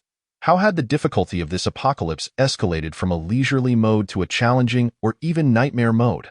Suemo turned his body once more, meticulously scanning the area until he confirmed there were no anomalies. Seizing the moment of tranquility, he felt a stir within and opened his character panel to take stock. Name: Suemo. Affiliation: Abandoned Quarry Camp. Title: Leader. Strength: 14-0. 7. Speed: 13-0.65. Constitution: 15-0.75. Mentality: 24-1.2. Skills: Zombie Antibody, Master Combat, Master Marksmanship, Harem Aura. Points: 257.5. Points had increased from 203 to 257, a gain of 54 points. Clearly, this was due to the number of zombies dispatched by Rick, Glenn, and Daryl during their outings. Nevertheless, over 200 points still felt woefully inadequate. Suemo shook his head in resignation, recognizing that he had indeed been rather extravagant with his points usage over the past couple of days.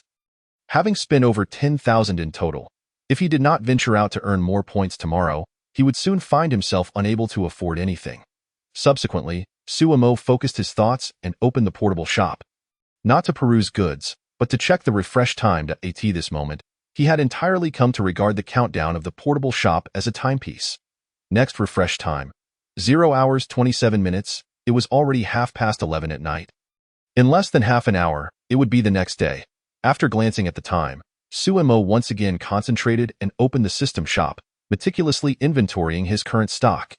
Universal handgun, 1 universal handgun ammunition, 2 boxes, universal rifle, 3, universal rifle ammunition, 1 box, limited time Ada Wong summon card, 24 hours, 1, recon drone, 3, drone batteries, 10, watchtower cannons, 2, high explosive grenades, 30, SCP, 500, universal medicine, 5, instant noodles, several, bread, several, bottled water, several, rice, several, food and other consumables were not urgently needed. Watchtower cannons could be deployed after seizing the prison. AS Suemo quickly scanned through the system space. His gaze was drawn like a magnet to the recon drones. Ah, how could I have forgotten about these? With such resources, entrusting them to Rick and Daryl would facilitate their search for the prison, making it all the more efficient. Gazing at the drones in the system space, Suemo smacked his forehead in frustration, his expression revealing regret. How had he not thought of this yesterday? However, come tomorrow morning, he could hand over the drones to them. With a soft sigh, Suemo closed the system space. He resumed his watch, his sharp gaze sweeping the surroundings like a searchlight, leaving no corner unchecked. Soon, he detected something amiss. It's the entrance of Hershel's room. A shadow moved stealthily. The figure crept out, and upon closer inspection, Suemo recognized him as a young man with a buzz cut of golden hair. Oh, is that not Jimmy? What business does he have out so late? Suemo regarded Jimmy with curiosity, his hand unconsciously stroking his chin. This scene was not depicted in the original story. Thus, he was momentarily puzzled, unable to discern whether Jimmy's actions were part of the original narrative or a consequence of the butterfly effect that had transpired. Should he follow him? Being action-oriented by nature, Suemo felt no hesitation. He swiftly and nimbly descended from the RV, moving with the grace of a cheetah as he quietly trailed behind Jimmy. In the dark and windy night, the surroundings were hushed. Suemo deliberately adjusted his pace, muffling his footsteps, allowing Jimmy to remain blissfully unaware of his presence as he continued on his path. Following Jimmy, Suemo arrived at the barn. What was he doing here at such an hour? Frowning, Suemo muttered softly, his confusion regarding Jimmy's behavior intensifying. The barn was filled with zombies. Whatever Jimmy intended to do, he could not be allowed to proceed. Resolutely, Suemo stepped out from the shadows and called out in a raised voice, "Hey, Jimmy, what brings you to the barn at this late hour?" Startled by his voice, Jimmy jolted as if struck by lightning, his flashlight slipping from his grasp. Moments later, Suemo watched as Jimmy hurriedly bent down to retrieve the flashlight, flustered as he directed the beam towards Suemo. "Suemo, what are you doing here?" Jimmy stammered, his eyes darting nervously. Though Suemo felt a twinge of confusion at Jimmy's frightened demeanor, he patiently explained, "I am on night watch. I saw you emerge from Hershel's house and decided to follow you to see what you were up to. Which led me here." Cold sweat broke out on Jimmy's forehead, beads of perspiration cascading down his cheeks. He had been solely focused on devising a scheme to eliminate Suemo and his companions, never anticipating that the very person on watch would be Suemo himself. Uncertain of Sumo's capabilities, he recalled how Sean, Moore, Rick, and Daryl all heeded Sumo's commands, and he realized he stood no chance against him. Suemo scrutinized Jimmy's demeanor, his eyes narrowing slightly, a glint of sharpness flashing within. Something was off, indeed. 9 parts out of 10 were amiss. Sumo's voice turned stern as he pressed, "By the way, Jimmy, what is your purpose for being at the barn at this hour?" Suemo was not well acquainted with Jimmy, given that the character had appeared so infrequently in the original narrative that he could count the instances on one hand. Aside from a couple of appearances in the early second season, his last appearance had been during the Horde's assault, where he met his demise at the hands of a zombie. Therefore, Suemo was not particularly knowledgeable about Jimmy's true nature or character. Hearing Sumo's interrogative tone, Jimmy trembled involuntarily, his legs feeling weak at that moment. His mind raced like a high-speed machine, desperately devising a strategy to navigate the situation. Soon, he concocted a reason, feigning calmness as he said, "There are friends and neighbors of mine among these corpses, and I am aware that you plan to dispose of them all tomorrow. Therefore, I wish to take one last look at them now." Listening to Jimmy's words, Suemo fixed his gaze intently on him. A contemplative expression etched on his face. At first glance, Jimmy's justification seemed reasonable, but upon closer reflection, it felt exceedingly forced. If he truly wished to bid farewell to his undead companions, he could simply inform Suemo in the morning. He would likely grant Jimmy the opportunity to see them properly. Why then would he sneak out alone to the barn at such an hour? Chapter 37. Insight and the Death of Jimmy, Major Revision. If this were not the truth. Then Jimmy was lying. Sumo's eyes instantly sharpened, like those of a hawk, as he pondered in silence the motives behind Jimmy's deceit. Countless thoughts raced through his mind, ultimately leading him to one possibility: to conceal his true intentions. But what could those intentions be? At the stroke of midnight, one would leave their dwelling to venture towards a barn teeming with the undead. Aside from the desire to unleash the corpses upon others, Suemo could fathom no other reason for Jimmy's presence at the barn. Surely, he was not intending to engage in romantic musings or philosophical discourse with the undead. Such notions were utterly ludicrous. Moreover, following dinner, Amy had mentioned that Beth would confront Jimmy about their breakup due to his actions. Even in times of peace, it is not uncommon for the jilted to succumb to darkness and commit heinous acts. In this apocalyptic context, the baseness of human nature would be magnified 100-fold. Suemo felt entirely justified in suspecting that Jimmy had succumbed to despair over Beth's rejection and was now plotting to exact revenge on him. Her new suitor. Furthermore, Jimmy's current behavior aligned perfectly with this hypothesis. He intended to open the barn doors and unleash the corpses to attack their encampment, which was a mere 100 meters away. The evolved undead could reach their base in mere seconds. Even if someone were on watch, should it not be Suemo, their group would surely suffer losses if no one were keeping watch. Then the rest of the team might very well face complete annihilation. With these thoughts, Suemo gazed at Jimmy, a frigid murderous intent igniting in his eyes, as if it could freeze the very air around them. He did not consider himself a villain, yet neither did he view himself as a hero. Regardless of the veracity of his recent speculations, Jimmy's actions had already posed a threat to him and his companions. This was an affront to his very principles, thus, Jimmy must die. However, Suemo did not act immediately. He narrowed his eyes slightly, sinking into contemplation. He realized that simply ending Jimmy's life with a swift strike would be too merciful. A sense of boredom washed over him. He could toy with Jimmy first, allowing him to experience the taste of fear. Wasn't it Jimmy who wished for them to be devoured by the undead? Let him feel the terror of being on the verge of such a fate himself. This was merely a fitting retribution. With this thought in mind, Suemo regarded the trembling Jimmy with a peculiar smile. Gently patting him on the shoulder in a casual tone, he remarked, "So that's it. I thought you were contemplating suicide by zombie. How could that be?" Jimmy forced a grim smile, attempting to mask his inner turmoil. "But tell me, Jimmy, you are shaking all over. Are you unwell?" Suemo feigned surprise, his face a mask of concern, while secretly probing for answers. "It's a bit cold, causing me to shiver," Jimmy stammered, offering another strained smile. His gaze evasive, unwilling to meet Sumo's eyes.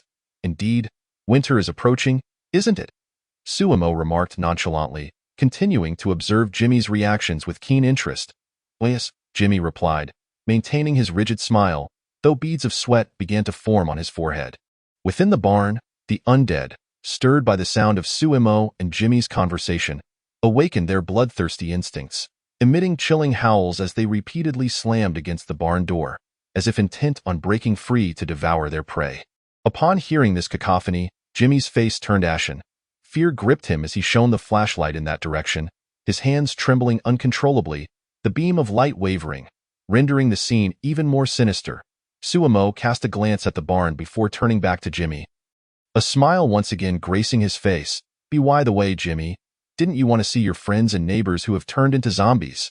It seems they are eagerly awaiting you. You should hurry and take a look." "I'll wait for you here. Why yes," Jimmy stuttered, his throat dry as he involuntarily swallowed, his gaze fixed on the barn door. The mere thought of the undead lurking behind it sent a chill coursing through him. Yet, he could not back down. He had already claimed to be here to see his zombified friends and neighbors. After much effort to convince Suemo of this pretext, failing to follow through would only serve to reveal his deceit. With a heavy heart, Jimmy steeled himself and began to approach the barn door, each step akin to walking on a razor's edge, fraught with pain and difficulty. The closer he drew to the barn door, the more his fear amplified. as if magnified by a lens. "What are you doing? Are you going to look or not? Hurry up." Observing Jimmy's turtle-like pace, Suemo deliberately raised his voice, urging him on. A hint of amusement flickering in his gaze, Sumo's insistent prodding, a flicker of hatred crossed Jimmy's eyes as he silently cursed his companion. If it weren't for Suemo, Beth would not have broken up with him. If it weren't for Suemo, he wouldn't be so terrified to approach the barn filled with the undead. He had meticulously planned to draw the monsters to Sumo's encampment the moment he opened the barn door, while he himself would remain safely hidden. Once Suemo and his group were decimated, he could then deal with that old fool Hershel. But now, that plan lay in ruins, shattered by Sumo's interference. The more he thought, the more agitated Jimmy became. Determined, he gritted his teeth and quickened his pace. Upon reaching the barn, Jimmy cautiously peered through the crack in the door, only to have his eyes widen in horror as he beheld a zombie crouched just behind the door. Its murky eye fixated on him. In that instant, his mind went blank, as if struck by lightning, and his body betrayed him. Retreating several steps, his legs weak and nearly collapsing beneath him. The courage he had summoned evaporated, leaving only unending terror in its wake. The undead within the barn seemed to sense the scent of Jimmy's flesh and blood, their relentless assault against the barn door intensifying, as if intent on bringing the entire structure crashing down. The door swayed precariously, creaking ominously, threatening to collapse at any moment. Seeing the door on the verge of giving way, Jimmy's face turned a sickly shade of pale as he glanced frantically at Suemo. His voice trembling as he pleaded, "Suemo, I've seen enough. Let's get out of here. Finished so soon? Are you sure you don't want to take a few more glances? If you don't look now, you won't get another chance," Suemo replied. A smile plastered on his face, his tone leisurely, yet his eyes glinted with icy resolve. "I don't want to see any more. Just one look is enough. Let's hurry back." Jimmy insisted, shaking his head vigorously as if to rid himself of his fears, desperation clouding his gaze. Suemo, still smiling, regarded him thoughtfully. "We can go back, but surely Jimmy has other matters to attend to." "No." At Sumo's words, a heavy weight sank in Jimmy's chest, as though he had plummeted into an abyss. His heart raced as he stammered, What matters?" Suemo gazed at him with a mocking glimmer in his eyes, as if observing a lamb destined for slaughter. "About opening the barn door and unleashing the undead to attack our encampment." Jimmy's mind raced as he began to protest, but the moment he met Sumo's mocking gaze, understanding dawned upon him. His face drained of color as he asked, "You knew all along? How could you know?" "That question you can ponder in hell," Suemo replied coldly, and with that, he moved like a bolt of black lightning, swiftly closing the distance between himself and Jimmy. As Suemo charged towards him, Jimmy's heart raced in alarm, and he instinctively attempted to fight back, his hands flailing in a panic. But Suemo was too swift. Like a specter, and before Jimmy could mount any effective resistance, Sumo's hand struck like a blade, precisely targeting Jimmy's neck, rendering him unconscious. Having subdued Jimmy, Suemo quickly began to search him, his movements deft and efficient. Swiftly retrieving a set of keys. Holding the keys in his hand, he cast a determined glance at the barn, a glimmer of resolve flashing in his eyes. Initially, he had intended to resolve the matter the following morning, but it now appeared that it needed to be addressed sooner. Suemo dragged Jimmy's lifeless body to the entrance of the barn, his movements effortless, as if Jimmy were merely a weightless doll. Subsequently, Suemo took the barn key and, with a measured pace, unlocked the barn door, his actions steady and resolute. Once the lock was disengaged, he swiftly distanced himself from the barn door, resembling an arrow released from a bow. While his expression remained impassive as he drew out a universal rifle, his eyes betraying a chilling intent to kill, the barn entrance. Freed from the constraints of the lock, the undead within surged forth like ravenous wolves spotting their prey. Desperately forcing the door open just enough to slip through, one after another, their movements twisted and frenzied, emitting nauseating howls. Soon, these creatures descended upon the unconscious Jimmy on the ground like a tide, using their withered, contorted hands to eviscerate him, blood splattering violently. A ghastly scene indeed. The excruciating pain struck like a sharp blade, instantly rousing Jimmy from his stupor, accompanied by a horrendous scream that seemed to pierce the very soul. In that moment, Sumo's gaze remained icy, and without hesitation, he pulled the trigger. A bullet shot forth like a meteor, striking Jimmy's forehead with lethal precision, silencing his anguished cries forever. This was his final act of mercy.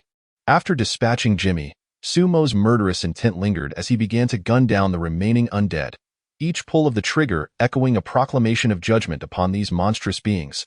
Chapter 38. Extermination of the barn's undead with unwavering resolve. Sumo squeezed the trigger, and the undead pouring from the barn fell as if struck by an unseen force, collapsing one after another.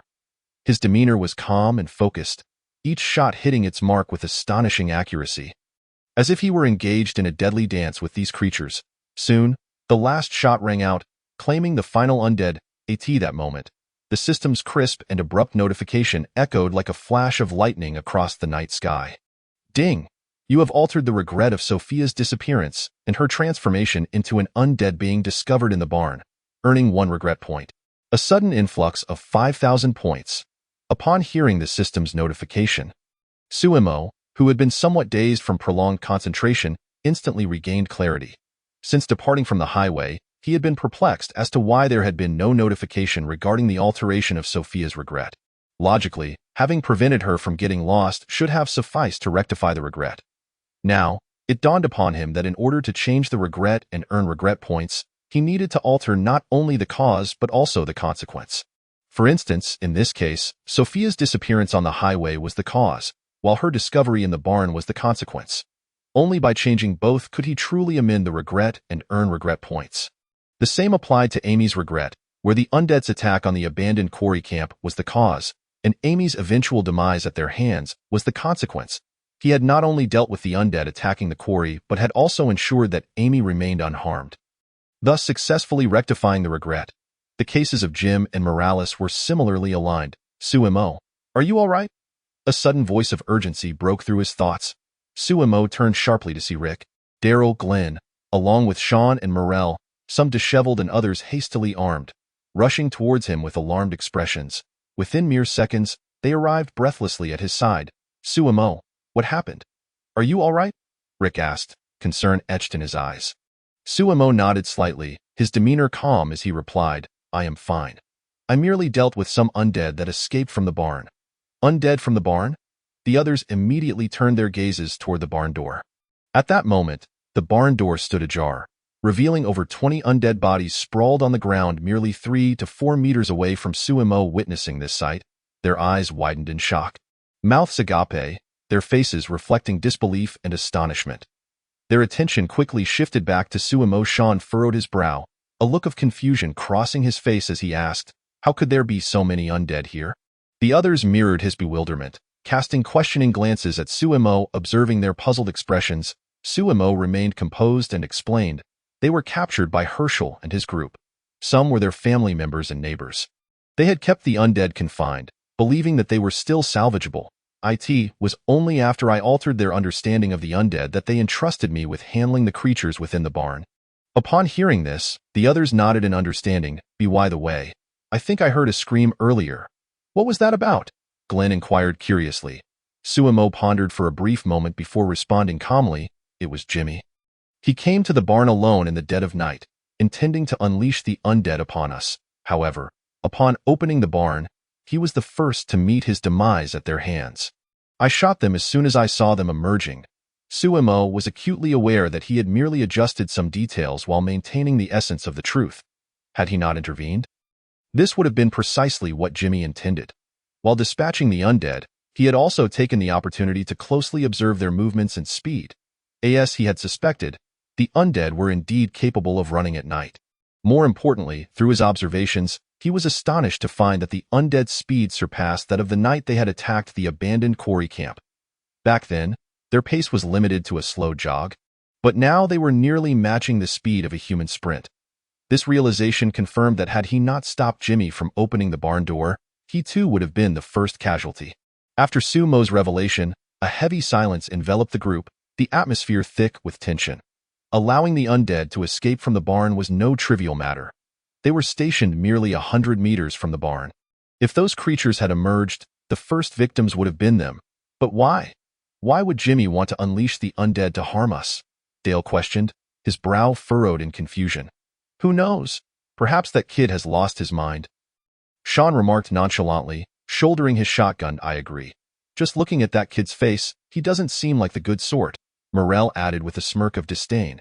Echoing Sean's sentiments, at this moment, Rick turned his gaze to Suemo, observing him with a contemplative expression, curiosity filling his eyes as he asked, Suemo, do you have any thoughts on this matter? Hearing Rick's inquiry, Suemo pondered for a moment before articulating what he believed to be the most plausible explanation. From what I understand, Beth broke up with Jimmy yesterday, and the reason for their split likely involves me. A collective gasp escaped the others as they processed Sumo's words. Astonished looks plastered across their faces. Suemo was quite the charmer. Just recently, he had won over Amy, and now even the farmer's daughter seemed to be smitten with him. Yet upon seeing Suemo, they quickly understood why. There was no denying that Suemo possessed striking looks, coupled with a unique charm that drew people in. This was one of the reasons they were willing to follow him. The notion that Beth had broken up with Jimmy because of Suemo indeed provided a compelling rationale for why Jimmy would want to unleash the undead upon them. Guys, I found this on Jimmy's body. That moment, Daryl approached calmly from the direction of the barn door, tossing a bloodied set of keys onto the ground before them with a decisive thud. With eyewitnesses, a motive, and evidence at hand, even the perpetrator was present. There was little more to discuss. Gather these pieces of evidence. I will speak with Hershel later, and as for the others in the camp, please explain the situation on my behalf, Suemo instructed gravely before making his way towards Hershel's residence. Suemo. Just as he took a few steps, he heard Amy's familiar and anxious voice.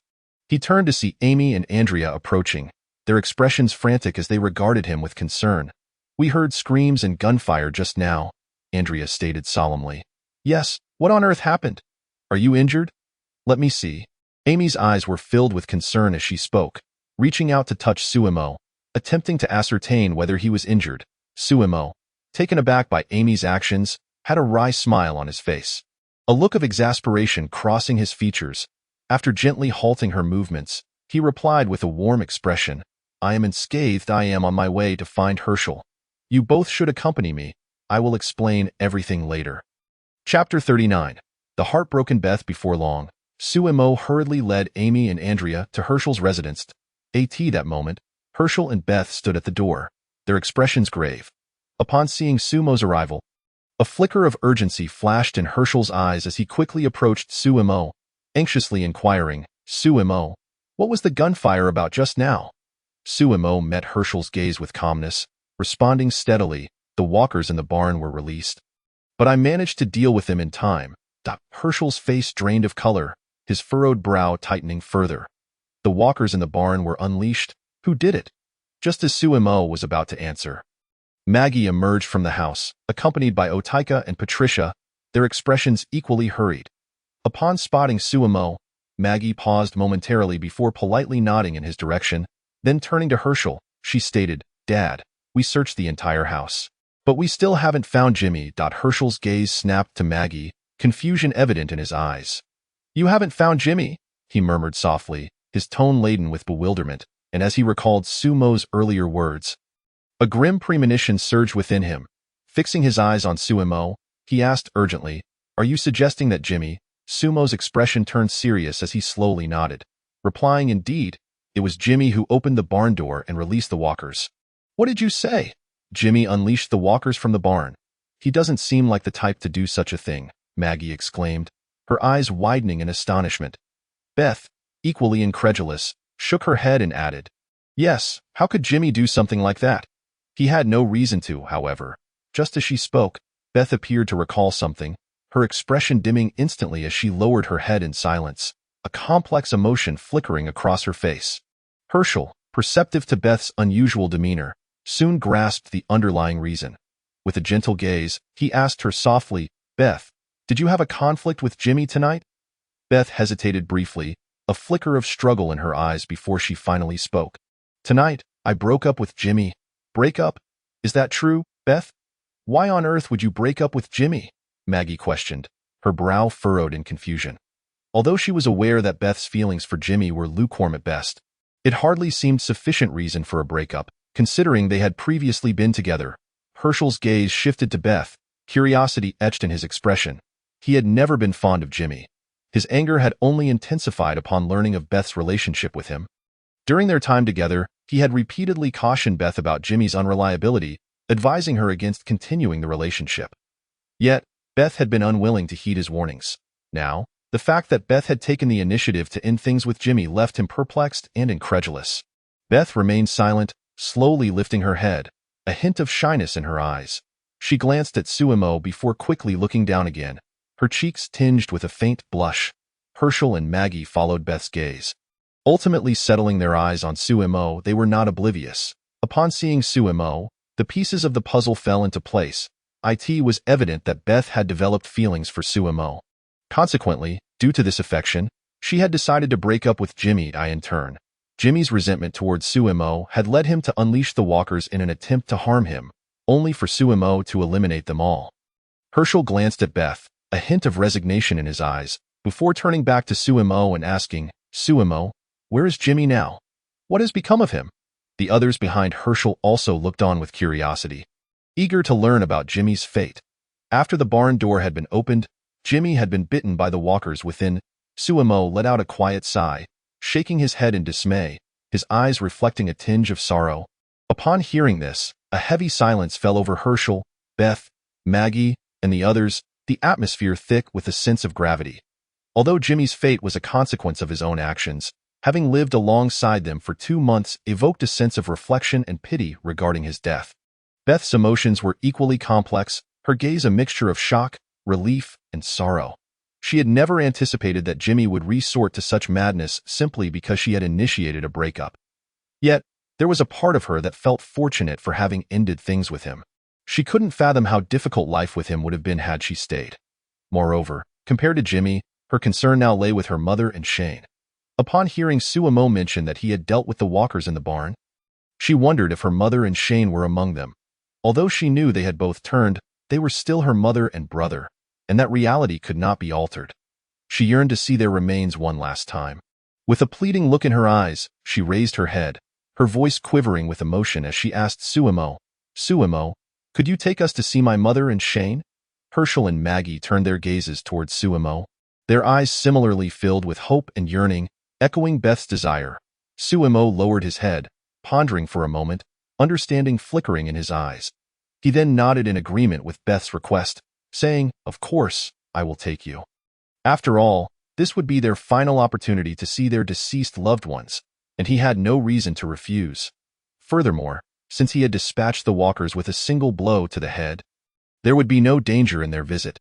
"Thank you, Suemo," Beth said, gratitude glimmering in her eyes as tears welled up.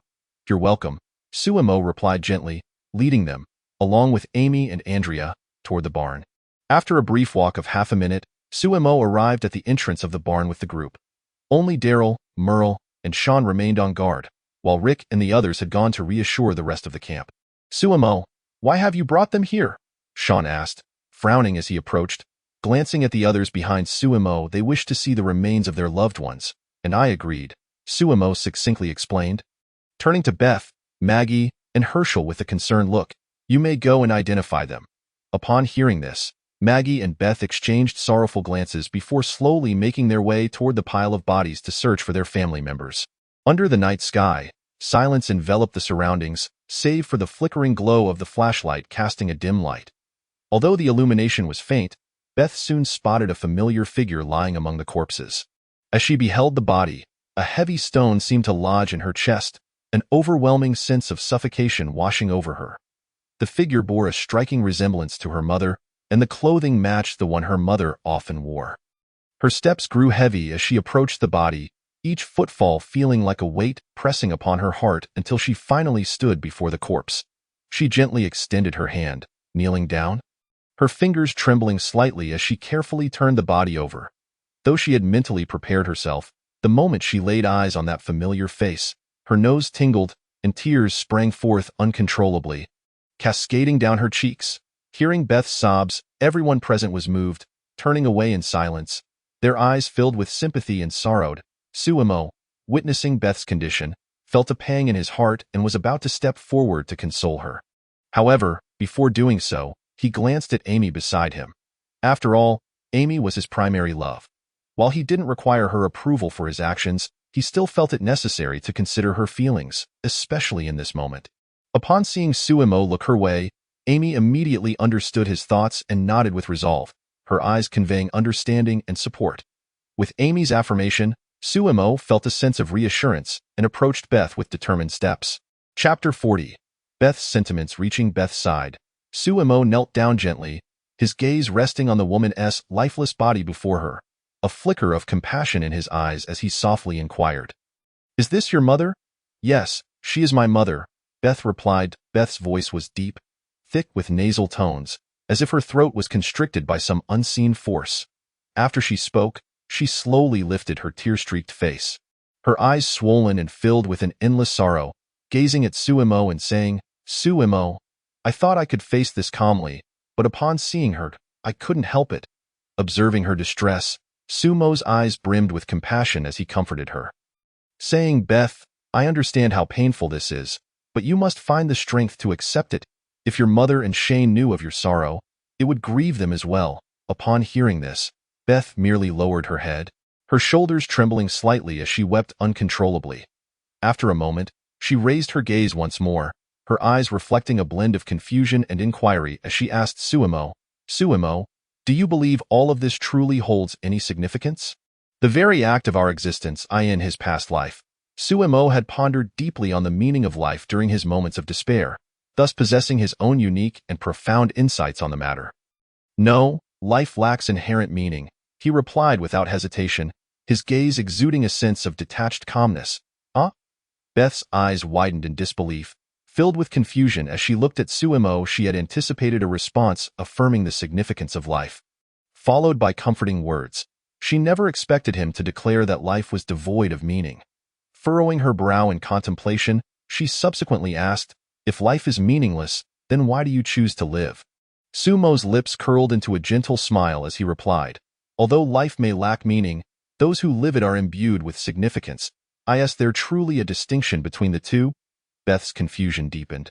The question was too profound, too philosophical for her to grasp at that moment, leaving her eyes filled with bewilderment. Suemo continued patiently, "When we say life is meaningless, it is because existence does not possess an inherent, predetermined value. Conversely, those who live are significant because each individual carries their own experiences, relationships, emotions, choices, and contributions, all of which bestow upon them a unique significance. In simpler terms, while life itself may lack meaning, every individual possesses their own distinct significance." Beth silently repeated Sumo's words in her mind, a flicker of understanding illuminating her gaze, as though she grasped a fragment of the truth, yet still lingered on the cusp of comprehension. She turned her eyes back to Suemo, filled with a glimmer of hope, and asked, "Then Suemo, what do you believe my unique significance to be?" Sumo's expression grew resolute as he earnestly replied, "It is to live well, for those who care about you, and for yourself as well. Reflect on it. Do you not have many who care for you, such as Hershel, Maggie, and all of us? Does that include you?" Beth's eyes sparkled with anticipation as she inquired. "Of course," Suemo affirmed, his gaze sincere as he looked into her eyes, revealing an unmasked concern. Upon hearing this, a warm tide surged within Beth, washing away much of the sorrow and despair that had lingered in her heart.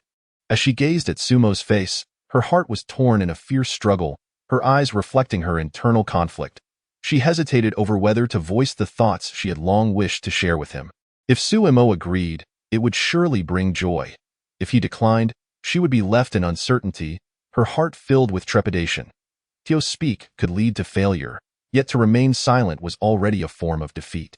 With this realization, a flicker of determination crossed Beth's eyes, and she finally resolved to act. Summoning her courage, she looked at Suemo and said, "Suemo, I have something to tell you." Suemo nodded slightly, his eyes encouraging as he urged, "Please, go ahead." Taking a deep breath to steady herself, Beth earnestly began, "Suemo, I like you. Although I am aware you are with Amy, I do not mind, and no matter how many women you have in the future. As long as I hold a place in your heart, would you allow me to be your woman?" Sumo's eyes widened in surprise, a flash of astonishment crossing his face.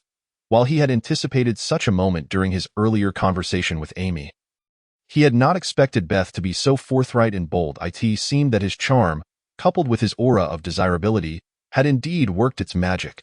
Beth had been one of his aspirations. And now that she had taken the initiative, he felt he could not refuse. Without making her wait long, Suemo replied gently, "If you do not mind being my woman, I will always hold a place for you in my heart." As Beth heard Sumo's agreement, her eyes widened in disbelief, feeling as if she were in a dream. Everything so surreal. "Really?" she asked cautiously, her voice trembling slightly, filled with both joy and anxiety. "Indeed, it is true." Suemo replied with a soft chuckle, his gaze warm and affectionate, as he tenderly wiped away the remnants of tears on Beth's face, his touch as gentle as a breeze. Unable to contain her excitement any longer, Beth's eyes sparkled with tears of joy as she opened her arms and embraced Suemo, feeling as if she were a little bird returning to its nest. Suemo paused for a brief moment, tenderness flickering in his eyes before he reciprocated the embrace, gently patting Beth's back in a soothing manner. "Looks like another beautiful girl has fallen for Suemo," Moore remarked, watching Beth and Suemo from a distance. A teasing smile gracing his face as he spoke with a hint of nostalgia. Daryl furrowed his brow in confusion, glancing at Moore and asking, "Really? How can you tell? They're just hugging." Moore shot Daryl a knowing glance, a mischievous glint in his eyes as he replied, "It seems I haven't yet imparted the wisdom of women to our little Daryl, have I? Moore, spare me your nonsense. You know I'm not interested in such matters." Daryl retorted, a look of disdain crossing his face as he expressed his impatience. "Go him. Women merely hindered his archery." Moore continued, "Once you find a woman and experience the thrill of it, you'll understand just how exhilarating it can be." Daryl rolled his eyes in exasperation, casting a glance at Moore before shouldering his crossbow and turning to seek a quieter spot away from Moore's teasing. Meanwhile, Suemo and Beth remained in each other's embrace for nearly a minute. As if time itself had paused, gently gazing at Beth, Suemo whispered, "We should return now. If there is anything else, let's discuss it later, shall we?" Beth nodded softly, her eyes tinged with reluctance as she slowly extricated herself from Sumo's embrace. The two soon rejoined the others. "How did it go?" Upon their return, Suemo looked at Maggie with concern in his eyes and inquired. Maggie cast a somewhat envious glance at Beth, her gaze mixed with complex emotions before she responded to Sumo's question.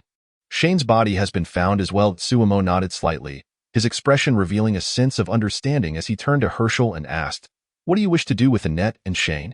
Hershel spoke up, "Suemo, if it's possible, we would appreciate your help in digging a grave to bury them." "No problem." Suemo replied without hesitation, his eyes reflecting determination. Afterward, he addressed Hershel again, "If there is nothing else, please go rest. I will take care of the remaining matters. We leave it in your hands." Hershel nodded appreciatively before looking at Maggie and Beth, saying, "Let us head back." With that, Hershel turned and walked steadily toward his home. Maggie glanced at Beth and Suemo, her eyes revealing a hint of complexity before she followed suit. "Suemo," Beth called softly, her gaze lingering on him with affection. "Let's return for now." Suemo nodded reassuringly, conveying a sense of comfort in his eyes. Understanding his intent, Beth quickened her pace to catch up with Hershel and Maggie. Chapter 41. Electric Shield and Super RV. What happened? Observing Beth, Maggie, and Hershel leaving, Amy approached Suemo with curiosity shining in her eyes, softly asking, "What did Beth say to you?" Sumo's lips curled into a radiant smile as he replied, "Beth confided in me about something." "And I agreed. Is that so?" "That's wonderful," Amy exclaimed, her eyes sparkling with genuine happiness for Suemo, her excitement palpable. "What were you two discussing?" "I didn't catch a word." Beside the two individuals, Andrea furrowed her brow tightly, her face adorned with a look of bewilderment as she inquired. Suemo did not provide a direct explanation. Instead, a faint smile graced his lips, revealing a mysterious expression as he chuckled, "It is still early. You two should return and rest. I have to tend to these corpses." With that, Suemo regarded Andrea with a gaze imbued with deeper meaning and said, "As for your matters, Andrea, Amy will explain everything to you once you return." "Very well, we shall take our leave," Amy replied with a slight nod, her eyes flickering with understanding. "All right," Andrea echoed, nodding in agreement.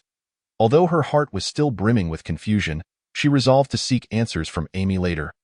Choosing to comply with Sumo's words, Suemo watched the retreating figures of Amy and Andrea until they returned to their encampment, before slowly turning his gaze to the scattered corpses on the ground. His expression heavy with contemplation, It's he that moment. Moore, Sean, and Daryl hastened towards him. Suemo, how shall we dispose of these bodies? Sean asked earnestly. Suemo lowered his head slightly, surveying the corpses before pondering for a moment and responding. Let us bury Annette and Sean right here. As for the others, we can transport them to a more remote location for cremation. And remember to call Rick and the others. The more hands, the quicker the task. Upon hearing Sumo's directives, the group nodded in unison and commenced their tasks. Half an hour later, the bodies near the barn had been entirely cleared away. Annette and Sean were buried by Suemo himself beneath a grand tree beside the barn. His movements steady and solemn, as if bidding a final farewell to the departed with each shovel of earth. After the clearing was completed, the others, fatigued, returned to their tents to rest, while Suemo, invigorated, resumed his vigil. Seated within the RV, Suemo let out a soft sigh of relief. Then his expression sharpened with focus as he checked his character panel. Name, Suemo. Faction, Abandoned Quarry Camp. Position, Leader, Strength, 14-0.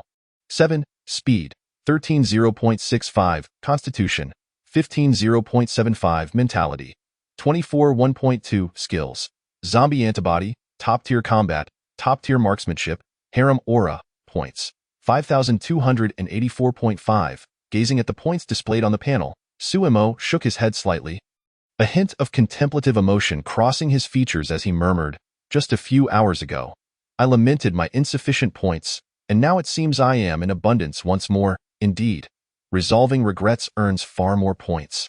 A flicker of realization passed through his eyes as he reflected. After clearing the corpses, he had only accrued 27 points, while amending Sophia's regret had directly granted him 5,000 points. The disparity was evident.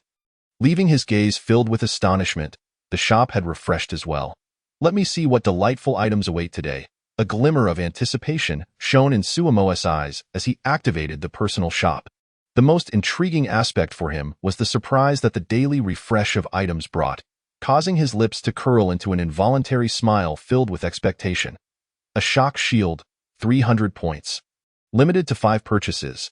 A super RV, 3,000 points, limited to 1 purchase. A box of canned food, 12 cans, 1 point, no limit. A live frog, 1 point, no limit. A bag of golden fertilizer, 2 points, no limit. A universal rifle, 50 points, limited to 5 purchases. A box of universal rifle bullets, 100 rounds per box, 10 points, limited to 20 purchases.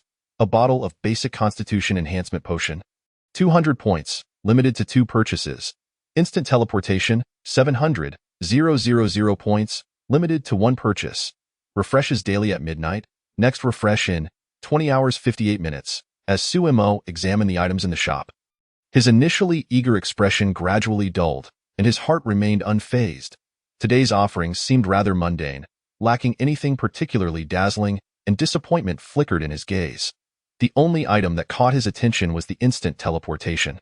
Though its staggering price of 700,000 points rendered it unattainable, a hint of helplessness crossed his expression. The shock shield sounded intriguing based on its name. Let us take a look at its description. Curiosity rekindled in his eyes. Shock shield. A defensive shield capable of withstanding attacks from ordinary firearms and melee weapons, while delivering an electric shock to those who strike it. No distance limit. Causing damage and potentially inflicting a paralysis state for 1 minute. Note, durability 100. The shield will shatter after 100 attacks. This seems rather promising, Suemo thought, a spark of delight igniting within him. After thoroughly reading the description, he began to meticulously assess its merits. It could withstand ordinary firearms and melee weapon assaults, rendering it nearly invincible in direct confrontations, unless faced with tanks or artillery. Confidence radiated from his eyes.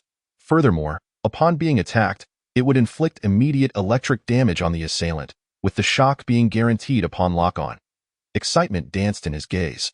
Most importantly, after delivering the electric shock, it could paralyze the enemy for 1 minute, an eternity in combat, where even a single second can determine victory or defeat. A satisfied smile graced his lips. The sole drawback was its limited durability of 100, shattering after enduring 100 attacks. Nevertheless, at merely 300 points, what more could one ask for? A decisive glint shone in his eyes. Purchase, I'll take them all, he resolved firmly within himself. Beep. 5 shock shields, exchange successful. Materialize or store in system space. Current remaining points, 3,784.5, store in system space, Suemo stated with a calm demeanor, glancing at his remaining points. Still having 3,784 points left, he continued to peruse the offerings. The Super RV, priced at 3,000 points, must possess extraordinary features. Let us examine its description first, curiosity and anticipation bubbling within him. Super RV. Nuclear-powered, capable of perpetual travel. Features an owner recognition system that prohibits others from using it without permission. Constructed from ultra-high-strength titanium alloy, capable of withstanding bullets and the impact of small to medium explosions. Retains the standard size of an RV while housing a vast internal space of 100 square meters, including a bedroom, living room, kitchen, bathroom, etc., providing a comfortable living experience. Equipped with a highly efficient air purifier and water recycling processor to cope with various harsh environments. Features ultra-efficient solar panels and wind power generators, ensuring round-the-clock electricity supply. Along with a super battery that lasts a year for emergencies. Wow, this RV seems quite remarkable. Sumo's eyes widened in astonishment as he absorbed the information, excitement illuminating his face. This would truly allow one to relish life amidst the apocalypse. His gaze brimmed with wonder. Nuclear-powered, perpetual travel. His eyes sparkled with awe. Exceptional defense against bullets and small to medium explosions. Shock coursed through him. Standard RV size yet boasting an expansive 100 square meter interior. His face displayed incredulity. Highly efficient air purification and water recycling systems. Admiration glimmered in his eyes. Ultra-efficient solar panels, wind turbines, and a backup battery capable of lasting a year. Joy radiated from him. Most importantly, this RV features an owner recognition system, meaning that unless he grants permission, no one else can utilize it. A sense of pride flickered in his gaze. With such configurations and functionalities, is it truly priced at just 3,000 points? Not 30,000 points? Questions swirled in his mind. Setting aside everything else, the fact that it retains the dimensions of a standard RV while accommodating an enormous internal space is already ludicrous. He recalled that just yesterday, the shop had offered a 1 cubic meter space storage ring, which had cost 10,000 points. This RV not only provides significantly larger storage space but also boasts an array of exceptional features, yet it is priced so much lower at 3,000 points. There's no room for hesitation. I'll purchase it immediately. A sense of determination washed over him. Any additional moment of doubt would be a disservice to this price.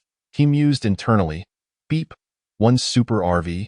Exchange successful. Materialize or store in system space. Current remaining points, 784 points. Chapter 42. A conversation between Beth and Maggie. Upon seeing the system notification before him, Sumo's eyes lit up instantaneously, and he could hardly suppress the thrill that surged within him. Initially beset by anxiety, fearing that the price he just paid had been a fluke of the system and that it should have been 30,000 points instead of 3,000. However, now that the items were in his possession, he resolved within to feign ignorance should the system contest this matter. Naturally, such an occurrence was unlikely. Suemo took a deep breath, attempting to calm his racing heart, and then spoke steadily. First, store it in the system space. At this moment, directly manifesting the item seemed rather absurd.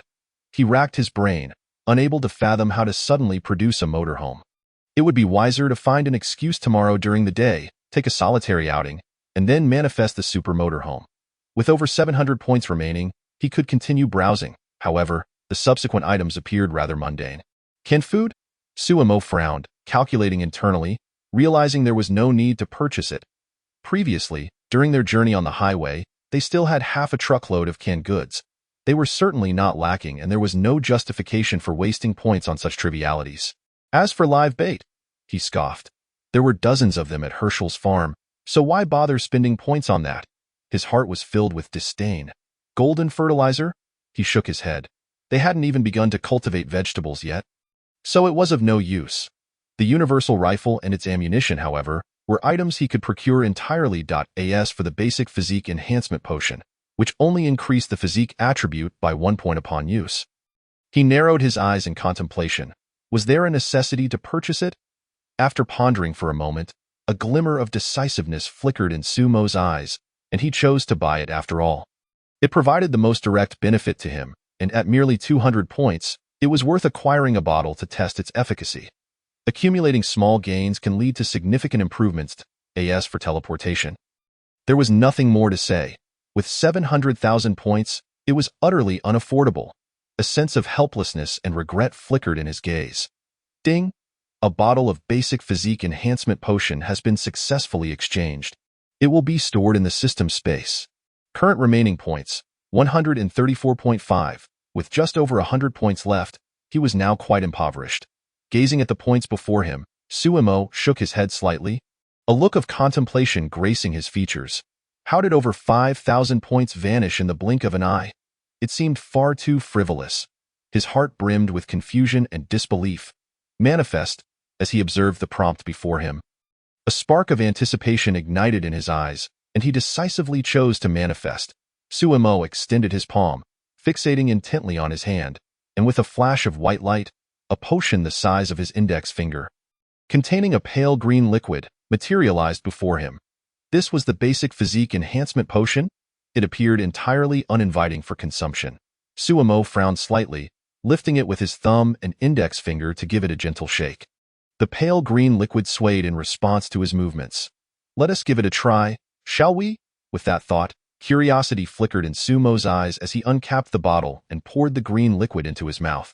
Surprisingly, the taste was quite pleasant, a hint of delight gracing his face, as the basic physique enhancement potion coursed through him. A wave of warm energy surged throughout Sumo's body, causing him to shiver with a sense of exhilaration. He soon felt subtle changes in his physique, though he couldn't precisely articulate what those changes were. He merely sensed a newfound strength within him.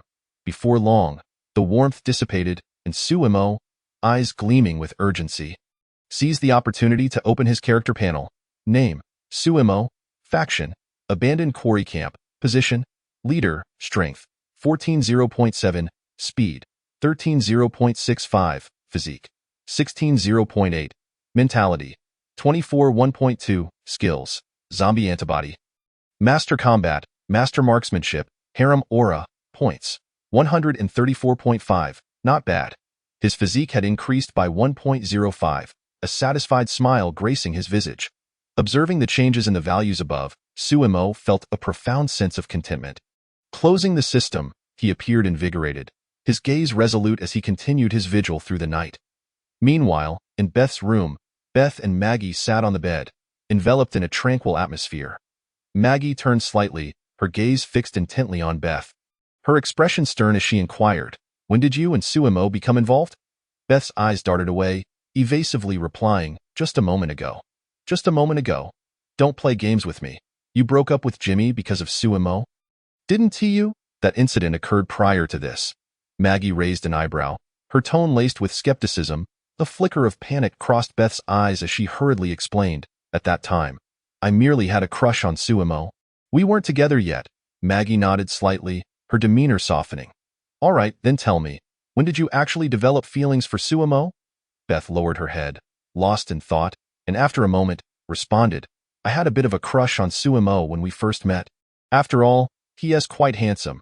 Who wouldn't he be smitten?" A faint blush crept across her cheeks. "However, back then, it was just a crush. I hadn't truly fallen for him yet. I think I genuinely liked him by yesterday afternoon."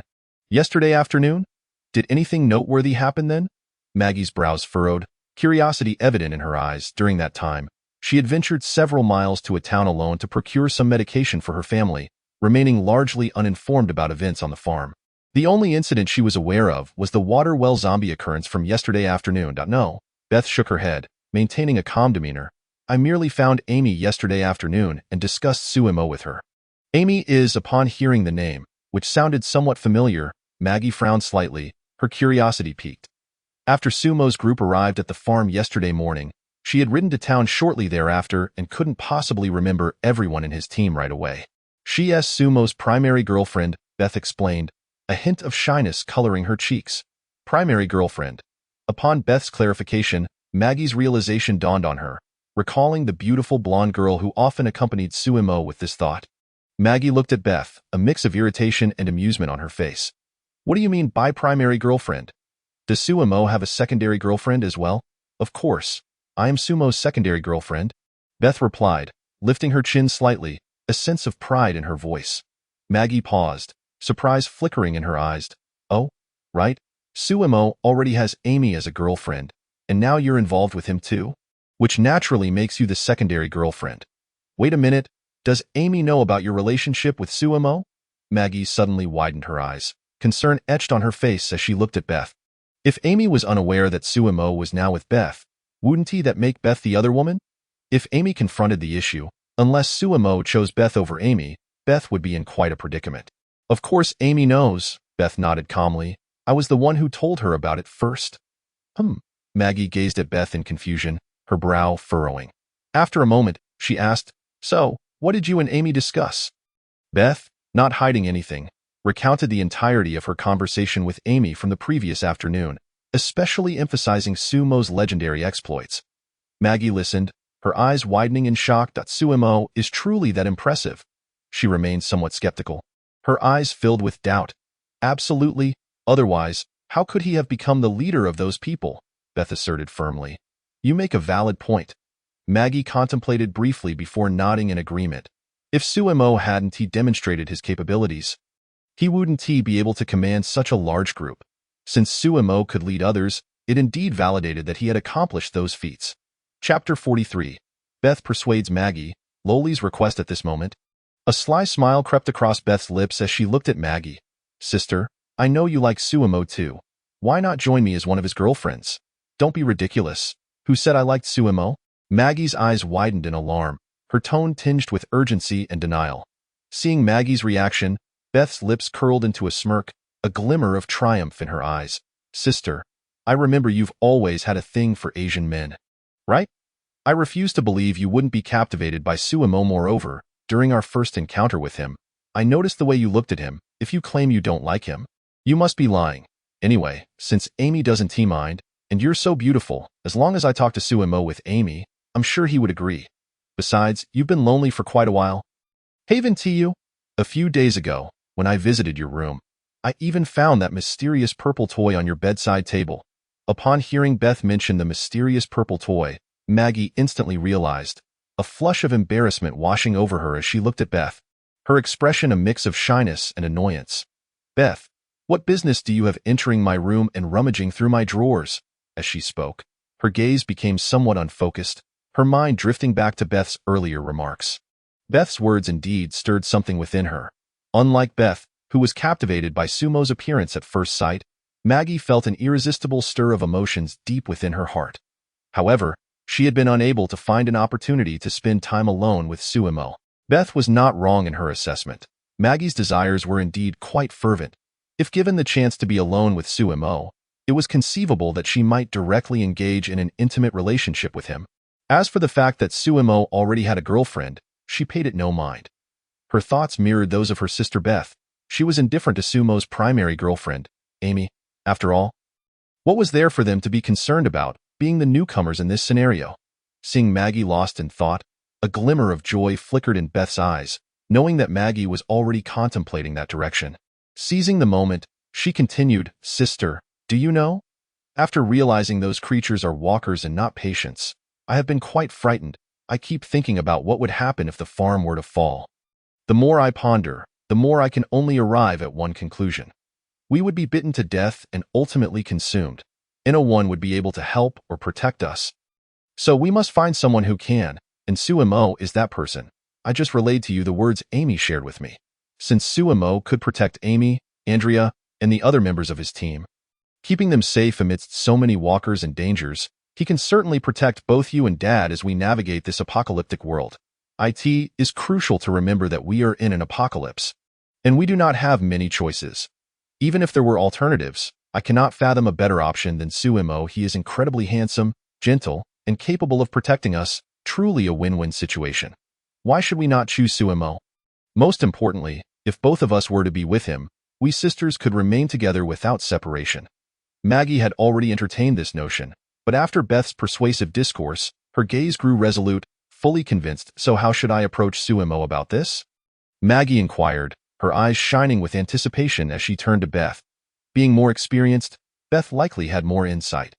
Beth furrowed her brow, contemplating for a moment before responding, "I think we should first speak with Amy and ask for her opinion." Maggie pondered this, a flicker of agreement crossing her features as she nodded. "Yes, that makes sense. I will talk to Amy tomorrow." She then looked at Beth. "You will accompany me, right? I feel a bit awkward going alone." "Of course, you're my sister. I wouldn't miss helping you with something so significant," Beth replied, a radiant smile gracing her face. The following day, in the early morning, most of the camp's residents had awakened from their slumber. Signaling the start of a new day, Dale, with measured steps, ascended to the top of the RV to take over Sumo's watch. Beneath the large tree in Hershel's front yard, Rick, Daryl, Sean, Merle, Glenn, and others wore serious expressions as they gathered. Awaiting Sumo's instructions, Sumo did not keep them waiting long. He hurriedly arrived at the tree and detailed the forthcoming action plan. The overall plan remained similar to the previous day. Though some details were slightly adjusted, he instructed the Rick duo, Daryl duo, and Glenn duo to expand their search areas. He was uncertain of the prison's location, only knowing it was somewhere near Hershel's farm and Atlanta. Since the previous day's team had searched 10 miles without results, it was prudent to extend the search to 20 and then 30 miles. Sumo entrusted them with 3 reconnaissance drones from the system space. His gaze filled with trust. With the assistance of the drones, he was confident they would soon receive specific information regarding the prison's location. After outlining the plan, a sense of determination flickered in the eyes of the others, who immediately set to work. "Now it is time for me to attend to my own matters," Sumo murmured to himself, a glimmer of resolve flashing in his gaze as he observed the others getting underway. His own task involved slaying walkers to earn points and summoning the Super RV. Briefly informing the rest of his team, Sumo prepared to depart. That moment, Lori hurriedly approached him. "Sumo, could you do me a favor?" "A favor?" Surely, she was seeking assistance in finding pregnancy tests. The thought crossed Sumo's mind, and he quickly realized the implication. Lori was already pregnant. Whether it was Rick's or Sean's was irrelevant to him. Although he had little fondness for Lori, he did have an affection for Judith, the child in her womb, though not in the way some might misconstrue. "What do you need?" Sumo inquired, maintaining a calm demeanor. "I would like your help in finding these items," Lori said, handing him a small note with a glimmer of hope in her eyes. Sumo accepted the note, scanning its contents swiftly. IT listed Blue Cross, David, and WH, brands associated with pregnancy tests. "You are pregnant?" he asked, feigning surprise. "How did you know?" Lori's eyes widened in astonishment. "These are all pregnancy test brands. Generally, men wouldn't recognize them, especially someone like me who is unmarried." Sumo casually explained, his expression composed. Lori did not press further on the details. Instead, she looked at Sumo, her gaze pleading. "So, can you help me?" "Sure, I happen to be heading out. I can keep an eye out for you." Sumo agreed with a slight nod. After all, Lori was a member of his team and Rick's wife, and with Judith on the way, it was only reasonable to assist her. "Thank you so much." "Sumo," Lori said, her eyes glistening with gratitude. Sumo replied, "No need for thanks. Would you like me to pick up some prenatal vitamins or other essentials while I'm at it? I don't want to make multiple trips." After a moment's thought, Lori nodded. "That would be great. Thank you." Sumo nodded in acknowledgement before turning to leave. Chapter 44. Undercurrents. After half an hour of walking, Sumo steadily approached a small town named Sonoya, located 2 to 3 miles from the farm. Initially, he had considered driving or riding, but soon dismissed the idea. He pondered that either option would hinder the cleanup of walkers along the route, and summoning the Super RV afterward would be cumbersome. Walking had its benefits. He could enjoy the scenery while simultaneously dispatching any walkers he encountered. Sumo raised his hand to open the character panel. His gaze focused as he checked his points balanced. That moment, he had amassed 217.5 points, indicating he had slain over 80 walkers, earning a substantial 80 points. Although the number was not overwhelming, he mused that even the legs of mosquitoes were worth something. Glancing at his remaining points, Sumo frowned slightly, contemplating for a moment before spending 200 points to purchase a bottle of basic physique enhancement potion. The previous bottle had provided tangible benefits, and he recognized the value of the potion in genuinely enhancing himself. If he had spare points, he intended to acquire more. Beep. A bottle of basic physique enhancement potion. Exchange successful, manifested, or stored in system space. Current remaining points, 17.5, manifest. Sumo commanded decisively. As the potion materialized, he tilted his head back and consumed it in one swift motion. A familiar warmth coursed through his body. Sumo glanced at his character panel once more. The physique value had risen from 16.0.8 to 17.0.85. The sensation of becoming stronger was rather pleasant. Sumo moved his body slightly, keenly aware of the changes within. This time, unlike before, he distinctly felt his physique transforming. He noticed that his body lines had become more refined and fluid, and his muscles and skin were significantly firmer than before. Though he hadn't yet reached the point where a blade would leave merely a white mark on his skin, ordinary swords would now only leave superficial scratches unless they were exceptionally sharp. Not bad, not bad, Sumo nodded in satisfaction. If he continued this path of enhancement, he mused, one day he could become impervious to blades and bullets. Next, it was time to summon the Super RV. Sumo pulled his thoughts back, carefully surveying the surroundings. Confirming that no one was nearby, he decisively manifested the RV. With a flash of dazzling white light, a colossal vehicle appeared before him. The Super RV gradually came into view. Resembling a steel behemoth that emanated a stunning aura, firmly standing before Sumo. Meanwhile, Sumo's mind was suddenly flooded with knowledge regarding the manual for the Super RV. At the same time, along a secluded road, a line of vehicles was connected end to end, forming a protective circle akin to a fortress wall. As the sun slowly ascended, a van door opened, and Randall, the member of the automotive group captured by Rick and Hershel, emerged with bleary eyes, rubbing his sore shoulders. The discomfort of living in a vehicle was palpable. Each awakening left him with aching limbs and a visage marked by fatigue. "How was your experience yesterday, little Randall?" As Randall stepped out of the van, a teasing voice pierced the morning air. He turned to see a middle-aged man, nearly 40, sporting scruffy stubble and eyes glinting with cunning. This man was Dave, the leader of their small team, which also included Tony, Sean, and Martin. Dave's words, Randall squinted slightly, slowly recalling the events of the previous day in the evening. While scavenging for supplies on their way back to the gathering place, they unexpectedly stumbled upon a campsite. There were only 3 individuals present, a middle-aged father and his 2 daughters, both around 15 or 16, in the bloom of youth. The girls were strikingly beautiful, radiating youthful charm. Soon, the 5 of them huddled together, whispering plans. Dave would engage the middle-aged father in conversation, attempting to lower their guard, and then seize the moment to control them while they were distracted. The outcome was remarkably successful. While Dave conversed with the father, Tony seized the opportunity to swiftly subdue him and bind him tightly. Then, in front of the helpless father, Dave and the others took turns committing unspeakable acts towards the 2 girls. Initially, Dave felt a twinge of nervousness, his hands trembling slightly, but after the first attempt, he felt as though he had unlocked a new world, an exhilarating rush. Especially when he engaged with the girls. Witnessing the father's eyes filled with despair yet powerless to intervene, the thrill of that moment lingered in his memory, evoking a satisfied smile upon his face. Randall chuckled shyly, a hint of regret flashing in his eyes. "It's a pity we had to kill them." As soon as Randall spoke, the rest of the team erupted in laughter. Dave patted Randall on the shoulder, a malicious grin spreading across his face as he remarked, "Don't worry, stick with us, and you'll encounter such moments again." Afterward, he pulled out a map from his pocket, unfurling it on the hood of the vehicle. "Jan has already assigned us a mission. Today, we are to scour a location in a town called Zenoa Village, focusing on gathering medical supplies and food." Upon hearing this, Tony's eyes lit up with eagerness, and he inquired impatiently, "Will we meet any girls? Yesterday was quite dry." Dave's lips curled into a knowing smile as he replied, "Perhaps." At this moment, at Hershel's farm in the early morning light, gentle rays of sunshine bathed the earth. Inside Beth's room, Amy gazed at Beth and Maggie, her eyes brimming with curiosity as she softly asked, "So, what is it that you wish to discuss with us?" Early this morning, Beth and Maggie had approached her tent, their expressions anxious, insisting they had something of great importance to share.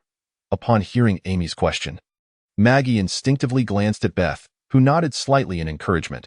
Gathering her thoughts, Maggie earnestly looked at Amy and said, "Amy, I have feelings for Sumo and wish to become his woman, so I seek your advice on how to express my intentions to him in a way that he would agree." Amy's expression shifted to one of seriousness, her gaze scrutinizing Maggie. After spending several days with Sumo, she was well acquainted with his character. She knew he possessed a strong sense of possessiveness and was quite the lecher. attracted to all beautiful women, eager to claim them for himself. While she had no objections to Suemo having a harem, if Maggie sought her assistance in becoming one of his consorts, she had two conditions. First, her appearance must be appealing. Second, her affection for Suemo must be genuine. If she met these criteria, Amy would be willing to discuss the situation with Suemo. Ultimately, however, the decision rested with him, and regardless of his choice, she would fully support it. After a thorough appraisal of Maggie, satisfaction gleamed in Amy's eyes as she nodded. Maggie was indeed attractive, embodying the quintessential Western beauty with her tall, slender figure and striking features that radiated strength and determination. From the depth of Maggie's eyes, Amy could sense her fervent feelings for Suemo. At least in terms of looks, she believed Suemo would not refuse her. After a moment of contemplation, Amy offered her advice. Suemo, doesn't he require any roundabout approach? My suggestion is to be direct and straightforward in expressing your feelings. Is it really that simple? Maggie asked, momentarily taken aback, incredulity flashing in her eyes. Indeed, it is that simple, Amy affirmed with a nod. Accepting Amy's counsel, Maggie resolved to seek out Suemo immediately. All right, I'm going to find Suemo right now, she declared, rising swiftly and hurrying out of the tent, vanishing from Amy and Beth's sight in an instant. Watching Maggie dash out, Amy turned to Beth and teased, "Is Maggie always this impulsive?" Beth shrugged helplessly, returning a glance that spoke of resignation. Outside, Maggie searched the encampment of Sumo's team but found no sign of him. She glanced up at Dale atop the RV and quickly approached him, politely inquiring, "Hey, Dale, do you know where Suemo has gone?" Upon hearing her question, Dale, with his rifle slung over his shoulder, turned slowly to face Maggie. "We are in need of some medical supplies.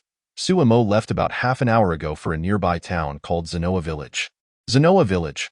All right, I'll go find him," Maggie murmured to herself before promptly turning on her heel and rushing towards the farm stables. Observing her sudden departure, Dale wore a puzzled expression, scratching his head in confusion. Chapter 45. The Dazzling Super RV, A Crisis. In Zenoa Village, Suemo stood before the Super RV, his gaze filled with awe and admiration as he meticulously examined the hard-earned vehicle. The Super RV boasted a sleek exterior, its silver gray, ultra-high-strength titanium alloy body shimmering under the sun, exuding a cool and captivating metallic sheen, reminiscent of a fearless knight clad in shining armor, radiating an imposing presence. The vehicle's body appeared seamless, devoid of any visible welds or joints, a testament to exquisite craftsmanship that left Suemo in quiet admiration. Measuring approximately 10 meters in length, nearly 3 meters in height, and a width of 2.5 meters. While its size was comparable to that of typical RVs, the aura it emanated surpassed that of ordinary vehicles, resembling a colossal beast of the land. The front design was simple yet powerful. With a vast windshield occupying most of the front area, the glass exhibited exceptional clarity and had undergone special treatment, allowing Suemo to ponder that it could not only withstand bullets but also effectively block strong light and ultraviolet rays. Truly practical. Beneath the glass was a black metal plate adorned with two large, bright headlights, akin to piercing eyes full of vitality. Suemo imagined that in darkness, these eyes would project a brilliant and radiant light, illuminating his path ahead. Flanking the headlights were petite turn signals, akin to delicate accessories adorning the face, adding a touch of liveliness and charm to the RV. On either side of the vehicle, several large windows stood out prominently. The window frames were also crafted from titanium alloy, solid as an iron fortress. The glass featured a unique privacy design, appearing a faint black from the outside, rendering it impossible to glimpse the interior. Suemo nodded in satisfaction. This design not only safeguarded the interior's privacy but also enhanced the RV's air of mystery. The Super RV's tires were massive, each with an intricate and robust tread pattern. Suemo crouched down, running his hand over the tire, appreciating the resilience of the rubber. He understood that even on rugged terrain, such tires would ensure excellent traction and stability. The rims were fashioned from high-strength alloys, gleaming silver, with distinct ventilation holes designed for optimal cooling. Suemo mused that even during extended high-speed travel, these vents would guarantee the proper functioning of the tires and braking system, significantly enhancing driving safety. The rear section of the vehicle is adorned with striking taillights, uniquely shaped, resembling two red gemstones embedded in the back. Below, robust exhaust pipes are prominently featured. However, due to the nuclear propulsion system. These pipes serve more as decorative elements than functional ones. Suemo gazes at the exhaust, a slight smile gracing his lips, for they reveal the distinctive source of power for the motorhome, adding a unique allure to its rear. Atop the vehicle, a massive and highly efficient solar panel stands out conspicuously. The solar panel, a deep blue, boasts a surface as smooth as a mirror. Suemo looks up, pondering that even on overcast days, it can still absorb ample energy. Beside it, several compact wind turbines resemble loyal guardian angels, ever ready to provide additional electrical support for the motorhome. In essence, one could succinctly summarize, the vehicle is strikingly cool and fully functional. It is truly exceptional, perhaps even 9/10 perfect. Observing the magnificent motorhome before him, Suemo nods in satisfaction, his face radiating joy. With his own motorhome, he would no longer have to squeeze into that old vehicle from Dale. However, he wonders how the so-called 100-square-meter living space within would measure up. The door opens by thought alone. With a surge of anticipation, Suemo focuses his mind, and the door slowly swings open. Entering the motorhome, he is filled with curiosity and excitement as he steps carefully inside. The interior is divided into 3 sections. The front half resembles that of a conventional motorhome, featuring a driver's seat, a passenger seat, a booth, storage cabinets, and a separate bathroom. At the center of the motorhome, connecting the front and rear sections, there exists a door that, as expected, leads to the so-called 100-square-meter expansive space. Suemo furrows his brow momentarily, contemplating before stepping forward to pull open the door. Upon opening it, he is greeted by an entrance hall that leads further inside to what should be the living room, complete with a sofa and coffee table. As he walks through the entrance, the layout of the living room becomes immediately apparent. In addition to the living room where Suemo stands, there are 3 bedrooms, 2 independent bathrooms, and a kitchen, all fully equipped with appliances and furnishings. Now, life could truly be enjoyed. A contented smile spreads across Sumo's face as he sinks into the soft sofa, feeling a wave of nostalgia wash over him. After resting momentarily, he rises and exits the spacious living area, taking his place in the driver's seat. The driver's seat is quite comfortable, rivaling the sofa in the main living area. A large touchscreen panel sits between the driver's and passenger's seats, capable of monitoring the motorhome status and allowing for command permissions and modifications. Indeed, it is fully equipped with everything one could desire. With a glimmer of curiosity in his eyes, Suemo takes the motorhome for a spin around town, quickly locating a pharmacy. After disembarking, he stands at the pharmacy's entrance, his gaze falling upon a notice affixed to the glass wall beside the door. It reads, "Take only what you need. Leave behind what you do not." Staring at the words, Suemo is momentarily taken aback, a hint of hesitation creeping into his heart. He had initially intended to clear out the pharmacy, but now, seeing the notice, he feels a pang of conscience about doing so. However, having come this far, it would be unwise to leave empty-handed. Perhaps he should take just half. After all, the storage compartments in the motorhome are limited, and taking too much would be impractical. A quick thought crosses his mind, leading him to this balanced decision. He plans to place the items in the storage compartment at the front half of the motorhome, while the rear section, the 100-square-meter space, is designated as his living area. Not a storage room. First, he will assist Loli in finding the necessary items. Drawing out the note Loli had provided, he approaches the maternity section with a sense of responsibility. The other sections show signs of having been thoroughly raided, but the maternity section remains untouched. This is hardly surprising. Most women who were pregnant at the onset of the apocalypse have likely perished, unable to survive. Meanwhile, in Zenoa village, a van is making its way toward the pharmacy. "Dave, everyone, look at that vehicle," Randall exclaims, his eyes sparkling with excitement as he points through the windshield. Dave, seated in the passenger seat and previously dozing, slowly opens his eyes upon hearing Randall's words. What kind of vehicle could elicit such enthusiasm? Puzzled, he glances at Randall and then follows his pointed direction. The moment he sees the motorhome, Dave is instantly alert, his eyes wide with shock and greed. It is a remarkably cool and imposing motorhome, complete with solar panels and wind turbines atop it. "Dave, that motorhome is incredible. We must seize it," Tony, sitting in the back seat, shouts excitedly, waving his arms in the air. "Indeed. Look at its body. It is clearly not made of ordinary metal." Martin concurs, his eyes filled with longing. "With this motorhome, we wouldn't have to live in this decrepit van anymore," Sean adds, his face alight with anticipation. While Dave feels a twinge of envy, he remains composed. His gaze sharpening as he instructs the others that motorhome is parked right in front of the pharmacy, which means it likely has an owner. We need to be cautious. Understood, the others respond in unison. Their expressions turning serious. At Hershel farm, Maggie rides swiftly on a spirited horse, heading towards Zenoa village. As she travels, her gaze sweeps over the corpses of the undead lining the road. Did Suemo do all of this? Maggie wonders, astonished, and spurs her horse onward, quickening her pace. Inside the pharmacy, Suemo discovers the items Lowly needs in the maternity section. Pregnancy tests, miscarriage prevention medication, prenatal vitamins. Everything is accounted for. Perfect, I've got it all. He murmurs, carefully counting the items in his hands. There is no need to take an excessive quantity, as they all have expiration dates, and taking too much would be impractical. Suddenly, the screech of brakes catches Sumo's attention. Instantly alert, he sharpens his focus and looks toward the pharmacy entrance, where 5 armed individuals are entering. Chapter 46.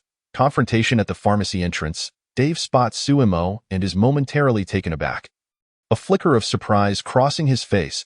He had anticipated encountering a group of individuals, not just one, of course. He is aware that there may be others lurking nearby, just not in the pharmacy. Best to gather information first. With that thought in mind, Dave gazes at Suemo, a smile creeping onto his lips as he offers what he considers a courteous greeting. I never expected to see another living person. Suemo squints slightly, his penetrating gaze scrutinizing them. Among the 5, he recognizes 3. They are the very members of the Automotive group who clashed with Rick and Hershel in the original storyline. He recalls their names. The leader is called Dave. The seemingly dim-witted heavy-set man to his left is Tony, who was killed by Rick in the tavern, and the last one at the back is Randall, who was later captured by Rick and his companions. 5 individuals, all armed with a variety of firearms. Should conflict arise, Suemo privately assesses that he could eliminate them all within 10 seconds. However, given the distance and terrain, avoiding injury would be challenging, and he has no desire to waste a single SCP-500 here. Furthermore, he is uncertain whether these 5 are the only ones or if more members of the Automotive group are lurking nearby. The Automotive group consists of 20 to 30 people and possesses heavy weaponry, making it difficult for him to handle them all alone. For now, he must keep them steady, gather intelligence, and wait for the right moment to act. Suemo contemplates this internally and then addresses Dave and the others. I, too, am surprised to encounter other individuals. Dave, looking at Suemo, maintains his smile as he replies, it seems we are indeed fated to meet. My name is Dave. He then turns to introduce the others behind him.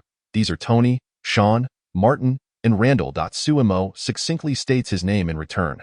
Dave nods, curiosity flickering in his eyes, before continuing, you appear to be of Asian descent. Which country do you hail from? Tianchao, Bandi, Zairihua, or Asan? Suemo remains calm, responding, I am from Tianchao. Dave nods again, a thoughtful expression crossing his face as he remarks, Tianchao is a beautiful country, though I've never been there. I wonder how it fared during these events. Perhaps its situation is better than ours. Heh. Tony, behind Dave, lets out a somewhat dazed chuckle. Perhaps everyone there is already dead. Sumo's eyes turn cold as he shoots a frosty glare at Tony before inquiring. You don't seem to be locals. Where do you come from? Philadelphia, Dave replies without hesitation. I first encountered Tony on the highway in Philadelphia, and then I came across Martin, Sean, and Randall along the way. However, you are mistaken about one thing. Young Randall here is a local, residing in a small town right next door. As Dave speaks, he glances back at Randall. Suemo shifts his gaze toward Randall, recalling him vividly, as he had a more substantial role in the story than the others. Most importantly, it appears that this individual is a former classmate of Maggie. Suemo redirected his gaze toward Dave. His eyes filled with curiosity and inquired, what brings you all the way down south from Philadelphia? Dave's expression turned serious as he replied, certainly not the weather. I must have lost around 15 pounds just from sweating. Initially, we intended to head to Washington, D.C., having heard that there were refugee camps there. However, due to road blockages, we found ourselves unable to proceed. Consequently, we opted to avoid the highways and traverse the countryside, moving relentlessly onward. Every group we encountered claimed to possess a means of escape.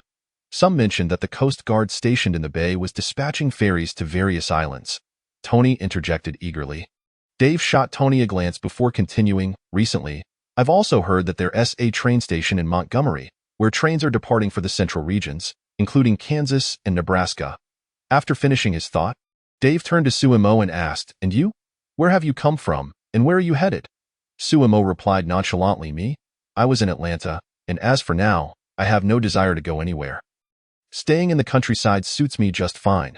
Dave nodded thoughtfully, a glimmer of scrutiny in his eyes, and then asked, are you alone? Of course, I am. Suemo replied with a calm demeanor, I doubt that. Dave remarked, a slight smile playing on his lips as he moved directly in front of Suemo, glancing down at the medication in Sumo's hand. Prenatal vitamins? That doesn't seem like something you would carry. Dave chuckled, a hint of cunning evident in his gaze. No offense intended.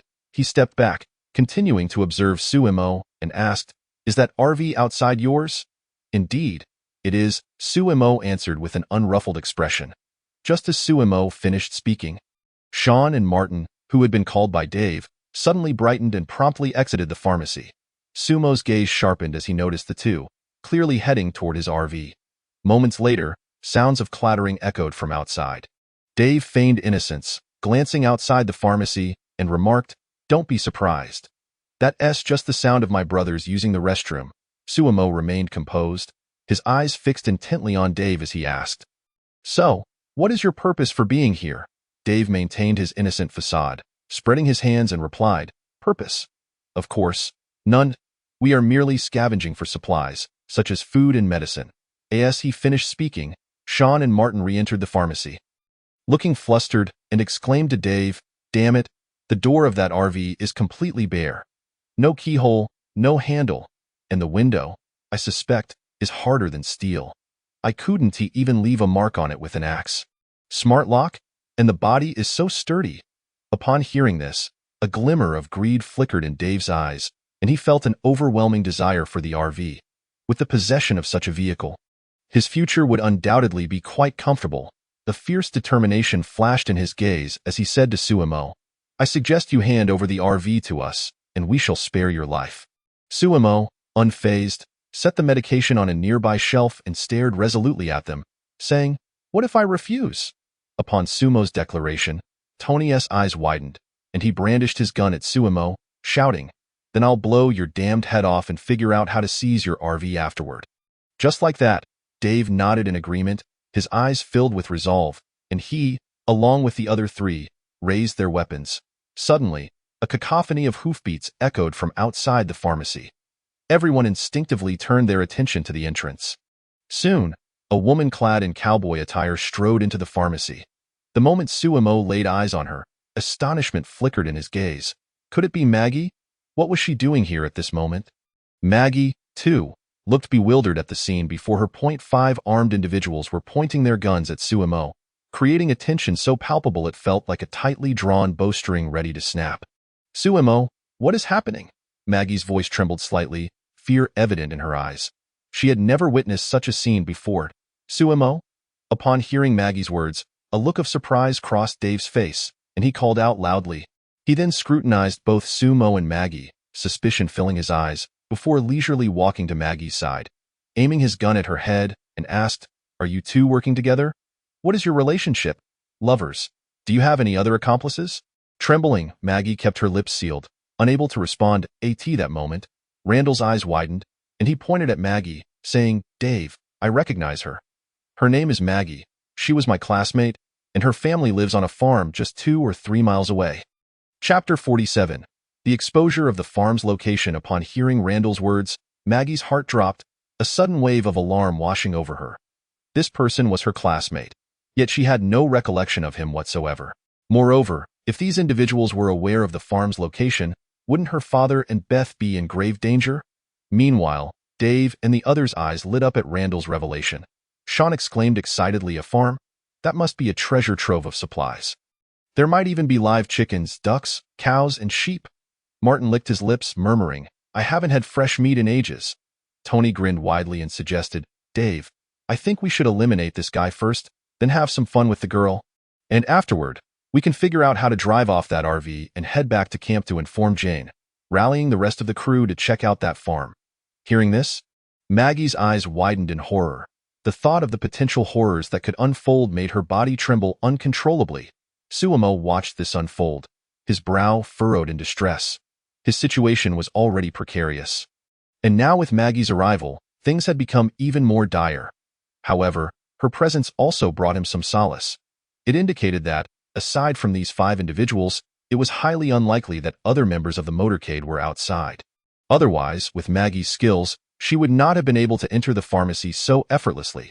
He resolved to see if he could persuade them to let Maggie go, to prevent her from getting caught in the crossfire of a potential gunfight. With that thought, Sumo's gaze sharpened, and he spoke up. "All right, I agree to give you the RV, but you must spare our lives." Upon hearing this, Maggie's eyes glimmered with gratitude as she looked at Suemo. She had just seen the stylish RV parked at the pharmacy entrance. In this apocalyptic world, possessing such a vehicle would be nothing short of a blessing. It served as a mobile shelter with a degree of protective capability. And most importantly, it would facilitate the transportation of supplies. Moreover, from Sumo's statement, she keenly sensed that initially, he was adamantly opposed to relinquishing the RV to these 5. Now, due to her presence, he was prepared to compromise. Suggesting she held a significant place in his heart, however, Dave slowly shook his head, a sly glint in his eyes as he said, "No, no, no. Our terms were previously established. We can only let one of you go." This individual is rather astute. Sumo's brow furrowed slightly as he contemplated. Upon hearing Dave's words, Suemo instantly grasped their malicious intent. These individuals had no intention of allowing them to escape. Of course, this was something Suemo had anticipated from the beginning, given the notorious reputation of the motorcade. In the original narrative, when Daryl resorted to vigilante justice against Randall had made it abundantly clear that this was a thoroughly villainous group. Furthermore, he would never willingly surrender the super RV to them. Maggie, upon hearing this, looked at Suemo with urgency. She was intensely curious to know how Suemo would choose. Regardless of whether Suemo chose her or himself, she harbored no resentment. Deep down, however, she hoped Suemo would choose his own safety over hers. These individuals already knew the location of the farm. Under Randall's leadership, they would undoubtedly locate it, if she were to leave alive. Suemo would likely be killed, and the entire farm would be at risk, with Beth and her father facing peril as well. Conversely, if Suemo were to survive, with his capabilities, he would surely be able to organize the other members of his team to protect Beth, her father, and the farm's safety, while also avenging her. Although overwhelmed by the fear of potentially not being able to escape, as long as Suemo could survive, nothing else mattered. With that thought, Maggie's eyes brimmed with tears as she spoke. Her voice choked with emotion. "Suemo, don't choose me. Just go." Suemo glanced sideways at Maggie, standing beside Dave. What a foolish girl. As if by choosing himself, these people would genuinely let him go. Even if they did, he would never hand over the super RV to them, no matter what. Taking a deep breath, Suemo feigned a look of reluctant concession and said, "All right, then let her go first. After she leaves, I will give you the RV. As long as Maggie could leave safely, he would find it much easier to handle, even if it meant sacrificing an SCP-500. It appears that both of you are quite affectionate, considering the fact that you are both contemplating letting each other go." Dave shook his head slightly, a look of lamentation crossing his face. He continued, "As a friend, I genuinely wish for both of you to depart together. But my comrades behind me would not agree.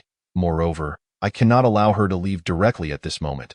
What if you change your mind after she is gone? How about you first hand over the RV to us? And once we have it, I will then permit your girlfriend to leave." Upon hearing this, Maggie's heart sank. She suddenly realized that these individuals intended to leave no survivors, not wanting to spare even one. They were indeed unwilling to let Maggie go. Suemo was not surprised by this development. However, this rendered the situation precarious.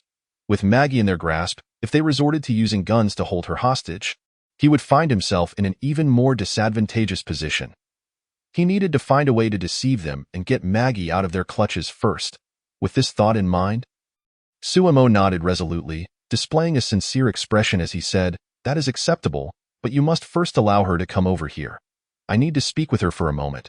Just as Dave was about to refuse, Suemo quickly interjected, "Neither of us is armed, and we are merely standing before your 5 men. We cannot do anything else.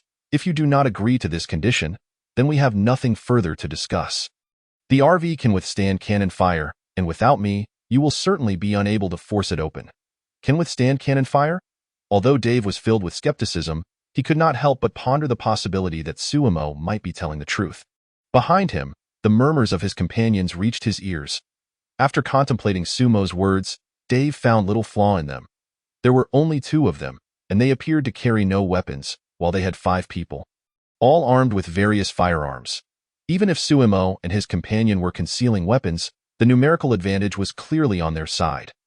Furthermore, at such close range, with them closely monitoring, Suemo and his companion would be unable to pull any tricks. Moreover, if he accepted Sumo's request, he would gain a super cool RV that reportedly could withstand cannon fire. With this in mind, Dave gritted his teeth and relented, saying, "In that case, I shall show mercy and allow you both to exchange a few words." With that, he reached out and pushed Maggie in Sumo's direction. With Dave's gentle nudge, Maggie staggered forward until she stood before Suemo gazing at him. The fear, anxiety, and a myriad of complex emotions that she had been suppressing suddenly burst forth like a dam breaking. Her eyes reddened, and disregarding everything, she threw herself into Sumo's embrace. If she were to die without ever feeling Sumo's hug, she would carry that regret to her grave. Suemo, taken aback by Maggie's sudden action, momentarily stiffened. This girl must be terrified, he thought, which was understandable, as anyone would feel profound fear in such a tense and dangerous situation. He gently patted her back, soothing her emotions while his mind raced to devise a solution to the current predicament. Chapter 48. Crisis averted. Maggie's heartfelt intentions. Suemo furrowed his brow, deep in thought. After contemplating for a moment, his eyes suddenly brightened, resembling twinkling stars in the night sky, as an idea struck him. He had just inadvertently glanced at the system space and discovered a crucial item within. Indeed, it was the electric shield he had purchased at dawn the previous day, capable of withstanding attacks from ordinary firearms and melee weapons. It would unleash an unlimited range electric shock on anyone who attacked it, causing harm and potentially leaving them paralyzed for a minute. With such a device in hand, Suemo mused internally, what was there to fear about a gunfight? He could simply hold the shield in front of himself, transforming into a thunderous deity and delivering electric therapy to them. This time, it would be he who struck, not the other way around. Nonetheless, he was still concerned about whether there were other members of the Automotive group aside from these 5. With that thought in mind, Suemo leaned slightly closer to Maggie and whispered in her ear. "Maggie, did you see anyone else or any vehicles when you came from the outside?" Maggie tilted her head slightly, leaning closer to Suemo as she quietly replied, "No, I only saw a van and an RV. I didn't see anyone else." With this confirmed information from Maggie, Sumo's expression relaxed. Without any other individuals around, dealing with just these 5 would be a piece of cake. "Maggie, you need to step behind me and close your eyes. The upcoming scene will be quite bloody," Suemo softly instructed her. Maggie looked up at him, puzzled, her gaze resting on Sumo's charming jawline. Though she did not understand why he said this, she firmly believed there must be a reason behind it. Reluctantly, she eased herself from Sumo's embrace and moved behind him, obediently shutting her eyes. Not far away, Dave and his companions wore puzzled expressions, intently watching Suemo and Maggie. They could not comprehend what the 2 were up to. Dave, concerned about potential complications, furrowed his brow and stated, "Suemo, I have returned your girlfriend to your side.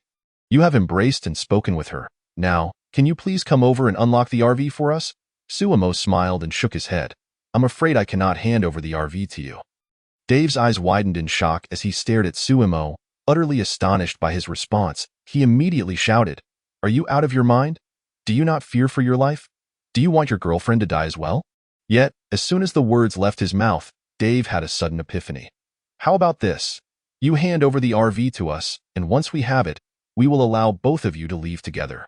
Suemo nodded, maintaining a calm demeanor as he replied, "That is certainly possible, but what?" Dave inquired, his eyes filled with suspicion. "Do you truly believe that just 5 of you can rob me?" Sumo's lips curled into a confident smile as he spoke. Simultaneously, he swiftly extended his right hand, and a flash of light appeared as a universal handgun manifested in his grasp. In the next instant, his fingers moved like phantoms, pulling the trigger 5 times in rapid succession as bullets soared toward the 5 men. Dave and the others, uncertain of Sumo's intentions, felt an instinctual alarm ringing in their minds after enduring 2 months of survival in the apocalypse, warning them that the ensuing events might be perilous. Though they had long coveted the RV, their lives were far more precious soon as they saw Suemo raise his hand. They all instinctively lifted their weapons and began firing at him. Bang, bang, bang, bang, bang. In their line of sight, Suemo appeared to conjure a handgun and a shield as if performing magic. Their bullets struck the shield, which steadfastly absorbed the impact. Moreover, the shield retaliated with a dazzling electric shock, sending a jolt of fear through them. Most importantly, the sound of Suemo's gunfire echoed in their ears. They widened their eyes in terror, staring at Suemo suddenly producing a handgun and a shield that could unleash electric shocks. Was he even human? Had they stumbled into a science fiction film? But before they could ponder further, the electric shocks and bullets mercilessly claimed their lives. Maggie kept her eyes tightly shut, nervously hiding behind Suemo. She was unaware of what transpired, but she could distinctly hear the sounds of gunfire and the crackling of electricity. She felt an urge to open her eyes and see what was happening. But since Suemo had not instructed her to do so, she refrained from acting on her own. Maggie, you may open your eyes now. Sumo's soft voice reached her ears. Nervously, Maggie slowly opened her eyes. In the distance, the once arrogant 5 men lay sprawled on the ground, blood pooling around them, while Suemo stood before her, unharmed and composed. She gazed at Suemo, worry etched on her face, and asked, Suemo, are you hurt? Suemo smiled, spreading his arms wide, a confident grin illuminating his face as he responded. What do you think? Maggie examined Suemo closely, noting that he bore no wounds or signs of blood. Curiously, she inquired, Suemo, how did you manage to do that? As she asked, her gaze flickered to the lifeless bodies of the 5 men nearby, facing off against 5 armed individuals, and yet he emerged unscathed. Initially, Maggie had harbored some skepticism regarding the heroic tales Beth had recounted about Suemo the previous night. However, she now believed wholeheartedly. Furthermore, the Suemo before her seemed even more formidable than the one Beth had described. With a mysterious smile, Suemo squinted his eyes and replied, It's a secret. Seeing Sumo's reluctance to elaborate, Maggie decided not to press further. She looked at him with serious and determined eyes, stating, Suemo, I have something to tell you. Go ahead. I'm listening. Noticing Maggie's sudden seriousness, Suemo felt a flicker of curiosity. What could she possibly want to discuss? Yet, in the next moment, he would find out. I have a profound fondness for you. Suemo, please allow me to be your woman. Maggie spoke with a solemn demeanor, her voice earnest. Initially, her attraction to Suemo was purely based on physical desire. However, after listening to Beth's heartfelt words, she reflected deeply and realized the truth in Beth's sentiments. In this apocalyptic world, choices are scarce, and even when options do exist, it is indeed quite challenging to find someone better than Suemo. The recent incident had irrevocably altered her prior perspective. Sumo's willingness to forsake his RV for her, even risking his life to shield her, standing protectively in front of her, solidified her resolve. She had made up her mind to dedicate her life to Suemo. She would never harbor feelings for anyone else. Upon hearing her declaration, Suemo paused momentarily, astonishment etched upon his face. He had not anticipated that Maggie would express such sentiments. It was rather unexpected. Nonetheless, he had always held an affection for Maggie, and given that she was on his beauty panel, winning her over would grant him an additional 5 boost in attributes. Maggie had been one of his targets. He simply had not found the time to pursue her until now. With Maggie now presenting herself so readily, it felt like a pillow offered during a moment of drowsiness. As Suemo contemplated, Maggie gazed at him quietly, her eyes filled with anticipation. When she noticed his silence lingering, a heaviness settled in her heart. Did Suemo refuse her? The thought struck her, causing her chest to feel as if burdened by a colossal stone, making it hard to breathe. She could not and did not wish to be rejected by Suemo. Her breaths quickened, her eyes reflecting her urgency, as she fixed her gaze upon him. If Suemo were to decline her, she might have to resort to more assertive measures. Of course, if he agreed, her determination would only intensify. Regardless, she needed Suemo to take responsibility for her. Chapter 49. Maggie's initiative. Very well, Suemo declared after a moment of thoughtful consideration, his gaze softening as he looked at Maggie, providing her with the answer she had long awaited. Upon hearing his words, Maggie's mind went blank, her entire being frozen in disbelief, even her breath momentarily halting. She could scarcely believe her ears, terrified that this might merely be a beautiful dream. Her eyes brimmed with uncertainty as she looked at Suemo and asked, "Wait, Suemo, could you please repeat what you just said?" Slowly, Sumo's lips curled into a slight smile, a hint of helplessness evident, as he patiently replied, "I said yes, is that clear now?" Maggie nodded vigorously, tears of emotion shimmering in her eyes. She gazed at Suemo, her affection surging forth, and without a hint of hesitation, she reached out to embrace his head, rising onto her tiptoes to bestow upon him a kiss. Sumo's eyes widened in surprise as he watched Maggie's boldness. Goodness, she had astonished him twice in merely a minute. He was aware that Maggie's demeanor was more direct than that of Amy and Beth, yet this level of initiative was beyond his expectations. However, Suemo quickly regained his composure, a wave of sweetness washing over him as he wrapped his strong arms around Maggie, gently lowering his head to reciprocate her kiss. Although Maggie had initiated the encounter, Sumo's own charm and passion soon allowed him to take the lead. Time seemed to stand still in that moment, and after a full 2 minutes, their lips slowly parted. A charming blush adorned Maggie's cheeks.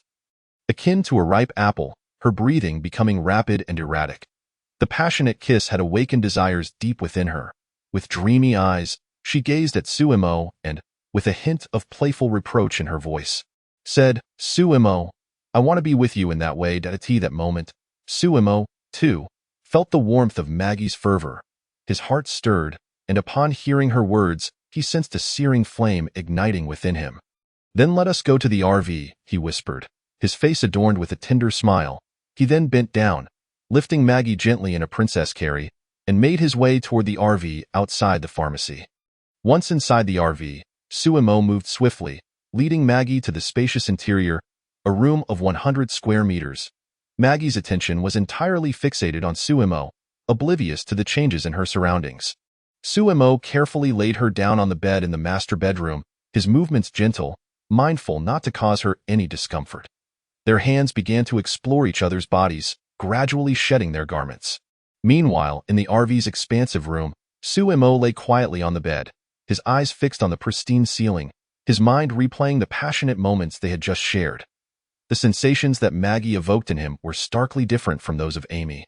Amy embodied the type of beauty characterized by supple skin and voluptuous curves. She was voluptuous where it mattered, and delicate where it should be, exuding a softness that seemed almost liquid point. One could almost believe that if one were to pinch her, water would spring forth. In contrast, Maggie, having spent years riding horses, possessed a physique devoid of excess flesh, instead radiating a robust and smooth quality. While she may not be as lush as Amy, she exuded a beauty of firmness. Each held their own allure, both irreplaceable in their uniqueness. After silently reflecting on this, Suemo turned his head to glance at Maggie, who, having been thoroughly indulged, had succumbed to slumber. She lay on her side, resting on his left arm, while her left hand and leg clung to him like the tentacles of an octopus. Suemo felt a pang of tenderness. To be truthful, he had not yet reached his own satisfaction. But seeing Maggie's exhausted form made it difficult for him to continue. With a slight frown, he contemplated allowing her to rest for a while. That moment, the beauty panel unexpectedly appeared before Suemo, accompanied by the familiar system sounds and notifications. Ding, congratulations, host, on winning over Maggie. You have gained an additional 5 boost to all base attributes, bringing your current additional attribute bonus to 10. Ding. The system has detected that the host has captured 2 or more beauties. The beauty character panel has been activated. The host can select a beauty from the panel for character details, regardless of whether it is lit up or not. Sumo's gaze fixated on the beauty panel before him. Maggie's previously gray avatar was now illuminated just as Amy's had been. Though Beth's remained gray, a surge of curiosity washed over him, prompting him to ponder the rules governing the illumination of the beauty panel. It could not be merely the act itself that led to illumination. Otherwise, he could easily exploit that to achieve it. System, I forgot to ask last time. What conditions must be met to consider a beauty captured and illuminate her avatar on the beauty panel? Ding. When a beauty's favorability towards the host reaches 90 or above, and their relationship at least qualifies as a couple, the host's first intimate encounter with her is deemed as capturing her, thus illuminating her avatar on the beauty panel. With such stringent requirements of a favorability of 90 or above, and at least a couple relationship, It seemed that coercion would not suffice. Suemo studied the system's message, stroking his chin thoughtfully. He prided himself on being principled. Even if it were possible to use force, he would never resort to such means. First, let us examine the character panels of Amy and Maggie. With a flick of his mind, curiosity gleamed in his eyes as he clicked on both Amy's and Maggie's character panels. Name: Amy. Affiliation: abandoned quarry camp, Sumo's faction. Relationship: couple. Favorability: 100. Strength: 9. Normal adult women average 8. Speed: 9. Normal adult women average 8. Constitution: 12. Normal adult women average 8. Mentality: 10. Normal adult women average 10. Skill: intermediate combat. Name: Maggie. Affiliation: farm, Sumo's faction. Relationship: couple. Favorability: 100. Strength: 9. Normal adult women average 8. Speed: 9. Normal adult women average 8. Constitution: 9. Normal adult women average 8. Mentality: 10. Normal adult women average 10. Skill: none. Gazing at the character panels before him, Suemo nodded slightly, his judgment becoming clear. It was reasonable that Amy's overall attributes surpassed Maggie's, as he had previously purchased intermediate combat knowledge for Amy. While it wouldn't grant her the same top-tier combat knowledge boost of 3 to every attribute, a 1 increase was certainly within reach. Without the attribute bonuses, Amy's attributes would be strength: 8, speed: 8, constitution: 11. In this regard, Amy's constitution was indeed remarkable. The average value for adult males is 10. And even when Suemo first crossed over, his constitution was merely 1-2. In a wonder, as depicted in the original narrative, Amy managed to endure several bites from a zombie throughout the night, only succumbing at dawn. After closing the character panels for both women, Suemo opened his own panel to take a look. Name: Suemo. Faction: abandoned quarry camp. Position: leader. Strength: 14.1.4. Speed: 13.1. 3. Constitution: 17.1.7. Spirit: 24.2.4. Skills: zombie antibody, master combat, master marksmanship, harem aura. Points: 64.5. Gazing at his character panel, Suemo could not help but smile with satisfaction. His spirits lifted. After recruiting Maggie, his additional attributes had doubled. The originally modest strength of 0.7 transformed into 1.4, the speed increased from 0.65 to 1.3, the constitution from 0.85 to 1.7, and the spirit from 1.2 to 2.4. Cumulatively, it was akin to each attribute having consumed 1.5 bottles of basic attribute enhancement elixirs. Chapter 50. A new crisis. His points had also surged from 17.5 to 64.5. Clearly, this was the result of Rick, Daryl, and Glenn's diligent efforts on his behalf. Suemo mused inwardly. Having subordinates is truly advantageous. Lying in bed without lifting a finger, he could effortlessly amass points. However, he also felt that the earnings were somewhat meager, contemplating that in the future he could provide them with some potent weapons and items to expedite his point accumulation. Suemo raised his hand and opened his portable shop. Glancing at the time, it was now 7 in the evening. It was time to return. If he delayed any longer, certain individuals would likely become anxious and restless. Suemo cast a gentle gaze at Maggie. Moving cautiously so as not to disturb her slumber, he carefully shifted Maggie's hands and feet away from himself while slowly withdrawing his arm from beneath her head. Exiting the room, Suemo made his way to the driver's seat, started the RV, and slowly drove towards the farm. Hershel's farm. Amy and Beth stood side by side outside the Hershel house, their brows furrowed, anxiously gazing towards the end of the dirt road not far away. Suemo and Maggie had yet to return, filling their hearts with worry. Just then, Andrea approached with light footsteps, looking at the two with concern. Amy, Beth, you have been standing here for 2 hours. Why not go back inside and rest? Amy shook her head gently, her eyes betraying her unease. Suemo hasn't returned, and my mind is in turmoil. I can't possibly settle down to rest. Beth, equally worried, chimed in, and Maggie, she hasn't returned since going to find Suemo. I am truly concerned for them. Andrea offered comfort. Do not fret. They may have been temporarily hindered by unforeseen circumstances. Perhaps they will return safely by dawn. Amy nodded gravely, looking at Andrea with a hint of urgency. What about Rick, Sean, and the others? What are they deliberating? They do not recommend venturing out at night. They prefer to wait until tomorrow during the day to assess the situation in Sinoa village. Andrea replied. Why? 2 lives are at stake, Beth exclaimed, her eyes wide with confusion, her voice tinged with frustration and anxiety. The few individuals she could rely on were limited to her father, Suemo, and Maggie.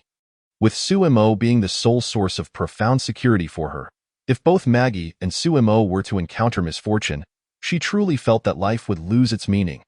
Amy shook her head helplessly, explaining it is not their fault. Suemo has already stated that the undead can run at night.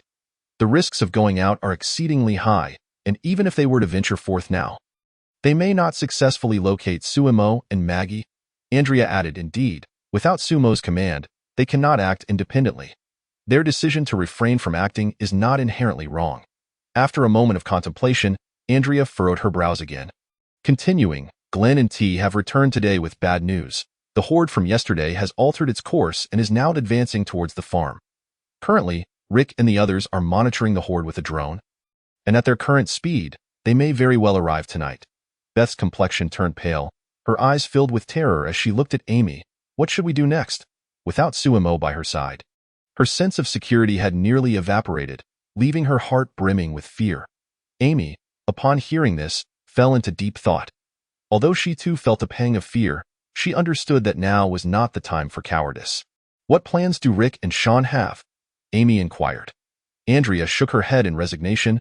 There is still no consensus. Some, led by Sean, believe they should leave promptly before the undead arrive, while others, led by Rick, argue that departing at night is even more perilous. Should they encounter other undead, the situation could worsen. It would be better to stay and fortify. Amy furrowed her brows slightly, analyzing in her mind. Both sides presented reasonable arguments, yet without a unified stance, it would likely be challenging to confront the impending crisis. If only Suemo were here, the team would not exhibit signs of division as it currently did. Amy sighed deeply within.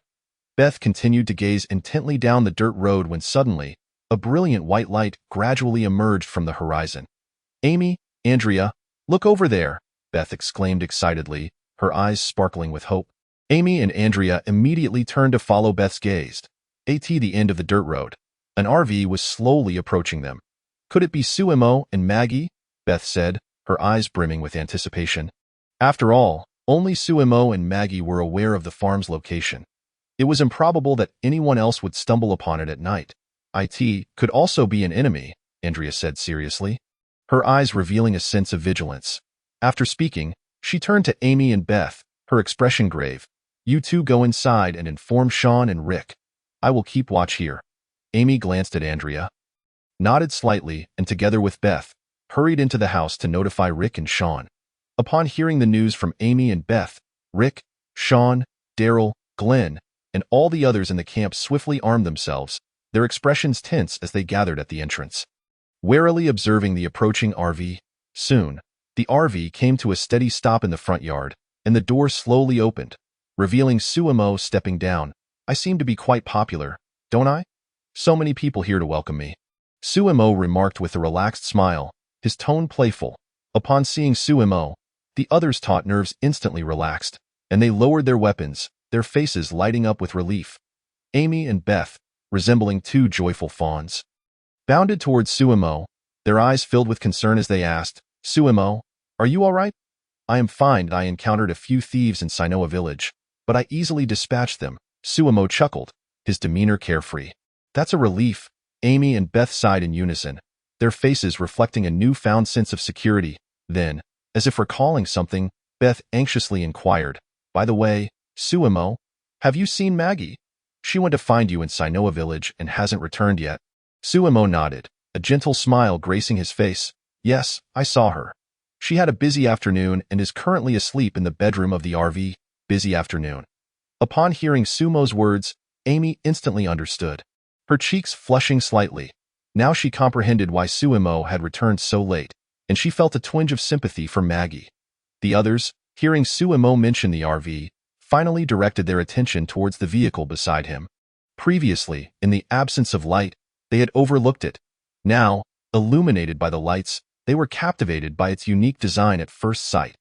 This RV was extraordinarily cool, as if it had stepped out of a science fiction film. Boss, Where did you get this RV? It's incredibly awesome. Mo Air approached the RV, gently running his hand over it, his eyes filled with admiration, unable to resist its charm. Almost no man could resist the allure of a war vehicle or mech. I picked it up from a roadside car dealership. It was likely customized by someone before the apocalypse and was abandoned before they could use it. Suemo casually fabricated a seemingly plausible explanation, appearing completely at ease. Which car dealership? I want to pick one up too, someone exclaimed eagerly. They did not question Sumo's words. After all, if it wasn't picked up from a roadside dealership, how else could it have come to be? It couldn't possibly have materialized out of thin air. No, there's only this one. Even if you go, you won't find another. So don't get your hopes up, Suemo grinned, revealing a set of pearly white teeth. With a smile, Suemo turned his gaze towards Rick, Daryl, and the others, his expression earnest as he inquired. Rick, Sean, Daryl, Moore, Glenn, T. How did your search go today? Have you uncovered any leads regarding the prison? Rick shook his head slightly, his tone tinged with disappointment. No, Sean echoed the gesture, indicating a lack of findings. Daryl furrowed his brow, responding helplessly. Nothing at all, Moore shrugged, exuding a sense of resignation. Glenn spread his hands in a gesture of defeat, offering a wry smile. We're in the same boat, T nodded in agreement, signifying his concurrence. Chapter 51. Arrangements. Upon hearing this, Suemo nodded gently, a glimmer of contemplation flickering in his profound gaze. After a brief pause, thoughts raced through his mind. If memory served him right, the prison's location was near Atlanta and the farm. They had scoured a 30-mile radius, yet still found nothing, which was indeed perplexing. Their options for exploration were dwindling. Expanding their search another 40 to 50 miles would encroach upon neighboring states. After a moment's reflection, Suemo spoke slowly, his voice steady and resolute. Tomorrow, let us extend our search radius by 20 miles. If we still find nothing, we shall change our location.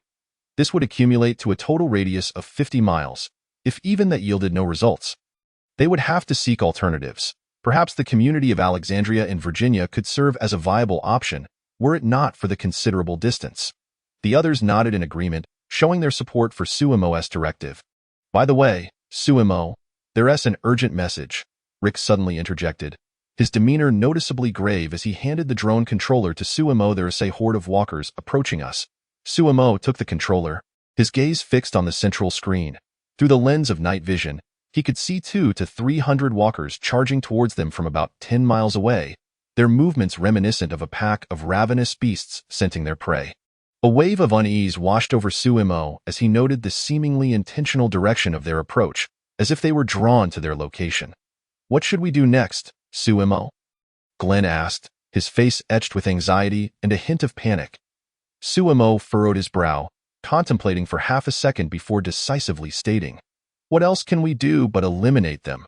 Internally, he calculated the potential rewards. This horde presented an opportunity for 200 points, which he could hardly pass up. Furthermore, it was merely a couple of hundred walkers.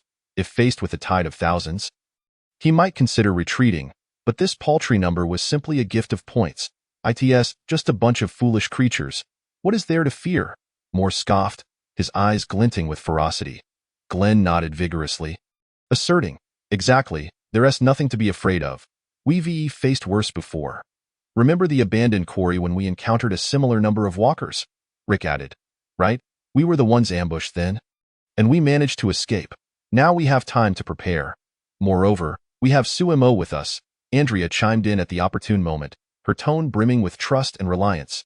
Her words, the group's gaze converged on Suemo, filled with admiration. They all understood that had Suemo not been present at the quarry that fateful night, most of them would not have survived the assault. With Suemo standing before them now, what was there to dread? Seeing the unwavering trust in their eyes, Suemo smiled and waved his hand dismissively, his tone relaxed yet authoritative. "All right, enough talk. Everyone disperse and prepare for the walker defense." Upon hearing this, the group quickly scattered. Soon, only Suemo, Amy, Beth, and Andrea remained at the entrance. Once the others had departed, Beth timidly looked at Suemo, her eyes shimmering with anticipation as she softly asked, "Suemo, may I go see Maggie in the RV?" Suemo pondered for a moment before nodding gently, replying kindly, "Of course, you all can come with me." Amy and Beth were dear to him, and Andrea, being Amy's sister and a trusted confidant, could also be informed about the RV. Before long, Suemo led Amy, Beth, and Andrea to the RV. Upon entering, Beth's eyes widened in astonishment as she gazed incredulously at Suemo. Her voice trembling, "Suemo, how did you do this?" The RV opened automatically without any action. Suemo smiled slightly, having anticipated such a reaction, and calmly explained, "This is a high-tech unlocking mechanism. The RV is equipped with a super artificial intelligence." He paused, a glint of mystery in his eyes, and continued. "When a person thinks, they generate brainwaves, and this super artificial intelligence can sense those brainwaves, analyzing them to discern the individual's recent thoughts. Is that real? I see that akin to mind reading?" Amy exclaimed, her mouth agape in astonishment, her eyes filled with curiosity and confusion. Suemo nodded, his expression serious. "Indeed. It bears some resemblance, but this super artificial intelligence is still in the testing phase and can currently only analyze simple phrases like open door and closed door." A confident smile played on his lips as he added, "Furthermore, I have just assigned you the authority to operate the door using brainwaves. You can give it a try at Suemo." "Let me try," Beth exclaimed excitedly, her eyes sparkling with eagerness. "Go ahead and give it a shot." Sumo encouraged her with a smile. Beth promptly closed her eyes, concentrating intently, silently repeating the words "open door." Moments later, the RV door creaked open, and Beth nearly jumped with joy, exclaiming, "It really works. I want to try too." Amy, inspired by Beth's excitement, closed her eyes and envisioned the words "closed door" and "open door." Soon, the RV door first slowly closed, then opened again. "How marvelous!" Amy marveled, her eyes alight with wonder and curiosity. "That's nothing. What lies beyond the door will astonish you even more. Just watch," Suemo said with a mysterious smile as he approached the door at the center of the RV. Placing his hand on the doorknob, Amy, Beth, and Andrea eagerly focused their attention on the door, their eyes brimming with anticipation and curiosity. Suemo gently pulled the door open, and they gasped in shock as their eyes widened. Before them lay an exquisite foyer, leading into a spacious and bright living room furnished with comfortable sofas and a tidy coffee table, and seemingly other rooms as well. "Suemo, this?" Amy looked at Suemo, her expression filled with confusion as she instinctively rubbed her eyes, as if unable to believe what she saw. Beth and Andrea exchanged equally bewildered glances, their eyes reflecting their perplexity. They distinctly remembered being inside the RV. But what was this? Why did it appear as if they were gazing upon a complete living space? At this moment, Suemo had stepped into the foyer, turning to them with a nod and a smile. "Come on in. I'll explain everything shortly." Though Amy, Beth, and Andrea were filled with questions, they found themselves irresistibly drawn to follow Suemo into the living room. Upon entering, they felt as though they had plunged into a dream. The sight before them was beyond belief. In addition to the living room they occupied, they discovered 3 bedrooms, 2 separate bathrooms, and a kitchen, all fully equipped with appliances and furniture, arranged in a warm and inviting manner. "Suemo, are we truly still in the RV?" Beth questioned, surveying the room with a perplexed expression. She recalled that the RV's space was limited, and after accounting for the driving area and seating at the front, the remaining space was exceedingly scant. Yet, here she stood, gazing upon such a spacious area, and while she couldn't quite grasp the size of the room, it was undoubtedly several times larger than the back half of the RV, which was simply astonishing. Chapter 52. Blood Moon. Suemo spread his hands in exasperation, a look of bewilderment on his face. "I have no idea how this happened. I was equally astonished when I first discovered it." He furrowed his brow, a hint of confusion in his gaze as he continued. "The super artificial intelligence explained that it operates on some ultra-nanotechnology, which is incredibly complex. I was left utterly baffled after listening for a while. But is this something that should exist in the real world?" Andrea's eyes widened in disbelief, her mouth agape, as if the reality before her exceeded her comprehension. Suemo let out a gentle sigh. A hint of helplessness reflected in his eyes as he explained, "The mere fact that it has appeared before you signifies its tangible existence. Consider this. If even the dead can rise again, then the emergence of a mobile home seems hardly extraordinary in comparison." His gaze grew profound, as if he had descended into contemplation, before continuing, "In my estimation, This vehicle was likely crafted by some immensely wealthy individual who had foreknowledge of this calamity, and thus spared no expense in its construction. Regrettably, it appears he may never have the opportunity to utilize it. This sentiment was echoed by Amy, who nodded gently, her eyes sparkling with agreement, a subtle smile gracing her lips. She mused inwardly that given the existence of such creatures as the undead, which defy the laws of energy conservation, the appearance of a somewhat explicable high-tech mobile home does not seem implausible. Moreover, while the overt technological level in the real world may appear limited, it is conceivable that clandestine advancements have reached unprecedented heights, rendering the creation of such a vehicle entirely feasible.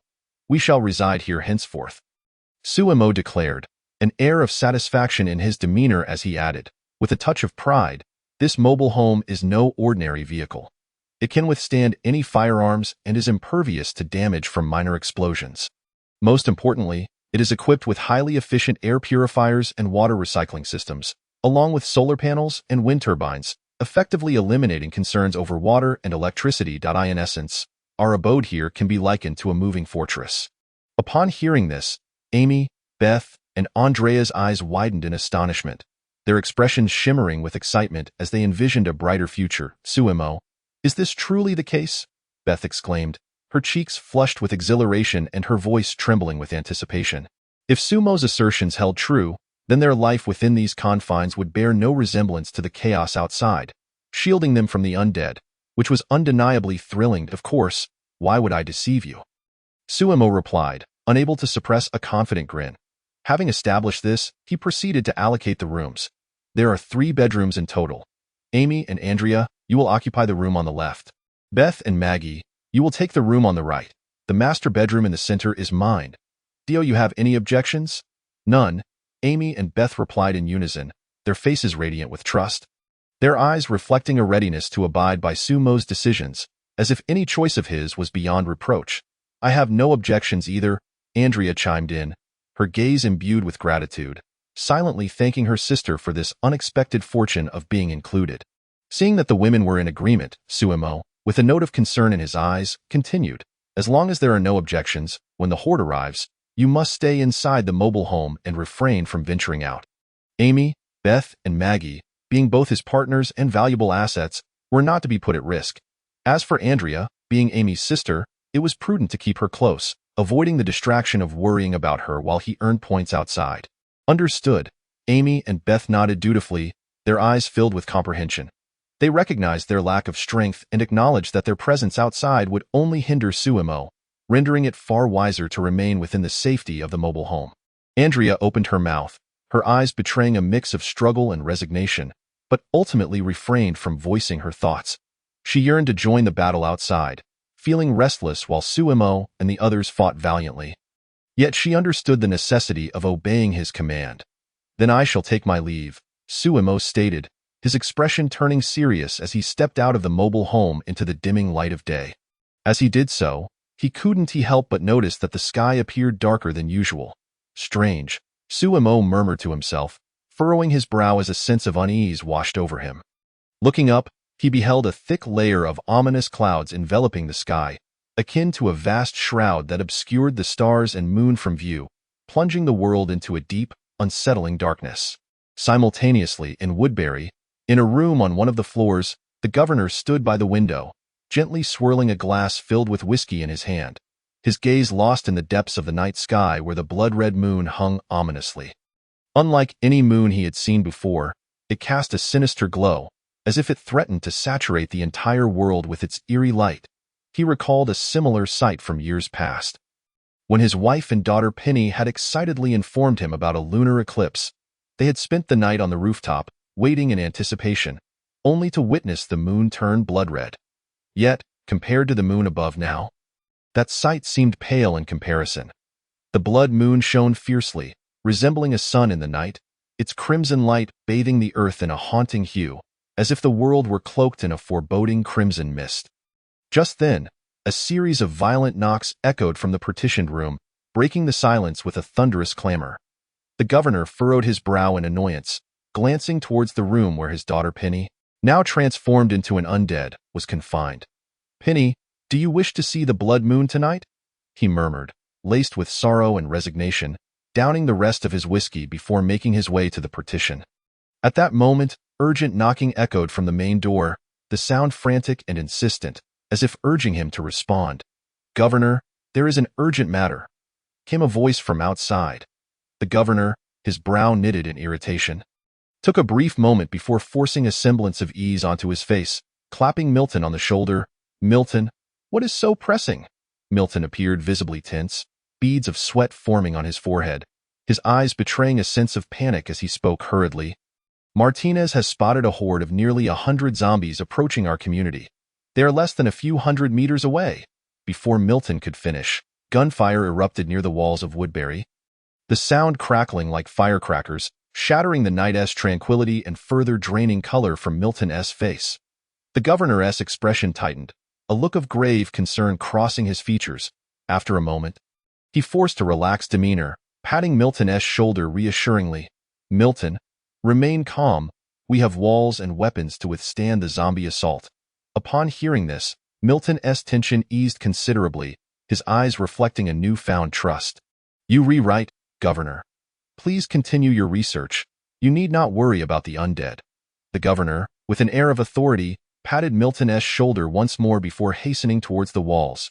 On a deserted road, a convoy of vehicles made its way forward. The bald man with a fierce gaze sat in the back of a modified truck, looking up at the blood moon with a mix of confusion and apprehension, his brow furrowing deeply.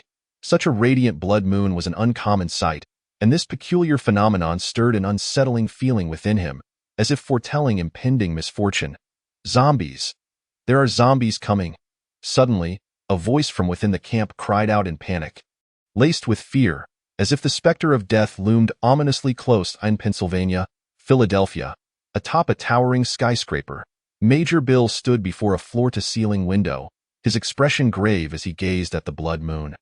Outside, fighter jets screamed past the building, their thunderous roars heralding an imminent crisis.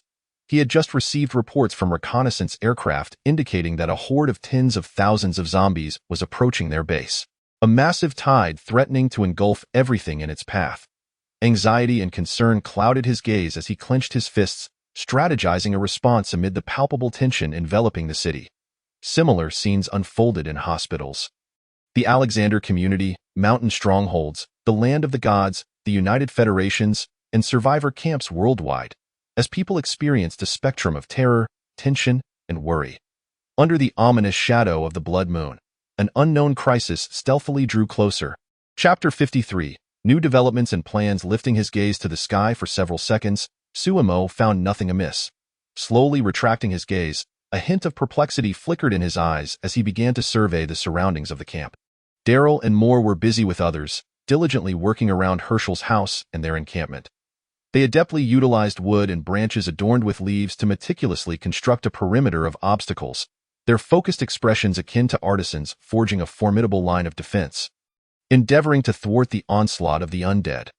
The remaining combat-capable members of the team stood ready, each one preparing their gear to repel the approaching horde, their expressions filled with tension and resolve.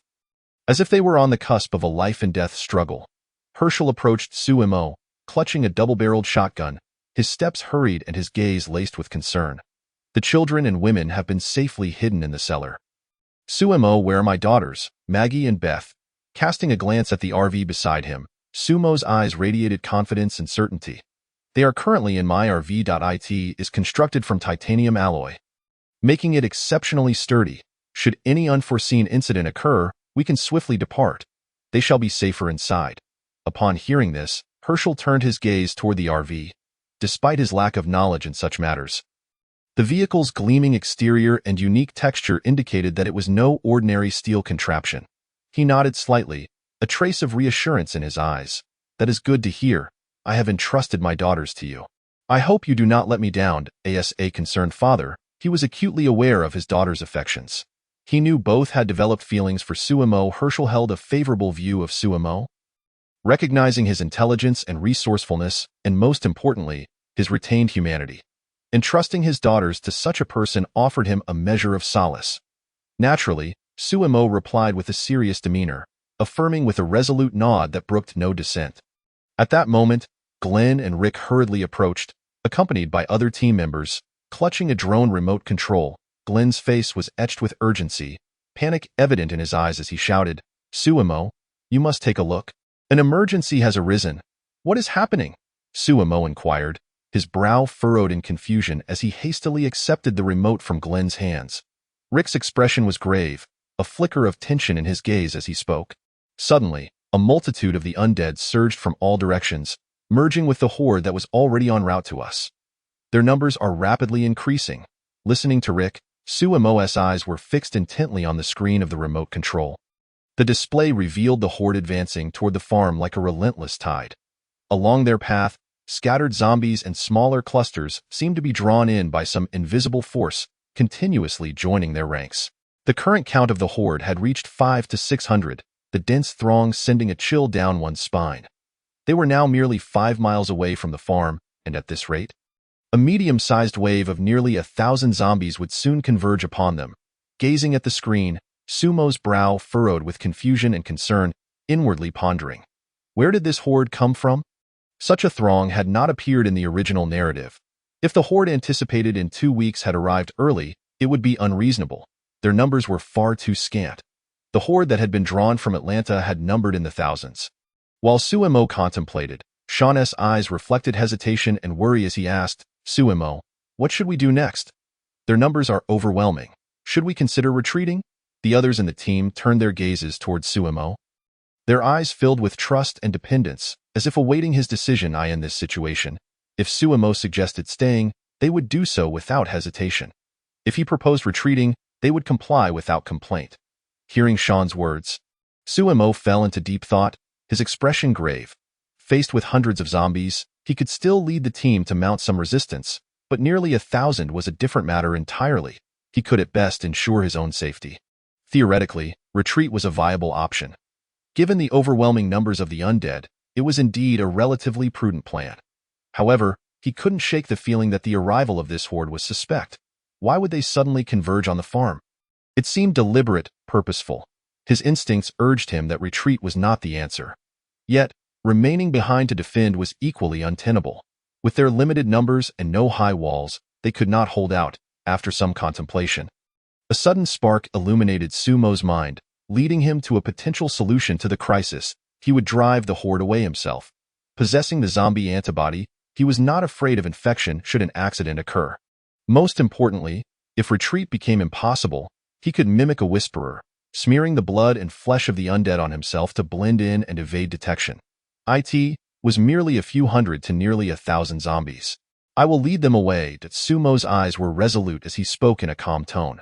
The others were momentarily taken aback, their mouths agape in disbelief. Did he just say merely a few hundred to nearly 1,000 zombies? Was that even humanly possible? Though they understood Suemo was formidable, they would believe he could take down dozens or even hundreds of zombies alone. But this was a horde numbering in the hundreds. Nearing 1,000, such a statement seemed almost hubristic. However, upon hearing the latter part of Sumo's declaration, the others regarded him with profound shock and admiration, their eyes shimmering like stars, brimming with respect and awe. This was a horde of hundreds, nearing 1,000, and the undead had now evolved to run. This was an endeavor fraught with peril. Yet Suemo, without a trace of hesitation, chose to divert the horde himself. What immense courage and responsibility that entailed. "Hershel, you." Hershel's eyes widened in confusion and concern as he cast a bewildered look at Suemo. He had entrusted his daughters to Suemo, and now he was to risk his life? How could he accept that?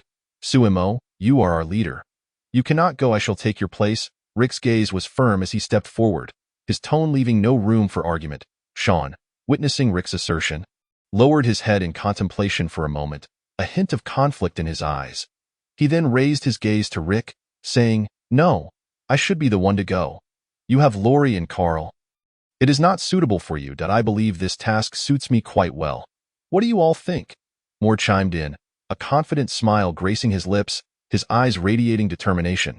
As the saying goes, those who are close to vermilion become red, and those who are close to ink become black. In the days spent alongside Suemo, he had gradually been inspired by Sumo's bravery and sense of duty, stirring a desire within him to contribute to the team. The others looked at Moore in astonishment, their expressions reflecting disbelief. Was this truly the Moore they remembered? The self-serving, hot-tempered Moore was now voluntarily stepping forward for such a perilous task? Darrell glanced at Moore, a complex expression in his eyes as he remarked, "Brother, I should go instead. My motorcycle is fast. They could never catch me. Actually, I would be the most suitable for this. My skills are exceptional, and should any accidents arise, I could evade the undead," Glenn asserted, his confidence palpable. "I believe it should be me." He glanced at the group with determination, voicing his intent, observing the solidarity among his companions. Suemo felt a warmth swell within him, his eyes filled with gratitude. This was precisely why he had chosen this team from the outset. Enough of the bickering. I will undertake the task of diverting the horde. Suemo raised his hand, his gaze imbued with an undeniable authority, his words resolute and unwavering. Suemo the others wished to continue persuading him, but Suemo silenced them with a piercing glance that conveyed the message. This decision was final, and no further discussion was necessary. Deep down, Suemo knew that sending anyone else would be akin to courting death, whereas he, equipped with the tools from the system's space, would not face undue danger. Chapter 54. Ida Wong. Infinite bullets. A cacophony of wailing echoed through the night.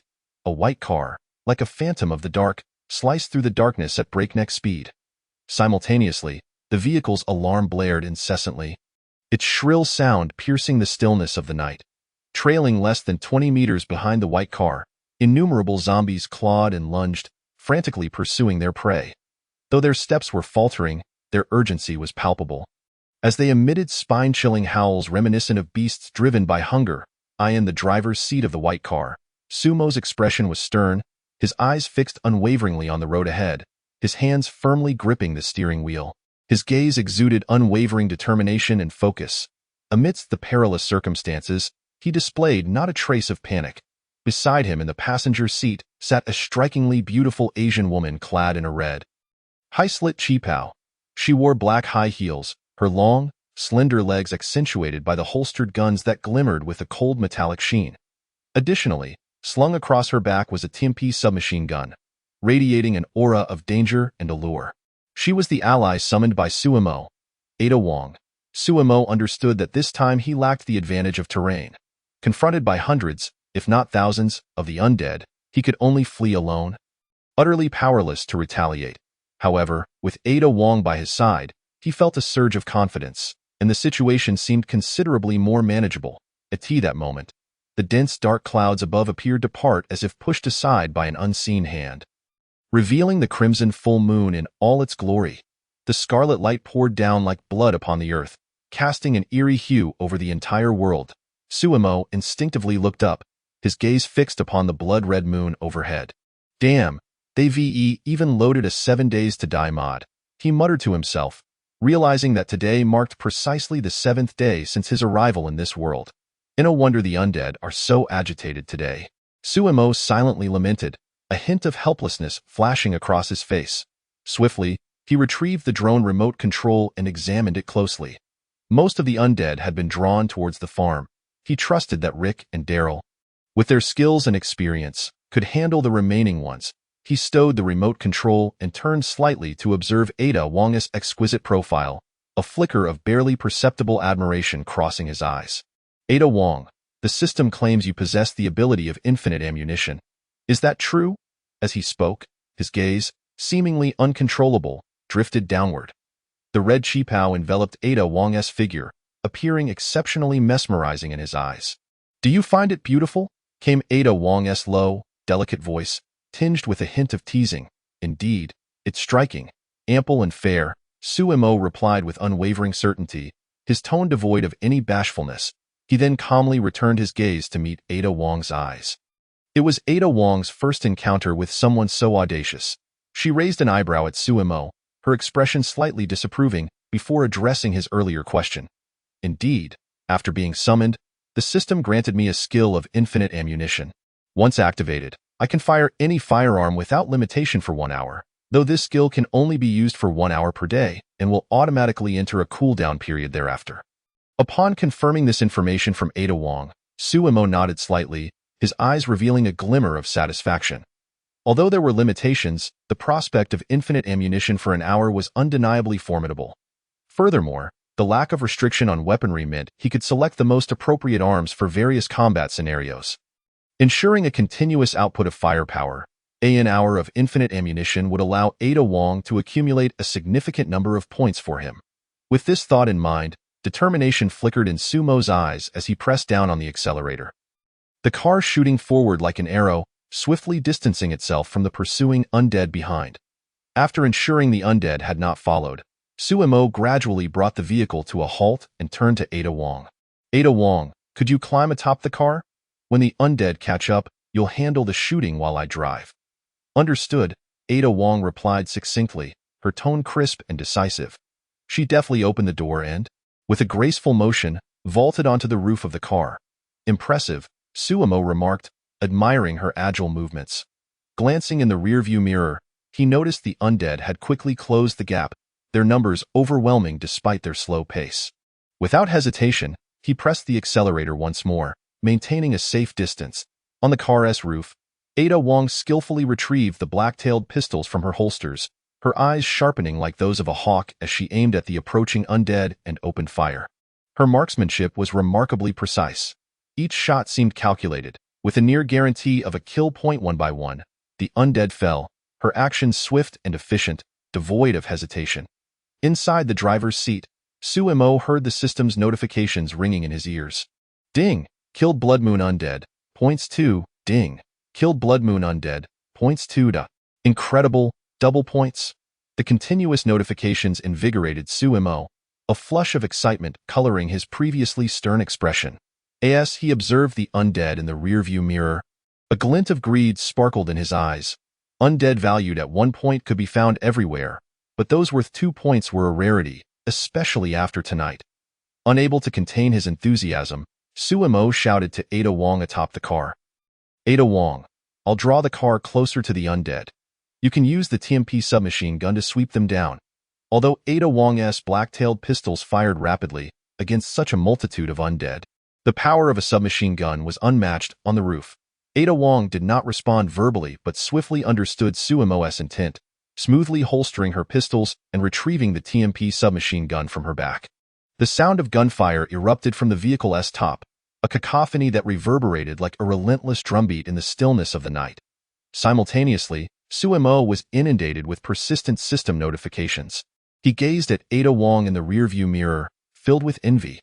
Infinite ammunition was a boon. There was no need to reload, simply point and fire, completely eliminating any lapse in firepower.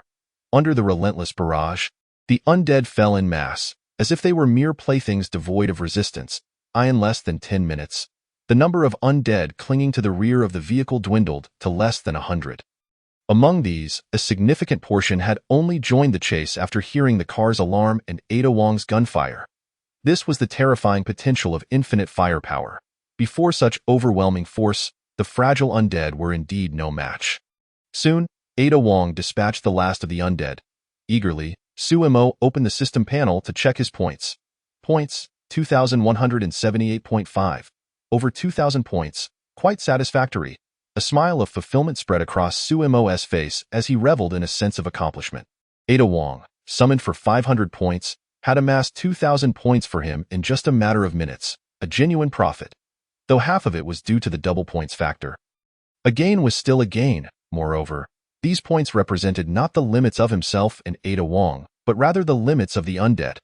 Ada Wong's infinite ammunition skill still had over 40 minutes remaining. Meanwhile, Ada Wong gracefully descended from the roof and returned to the passenger seat. All taken care of, she announced, her tone tinged with exhaustion, yet more so with the relief of task completion. Well done. Sumo praised her, his eyes brimming with approval. He then regarded Ada Wong with a glint of anticipation. However, it's not time to rest yet. We have much more to accomplish. Ada Wong cast Sumo a puzzled glance, curiosity flickering in her eyes. She did not comprehend his next plan, but she chose to trust him, having developed a silent understanding throughout their perilous journey. An hour later, Sumo skillfully drove with Ada Wong, arriving at a highland situated 200 to 300 meters from the interstate highway. Gazing down from the elevation, they beheld the interstate teeming with densely packed undead. A cursory glance revealed nearly 10,000 of them, surging like a black tide upon the road. These were the very undead that had attacked the farm in the original narrative. Ada Wong, they are our targets for tonight, Suemo exclaimed, pointing at the horde with excitement illuminating his eyes. As if he could see countless points beckoning to him. This could yield nearly 20,000 points. If we take them all down, we'll strike it rich. Ada Wong surveyed the undead on the interstate. Then turned to Suemo, concern flickering in her gaze as she softly cautioned, my skill has less than 50 minutes remaining. It may not be sufficient to eliminate so many undead. Sumo's lips curled into a confident smile as he replied, not to worry. We'll take down as many as we can. This is double points. Every additional undead we slay is a boon. In his perspective, a victory could be claimed simply by effectively harnessing the formidable firepower of Ada Wong to eliminate as many zombies as possible within a limited time frame. Chapter 55. A Bountiful Harvest. Tonight, the night is still long on the interstate highway. The night was as dark as ink, tightly enveloping the earth. Suemo, accompanied by Ada Wong, confronted the nearly 10,000 undead. Once again employing their previous strategy, Suemo settled firmly into the driver's seat, his posture erect like a steadfast mountain. His gaze was as focused as a cheetah locking onto its prey. His piercing eyes fixated on the road ahead. His hands gripped the steering wheel with the strength of iron pincers. Suddenly, he pressed down on the accelerator. The car surged forth like an arrow released from a bow, the roar of the engine shattering the stillness of the night. Ada Wong, graceful as a nimble fairy, swiftly ascended to the roof of the vehicle. Her eyes glinted with the sharpness of an eagle, radiating a cold light in the darkness. The firearm in her hands was held tightly, as if it were an integral part of her being. Without hesitation, she aimed at the approaching zombies and unleashed a barrage of gunfire. Each bullet flew like a blazing serpent, reeking of death as it whizzed toward the horde. The sheer density of the gunfire suggested that even a blind shot might easily bring down a zombie. Moreover, Ada Wong's shooting was so precise and deliberate that each shot carried a lethal threat. In the driver's seat, the system notifications in Sumo's ears sounded like a series of urgent drumbeats. Rising and falling in rapid succession, AS1 alert sounded. Another quickly followed.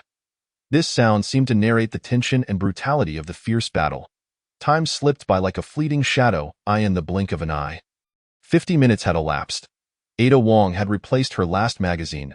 At this moment, her seemingly infinite ammunition skill had quietly entered a cool-down period. The bullets she carried had been entirely expended in this protracted conflict. A flicker of helplessness crossed her eyes, a reflection of her unwillingness to be out of ammunition. After firing the last bullet from the magazine, she moved with the agility of a cunning fox. Swiftly, she opened the passenger door, her form flashing as she darted into the seat beside Suemo. She then turned to Suemo in the driver's seat, her tone slightly urgent, laced with concern for their situation. Suemo, I am out of bullets. Understood. Suemo slightly turned his head to glance at Ada Wong, his eyes reflecting a knowing understanding, as if everything had unfolded according to his expectations. Then, a glimmer of determination flashed in his gaze. He slammed his foot down on the accelerator, and the car erupted with immense power, akin to a wild stallion breaking free, wildly distancing itself from the pursuing horde. Soon, Suemo had left the throng of zombies about a kilometer behind. Now it's your turn to drive. I'll take care of the zombies. Sumo's eyes were resolute as the North Star on a frigid night, his tone brooking no argument, as though issuing a sacred command. Without hesitation, he flung open the car door and nimbly stepped out. As he disembarked, 2 zombies lunged at him from the roadside, their grotesque faces twisted in terror, their decaying bodies emitting a nauseating stench that provoked revulsion. Yet, Suemo remained unfazed, resembling a tranquil Buddha. He casually drew his universal handgun from his waist, his gaze cold and unyielding, as if confronting mere insignificant puppets. He raised his hand and fired 2 shots. His movements clean and decisive, devoid of any hesitation. The bullets struck their targets with pinpoint accuracy, instantly dispatching the 2 zombies. The swiftness of his actions resembled the handling of an utterly mundane task. Inside the car, Ada Wong wasted no time. The moment Suemo exited, she swiftly maneuvered from the passenger seat, agile as a lively monkey, and took the driver's seat. Her eyes were fixed and focused, as if the entire world had narrowed down to the steering wheel and the road ahead. With steadiness, she started the car. At that very moment, Suemo, quick as a monkey, climbed onto the roof of the vehicle. Standing tall, he resembled a valiant warrior. His gaze scanned the horizon, where the silhouettes of the horde reappeared not far behind the car, a dark mass surging forward like a tumultuous tide, closing in with alarming speed. They incredibly fast. It's as if they're all Usain Bolt, Suemo remarked with a slight smirk, a teasing smile playing at the corners of his mouth. His eyes glinted with mischief as he made his quip. At the same time, he rapidly assessed the available equipment in his system's Space.2 boxes of universal handgun ammunition, totaling 200 rounds, 21 boxes of universal rifle ammunition, totaling 2,100 rounds. In addition, there were 30 high-explosive grenades in his system space. High-explosive grenades are indeed a valuable asset, Suemo mused inwardly. With such a dense horde, one grenade could easily yield 70 or 80 points. If luck is on my side, perhaps even 100 or 200 points. As this thought crossed his mind, a spark of excitement flickered in his eyes, akin to a shooting star across the night sky. He promptly retrieved a high-explosive grenade from his system space.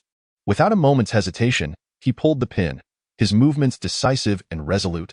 With no delay, he hurled the grenade into the throng. The sheer number of zombies was overwhelming. The sooner he threw it, the more zombies it could potentially take out when it exploded a few seconds later. After 3 or 4 seconds, a thunderous explosion erupted at the spot where he had thrown the grenade. The sound was deafening, as if it threatened to tear the very sky asunder. It's the epicenter of the blast. Dozens of zombies were obliterated, their limbs and body parts scattering in all directions. The scene was horrifically vivid, reminiscent of a hellish tableau. Sumo's eyes reflected a blend of tension and anticipation. Akin to a lottery player awaiting the results, he immediately opened his character panel to compare the points before and after the explosion. The detonation had netted him over 120 points. It was worth noting that the grenade had cost only 5 points. Transforming 5 points into over 120 was an astounding return of more than 20 times. The effectiveness was outstanding. Gazing at the points accrued, Suemo couldn't help but exclaim in excitement. Regrettably, there was a purchase limit of 30 grenades. Otherwise, if he had several hundred or even thousands, he could have obliterated this nearly 10,000-strong horde. He pondered, with 29 grenades remaining, if each could yield 120 points, that would amount to nearly 3,500 points. Of course, this was an ideal scenario. The actual points earned might vary somewhat. Without further deliberation, Sumo cast all 29 grenades within the next 10 minutes. Soon, amidst the dense horde, a series of explosive fireworks erupted. The dazzling flames intertwined with the thunderous blasts, resembling a grand yet terrifying fireworks display. Albeit one where death and destruction took center stage, Suemo checked his points once more. Points, 13,457.5. The points earned aligned closely with his predictions, accumulating around 3,000 points, truly a profitable endeavor. After depleting the grenades, Suemo produced the universal rifle. His eyes reflected a cold and focused intensity, reminiscent of a merciless assassin locking onto a target. He then commenced firing, with 2,000 rounds of ammunition. Suemo felt an unwavering confidence in his shooting skills, as assured as the sun rising in the east. He was certain of minimal errors and anticipated securing at least 4,000 points. Meanwhile, at Hershel's farm, the horde that had originally intended to assault the farm had been drawn nearly 90% of the way by Suemo. Ultimately, only about 70 or 80 zombies remained to truly attack the farm. These remaining undead were met with the formidable resistance of Rick, Daryl, Sean, Morales, Glenn, T-Dog, Jim, Otis, Hershel, and Dale, a veritable elite ensemble. Rick and his companions coordinated seamlessly, akin to well-trained soldiers. They effortlessly and unscathed eliminated the entire group of zombies. This was hardly surprising, as although the zombies' speed had increased, their other attributes remained largely unchanged. Furthermore, Daryl and Morales, along with others, had previously constructed a barrier of wood and branches around the encampment and the farm, effectively neutralizing the zombies' speed advantage. Without that edge, these zombies resembled tigers stripped of their claws, their intimidation waning. They were no different from their pre-evolution counterparts, ultimately succumbing to Rick and his comrades' gunfire. I wonder how Suemo is faring. Rick mused, a hint of worry clouding his expression as if shadows loomed over his heart. He gazed toward the end of the dirt road, his eyes seemingly able to pierce through layers of mist to glimpse where Suemo was. He should be fine. Those foolish creatures can't possibly outrun a car, Daryl stated with conviction, his tone imbued with confidence, as though stating an undeniable truth. Yes, going to be all right. Rick nodded slightly, a semblance of agreement gracing his countenance. Yet, beneath his words, he was acutely aware that uncertainty still loomed too heavily. For instance, a tire blowout, a road obstructed by debris, or inadvertently encountering another horde of undead that surrounds them. These lurking dangers hang over like the proverbial sword of Damocles, poised to fall at any moment. 2 hours later, Suemo and Ada Wong drove their vehicle slowly into a secluded motel alongside a deserted highway. Both had exhausted their ammunition, and all other means of ranged attack were likewise depleted. As for engaging the remaining zombies in close combat, that would be akin to seeking one's own demise. They understood this well and would not entertain such folly. After clearing the motel of a few undead, Suemo and Ada Wong found a clean room and settled down. Suemo sat on the bed, a glimmer of excitement and anticipation dancing in his eyes, reminiscent of a child about to unveil a box filled with gifts. He could hardly contain himself as he glanced at the points displayed on his character panel. Points: 17,707.5. 17,000 points. Suemo felt a surge of exhilaration, as if a fawn were bounding within his chest. He had never experienced such wealth. Gazing at the bountiful points on the panel, his breath quickened, and his heart raced like a high-speed engine. With such an abundance of points, the possibilities of what he could exchange them for were endless. A significant portion of that bounty was thanks to Ada Wong, whose efforts had turned 500 points into nearly 10,000, a deal that was simply too lucrative to be true. Suddenly, an idea sparked in Sumo's mind, and a mischievous glint flashed in his eyes, akin to that of a cunning fox. He turned to Ada Wong and inquired, "Ada Wong, you still have over 10 hours remaining until your summoning, correct?" Ada Wong nodded slightly in response to his query, her gaze serene, reminiscent of a tranquil lake, as she replied, "To be precise, there are 17 hours, 46 minutes, and 37 seconds left. Ada Wong, the night is still quite long. Shall we indulge in something entertaining?" Suemo suggested, his eyes unabashedly fixed on Ada Wong's captivating gaze, brimming with a hint of ambiguity and anticipation.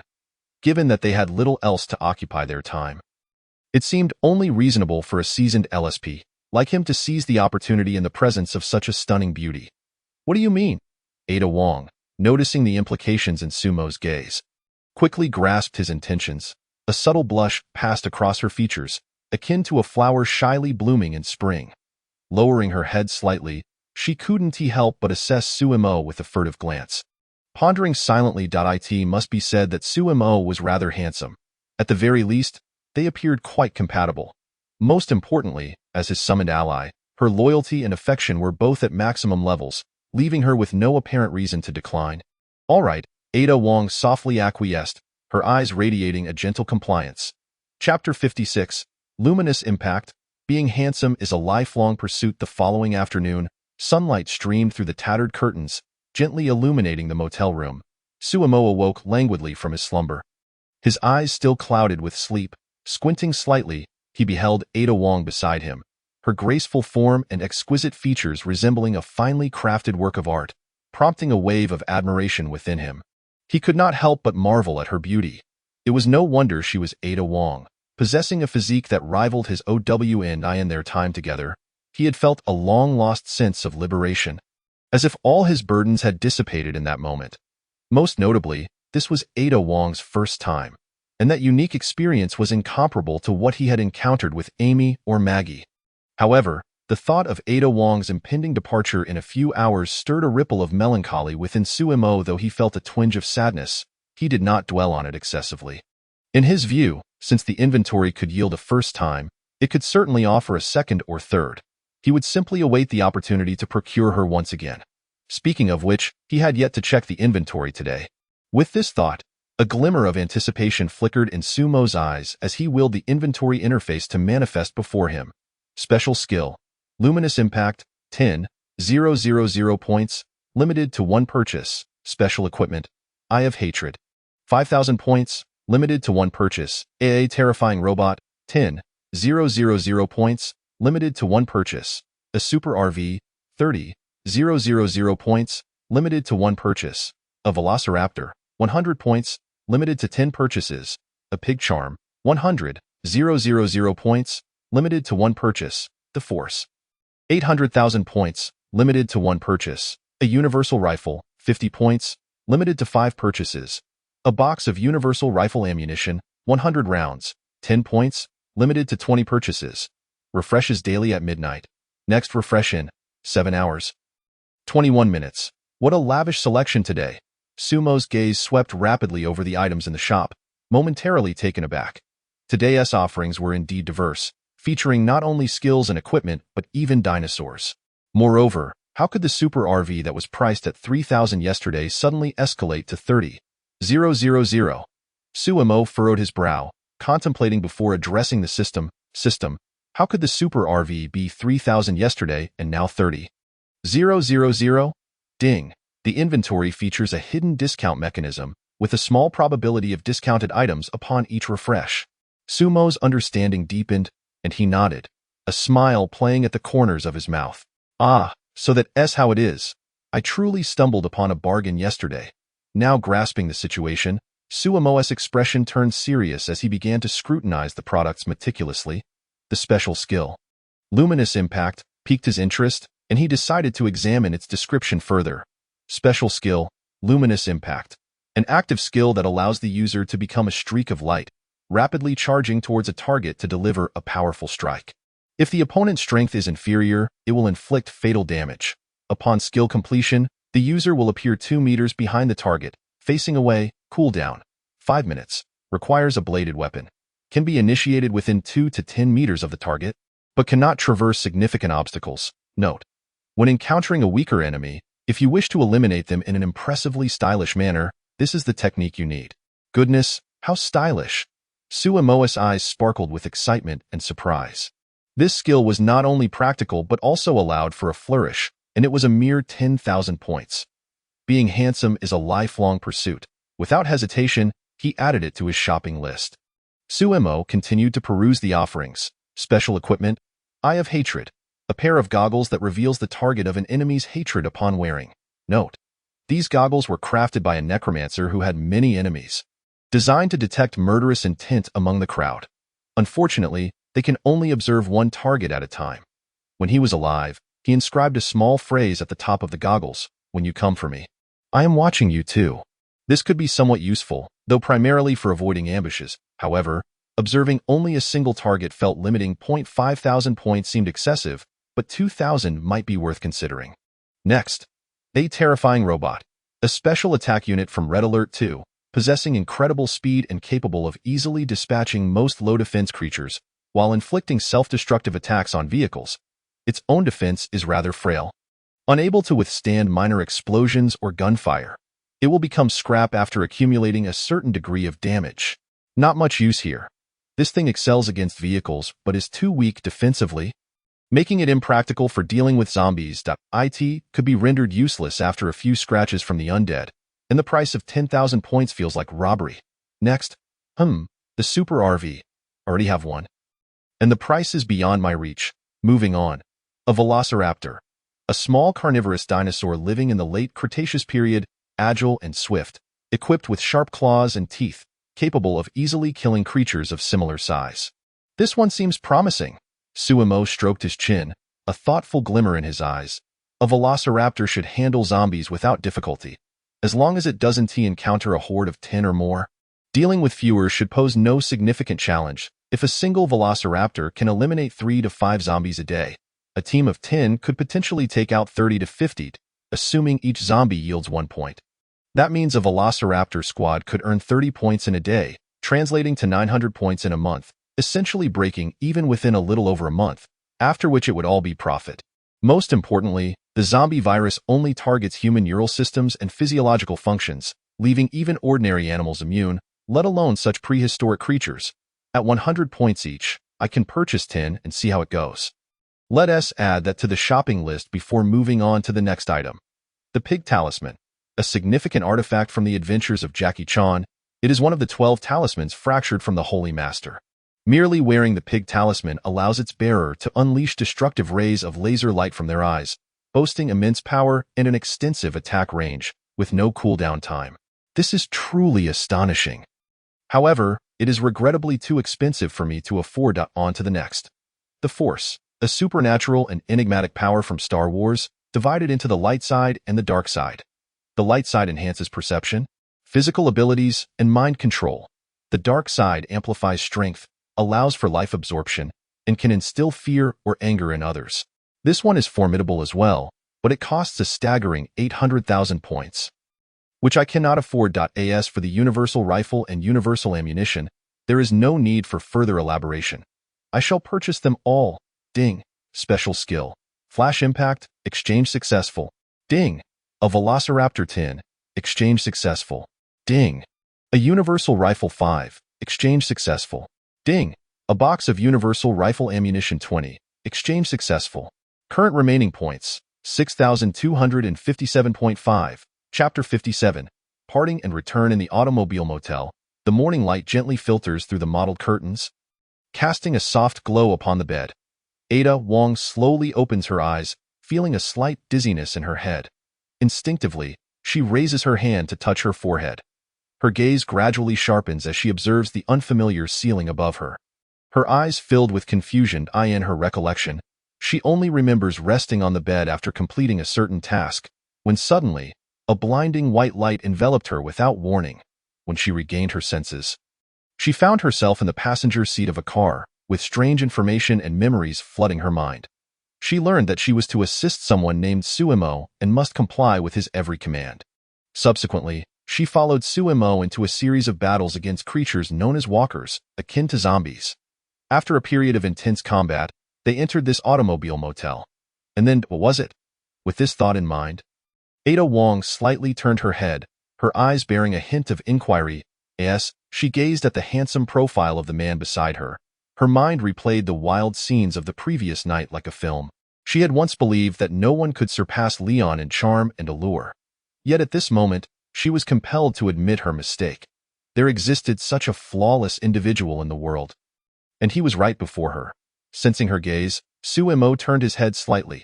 He then saw Ada Wong staring intently at him.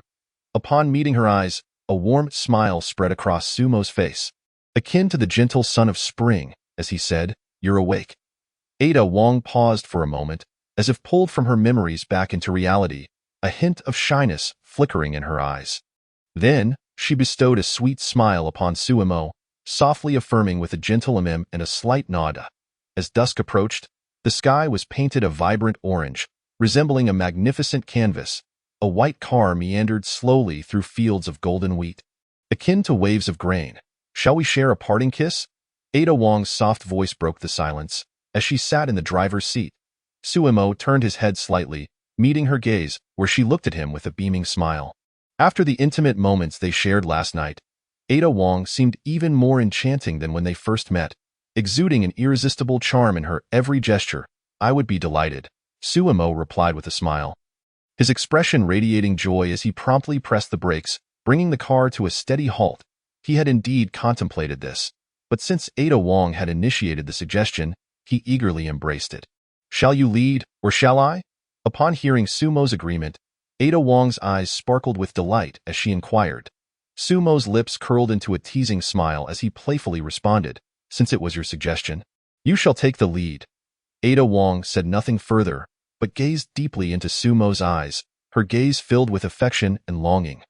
Gradually, she leaned closer to Suimo, tenderly planting a kiss on his lips. Minutes passed, and they finally emerged from their sweet reverie, parting reluctantly. "Time is fleeting. You can dismiss the summoning now, while I still feel no regret or sorrow. Please send me back to my original world." Ada Wong gazed intently into Sumo's eyes, her expression resolute and liberated, speaking softly. "Very well." Suimo nodded slightly, unhesitatingly acquiescing to Ada Wong's request. He was nearing the farm, and it would indeed be difficult to explain her sudden appearance and disappearance to others. However, just as Suimo prepared to dismiss the summoning, Ada Wong spoke again. "If we have the chance to meet again, please refrain from calling me Ada Wong. That feels too formal. Next time, simply call me Ada." Suimo paused at her words, deep in thought. After all, Ada Wong was a product of the system's summoning. Even if he procured another summoning card for Ada Wong in the future, the Ada Wong summoned may not possess the memories of the one before him. Yet, Gazing into Ada Wong's earnest and hopeful eyes, he found himself unable to refuse. Understood, Ada, Sumo affirmed with a firm nod, his gaze resolute. Then, amidst Ada Wong's contented smile, he dismissed her summoning. Soon, a brilliant flash of white light enveloped the space, and the Ada Wong seated in the passenger seat vanished. In the world of Resident Evil, Ada Wong awoke in her bedroom, greeted by the familiar ceiling. A sense of disorientation washed over her as she instinctively began to search her body. Before long, she discovered a piece of white cloth stained with crimson. It seems it wasn't a dream. Ada Wong murmured softly, a flicker of shyness and anticipation glimmering in her eyes. A sudden wave of inexplicable excitement surged within her. Yearning for a reunion with Sumo, Hershel's farm, the white car emerged slowly from the horizon along the dirt road, resembling a tiny black that gradually enlarged. Sumo has returned. Standing watch atop the RV, Andrea spotted the white vehicle and paused momentarily. Upon discerning the car's appearance and license plate, a joyful smile blossomed on her face as she eagerly shared the delightful news with the others. Sumo drove the car into the front yard of Hershel's house, immediately spotting the team members gathered before him in anticipation. As he stepped out of the vehicle, Beth, Amy, and Maggie rushed toward him like fledglings returning to their nest. Sumo, are you all right? Amy queried, her eyes brimming with concern. Sumo lifted the corners of his mouth, offering a reassuring smile as he replied, I'm fine. Just a few thousand walkers, nothing to worry about. Sumo, please refrain from undertaking such dangerous tasks in the future. If something were to happen to you, what would become of Maggie, Amy, and me? Beth's eyes glinted with sorrow as she gazed anxiously at Sumo. She had been worried about him since yesterday, her heart in a constant state of unease. Maggie quickly nodded in agreement, her expression earnest as she declared, if you are to engage in perilous endeavors again, take us along. If we must live, let us live together. If we must die, let us die together. She had been incapacitated in bed due to various reasons at the time. Otherwise, she would have insisted on accompanying Sumo.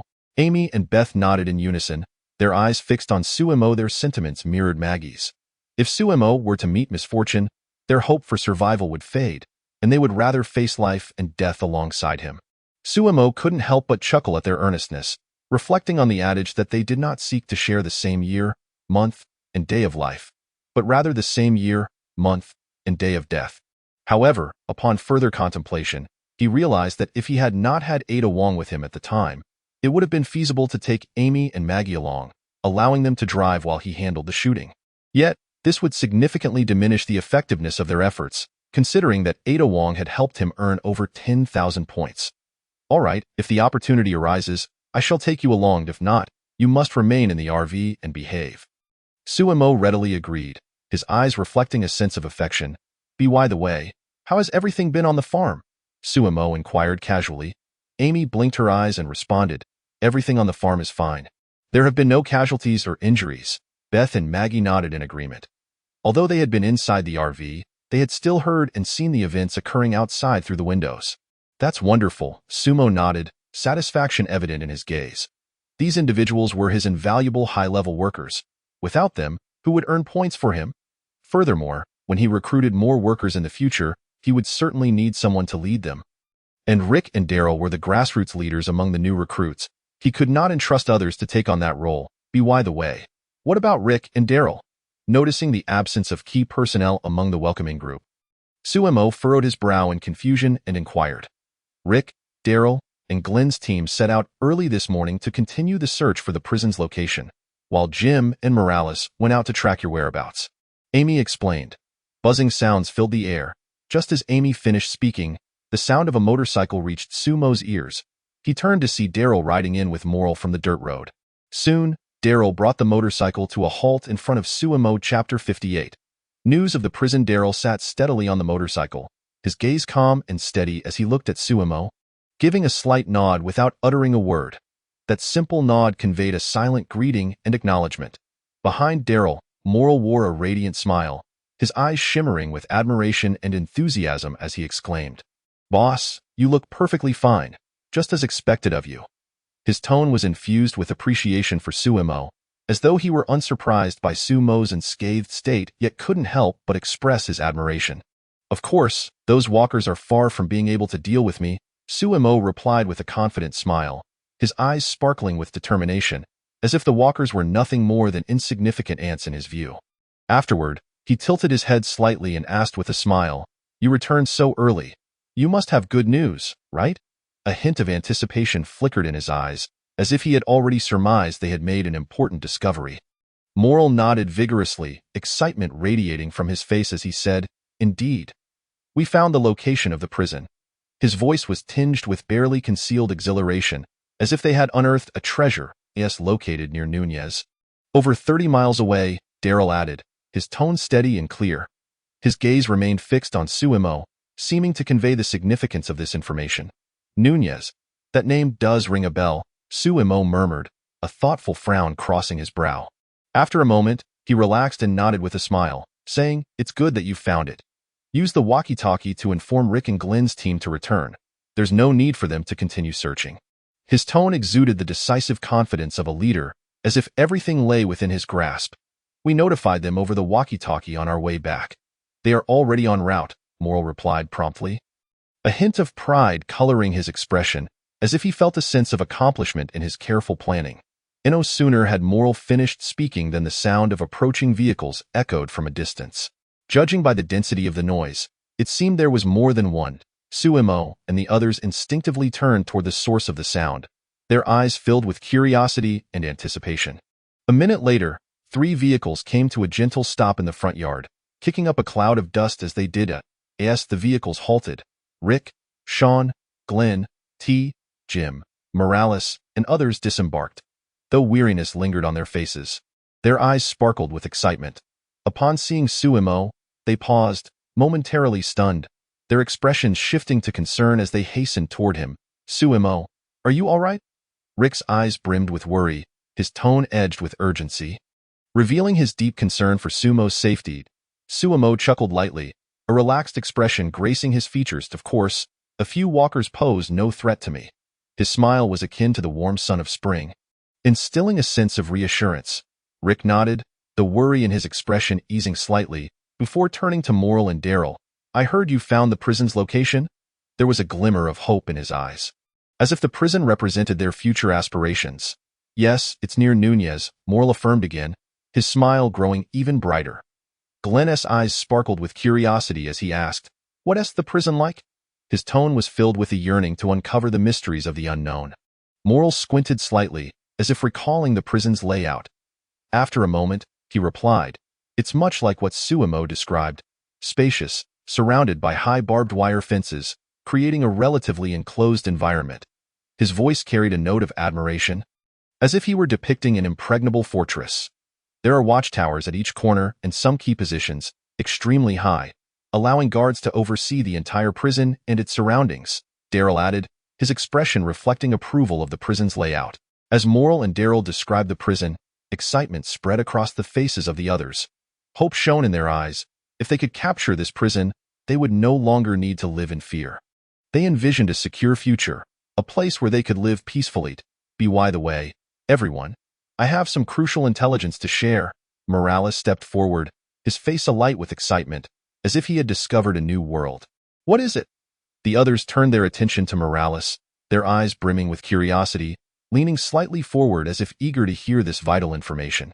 "You may find it hard to believe, but while Jim and I were searching for Suemo, we stumbled upon a road littered with countless walker bodies. Although we didn't count them precisely, I assure you there were at least 700 or 800. Morales' voice carried a tone of disbelief, as if he were still reeling from the shocking sight. Jim nodded vigorously, his face reflecting astonishment as he concurred, "Yes, it was truly overwhelming." The entire road stretched for nearly several miles, all covered with walker bodies, and they all seemed to have been shot dead from the front. His eyes appeared to still hold remnants of that shocking scene, his voice unintentionally rising in pitch. Listening to Morales and Jim, Sumo couldn't help but inwardly smirk. A fleeting hint of pride flickered in his eyes as he mused that, barring any unforeseen circumstances, what Jim and Morales had witnessed was the result of his and Ada Wong's handiwork from the previous night. Unfortunately, they hadn't ventured to that interstate highway. Otherwise, they would have witnessed an even more staggering sight. Really? Such an exaggerated event occurred? Sean furrowed his brow, a skeptical expression crossing his face as he questioned. His eyes brimmed with doubt, seemingly holding reservations regarding this news. Others also exhibited similar disbelief. A road, spanning several miles, all littered with walker bodies, nearly 1,000, and all shot dead from the front. How could such a feat be accomplished? Who could achieve something like that? Their expressions were filled with confusion and puzzlement, as if confronted with an unsolvable riddle. Jim looked at Sean, his eyes resolute as he asserted, "Of course it's true. Man, you should have come with us. That sight would have left you astounded." His tone carried a hint of regret, as if lamenting that Sean had missed witnessing such a breathtaking scene. "If you don't believe us, we can go see it now.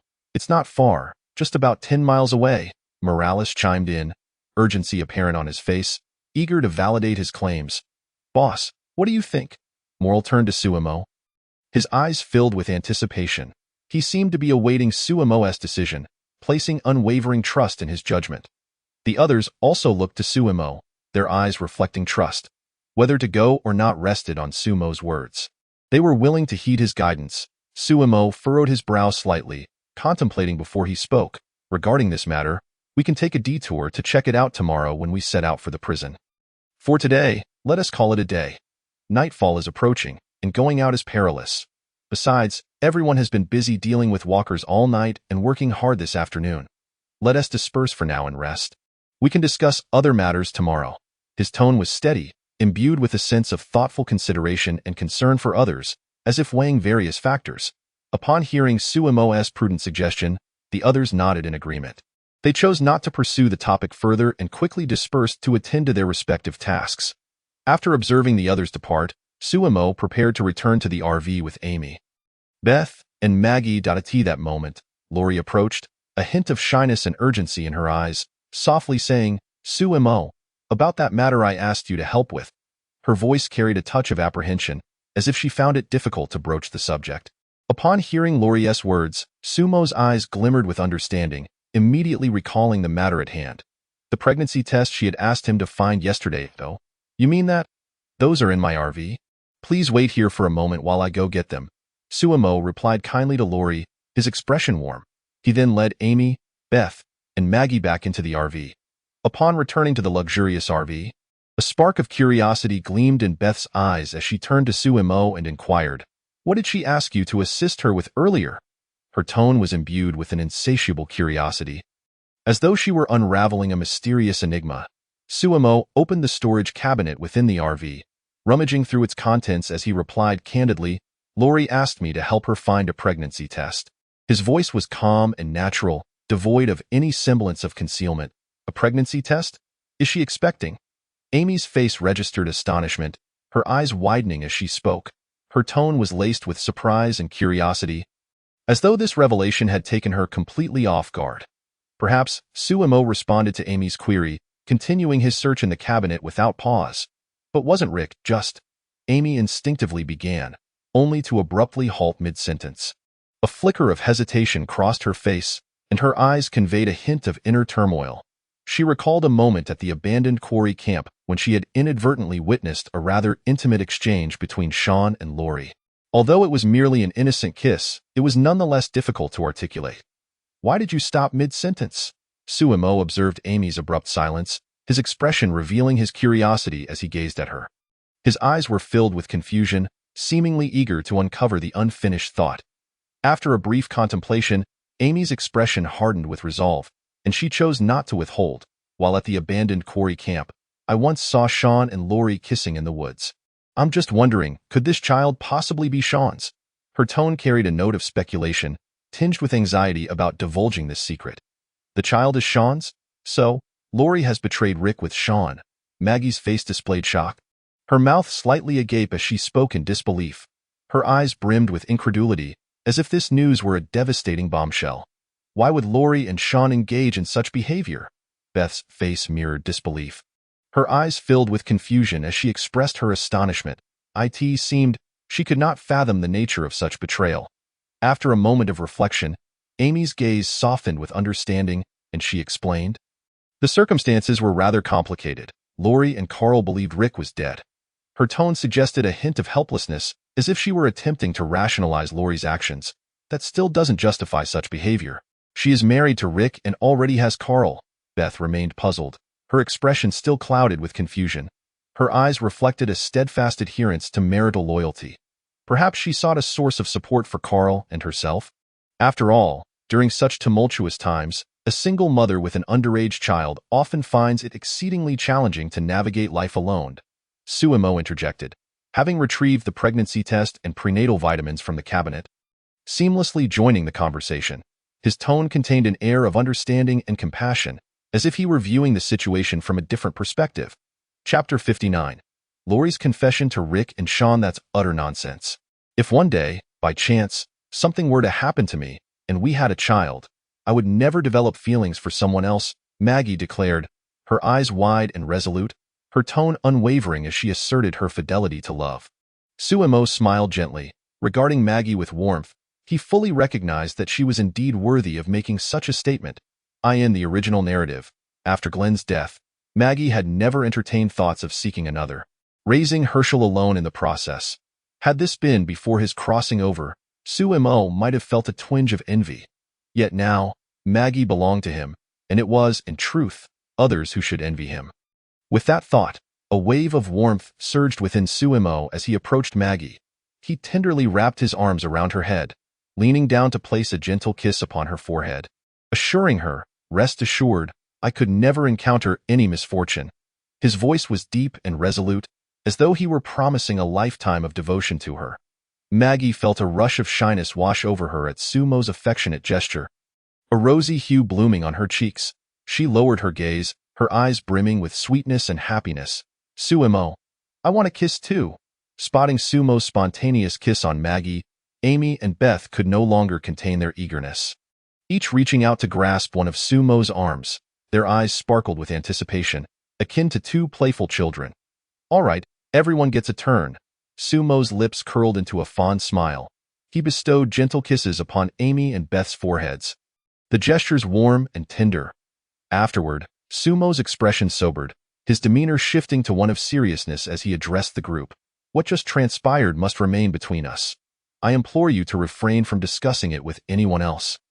A hint of concern flickered in his eyes, as if he feared this secret could lead to a cascade of unforeseen consequences.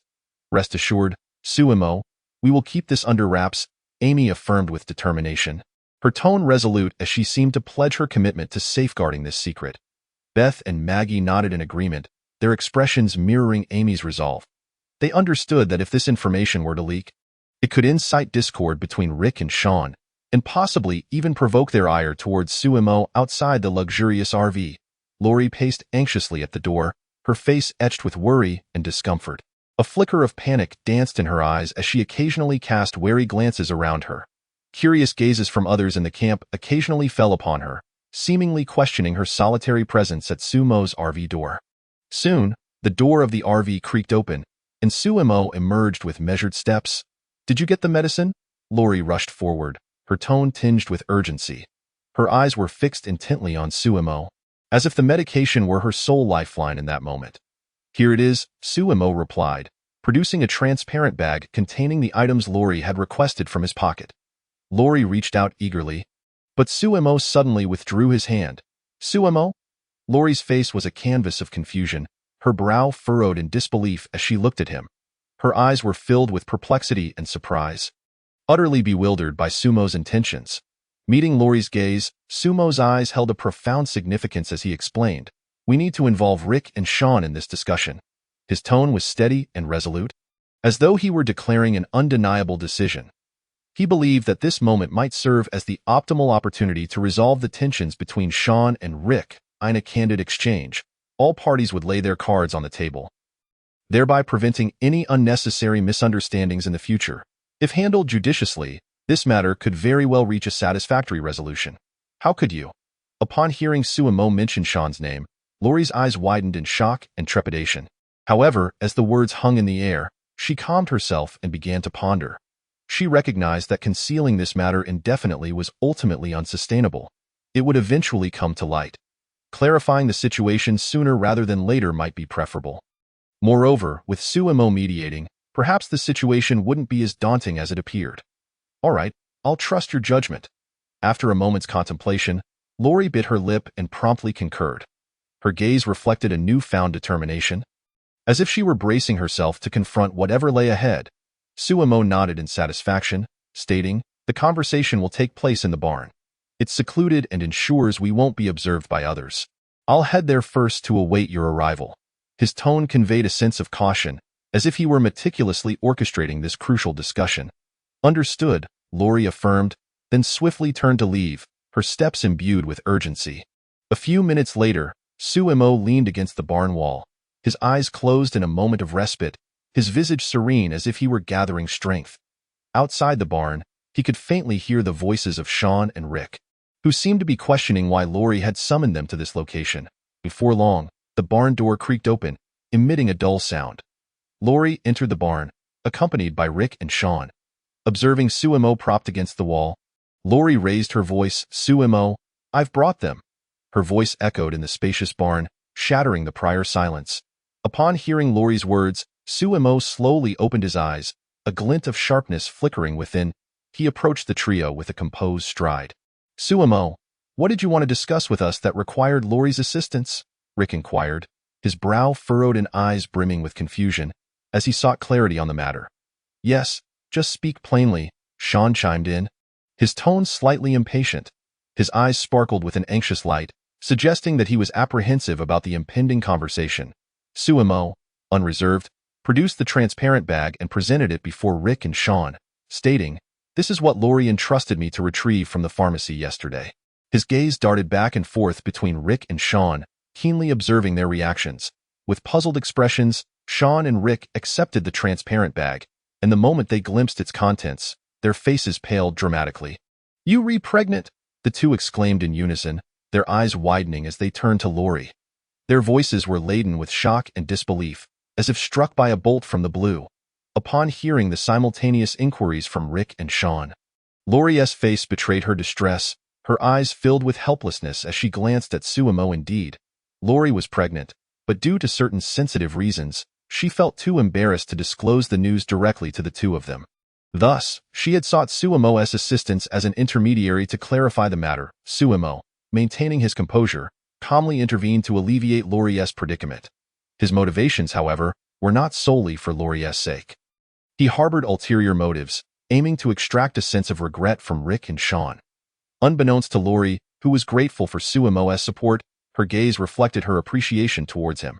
Meanwhile, Rick and Sean's expressions grew increasingly intricate upon hearing Suemo's words. After he mentioned certain sensitive reasons, they could surmise what he was alluding to. "Lori, you should clarify this with them." Suemo gently shook his head, his eyes revealing a hint of exasperation as he gestured towards Lori. Lori remained silent for a considerable time, wrestling with her inner turmoil. Slowly, she lifted her gaze to Rick, mustering the courage to voice the truth. "Rick, Sean and we have been intimate." Her voice trembled, imbued with guilt and unease. Upon hearing this, Rick felt a sharp pain pierce his heart, akin to being struck by a dagger. He had long harbored suspicions. During his return, he had noticed an unusual exchange of glances between Lori and Sean. "I know, I've known all along," Rick lamented, pressing his forehead slowly, turning away as he sunk into profound silence. His shoulders trembled slightly, as if bearing an immense burden. Sean, upon hearing her words, felt a jolt of realization. Akin to a thunderclap, he had not anticipated Lori's direct admission of the matter.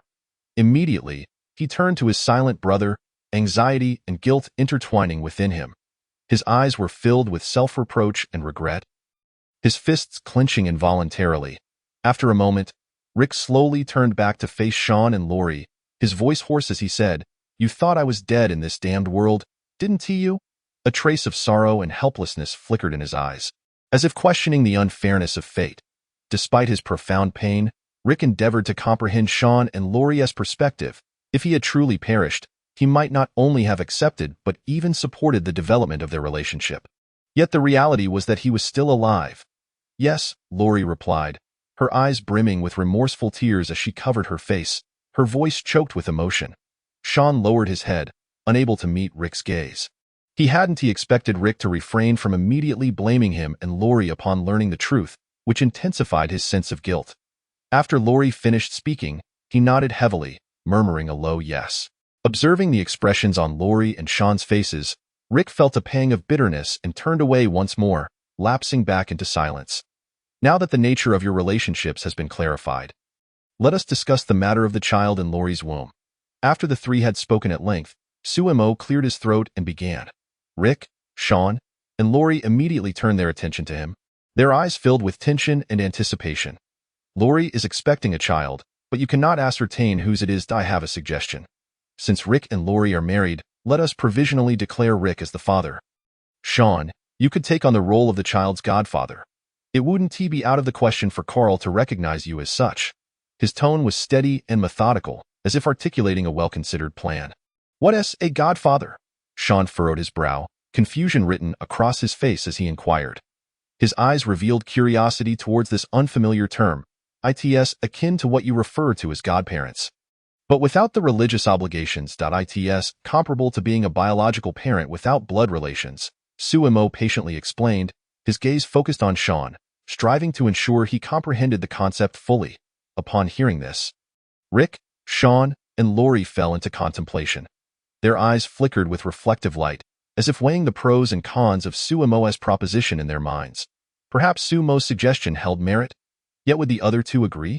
Noticing their hesitation, Sumo's gaze turned resolute as he decided to apply further pressure. Rick, Sean, consider this. What might occur if you reject this proposal? Might you two, in your rivalry over who is Lori's and the child's father, end up at odds, even to the point of mutual destruction? His tone carried an undertone of warning, as if portraying a terrifying future scenario. Upon hearing Sumo's words, Rick, Sean, and Lori were struck with a jolt of realization. A flicker of fear passed through their eyes, as if Sumo had struck at their deepest anxieties. They pondered deeply. If they did not adhere to Sumo's suggestion, such tragic outcomes could indeed manifest. As they appeared to waver, Sumo decided to exert further pressure. Sean, Rick, think carefully. This child, along with Carl, requires both of your protection. What is more likely to ensure their safety in this apocalyptic world? Relying solely on one of you, or having both of you safeguard them together? His voice was deep and compelling, each word resonating within them. After contemplating Sumo's words, Sean and Rick exchanged glances. Their eyes met in a silent dialogue. Each contemplated the implications. Sean's thoughts were, Sumo makes a valid point. Not to mention, this child is likely mine. Even if not, being called godfather by this child alongside Carl seems like no loss. Moreover, if this child is indeed mine, with the combined protection of Rick and myself, there is a better chance of survival in this bleak world. Rick's thoughts mirrored Sean's sentiment. He had never entertained the notion of confronting Sean. As long as Sean did not pose a threat, he would not initiate conflict. Regarding the child in Lori's womb, even if he was unlikely to be the biological father, if the child called him dad, he would embrace that role wholeheartedly. Soon, both Rick and Sean discerned each other's intentions in their shared gaze. In unison, they turned to Sumo, a hint of determination in their eyes as they declared, I agree to the proposal. Upon hearing their words, Sumo's lips curled into a satisfied smile. The most pressing dilemma had been resolved. Now, he merely had to provide further guidance to Sean, and perhaps this matter would be laid to rest. With that thought, Sumo turned to Rick and Lori, his expression softening as he said, Rick, Lori, you two may head back now. I have a few more words to discuss with Sean. Rick and Lori exchanged glances, a silent understanding passing between them. They nodded slightly and turned to leave the barn. Soon, only Sean and Sumo remained within the confines of the barn. Sean observed the retreating figures of Rick and Lori, a complex array of emotions swirling within him. His mind was occupied with various thoughts.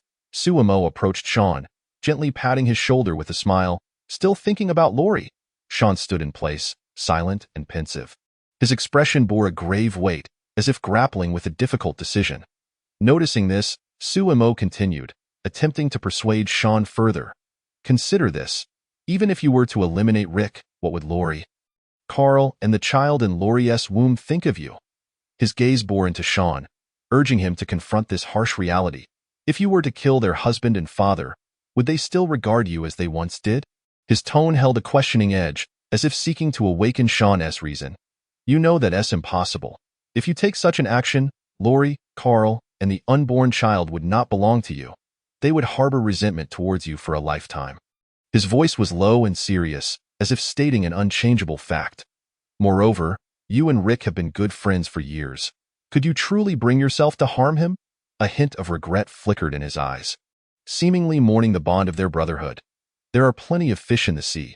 Why fixate on a single flower? The world has more women than just Lori. Perhaps at that time, you may find a woman more to your liking than Loli. His tone carried a hint of consolation, attempting to guide Sean out of his emotional turmoil. Give it some thought. Suemo gently patted Sean's shoulder once more before turning away and slowly departing from the barn. He had said all that he could. If Sean remained unable to comprehend, he would have no choice but to take the drastic step of expelling him from the team. Just as he stepped outside the barn, a crisp notification sound from the system echoed in his ear. Ding! You have altered Sean's mindset, thereby changing the outcome of his conflict with Rick, earning 1 point of regret value. Hearing the system prompt, Sumo's lips curled into a slight smile, revealing a smirk of satisfaction. Another 6,000 points had been credited. As he walked towards the Super RV, Suemo swiftly navigated through his mind, promptly claiming the 6,000 points from the regret interface. Subsequently, he opened the task panel, his eyes gleaming with anticipation as he glanced at his points. Points: 12,257.5. Excellent. The points have surpassed 10,000 again. Observing the figures on the panel, Sumo nodded in contentment.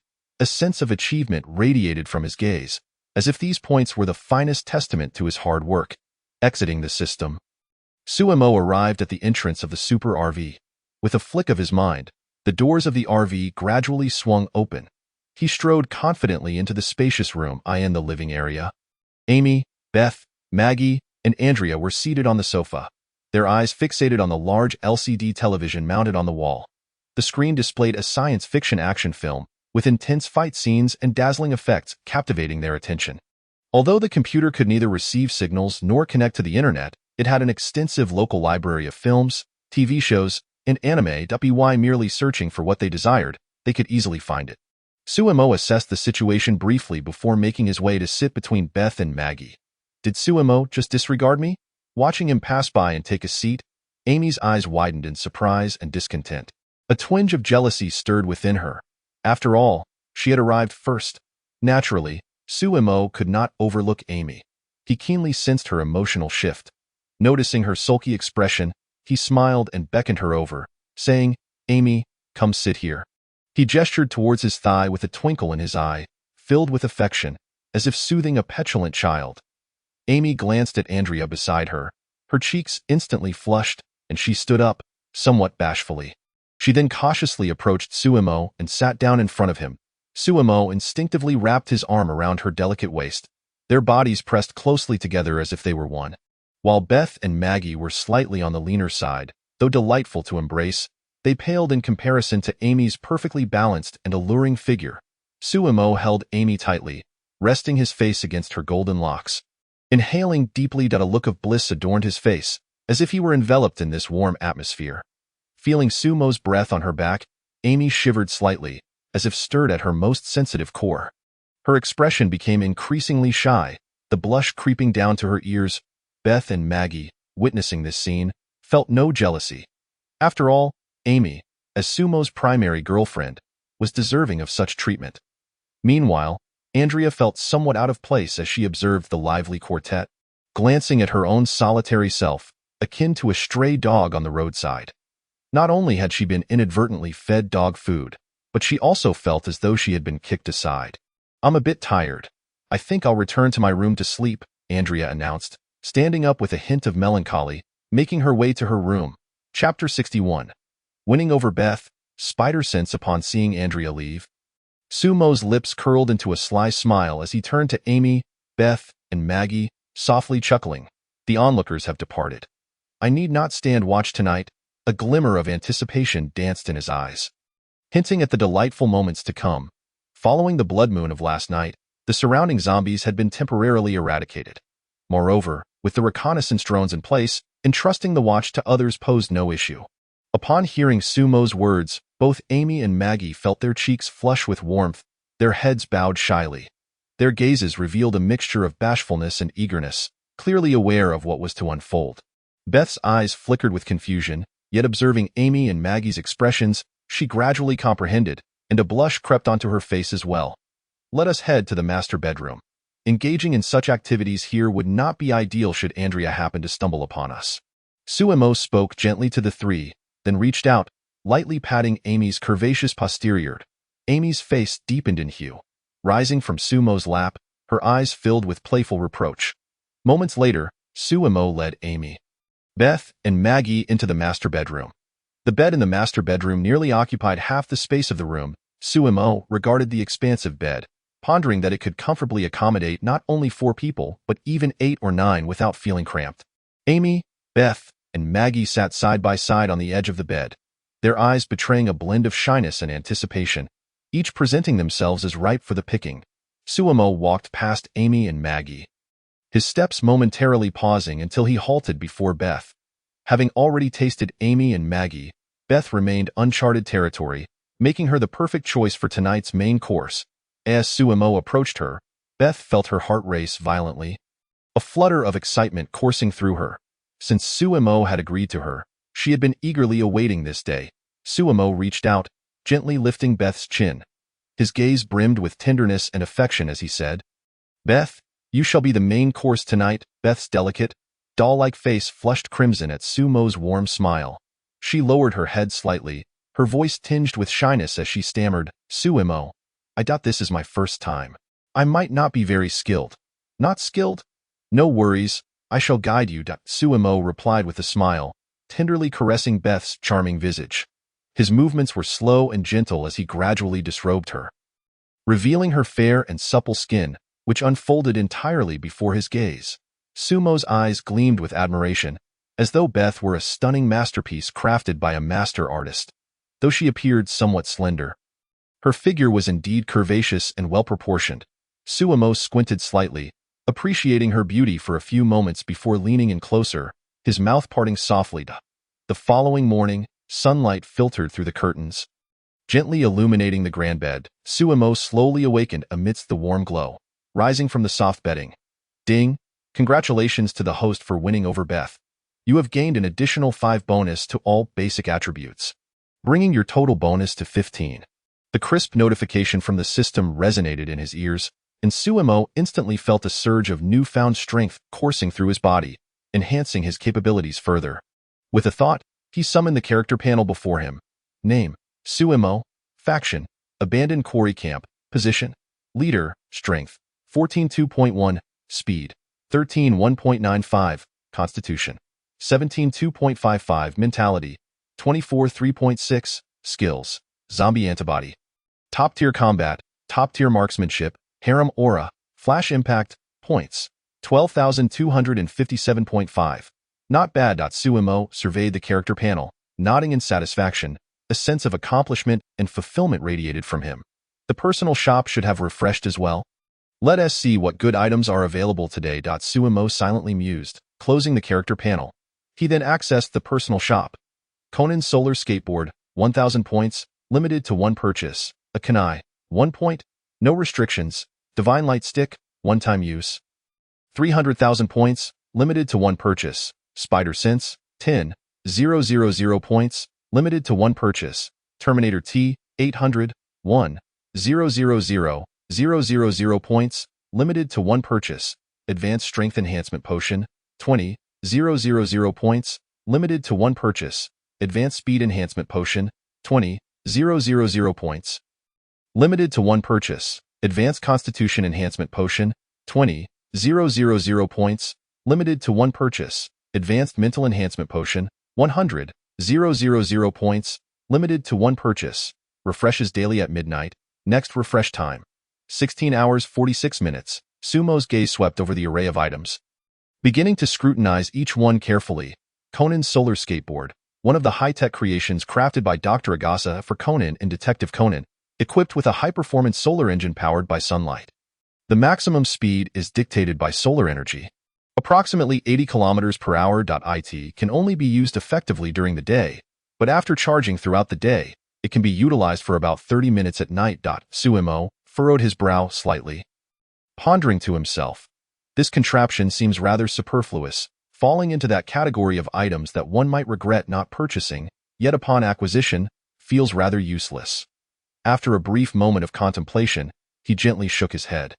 Riding a skateboard in an apocalyptic world feels a tad too abstract, and the requirement of 1,000 points is excessively steep. Thus, he opted not to purchase it. Moving on, shuriken, a commonly used miniature weapon by Japanese ninjas. Its shape resembles that of a short sword, throwing knife, dagger, or a mei piercer, typically made of iron, compact in size, making it easy to carry and conceal, suitable for ambush attacks. Suemo curled his lip in disdain. Thinking to himself, is this thing even effective without bullets? Next. Godlight Stick, disposable, a transformation tool used by Dagu in the tokusatsu series Ultramantiga.it, has no other limitations upon use. One can transform into Ultramantiga for 3 minutes. Note, this is a disposable item. Oh my, the Godlight Stick. Upon reading this line, Sumo's eyes widened in astonishment and excitement. Even something as extravagant as the Godlight Stick has made an appearance. A flicker of desire illuminated his gaze, but it quickly dimmed. The price is simply too high. Transforming costs 300,000 points for a mere 3 minutes. Yet, one could argue that spending 300,000 points to become a being of light for 3 minutes might not be a total loss. Suemo felt a conflict within, wanting to buy it but unable to afford it, and could only sigh in resignation. Next. Spider Sense, the superpower of Spider-Man from the Spider-Man films, allowing him to perceive information through air vibrations like a spider, thus sensing potential dangers around him, including imminent attacks, traps, and environmental changes, such as building structures, object positions, and motion trajectories, and enabling him to track hidden targets.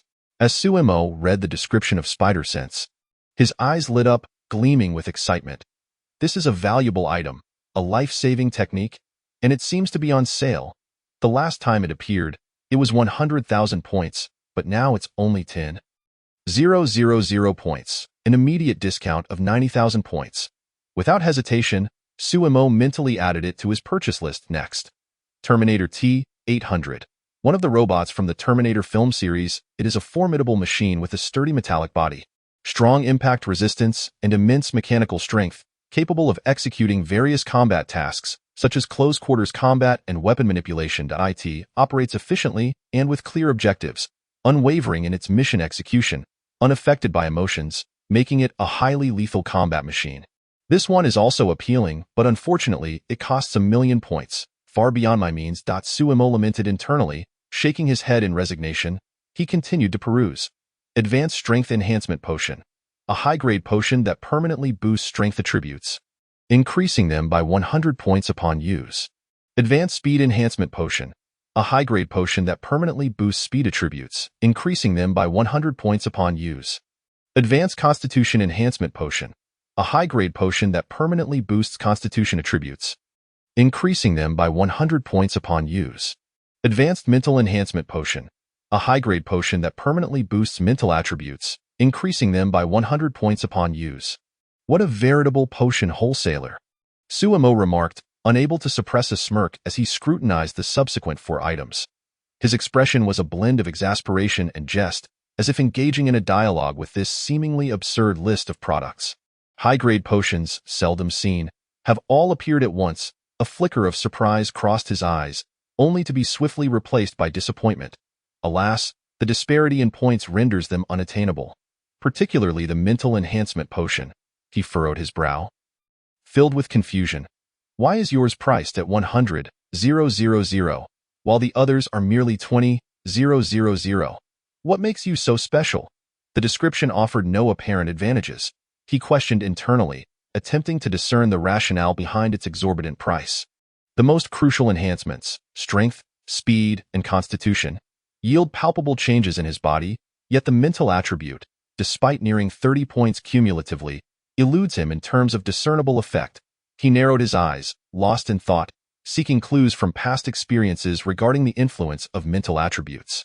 He truly could not fathom why the mental enhancement potion commanded a price of 100,000 points. With that sum, he could acquire numerous skills or several bottles of other high-grade enhancement potions. He silently calculated, growing increasingly convinced that the pricing was unjustifiable. Of course, pondering this was futile. all for enhancement potions were beyond his current financial reach. He shook his head in resignation, a hint of regret evident in his gaze. Among the 9 items available today, the only affordable and useful one was Spider Sense. His eyes reignited, as if he had discovered a glimmer of hope in the darkness. But it was not a loss. Originally priced at 100,000 points, he snagged it for only 10,000, a remarkable saving of 90,000 points. A rather commendable deal. With that thought, he couldn't help but feel a sense of glee, as if he had stumbled upon a great bargain.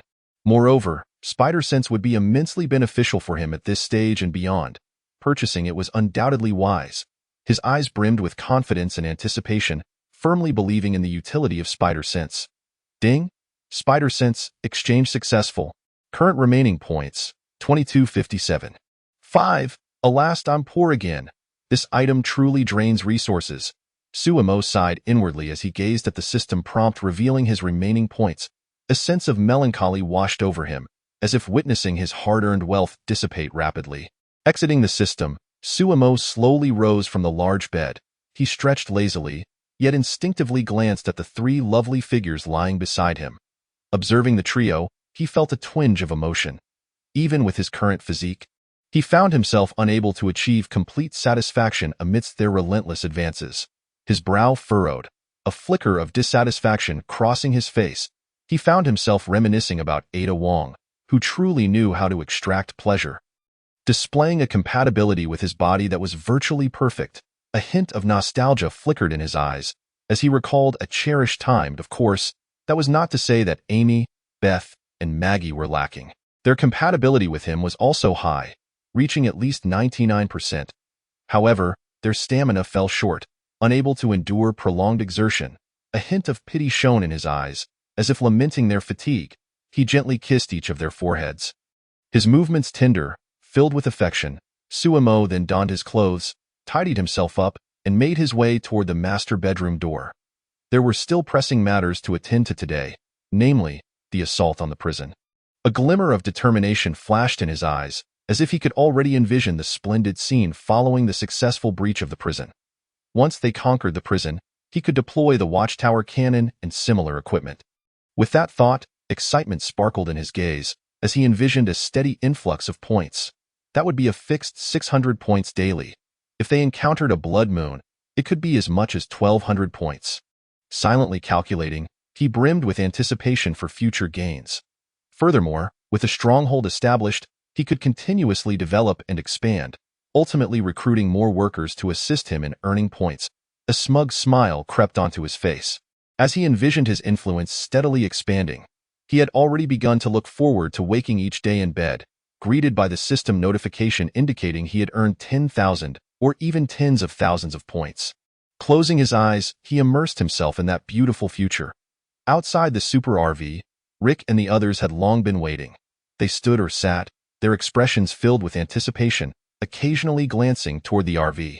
Upon seeing Suemo emerge, Rick's eyes sparkled, and he quickly stepped forward, eagerly inquiring, "Suemo, when do we depart?"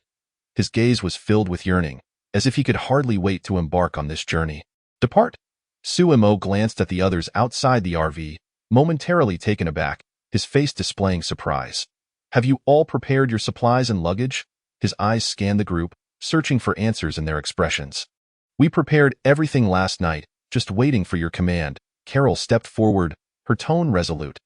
Her eyes radiated loyalty and trust, as if Suemo's orders were the beacon guiding their progress. Upon hearing this, Suemo's gaze lingered on Carol for a moment. He squinted slightly, memories of Carol from the original storyline surfacing in his mind.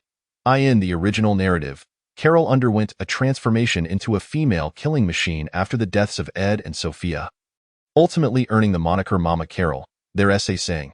In the early stages, Mama Carol cries upon death, while in later stages, when she cries, death follows.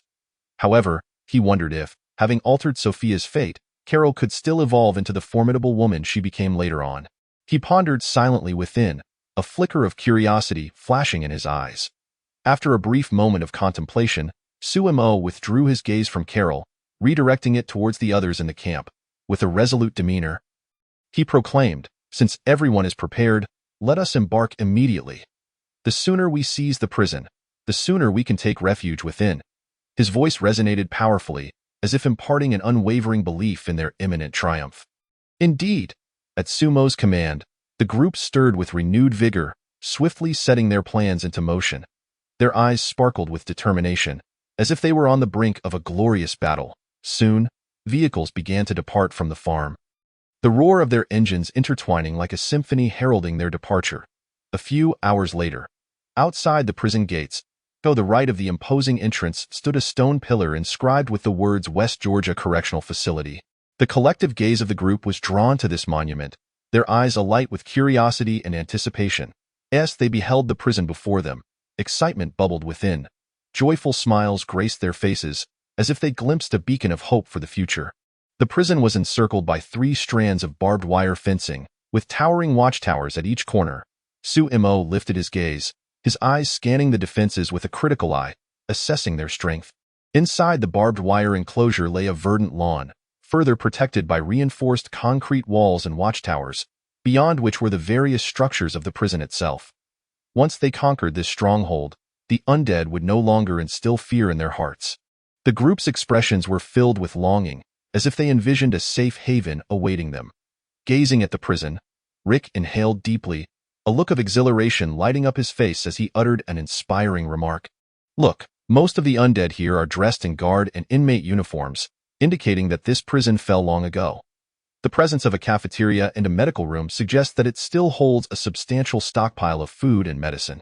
His eyes twinkled with excitement, as if he could already envision the bountiful resources within. Is there an armory? Daryl inquired, a furrow of urgency etched on his brow. His voice carried a note of hope, as if he yearned to discover formidable weapons here. Armories are typically located outside the prison, but not too far off, Rick replied, his gaze brimming with confidence, as if he possessed insight into the prison's layout. The warden's office should contain information on the armory's location. We can try our luck there, Sean added, his eyes sparkling with anticipation, as if he could already envision the possibility of unearthing the armory. Weapons, food, medicine, and sturdy walls. This place is nothing short of an ideal refuge, Moore remarked with a hint of admiration, his eyes filled with awe at the prison's conditions. Upon hearing Rick and the others converse, the rest of the team became increasingly invigorated. Their eyes gleamed with excitement, as if they were on the verge of acquiring everything they needed. Weapons, food, medicine, and the formidable barbed wire fences beckoned to them, with the only obstacle being the undead clad in guard and inmate attire within. A fleeting moment of concern passed through the crowd, quickly replaced by resolute determination. Considering their numbers, the undead likely outnumbered them by at least 100.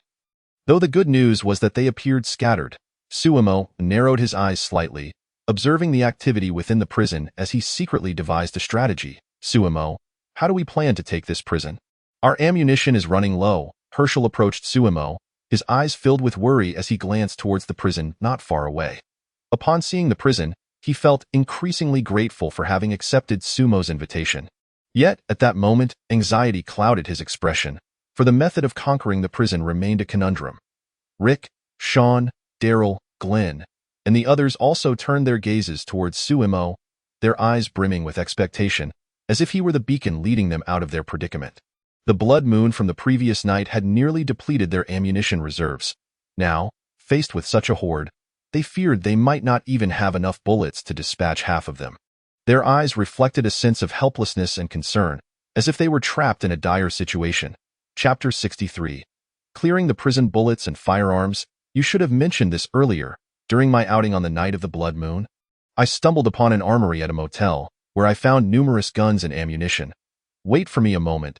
Sumo's eyes lit up, as if recalling something significant, and he hurriedly conveyed this to Rick and the others before swiftly turning on his heels and hastening back to the RV. Inside the RV, he focused intently, retrieving the universal rifles and ammunition he had previously purchased from the system space. Sumo presented the firearms. Rick, Sean, Moore, and the others were momentarily taken aback, their faces displaying a hint of bewilderment. Their eyes fixated on the gun, filled with confusion. What an odd weapon. It resembles an AK, yet also hints at an M16 or M4, and even bears resemblance to Scar and August, with shadows of AWM and M24 sniper rifles discernible upon it. Their brows knitted in thought as they struggled to categorize the weapon within their prior knowledge of firearms, yet found themselves at a loss. Sumo, is there something peculiar about this gun? Ultimately, it was Glenn who could no longer contain his curiosity, scratching his head as he inquired with a puzzled expression. His eyes shifted between the weapon and Sumo, seemingly yearning for a rational explanation. Sumo, however, maintained his composure, his gaze serene and unflinching, responding, "It's nothing unusual. It might just be a privately manufactured firearm, but it's effective enough. Just use it as you see fit." As he spoke, he smoothly handed a universal rifle to Glenn. His actions decisive and unhesitating, Sumo then raised his gaze, sweeping it over Rick, Sean, Daryl, Moore, and the others before proclaiming, "Come and collect your rifles and ammunition." His voice was steady and authoritative, carrying an undeniable weight. Although the others harbored lingering doubts, their expressions still bore traces of skepticism, yet they stepped forward to accept the remaining universal rifles and a box of ammunition from Sumo. Their movements were cautious, as if they were receiving an extraordinarily precious and enigmatic item. Soon, Moore could no longer restrain his curiosity. Gripping the universal rifle tightly, his eyes sparkled with excitement. He raised the weapon and fired a shot at one of the undead on the prison lawn. With a resounding bang, the sharp crack of the gun echoed through the air, causing the undead to stumble momentarily before collapsing, devoid of any struggle. Witnessing the undead fall, a triumphant smile spread across Moore's face, and he couldn't resist whistling, his admiration for the weapon's power evident in his tone. Approaching Sumo with a buoyant step, he beamed, "Boss, this gun is phenomenal. Its precision, rate of fire, weight, recoil, and feel far surpass any rifle I've ever used." His eyes glimmered with astonishment, as if he had unearthed a treasure, eager to share his joy with Sumo. "Is that true?" Upon hearing Moore's praise, Sean raised an eyebrow, skepticism etched across his face as he questioned. He found it hard to believe that such an extraordinary weapon could exist, having used numerous firearms in the past. Rick also cast a curious glance at Moore, his own eyes reflecting a mix of intrigue and doubt as he unconsciously began to examine the rifle in his hands. Contemplating the veracity of Moore's claims, their choice to become law enforcement officers stemmed partly from their passion for firearms, and now, hearing Moore extol the gun's virtues, they found themselves torn between skepticism and the desire to believe in its remarkable capabilities. "My two sheriffs, why not try it out and see for yourselves?" Moore encouraged, a confident smile gracing his features as he looked at Rick and Sean, his eyes sparkling with eagerness. "Try it out?" Rick glanced at Sean, seeking his opinion. Sean nodded without hesitation, his eyes alight with eagerness as he exclaimed, "Let's do it." With that, Rick and Sean simultaneously raised their universal rifles, their movements synchronized and precise, their focus unwavering as they aimed at the undead on the prison lawn, pulling the triggers. Bang, bang. As the two shots rang out, the sound echoed resoundingly in the open prison yard, causing two more undead to topple to the ground, unceremoniously falling into a deep sleep. As they experienced the superb handling of the universal rifles, excitement gradually illuminated Rick and Sean's faces. Just as Moore had said, the firearm truly felt exceptional, far surpassing any rifle they had encountered. Their eyes sparkled with astonishment and exhilaration, as if they had unlocked a whole new world of firearms, their affection for this weapon overflowing. "What do you think?" as Sumo observed Rick and Sean. A faint smile graced his lips, revealing a hint of satisfaction in his gaze, as if to say he had anticipated this outcome.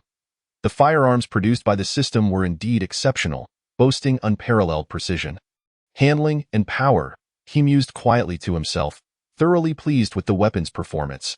Rick declared, "No doubt about it." Sean chimed in, "Perfect score." The duo offered their enthusiastic affirmations in unison, their voices brimming with excitement and recognition, their eyes sparkling with admiration for the firearm.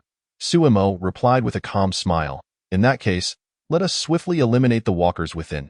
Oh, not waste ammunition. Aim for one walker with each shot." His tone shifted to one of gravity, his gaze conveying a sense of command as he surveyed the group, as if issuing an important operational directive. "Understood."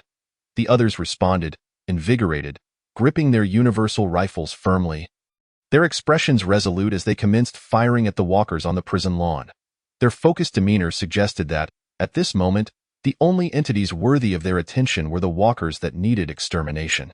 In a mere 3 to 4 minutes, Under the relentless barrage of their firepower, the gunfire resounded like a stirring battle symphony.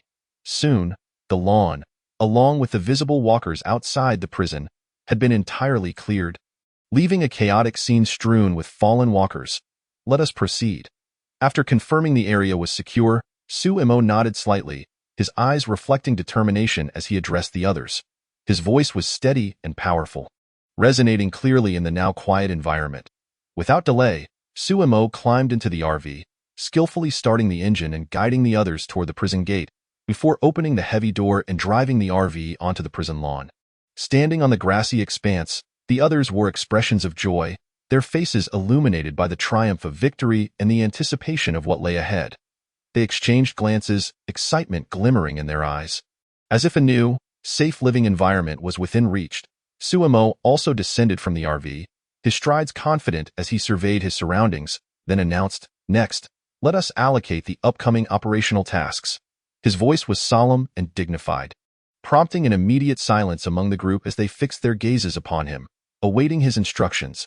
Suemo pointed at Rick, Sean, Emo, Daryl, and Glenn, pausing to meet each of their eyes, and stated with gravity, "Rick, Sean, Emo, Daryl, and Glenn, you five will accompany me into the prison facilities to clear the remaining walkers." His tone brooked no dissent, conveying trust in them, as if this decision had been made after careful consideration. Having spoken, Suemo turned his attention to Morales, T, Dale, and Andrea, gesturing toward them as he said, "Morales, T, Dale, and Andrea, you will ascend the adjacent watchtower to handle the walkers outside the prison." His gaze held a sense of expectation, implicitly communicating that this task was equally significant. "Jim, you will oversee the removal of the walkers' bodies from the lawn with the remaining members." Suemo looked at Jim, his eyes conveying a subtle reminder. Hoping he would execute this seemingly simple yet indispensable task effectively. "Understood." The group replied in unison, then promptly began to act according to Sumo's directives. Their movements were swift and orderly, each heading towards their assigned tasks without delay. Suemo, along with Rick, Daryl, and others, followed the internal gate into the prison facilities. Their footsteps were light, their eyes vigilant as they scanned the surroundings, ever ready to confront any potential walkers. After walking a short distance, the area remained eerily quiet, devoid of any walkers. This was to be expected, as most of the walkers had been lured to the lawn by the recent gunfire and subsequently eliminated. Suemo contemplated this, a flicker of understanding in his gaze, yet he remained on high alert, continuing deeper into the facility. Soon, they encountered several walkers clad in riot gear, alongside dozens more in prison uniforms. The tattered clothing of these walkers exuded a foul stench as they shuffled towards the group. Seemingly aware of their presence, their rigid movements instilling an inexplicable sense of dread. "Fire!" Suemo commanded, his expression unflinching, his gaze sharpening as he swiftly raised his universal rifle, the authoritative tone of his voice echoing in the slightly confined space. Before long, under the overwhelming firepower of the group, gunfire erupted once more, flashes of light illuminating the scene as the walkers fell like harvested wheat, rendered motionless. "This area appears secure." Glenn breathed a sigh of relief, a semblance of ease washing over his features as he spoke. "That yard over there does not seem safe," Daryl remarked, his brow furrowing with concern as he pointed towards a nearby section outside the prison. His gaze fixated on it as if sensing lurking danger. "Look, that's a civilian."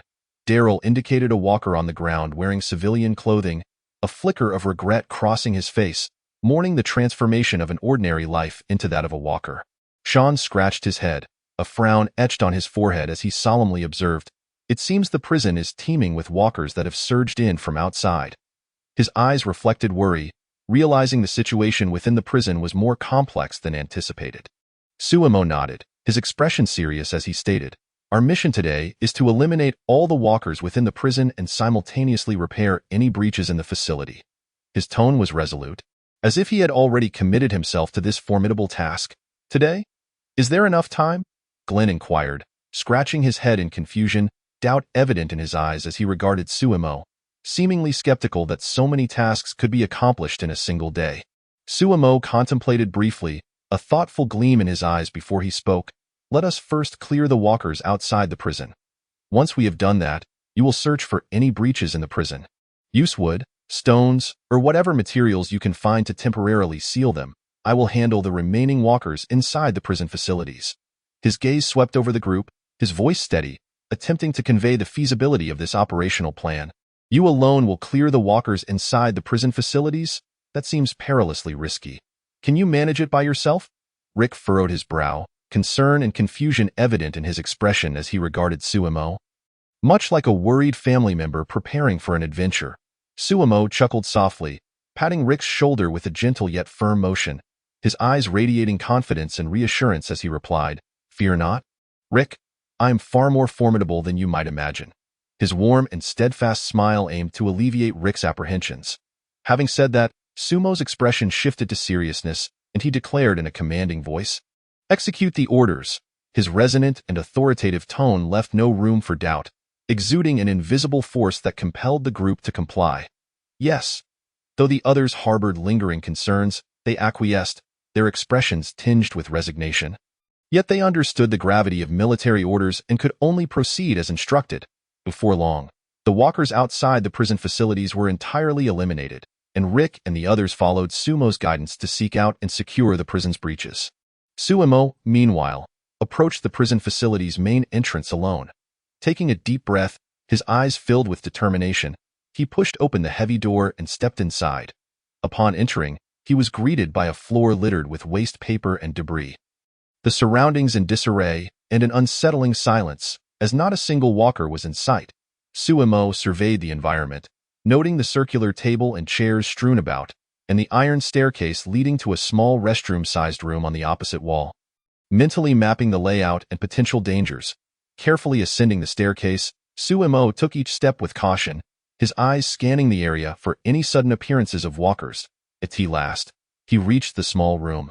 Inside, the dim light revealed several extinguished screens, and in the center sat a deceased prison guard, his body rigid and face contorted, exuding an air of desolation.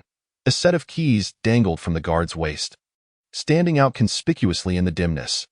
This must be the prison's monitoring and control room, and these keys likely belong to the various units and cells within the prison.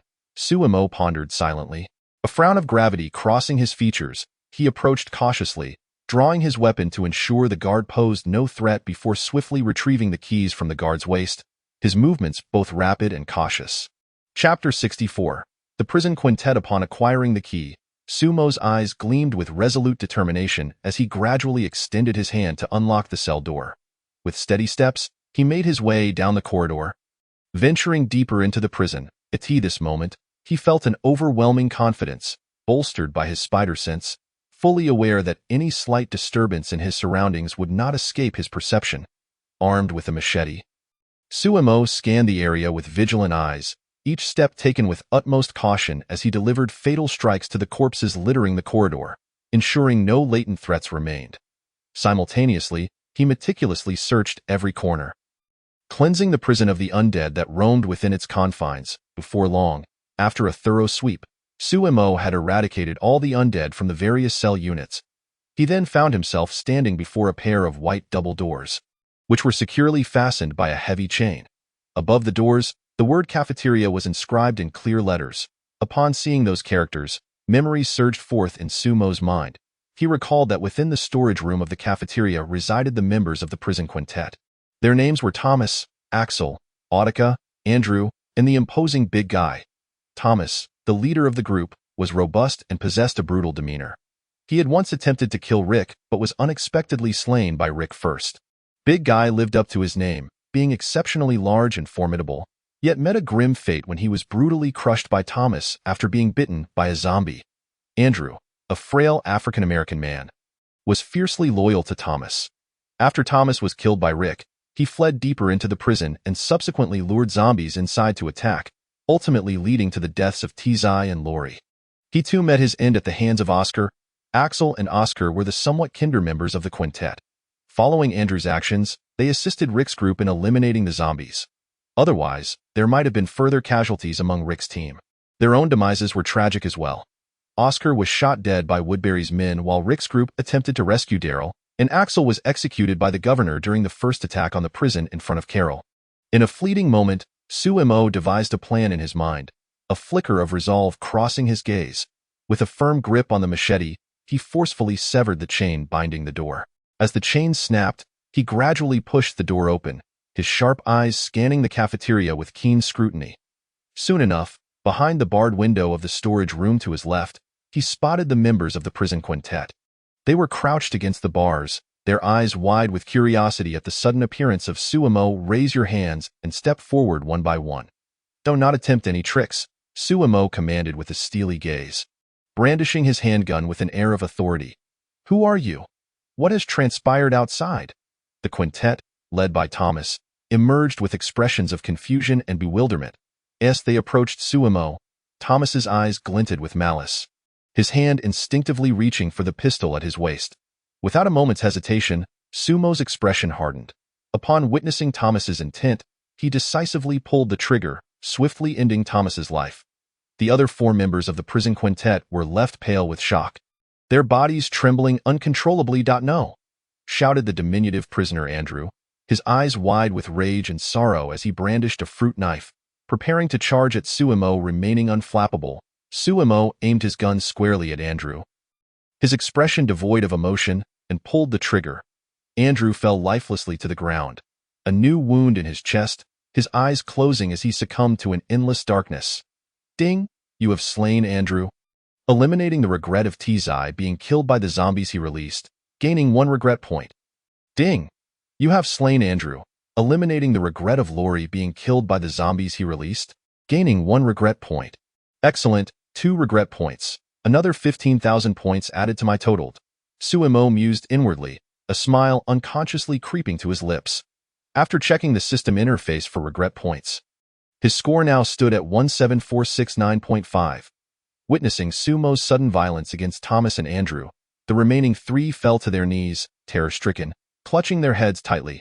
Now, tell me about the 3 of you and the prison situation, Suemo demanded coldly, guns still trained on them, as he casually brushed the dust off a nearby table, settling into a nonchalant yet commanding posture. I am Axel, stammered a man with brown hair and a mustache. Forcing a placating smile, Oscar, added a fearful black man beside Axel, his gaze filled with trepidation.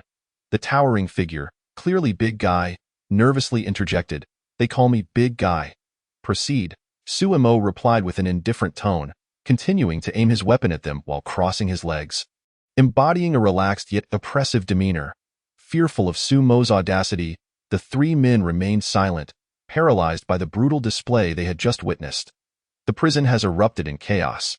I have never seen such a tumult. Big Guy finally managed to speak, his voice faltering. Axel quickly chimed in, that riot was more terrifying than the Attica uprising. Indeed, the dead have risen as flesh-eating monsters. 2 months ago, a guard locked us in the cafeteria for our protection and handed a handgun to Thomas.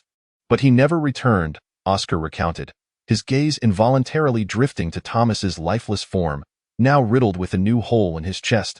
As if on cue, Thomas stirred slightly, his murky eyes opening as he emitted a low, guttural growl. See, the dead walk among us, Axel exclaimed, a hint of agitation in his voice, pointing at Thomas. Sumo's gaze sharpened as he unhesitatingly shot Thomas in the head. Points 1. What is this? An infectious disease? Big Guy stammered, his face etched with terror. Yes, and all of humanity is infected. Anyone who dies transforms into such a creature, Suemo replied gravely, nodding in affirmation. Before Suemo could finish his sentence, Andrew's corpse began to stir, but before it could rise, Suemo swiftly shot him down as well. Points 1.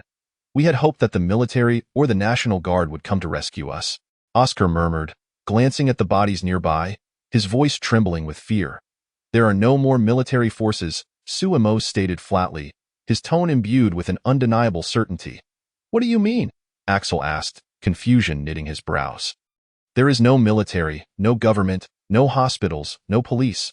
Nothing remains, Suemo gestured dismissively, a hint of resignation in his expression. Is that true? Axel's brow furrowed, disbelief evident on his face. Absolutely, Suemo confirmed with resolute nod. What about my mother? Big Guy queried, his eyes brimming with concern and confusion. And what of my child and my wife? Do you have any means to contact them? A phone, perhaps? Oscar implored, desperation creeping into his voice.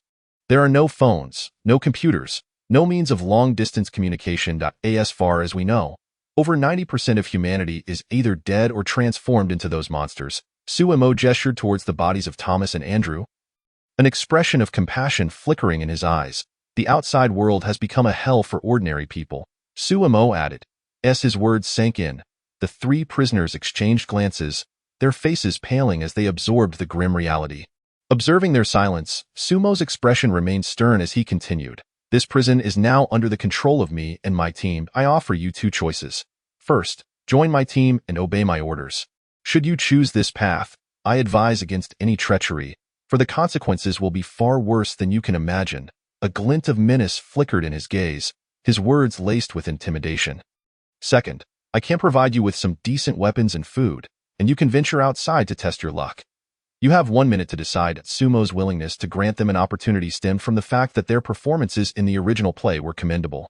Otherwise, they would have ended up like the two individuals beside them. Chapter 65. The Assault on the Prison. Developing the Blueprint. Is there anyone else in the prison besides you? Axel's eyes sparkled with curiosity as he could not help but inquire. He leaned slightly forward, seemingly eager to glean more information from Sumo's expression. Do not ask so many questions. You have only 1 minute to make a decision, Suemo replied with a stern demeanor, refraining from directly answering his query and instead urging them with a sense of urgency. His gaze exuded an undeniable authority, as if warning them against further inquiries. Upon hearing Sumo's words, the other three individuals in the prison exchanged swift glances, their eyes connecting in silent communication of their thoughts. They then huddled together, commencing a discreet discussion. Axel furrowed his brow slightly and whispered, "What do you all think?" His gaze swept over his companions' faces, hoping for a valuable response.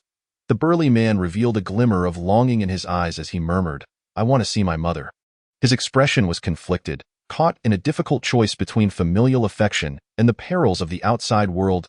Axel's eyes widened in disbelief as he retorted, "Are you out of your mind? There are those monstrous creatures out there that have returned from the dead." His voice involuntarily rose, laced with palpable fear. Oscar nodded gravely in agreement, adding, "Yes, if ordinary citizens suddenly breach the prison, it signifies that there is nowhere else to go."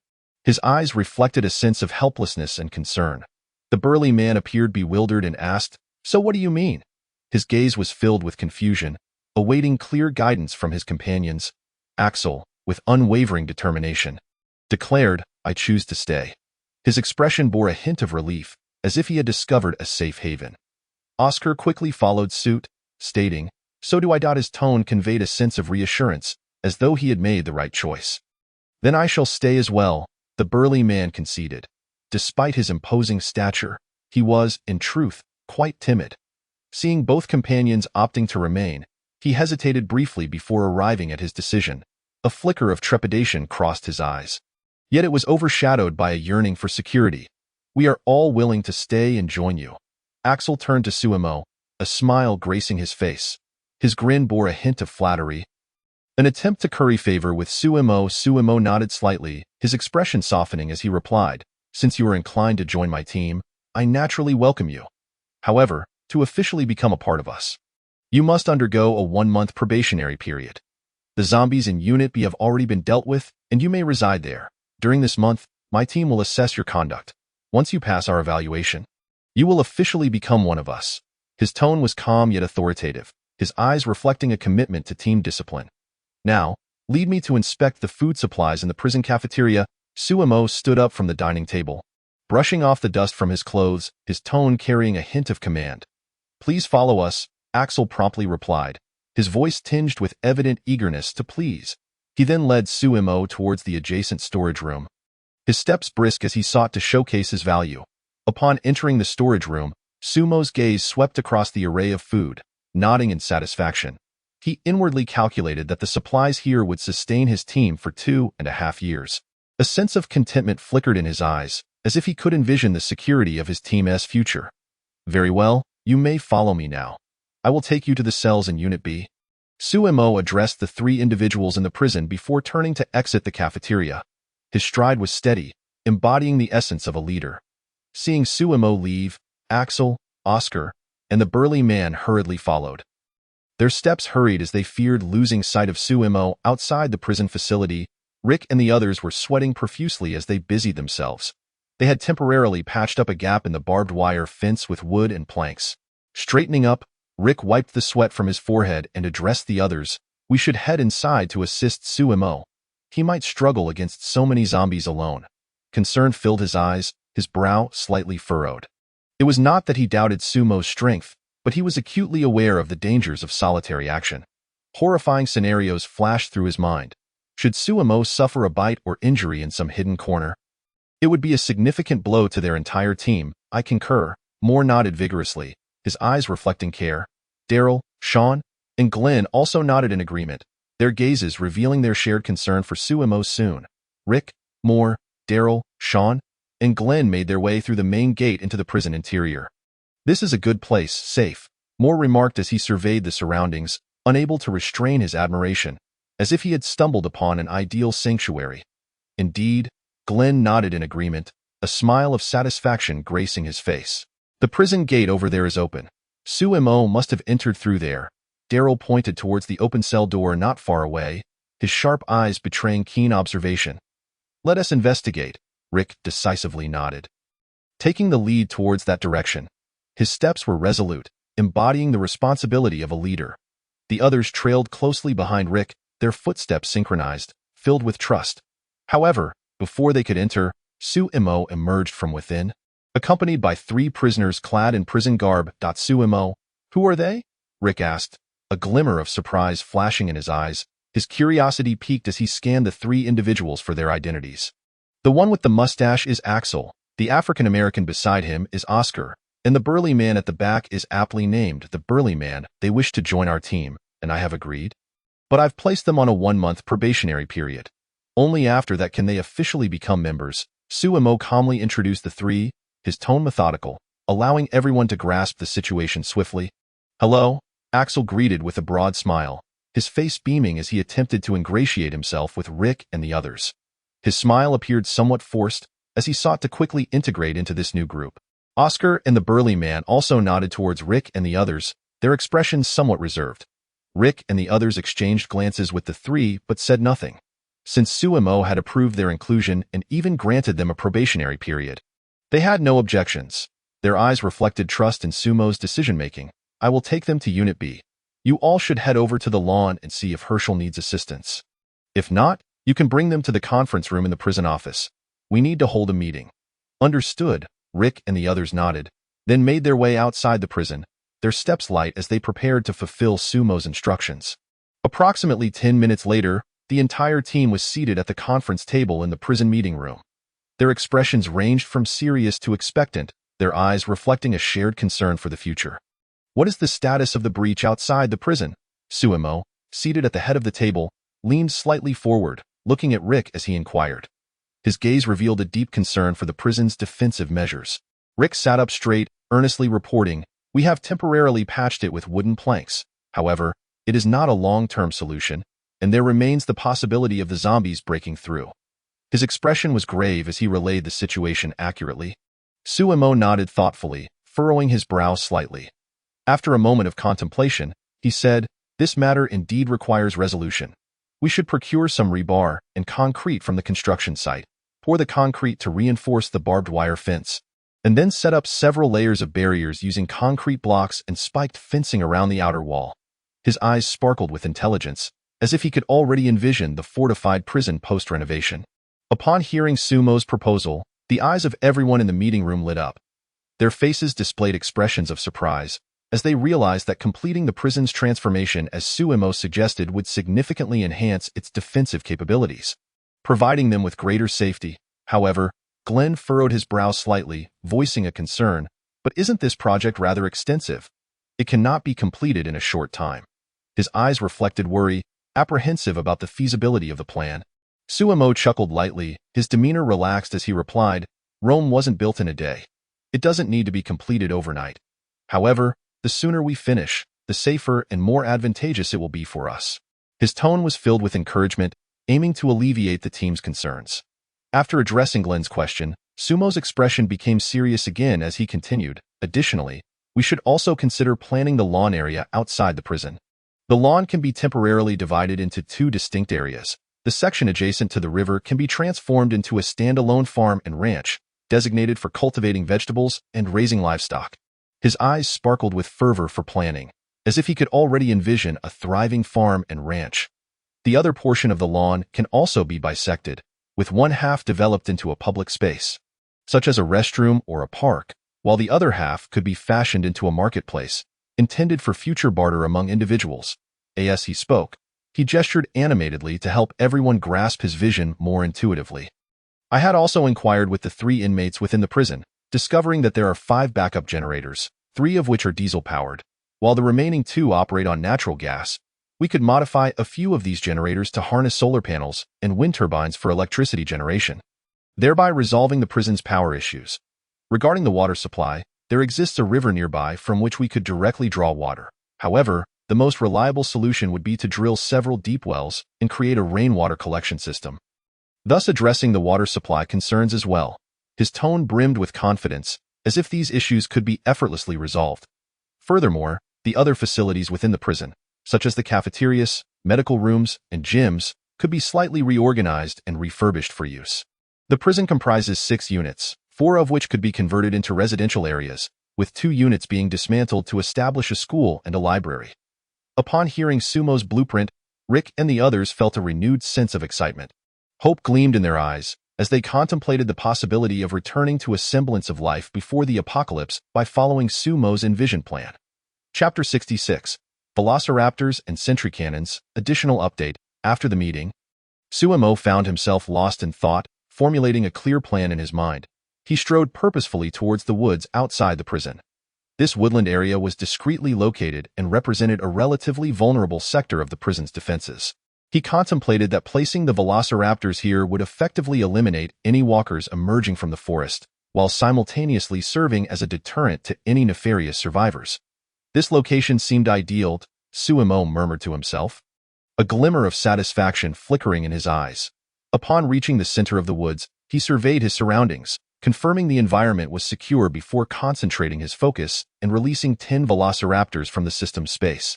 Anticipation danced in his gaze as he awaited the performance of these prehistoric creatures. Hungry, hungry, hungry. Soon, 10 Velociraptors, each measuring 2 to 3 meters in length and towering half a head above a man when standing, appeared before Sumo, emitting excited chirps. These Velociraptors were lithe and muscular, exuding an aura of primal, untamed strength. As soon as they emerged, Sumo distinctly sensed a mysterious connection between himself and the Velociraptors.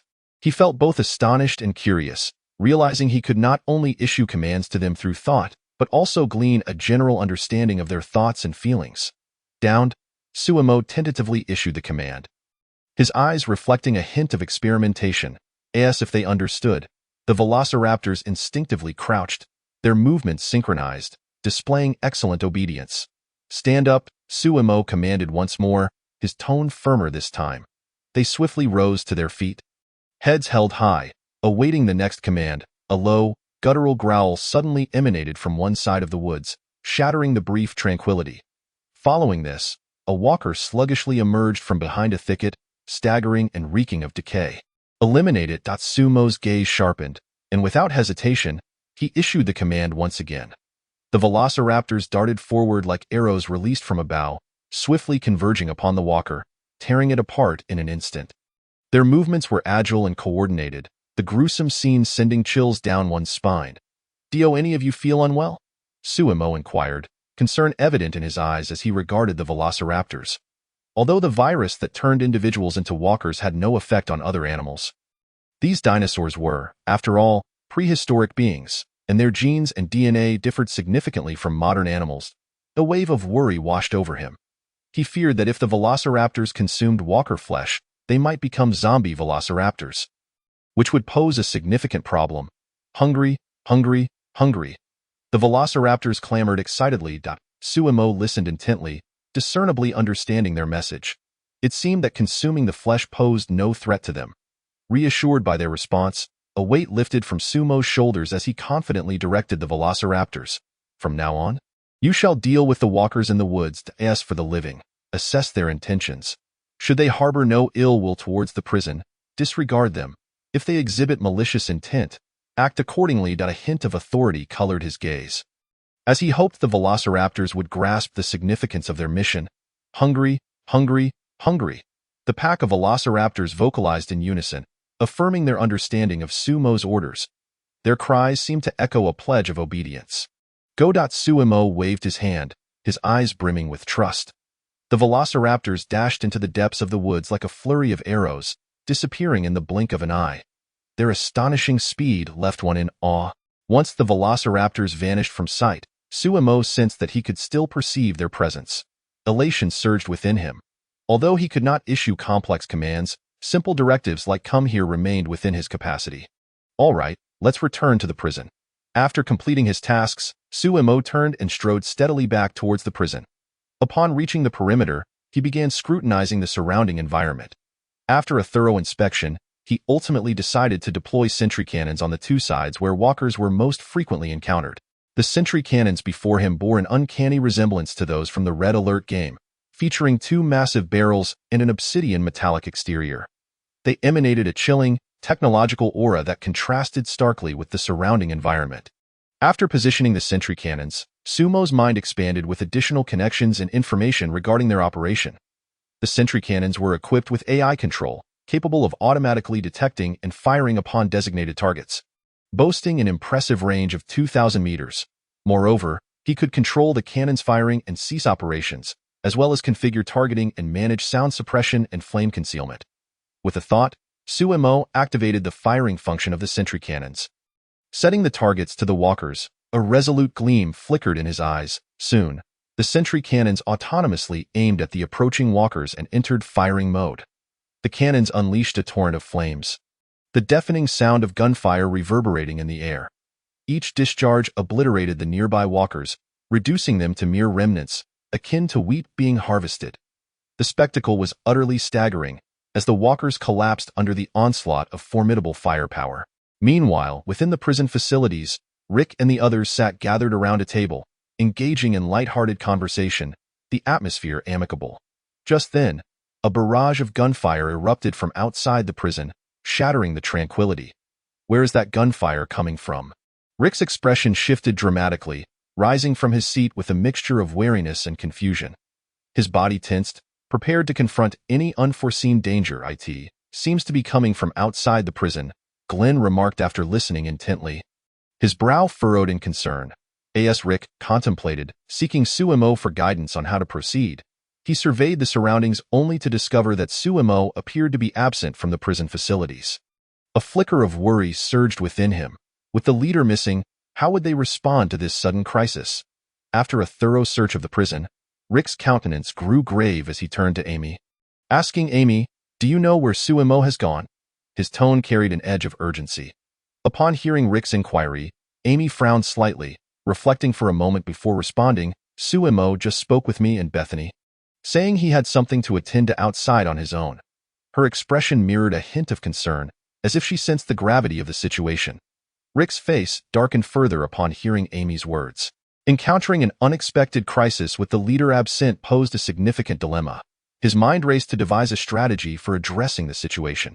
After a moment of contemplation, Rick's resolve solidified as he addressed the others within the prison facilities. Sean, Daryl, Moore, Glenn, come with me to investigate.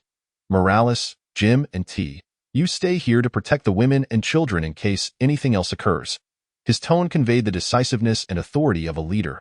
Understood. The others readily assented to Rick's command, their eyes reflecting their trust in him. With Sumo's authority absent, Rick's temporary leadership was acceptable to the group. Soon, under Rick's guidance, Sean, Daryl, Moore, and Glenn emerged from the prison facilities. As they stepped outside, they immediately beheld the imposing sentry cannons looming beyond the prison's barbed wire fence. The black barrels glinting ominously in the sunlight, exuding an air of formidable authority that felt starkly out of place. In an instant, their eyes were filled with astonishment and shocked. At that moment, the sentry cannon was incessantly spewing flames, and the deafening sound of gunfire echoed around them. With each discharge, the nearby corpses, akin to wheat being harvested, were obliterated, leaving nearly half of their bodies in tatters. The overwhelming scene rendered them momentarily speechless. Rick and Sean stared wide-eyed, their faces etched with disbelief, mouths slightly agape, yet they could not utter a word for a long while. Their minds were blank. Utterly unable to comprehend the spectacle before them, Daryl's brow furrowed deeply, his hand instinctively tightening around the crossbow, his gaze filled with vigilance and doubt. He leaned slightly forward, as if ready to confront any impending danger. Glenn, standing beside them, was equally astonished. He scratched his head, attempting to dredge up memories related to this bizarre object, but his mind was a blank slate, completely beyond their realm of understanding. His expression conveyed a sense of confusion and helplessness. What in the world? Was this thing here when we entered the prison? At that moment, Moore's voice shattered the surrounding silence. His eyes mirrored the same astonishment and uncertainty. No, I have absolutely no recollection, Glenn replied, shaking his head emphatically, convinced he had never encountered such a thing before. Look over there. Isn't that Sumo by the cannon? Daryl pointed towards one of the turrets, a glimmer of surprise flickering in his eyes as if he had discovered a clue. The others within the prison immediately turned their gazes in the direction Daryl indicated, their movements synchronized, eyes brimming with anticipation. Indeed, Sumo stood beside the turret. A hint of confusion crossed Rick's face as he turned to Sean, Daryl, Moore, and Glenn, saying, "Let's go take a look." His eyes revealed a spark of curiosity and a desire for exploration. Chapter 67. Fabricating Identities, member of the Global Supernatural Research Bureau under the Sentry Cannon. The thunderous sound of gunfire jolted Sumo, causing his body to involuntarily shudder. His brow furrowed slightly, a flicker of displeasure crossing his eyes. Almost immediately, thoughts raced through his mind as he swiftly applied sound suppression and flame concealment settings to the cannon.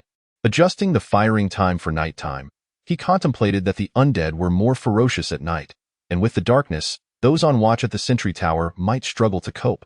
However, with the sentry cannon, the situation would be entirely different. It could eliminate all approaching corpses around the prison at night, effectively resolving most external threats.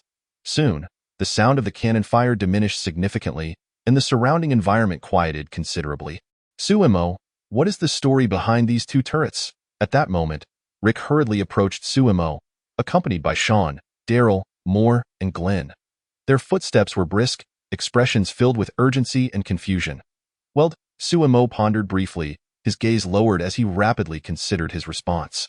He understood that in the future, the wondrous items exchanged from the system would only increase, and he could not possibly concoct elaborate excuses each time to cover his tracks. Moreover, given the current circumstances, he found it challenging to devise a multitude of perfectly plausible explanations. It would be more efficient to concoct a single, entirely sufficient excuse. After a moment's thought, Sumo had a sudden inspiration and came up with a somewhat reasonable justification. He planned to assert that he was a member of the Global Supernatural Research Bureau, endowed with extraordinary abilities. He was dispatched to the United States with two primary objectives. The first was to protect the surviving humans in this apocalyptic world. The second was to investigate the truth and origins of the undead virus, in order to develop an antibody vaccine against it. The previous RV, the universal rifle, and now the sentry cannon were all creations of his superpowers. He knew that foreigners would likely find such claims relatively easy to accept. Take Eugene, for instance. A mere university physics teacher, he managed to disguise himself as a scientist who possessed secrets about the undead crisis simply by uttering a few technical terms that others could not comprehend. Consequently, Abraham, Rick's team, and even Negan all believed him. Now, having manifested the Super RV, Universal Rifle, and even the Sentry Cannon, how could they possibly doubt his assertion of being a member of the Global Supernatural Research Bureau? If anyone dared to disbelieve him, Sumo mused inwardly, he would relish the opportunity to explain the principles behind his creations, challenging them to do the same.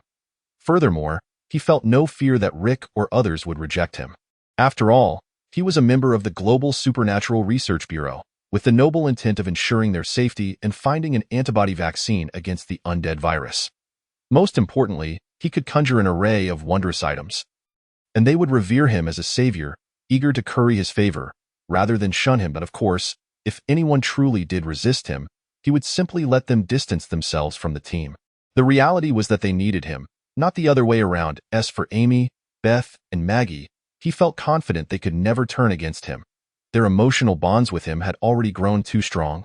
Moreover, with this additional identity, they would only feel pride and dependence on him. With this in mind, Suemo took a deep breath to steady his emotions and looked resolutely at Rick and the others, stating, "Gather everyone in the conference hall. I will wait for you there. And once everyone has arrived, I will clarify everything regarding these items." His tone conveyed an unassailable steadiness. Although Rick, Sean, Daryl, Moore, and Glenn were still filled with doubts, they complied with Sumo's directive. Their expressions bore hints of confusion, yet there was an underlying obedience to Suemo. Suemo sat at the head of the conference room, slightly reclining in his chair. His expression was calm and composed, as though everything was under his control. After this matter was concluded, he contemplated taking a stroll outside. For now, he had addressed all the regrets he could. Those yet to be resolved were either due to the timing not being right or because certain members had not yet joined their ranks. Of course, he had three primary reasons for wanting to venture outside. The first was to earn points. Points were crucial for him, enabling him to exchange for more powerful items within the system. The second reason was to recruit those yet to join the main cast. Only by bringing them on board could Suemo find ways to resolve their regrets and accumulate regret points. The third reason was to suppress and absorb the surrounding factions, such as Woodbury, the Hospital Guard, the Alexandria Community, the Hilltop, the Kingdom, the Saviors, and the Commonwealth, among others. As for the rationale behind this absorption, he believed that recruiting these individuals would allow him to slay the undead and amass significant points. Additionally, he required sufficient manpower to confront the most enigmatic and powerful faction within the world of The Walking Dead, the Civic Republic. This faction was no benevolent entity. Ordinary civilians captured by the Civic Republic were classified as either Class A or Class B survivors. If a faction was deemed worthless or a threat by the Civic Republic, they would promptly send agents to eliminate it. In the original narrative, those locations marked with crosses on the Civic Republic's map were primarily mid to large factions that had been dismantled and exterminated based on the Dark Forest principle. This aspect was further illustrated in the spin-off series, The Walking Dead: World Beyond, where the Civic Republic ruthlessly slaughtered thousands of individuals in the Omaha campus colony using chemical weapons and bombs, all while proclaiming their actions as merciful. As Suemo pondered these matters, Amy, Beth, and Maggie were the first to arrive. Their eyes shimmered with anticipation as they lightheartedly took seats close to Suemo. Shortly after they settled in, the other team members began to enter the conference room amidst a cacophony of whispered discussions.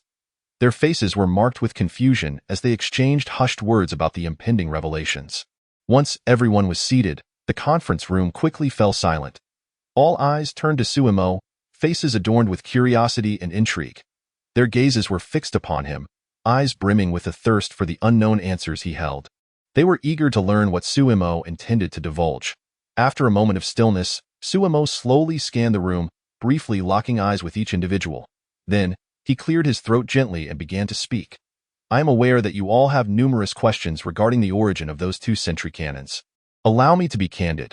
I am a member of the Global Supernatural Research Bureau, and I possess a unique ability to create any object." His gaze was unwavering, his tone steady and powerful, filled with confidence.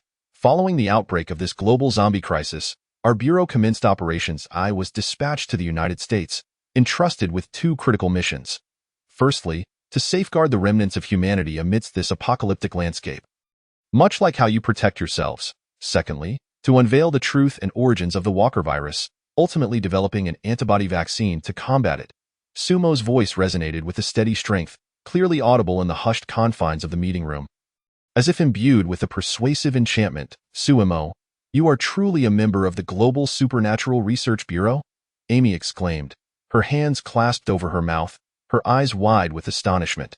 Ever since that fateful encounter on the highway, where she brushed against him and subsequently found herself flooded with combat knowledge, her suspicions regarding Sumo's identity had begun to take root.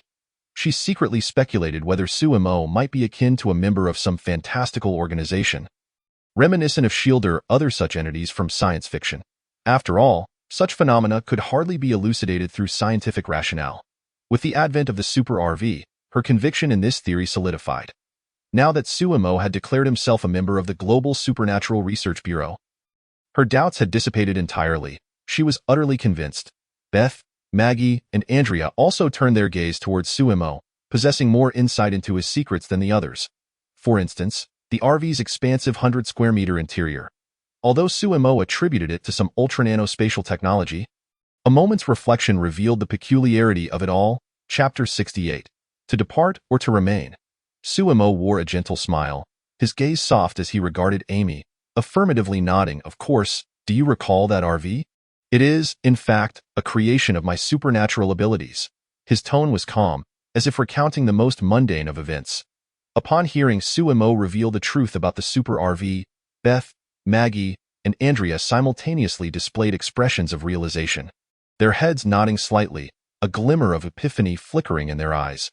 After concluding his conversation with Amy, Suemo shifted his gaze steadily towards Rick and the others in the meeting room. His demeanor solemn as he declared, "Rick, Moore, Glenn, the rifle you are using is also a product of my supernatural powers." As he spoke, Suemo gracefully waved his hand, exuding an air of confidence and elegance. In an instant, a shield and a universal rifle materialized in his grasp.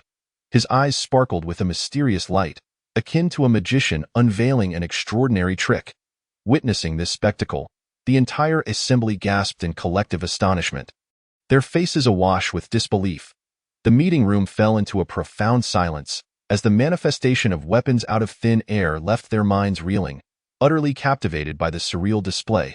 If Suemo was indeed a supernatural being, then his assertion of being a member of the Global Supernatural Research Bureau must also be true.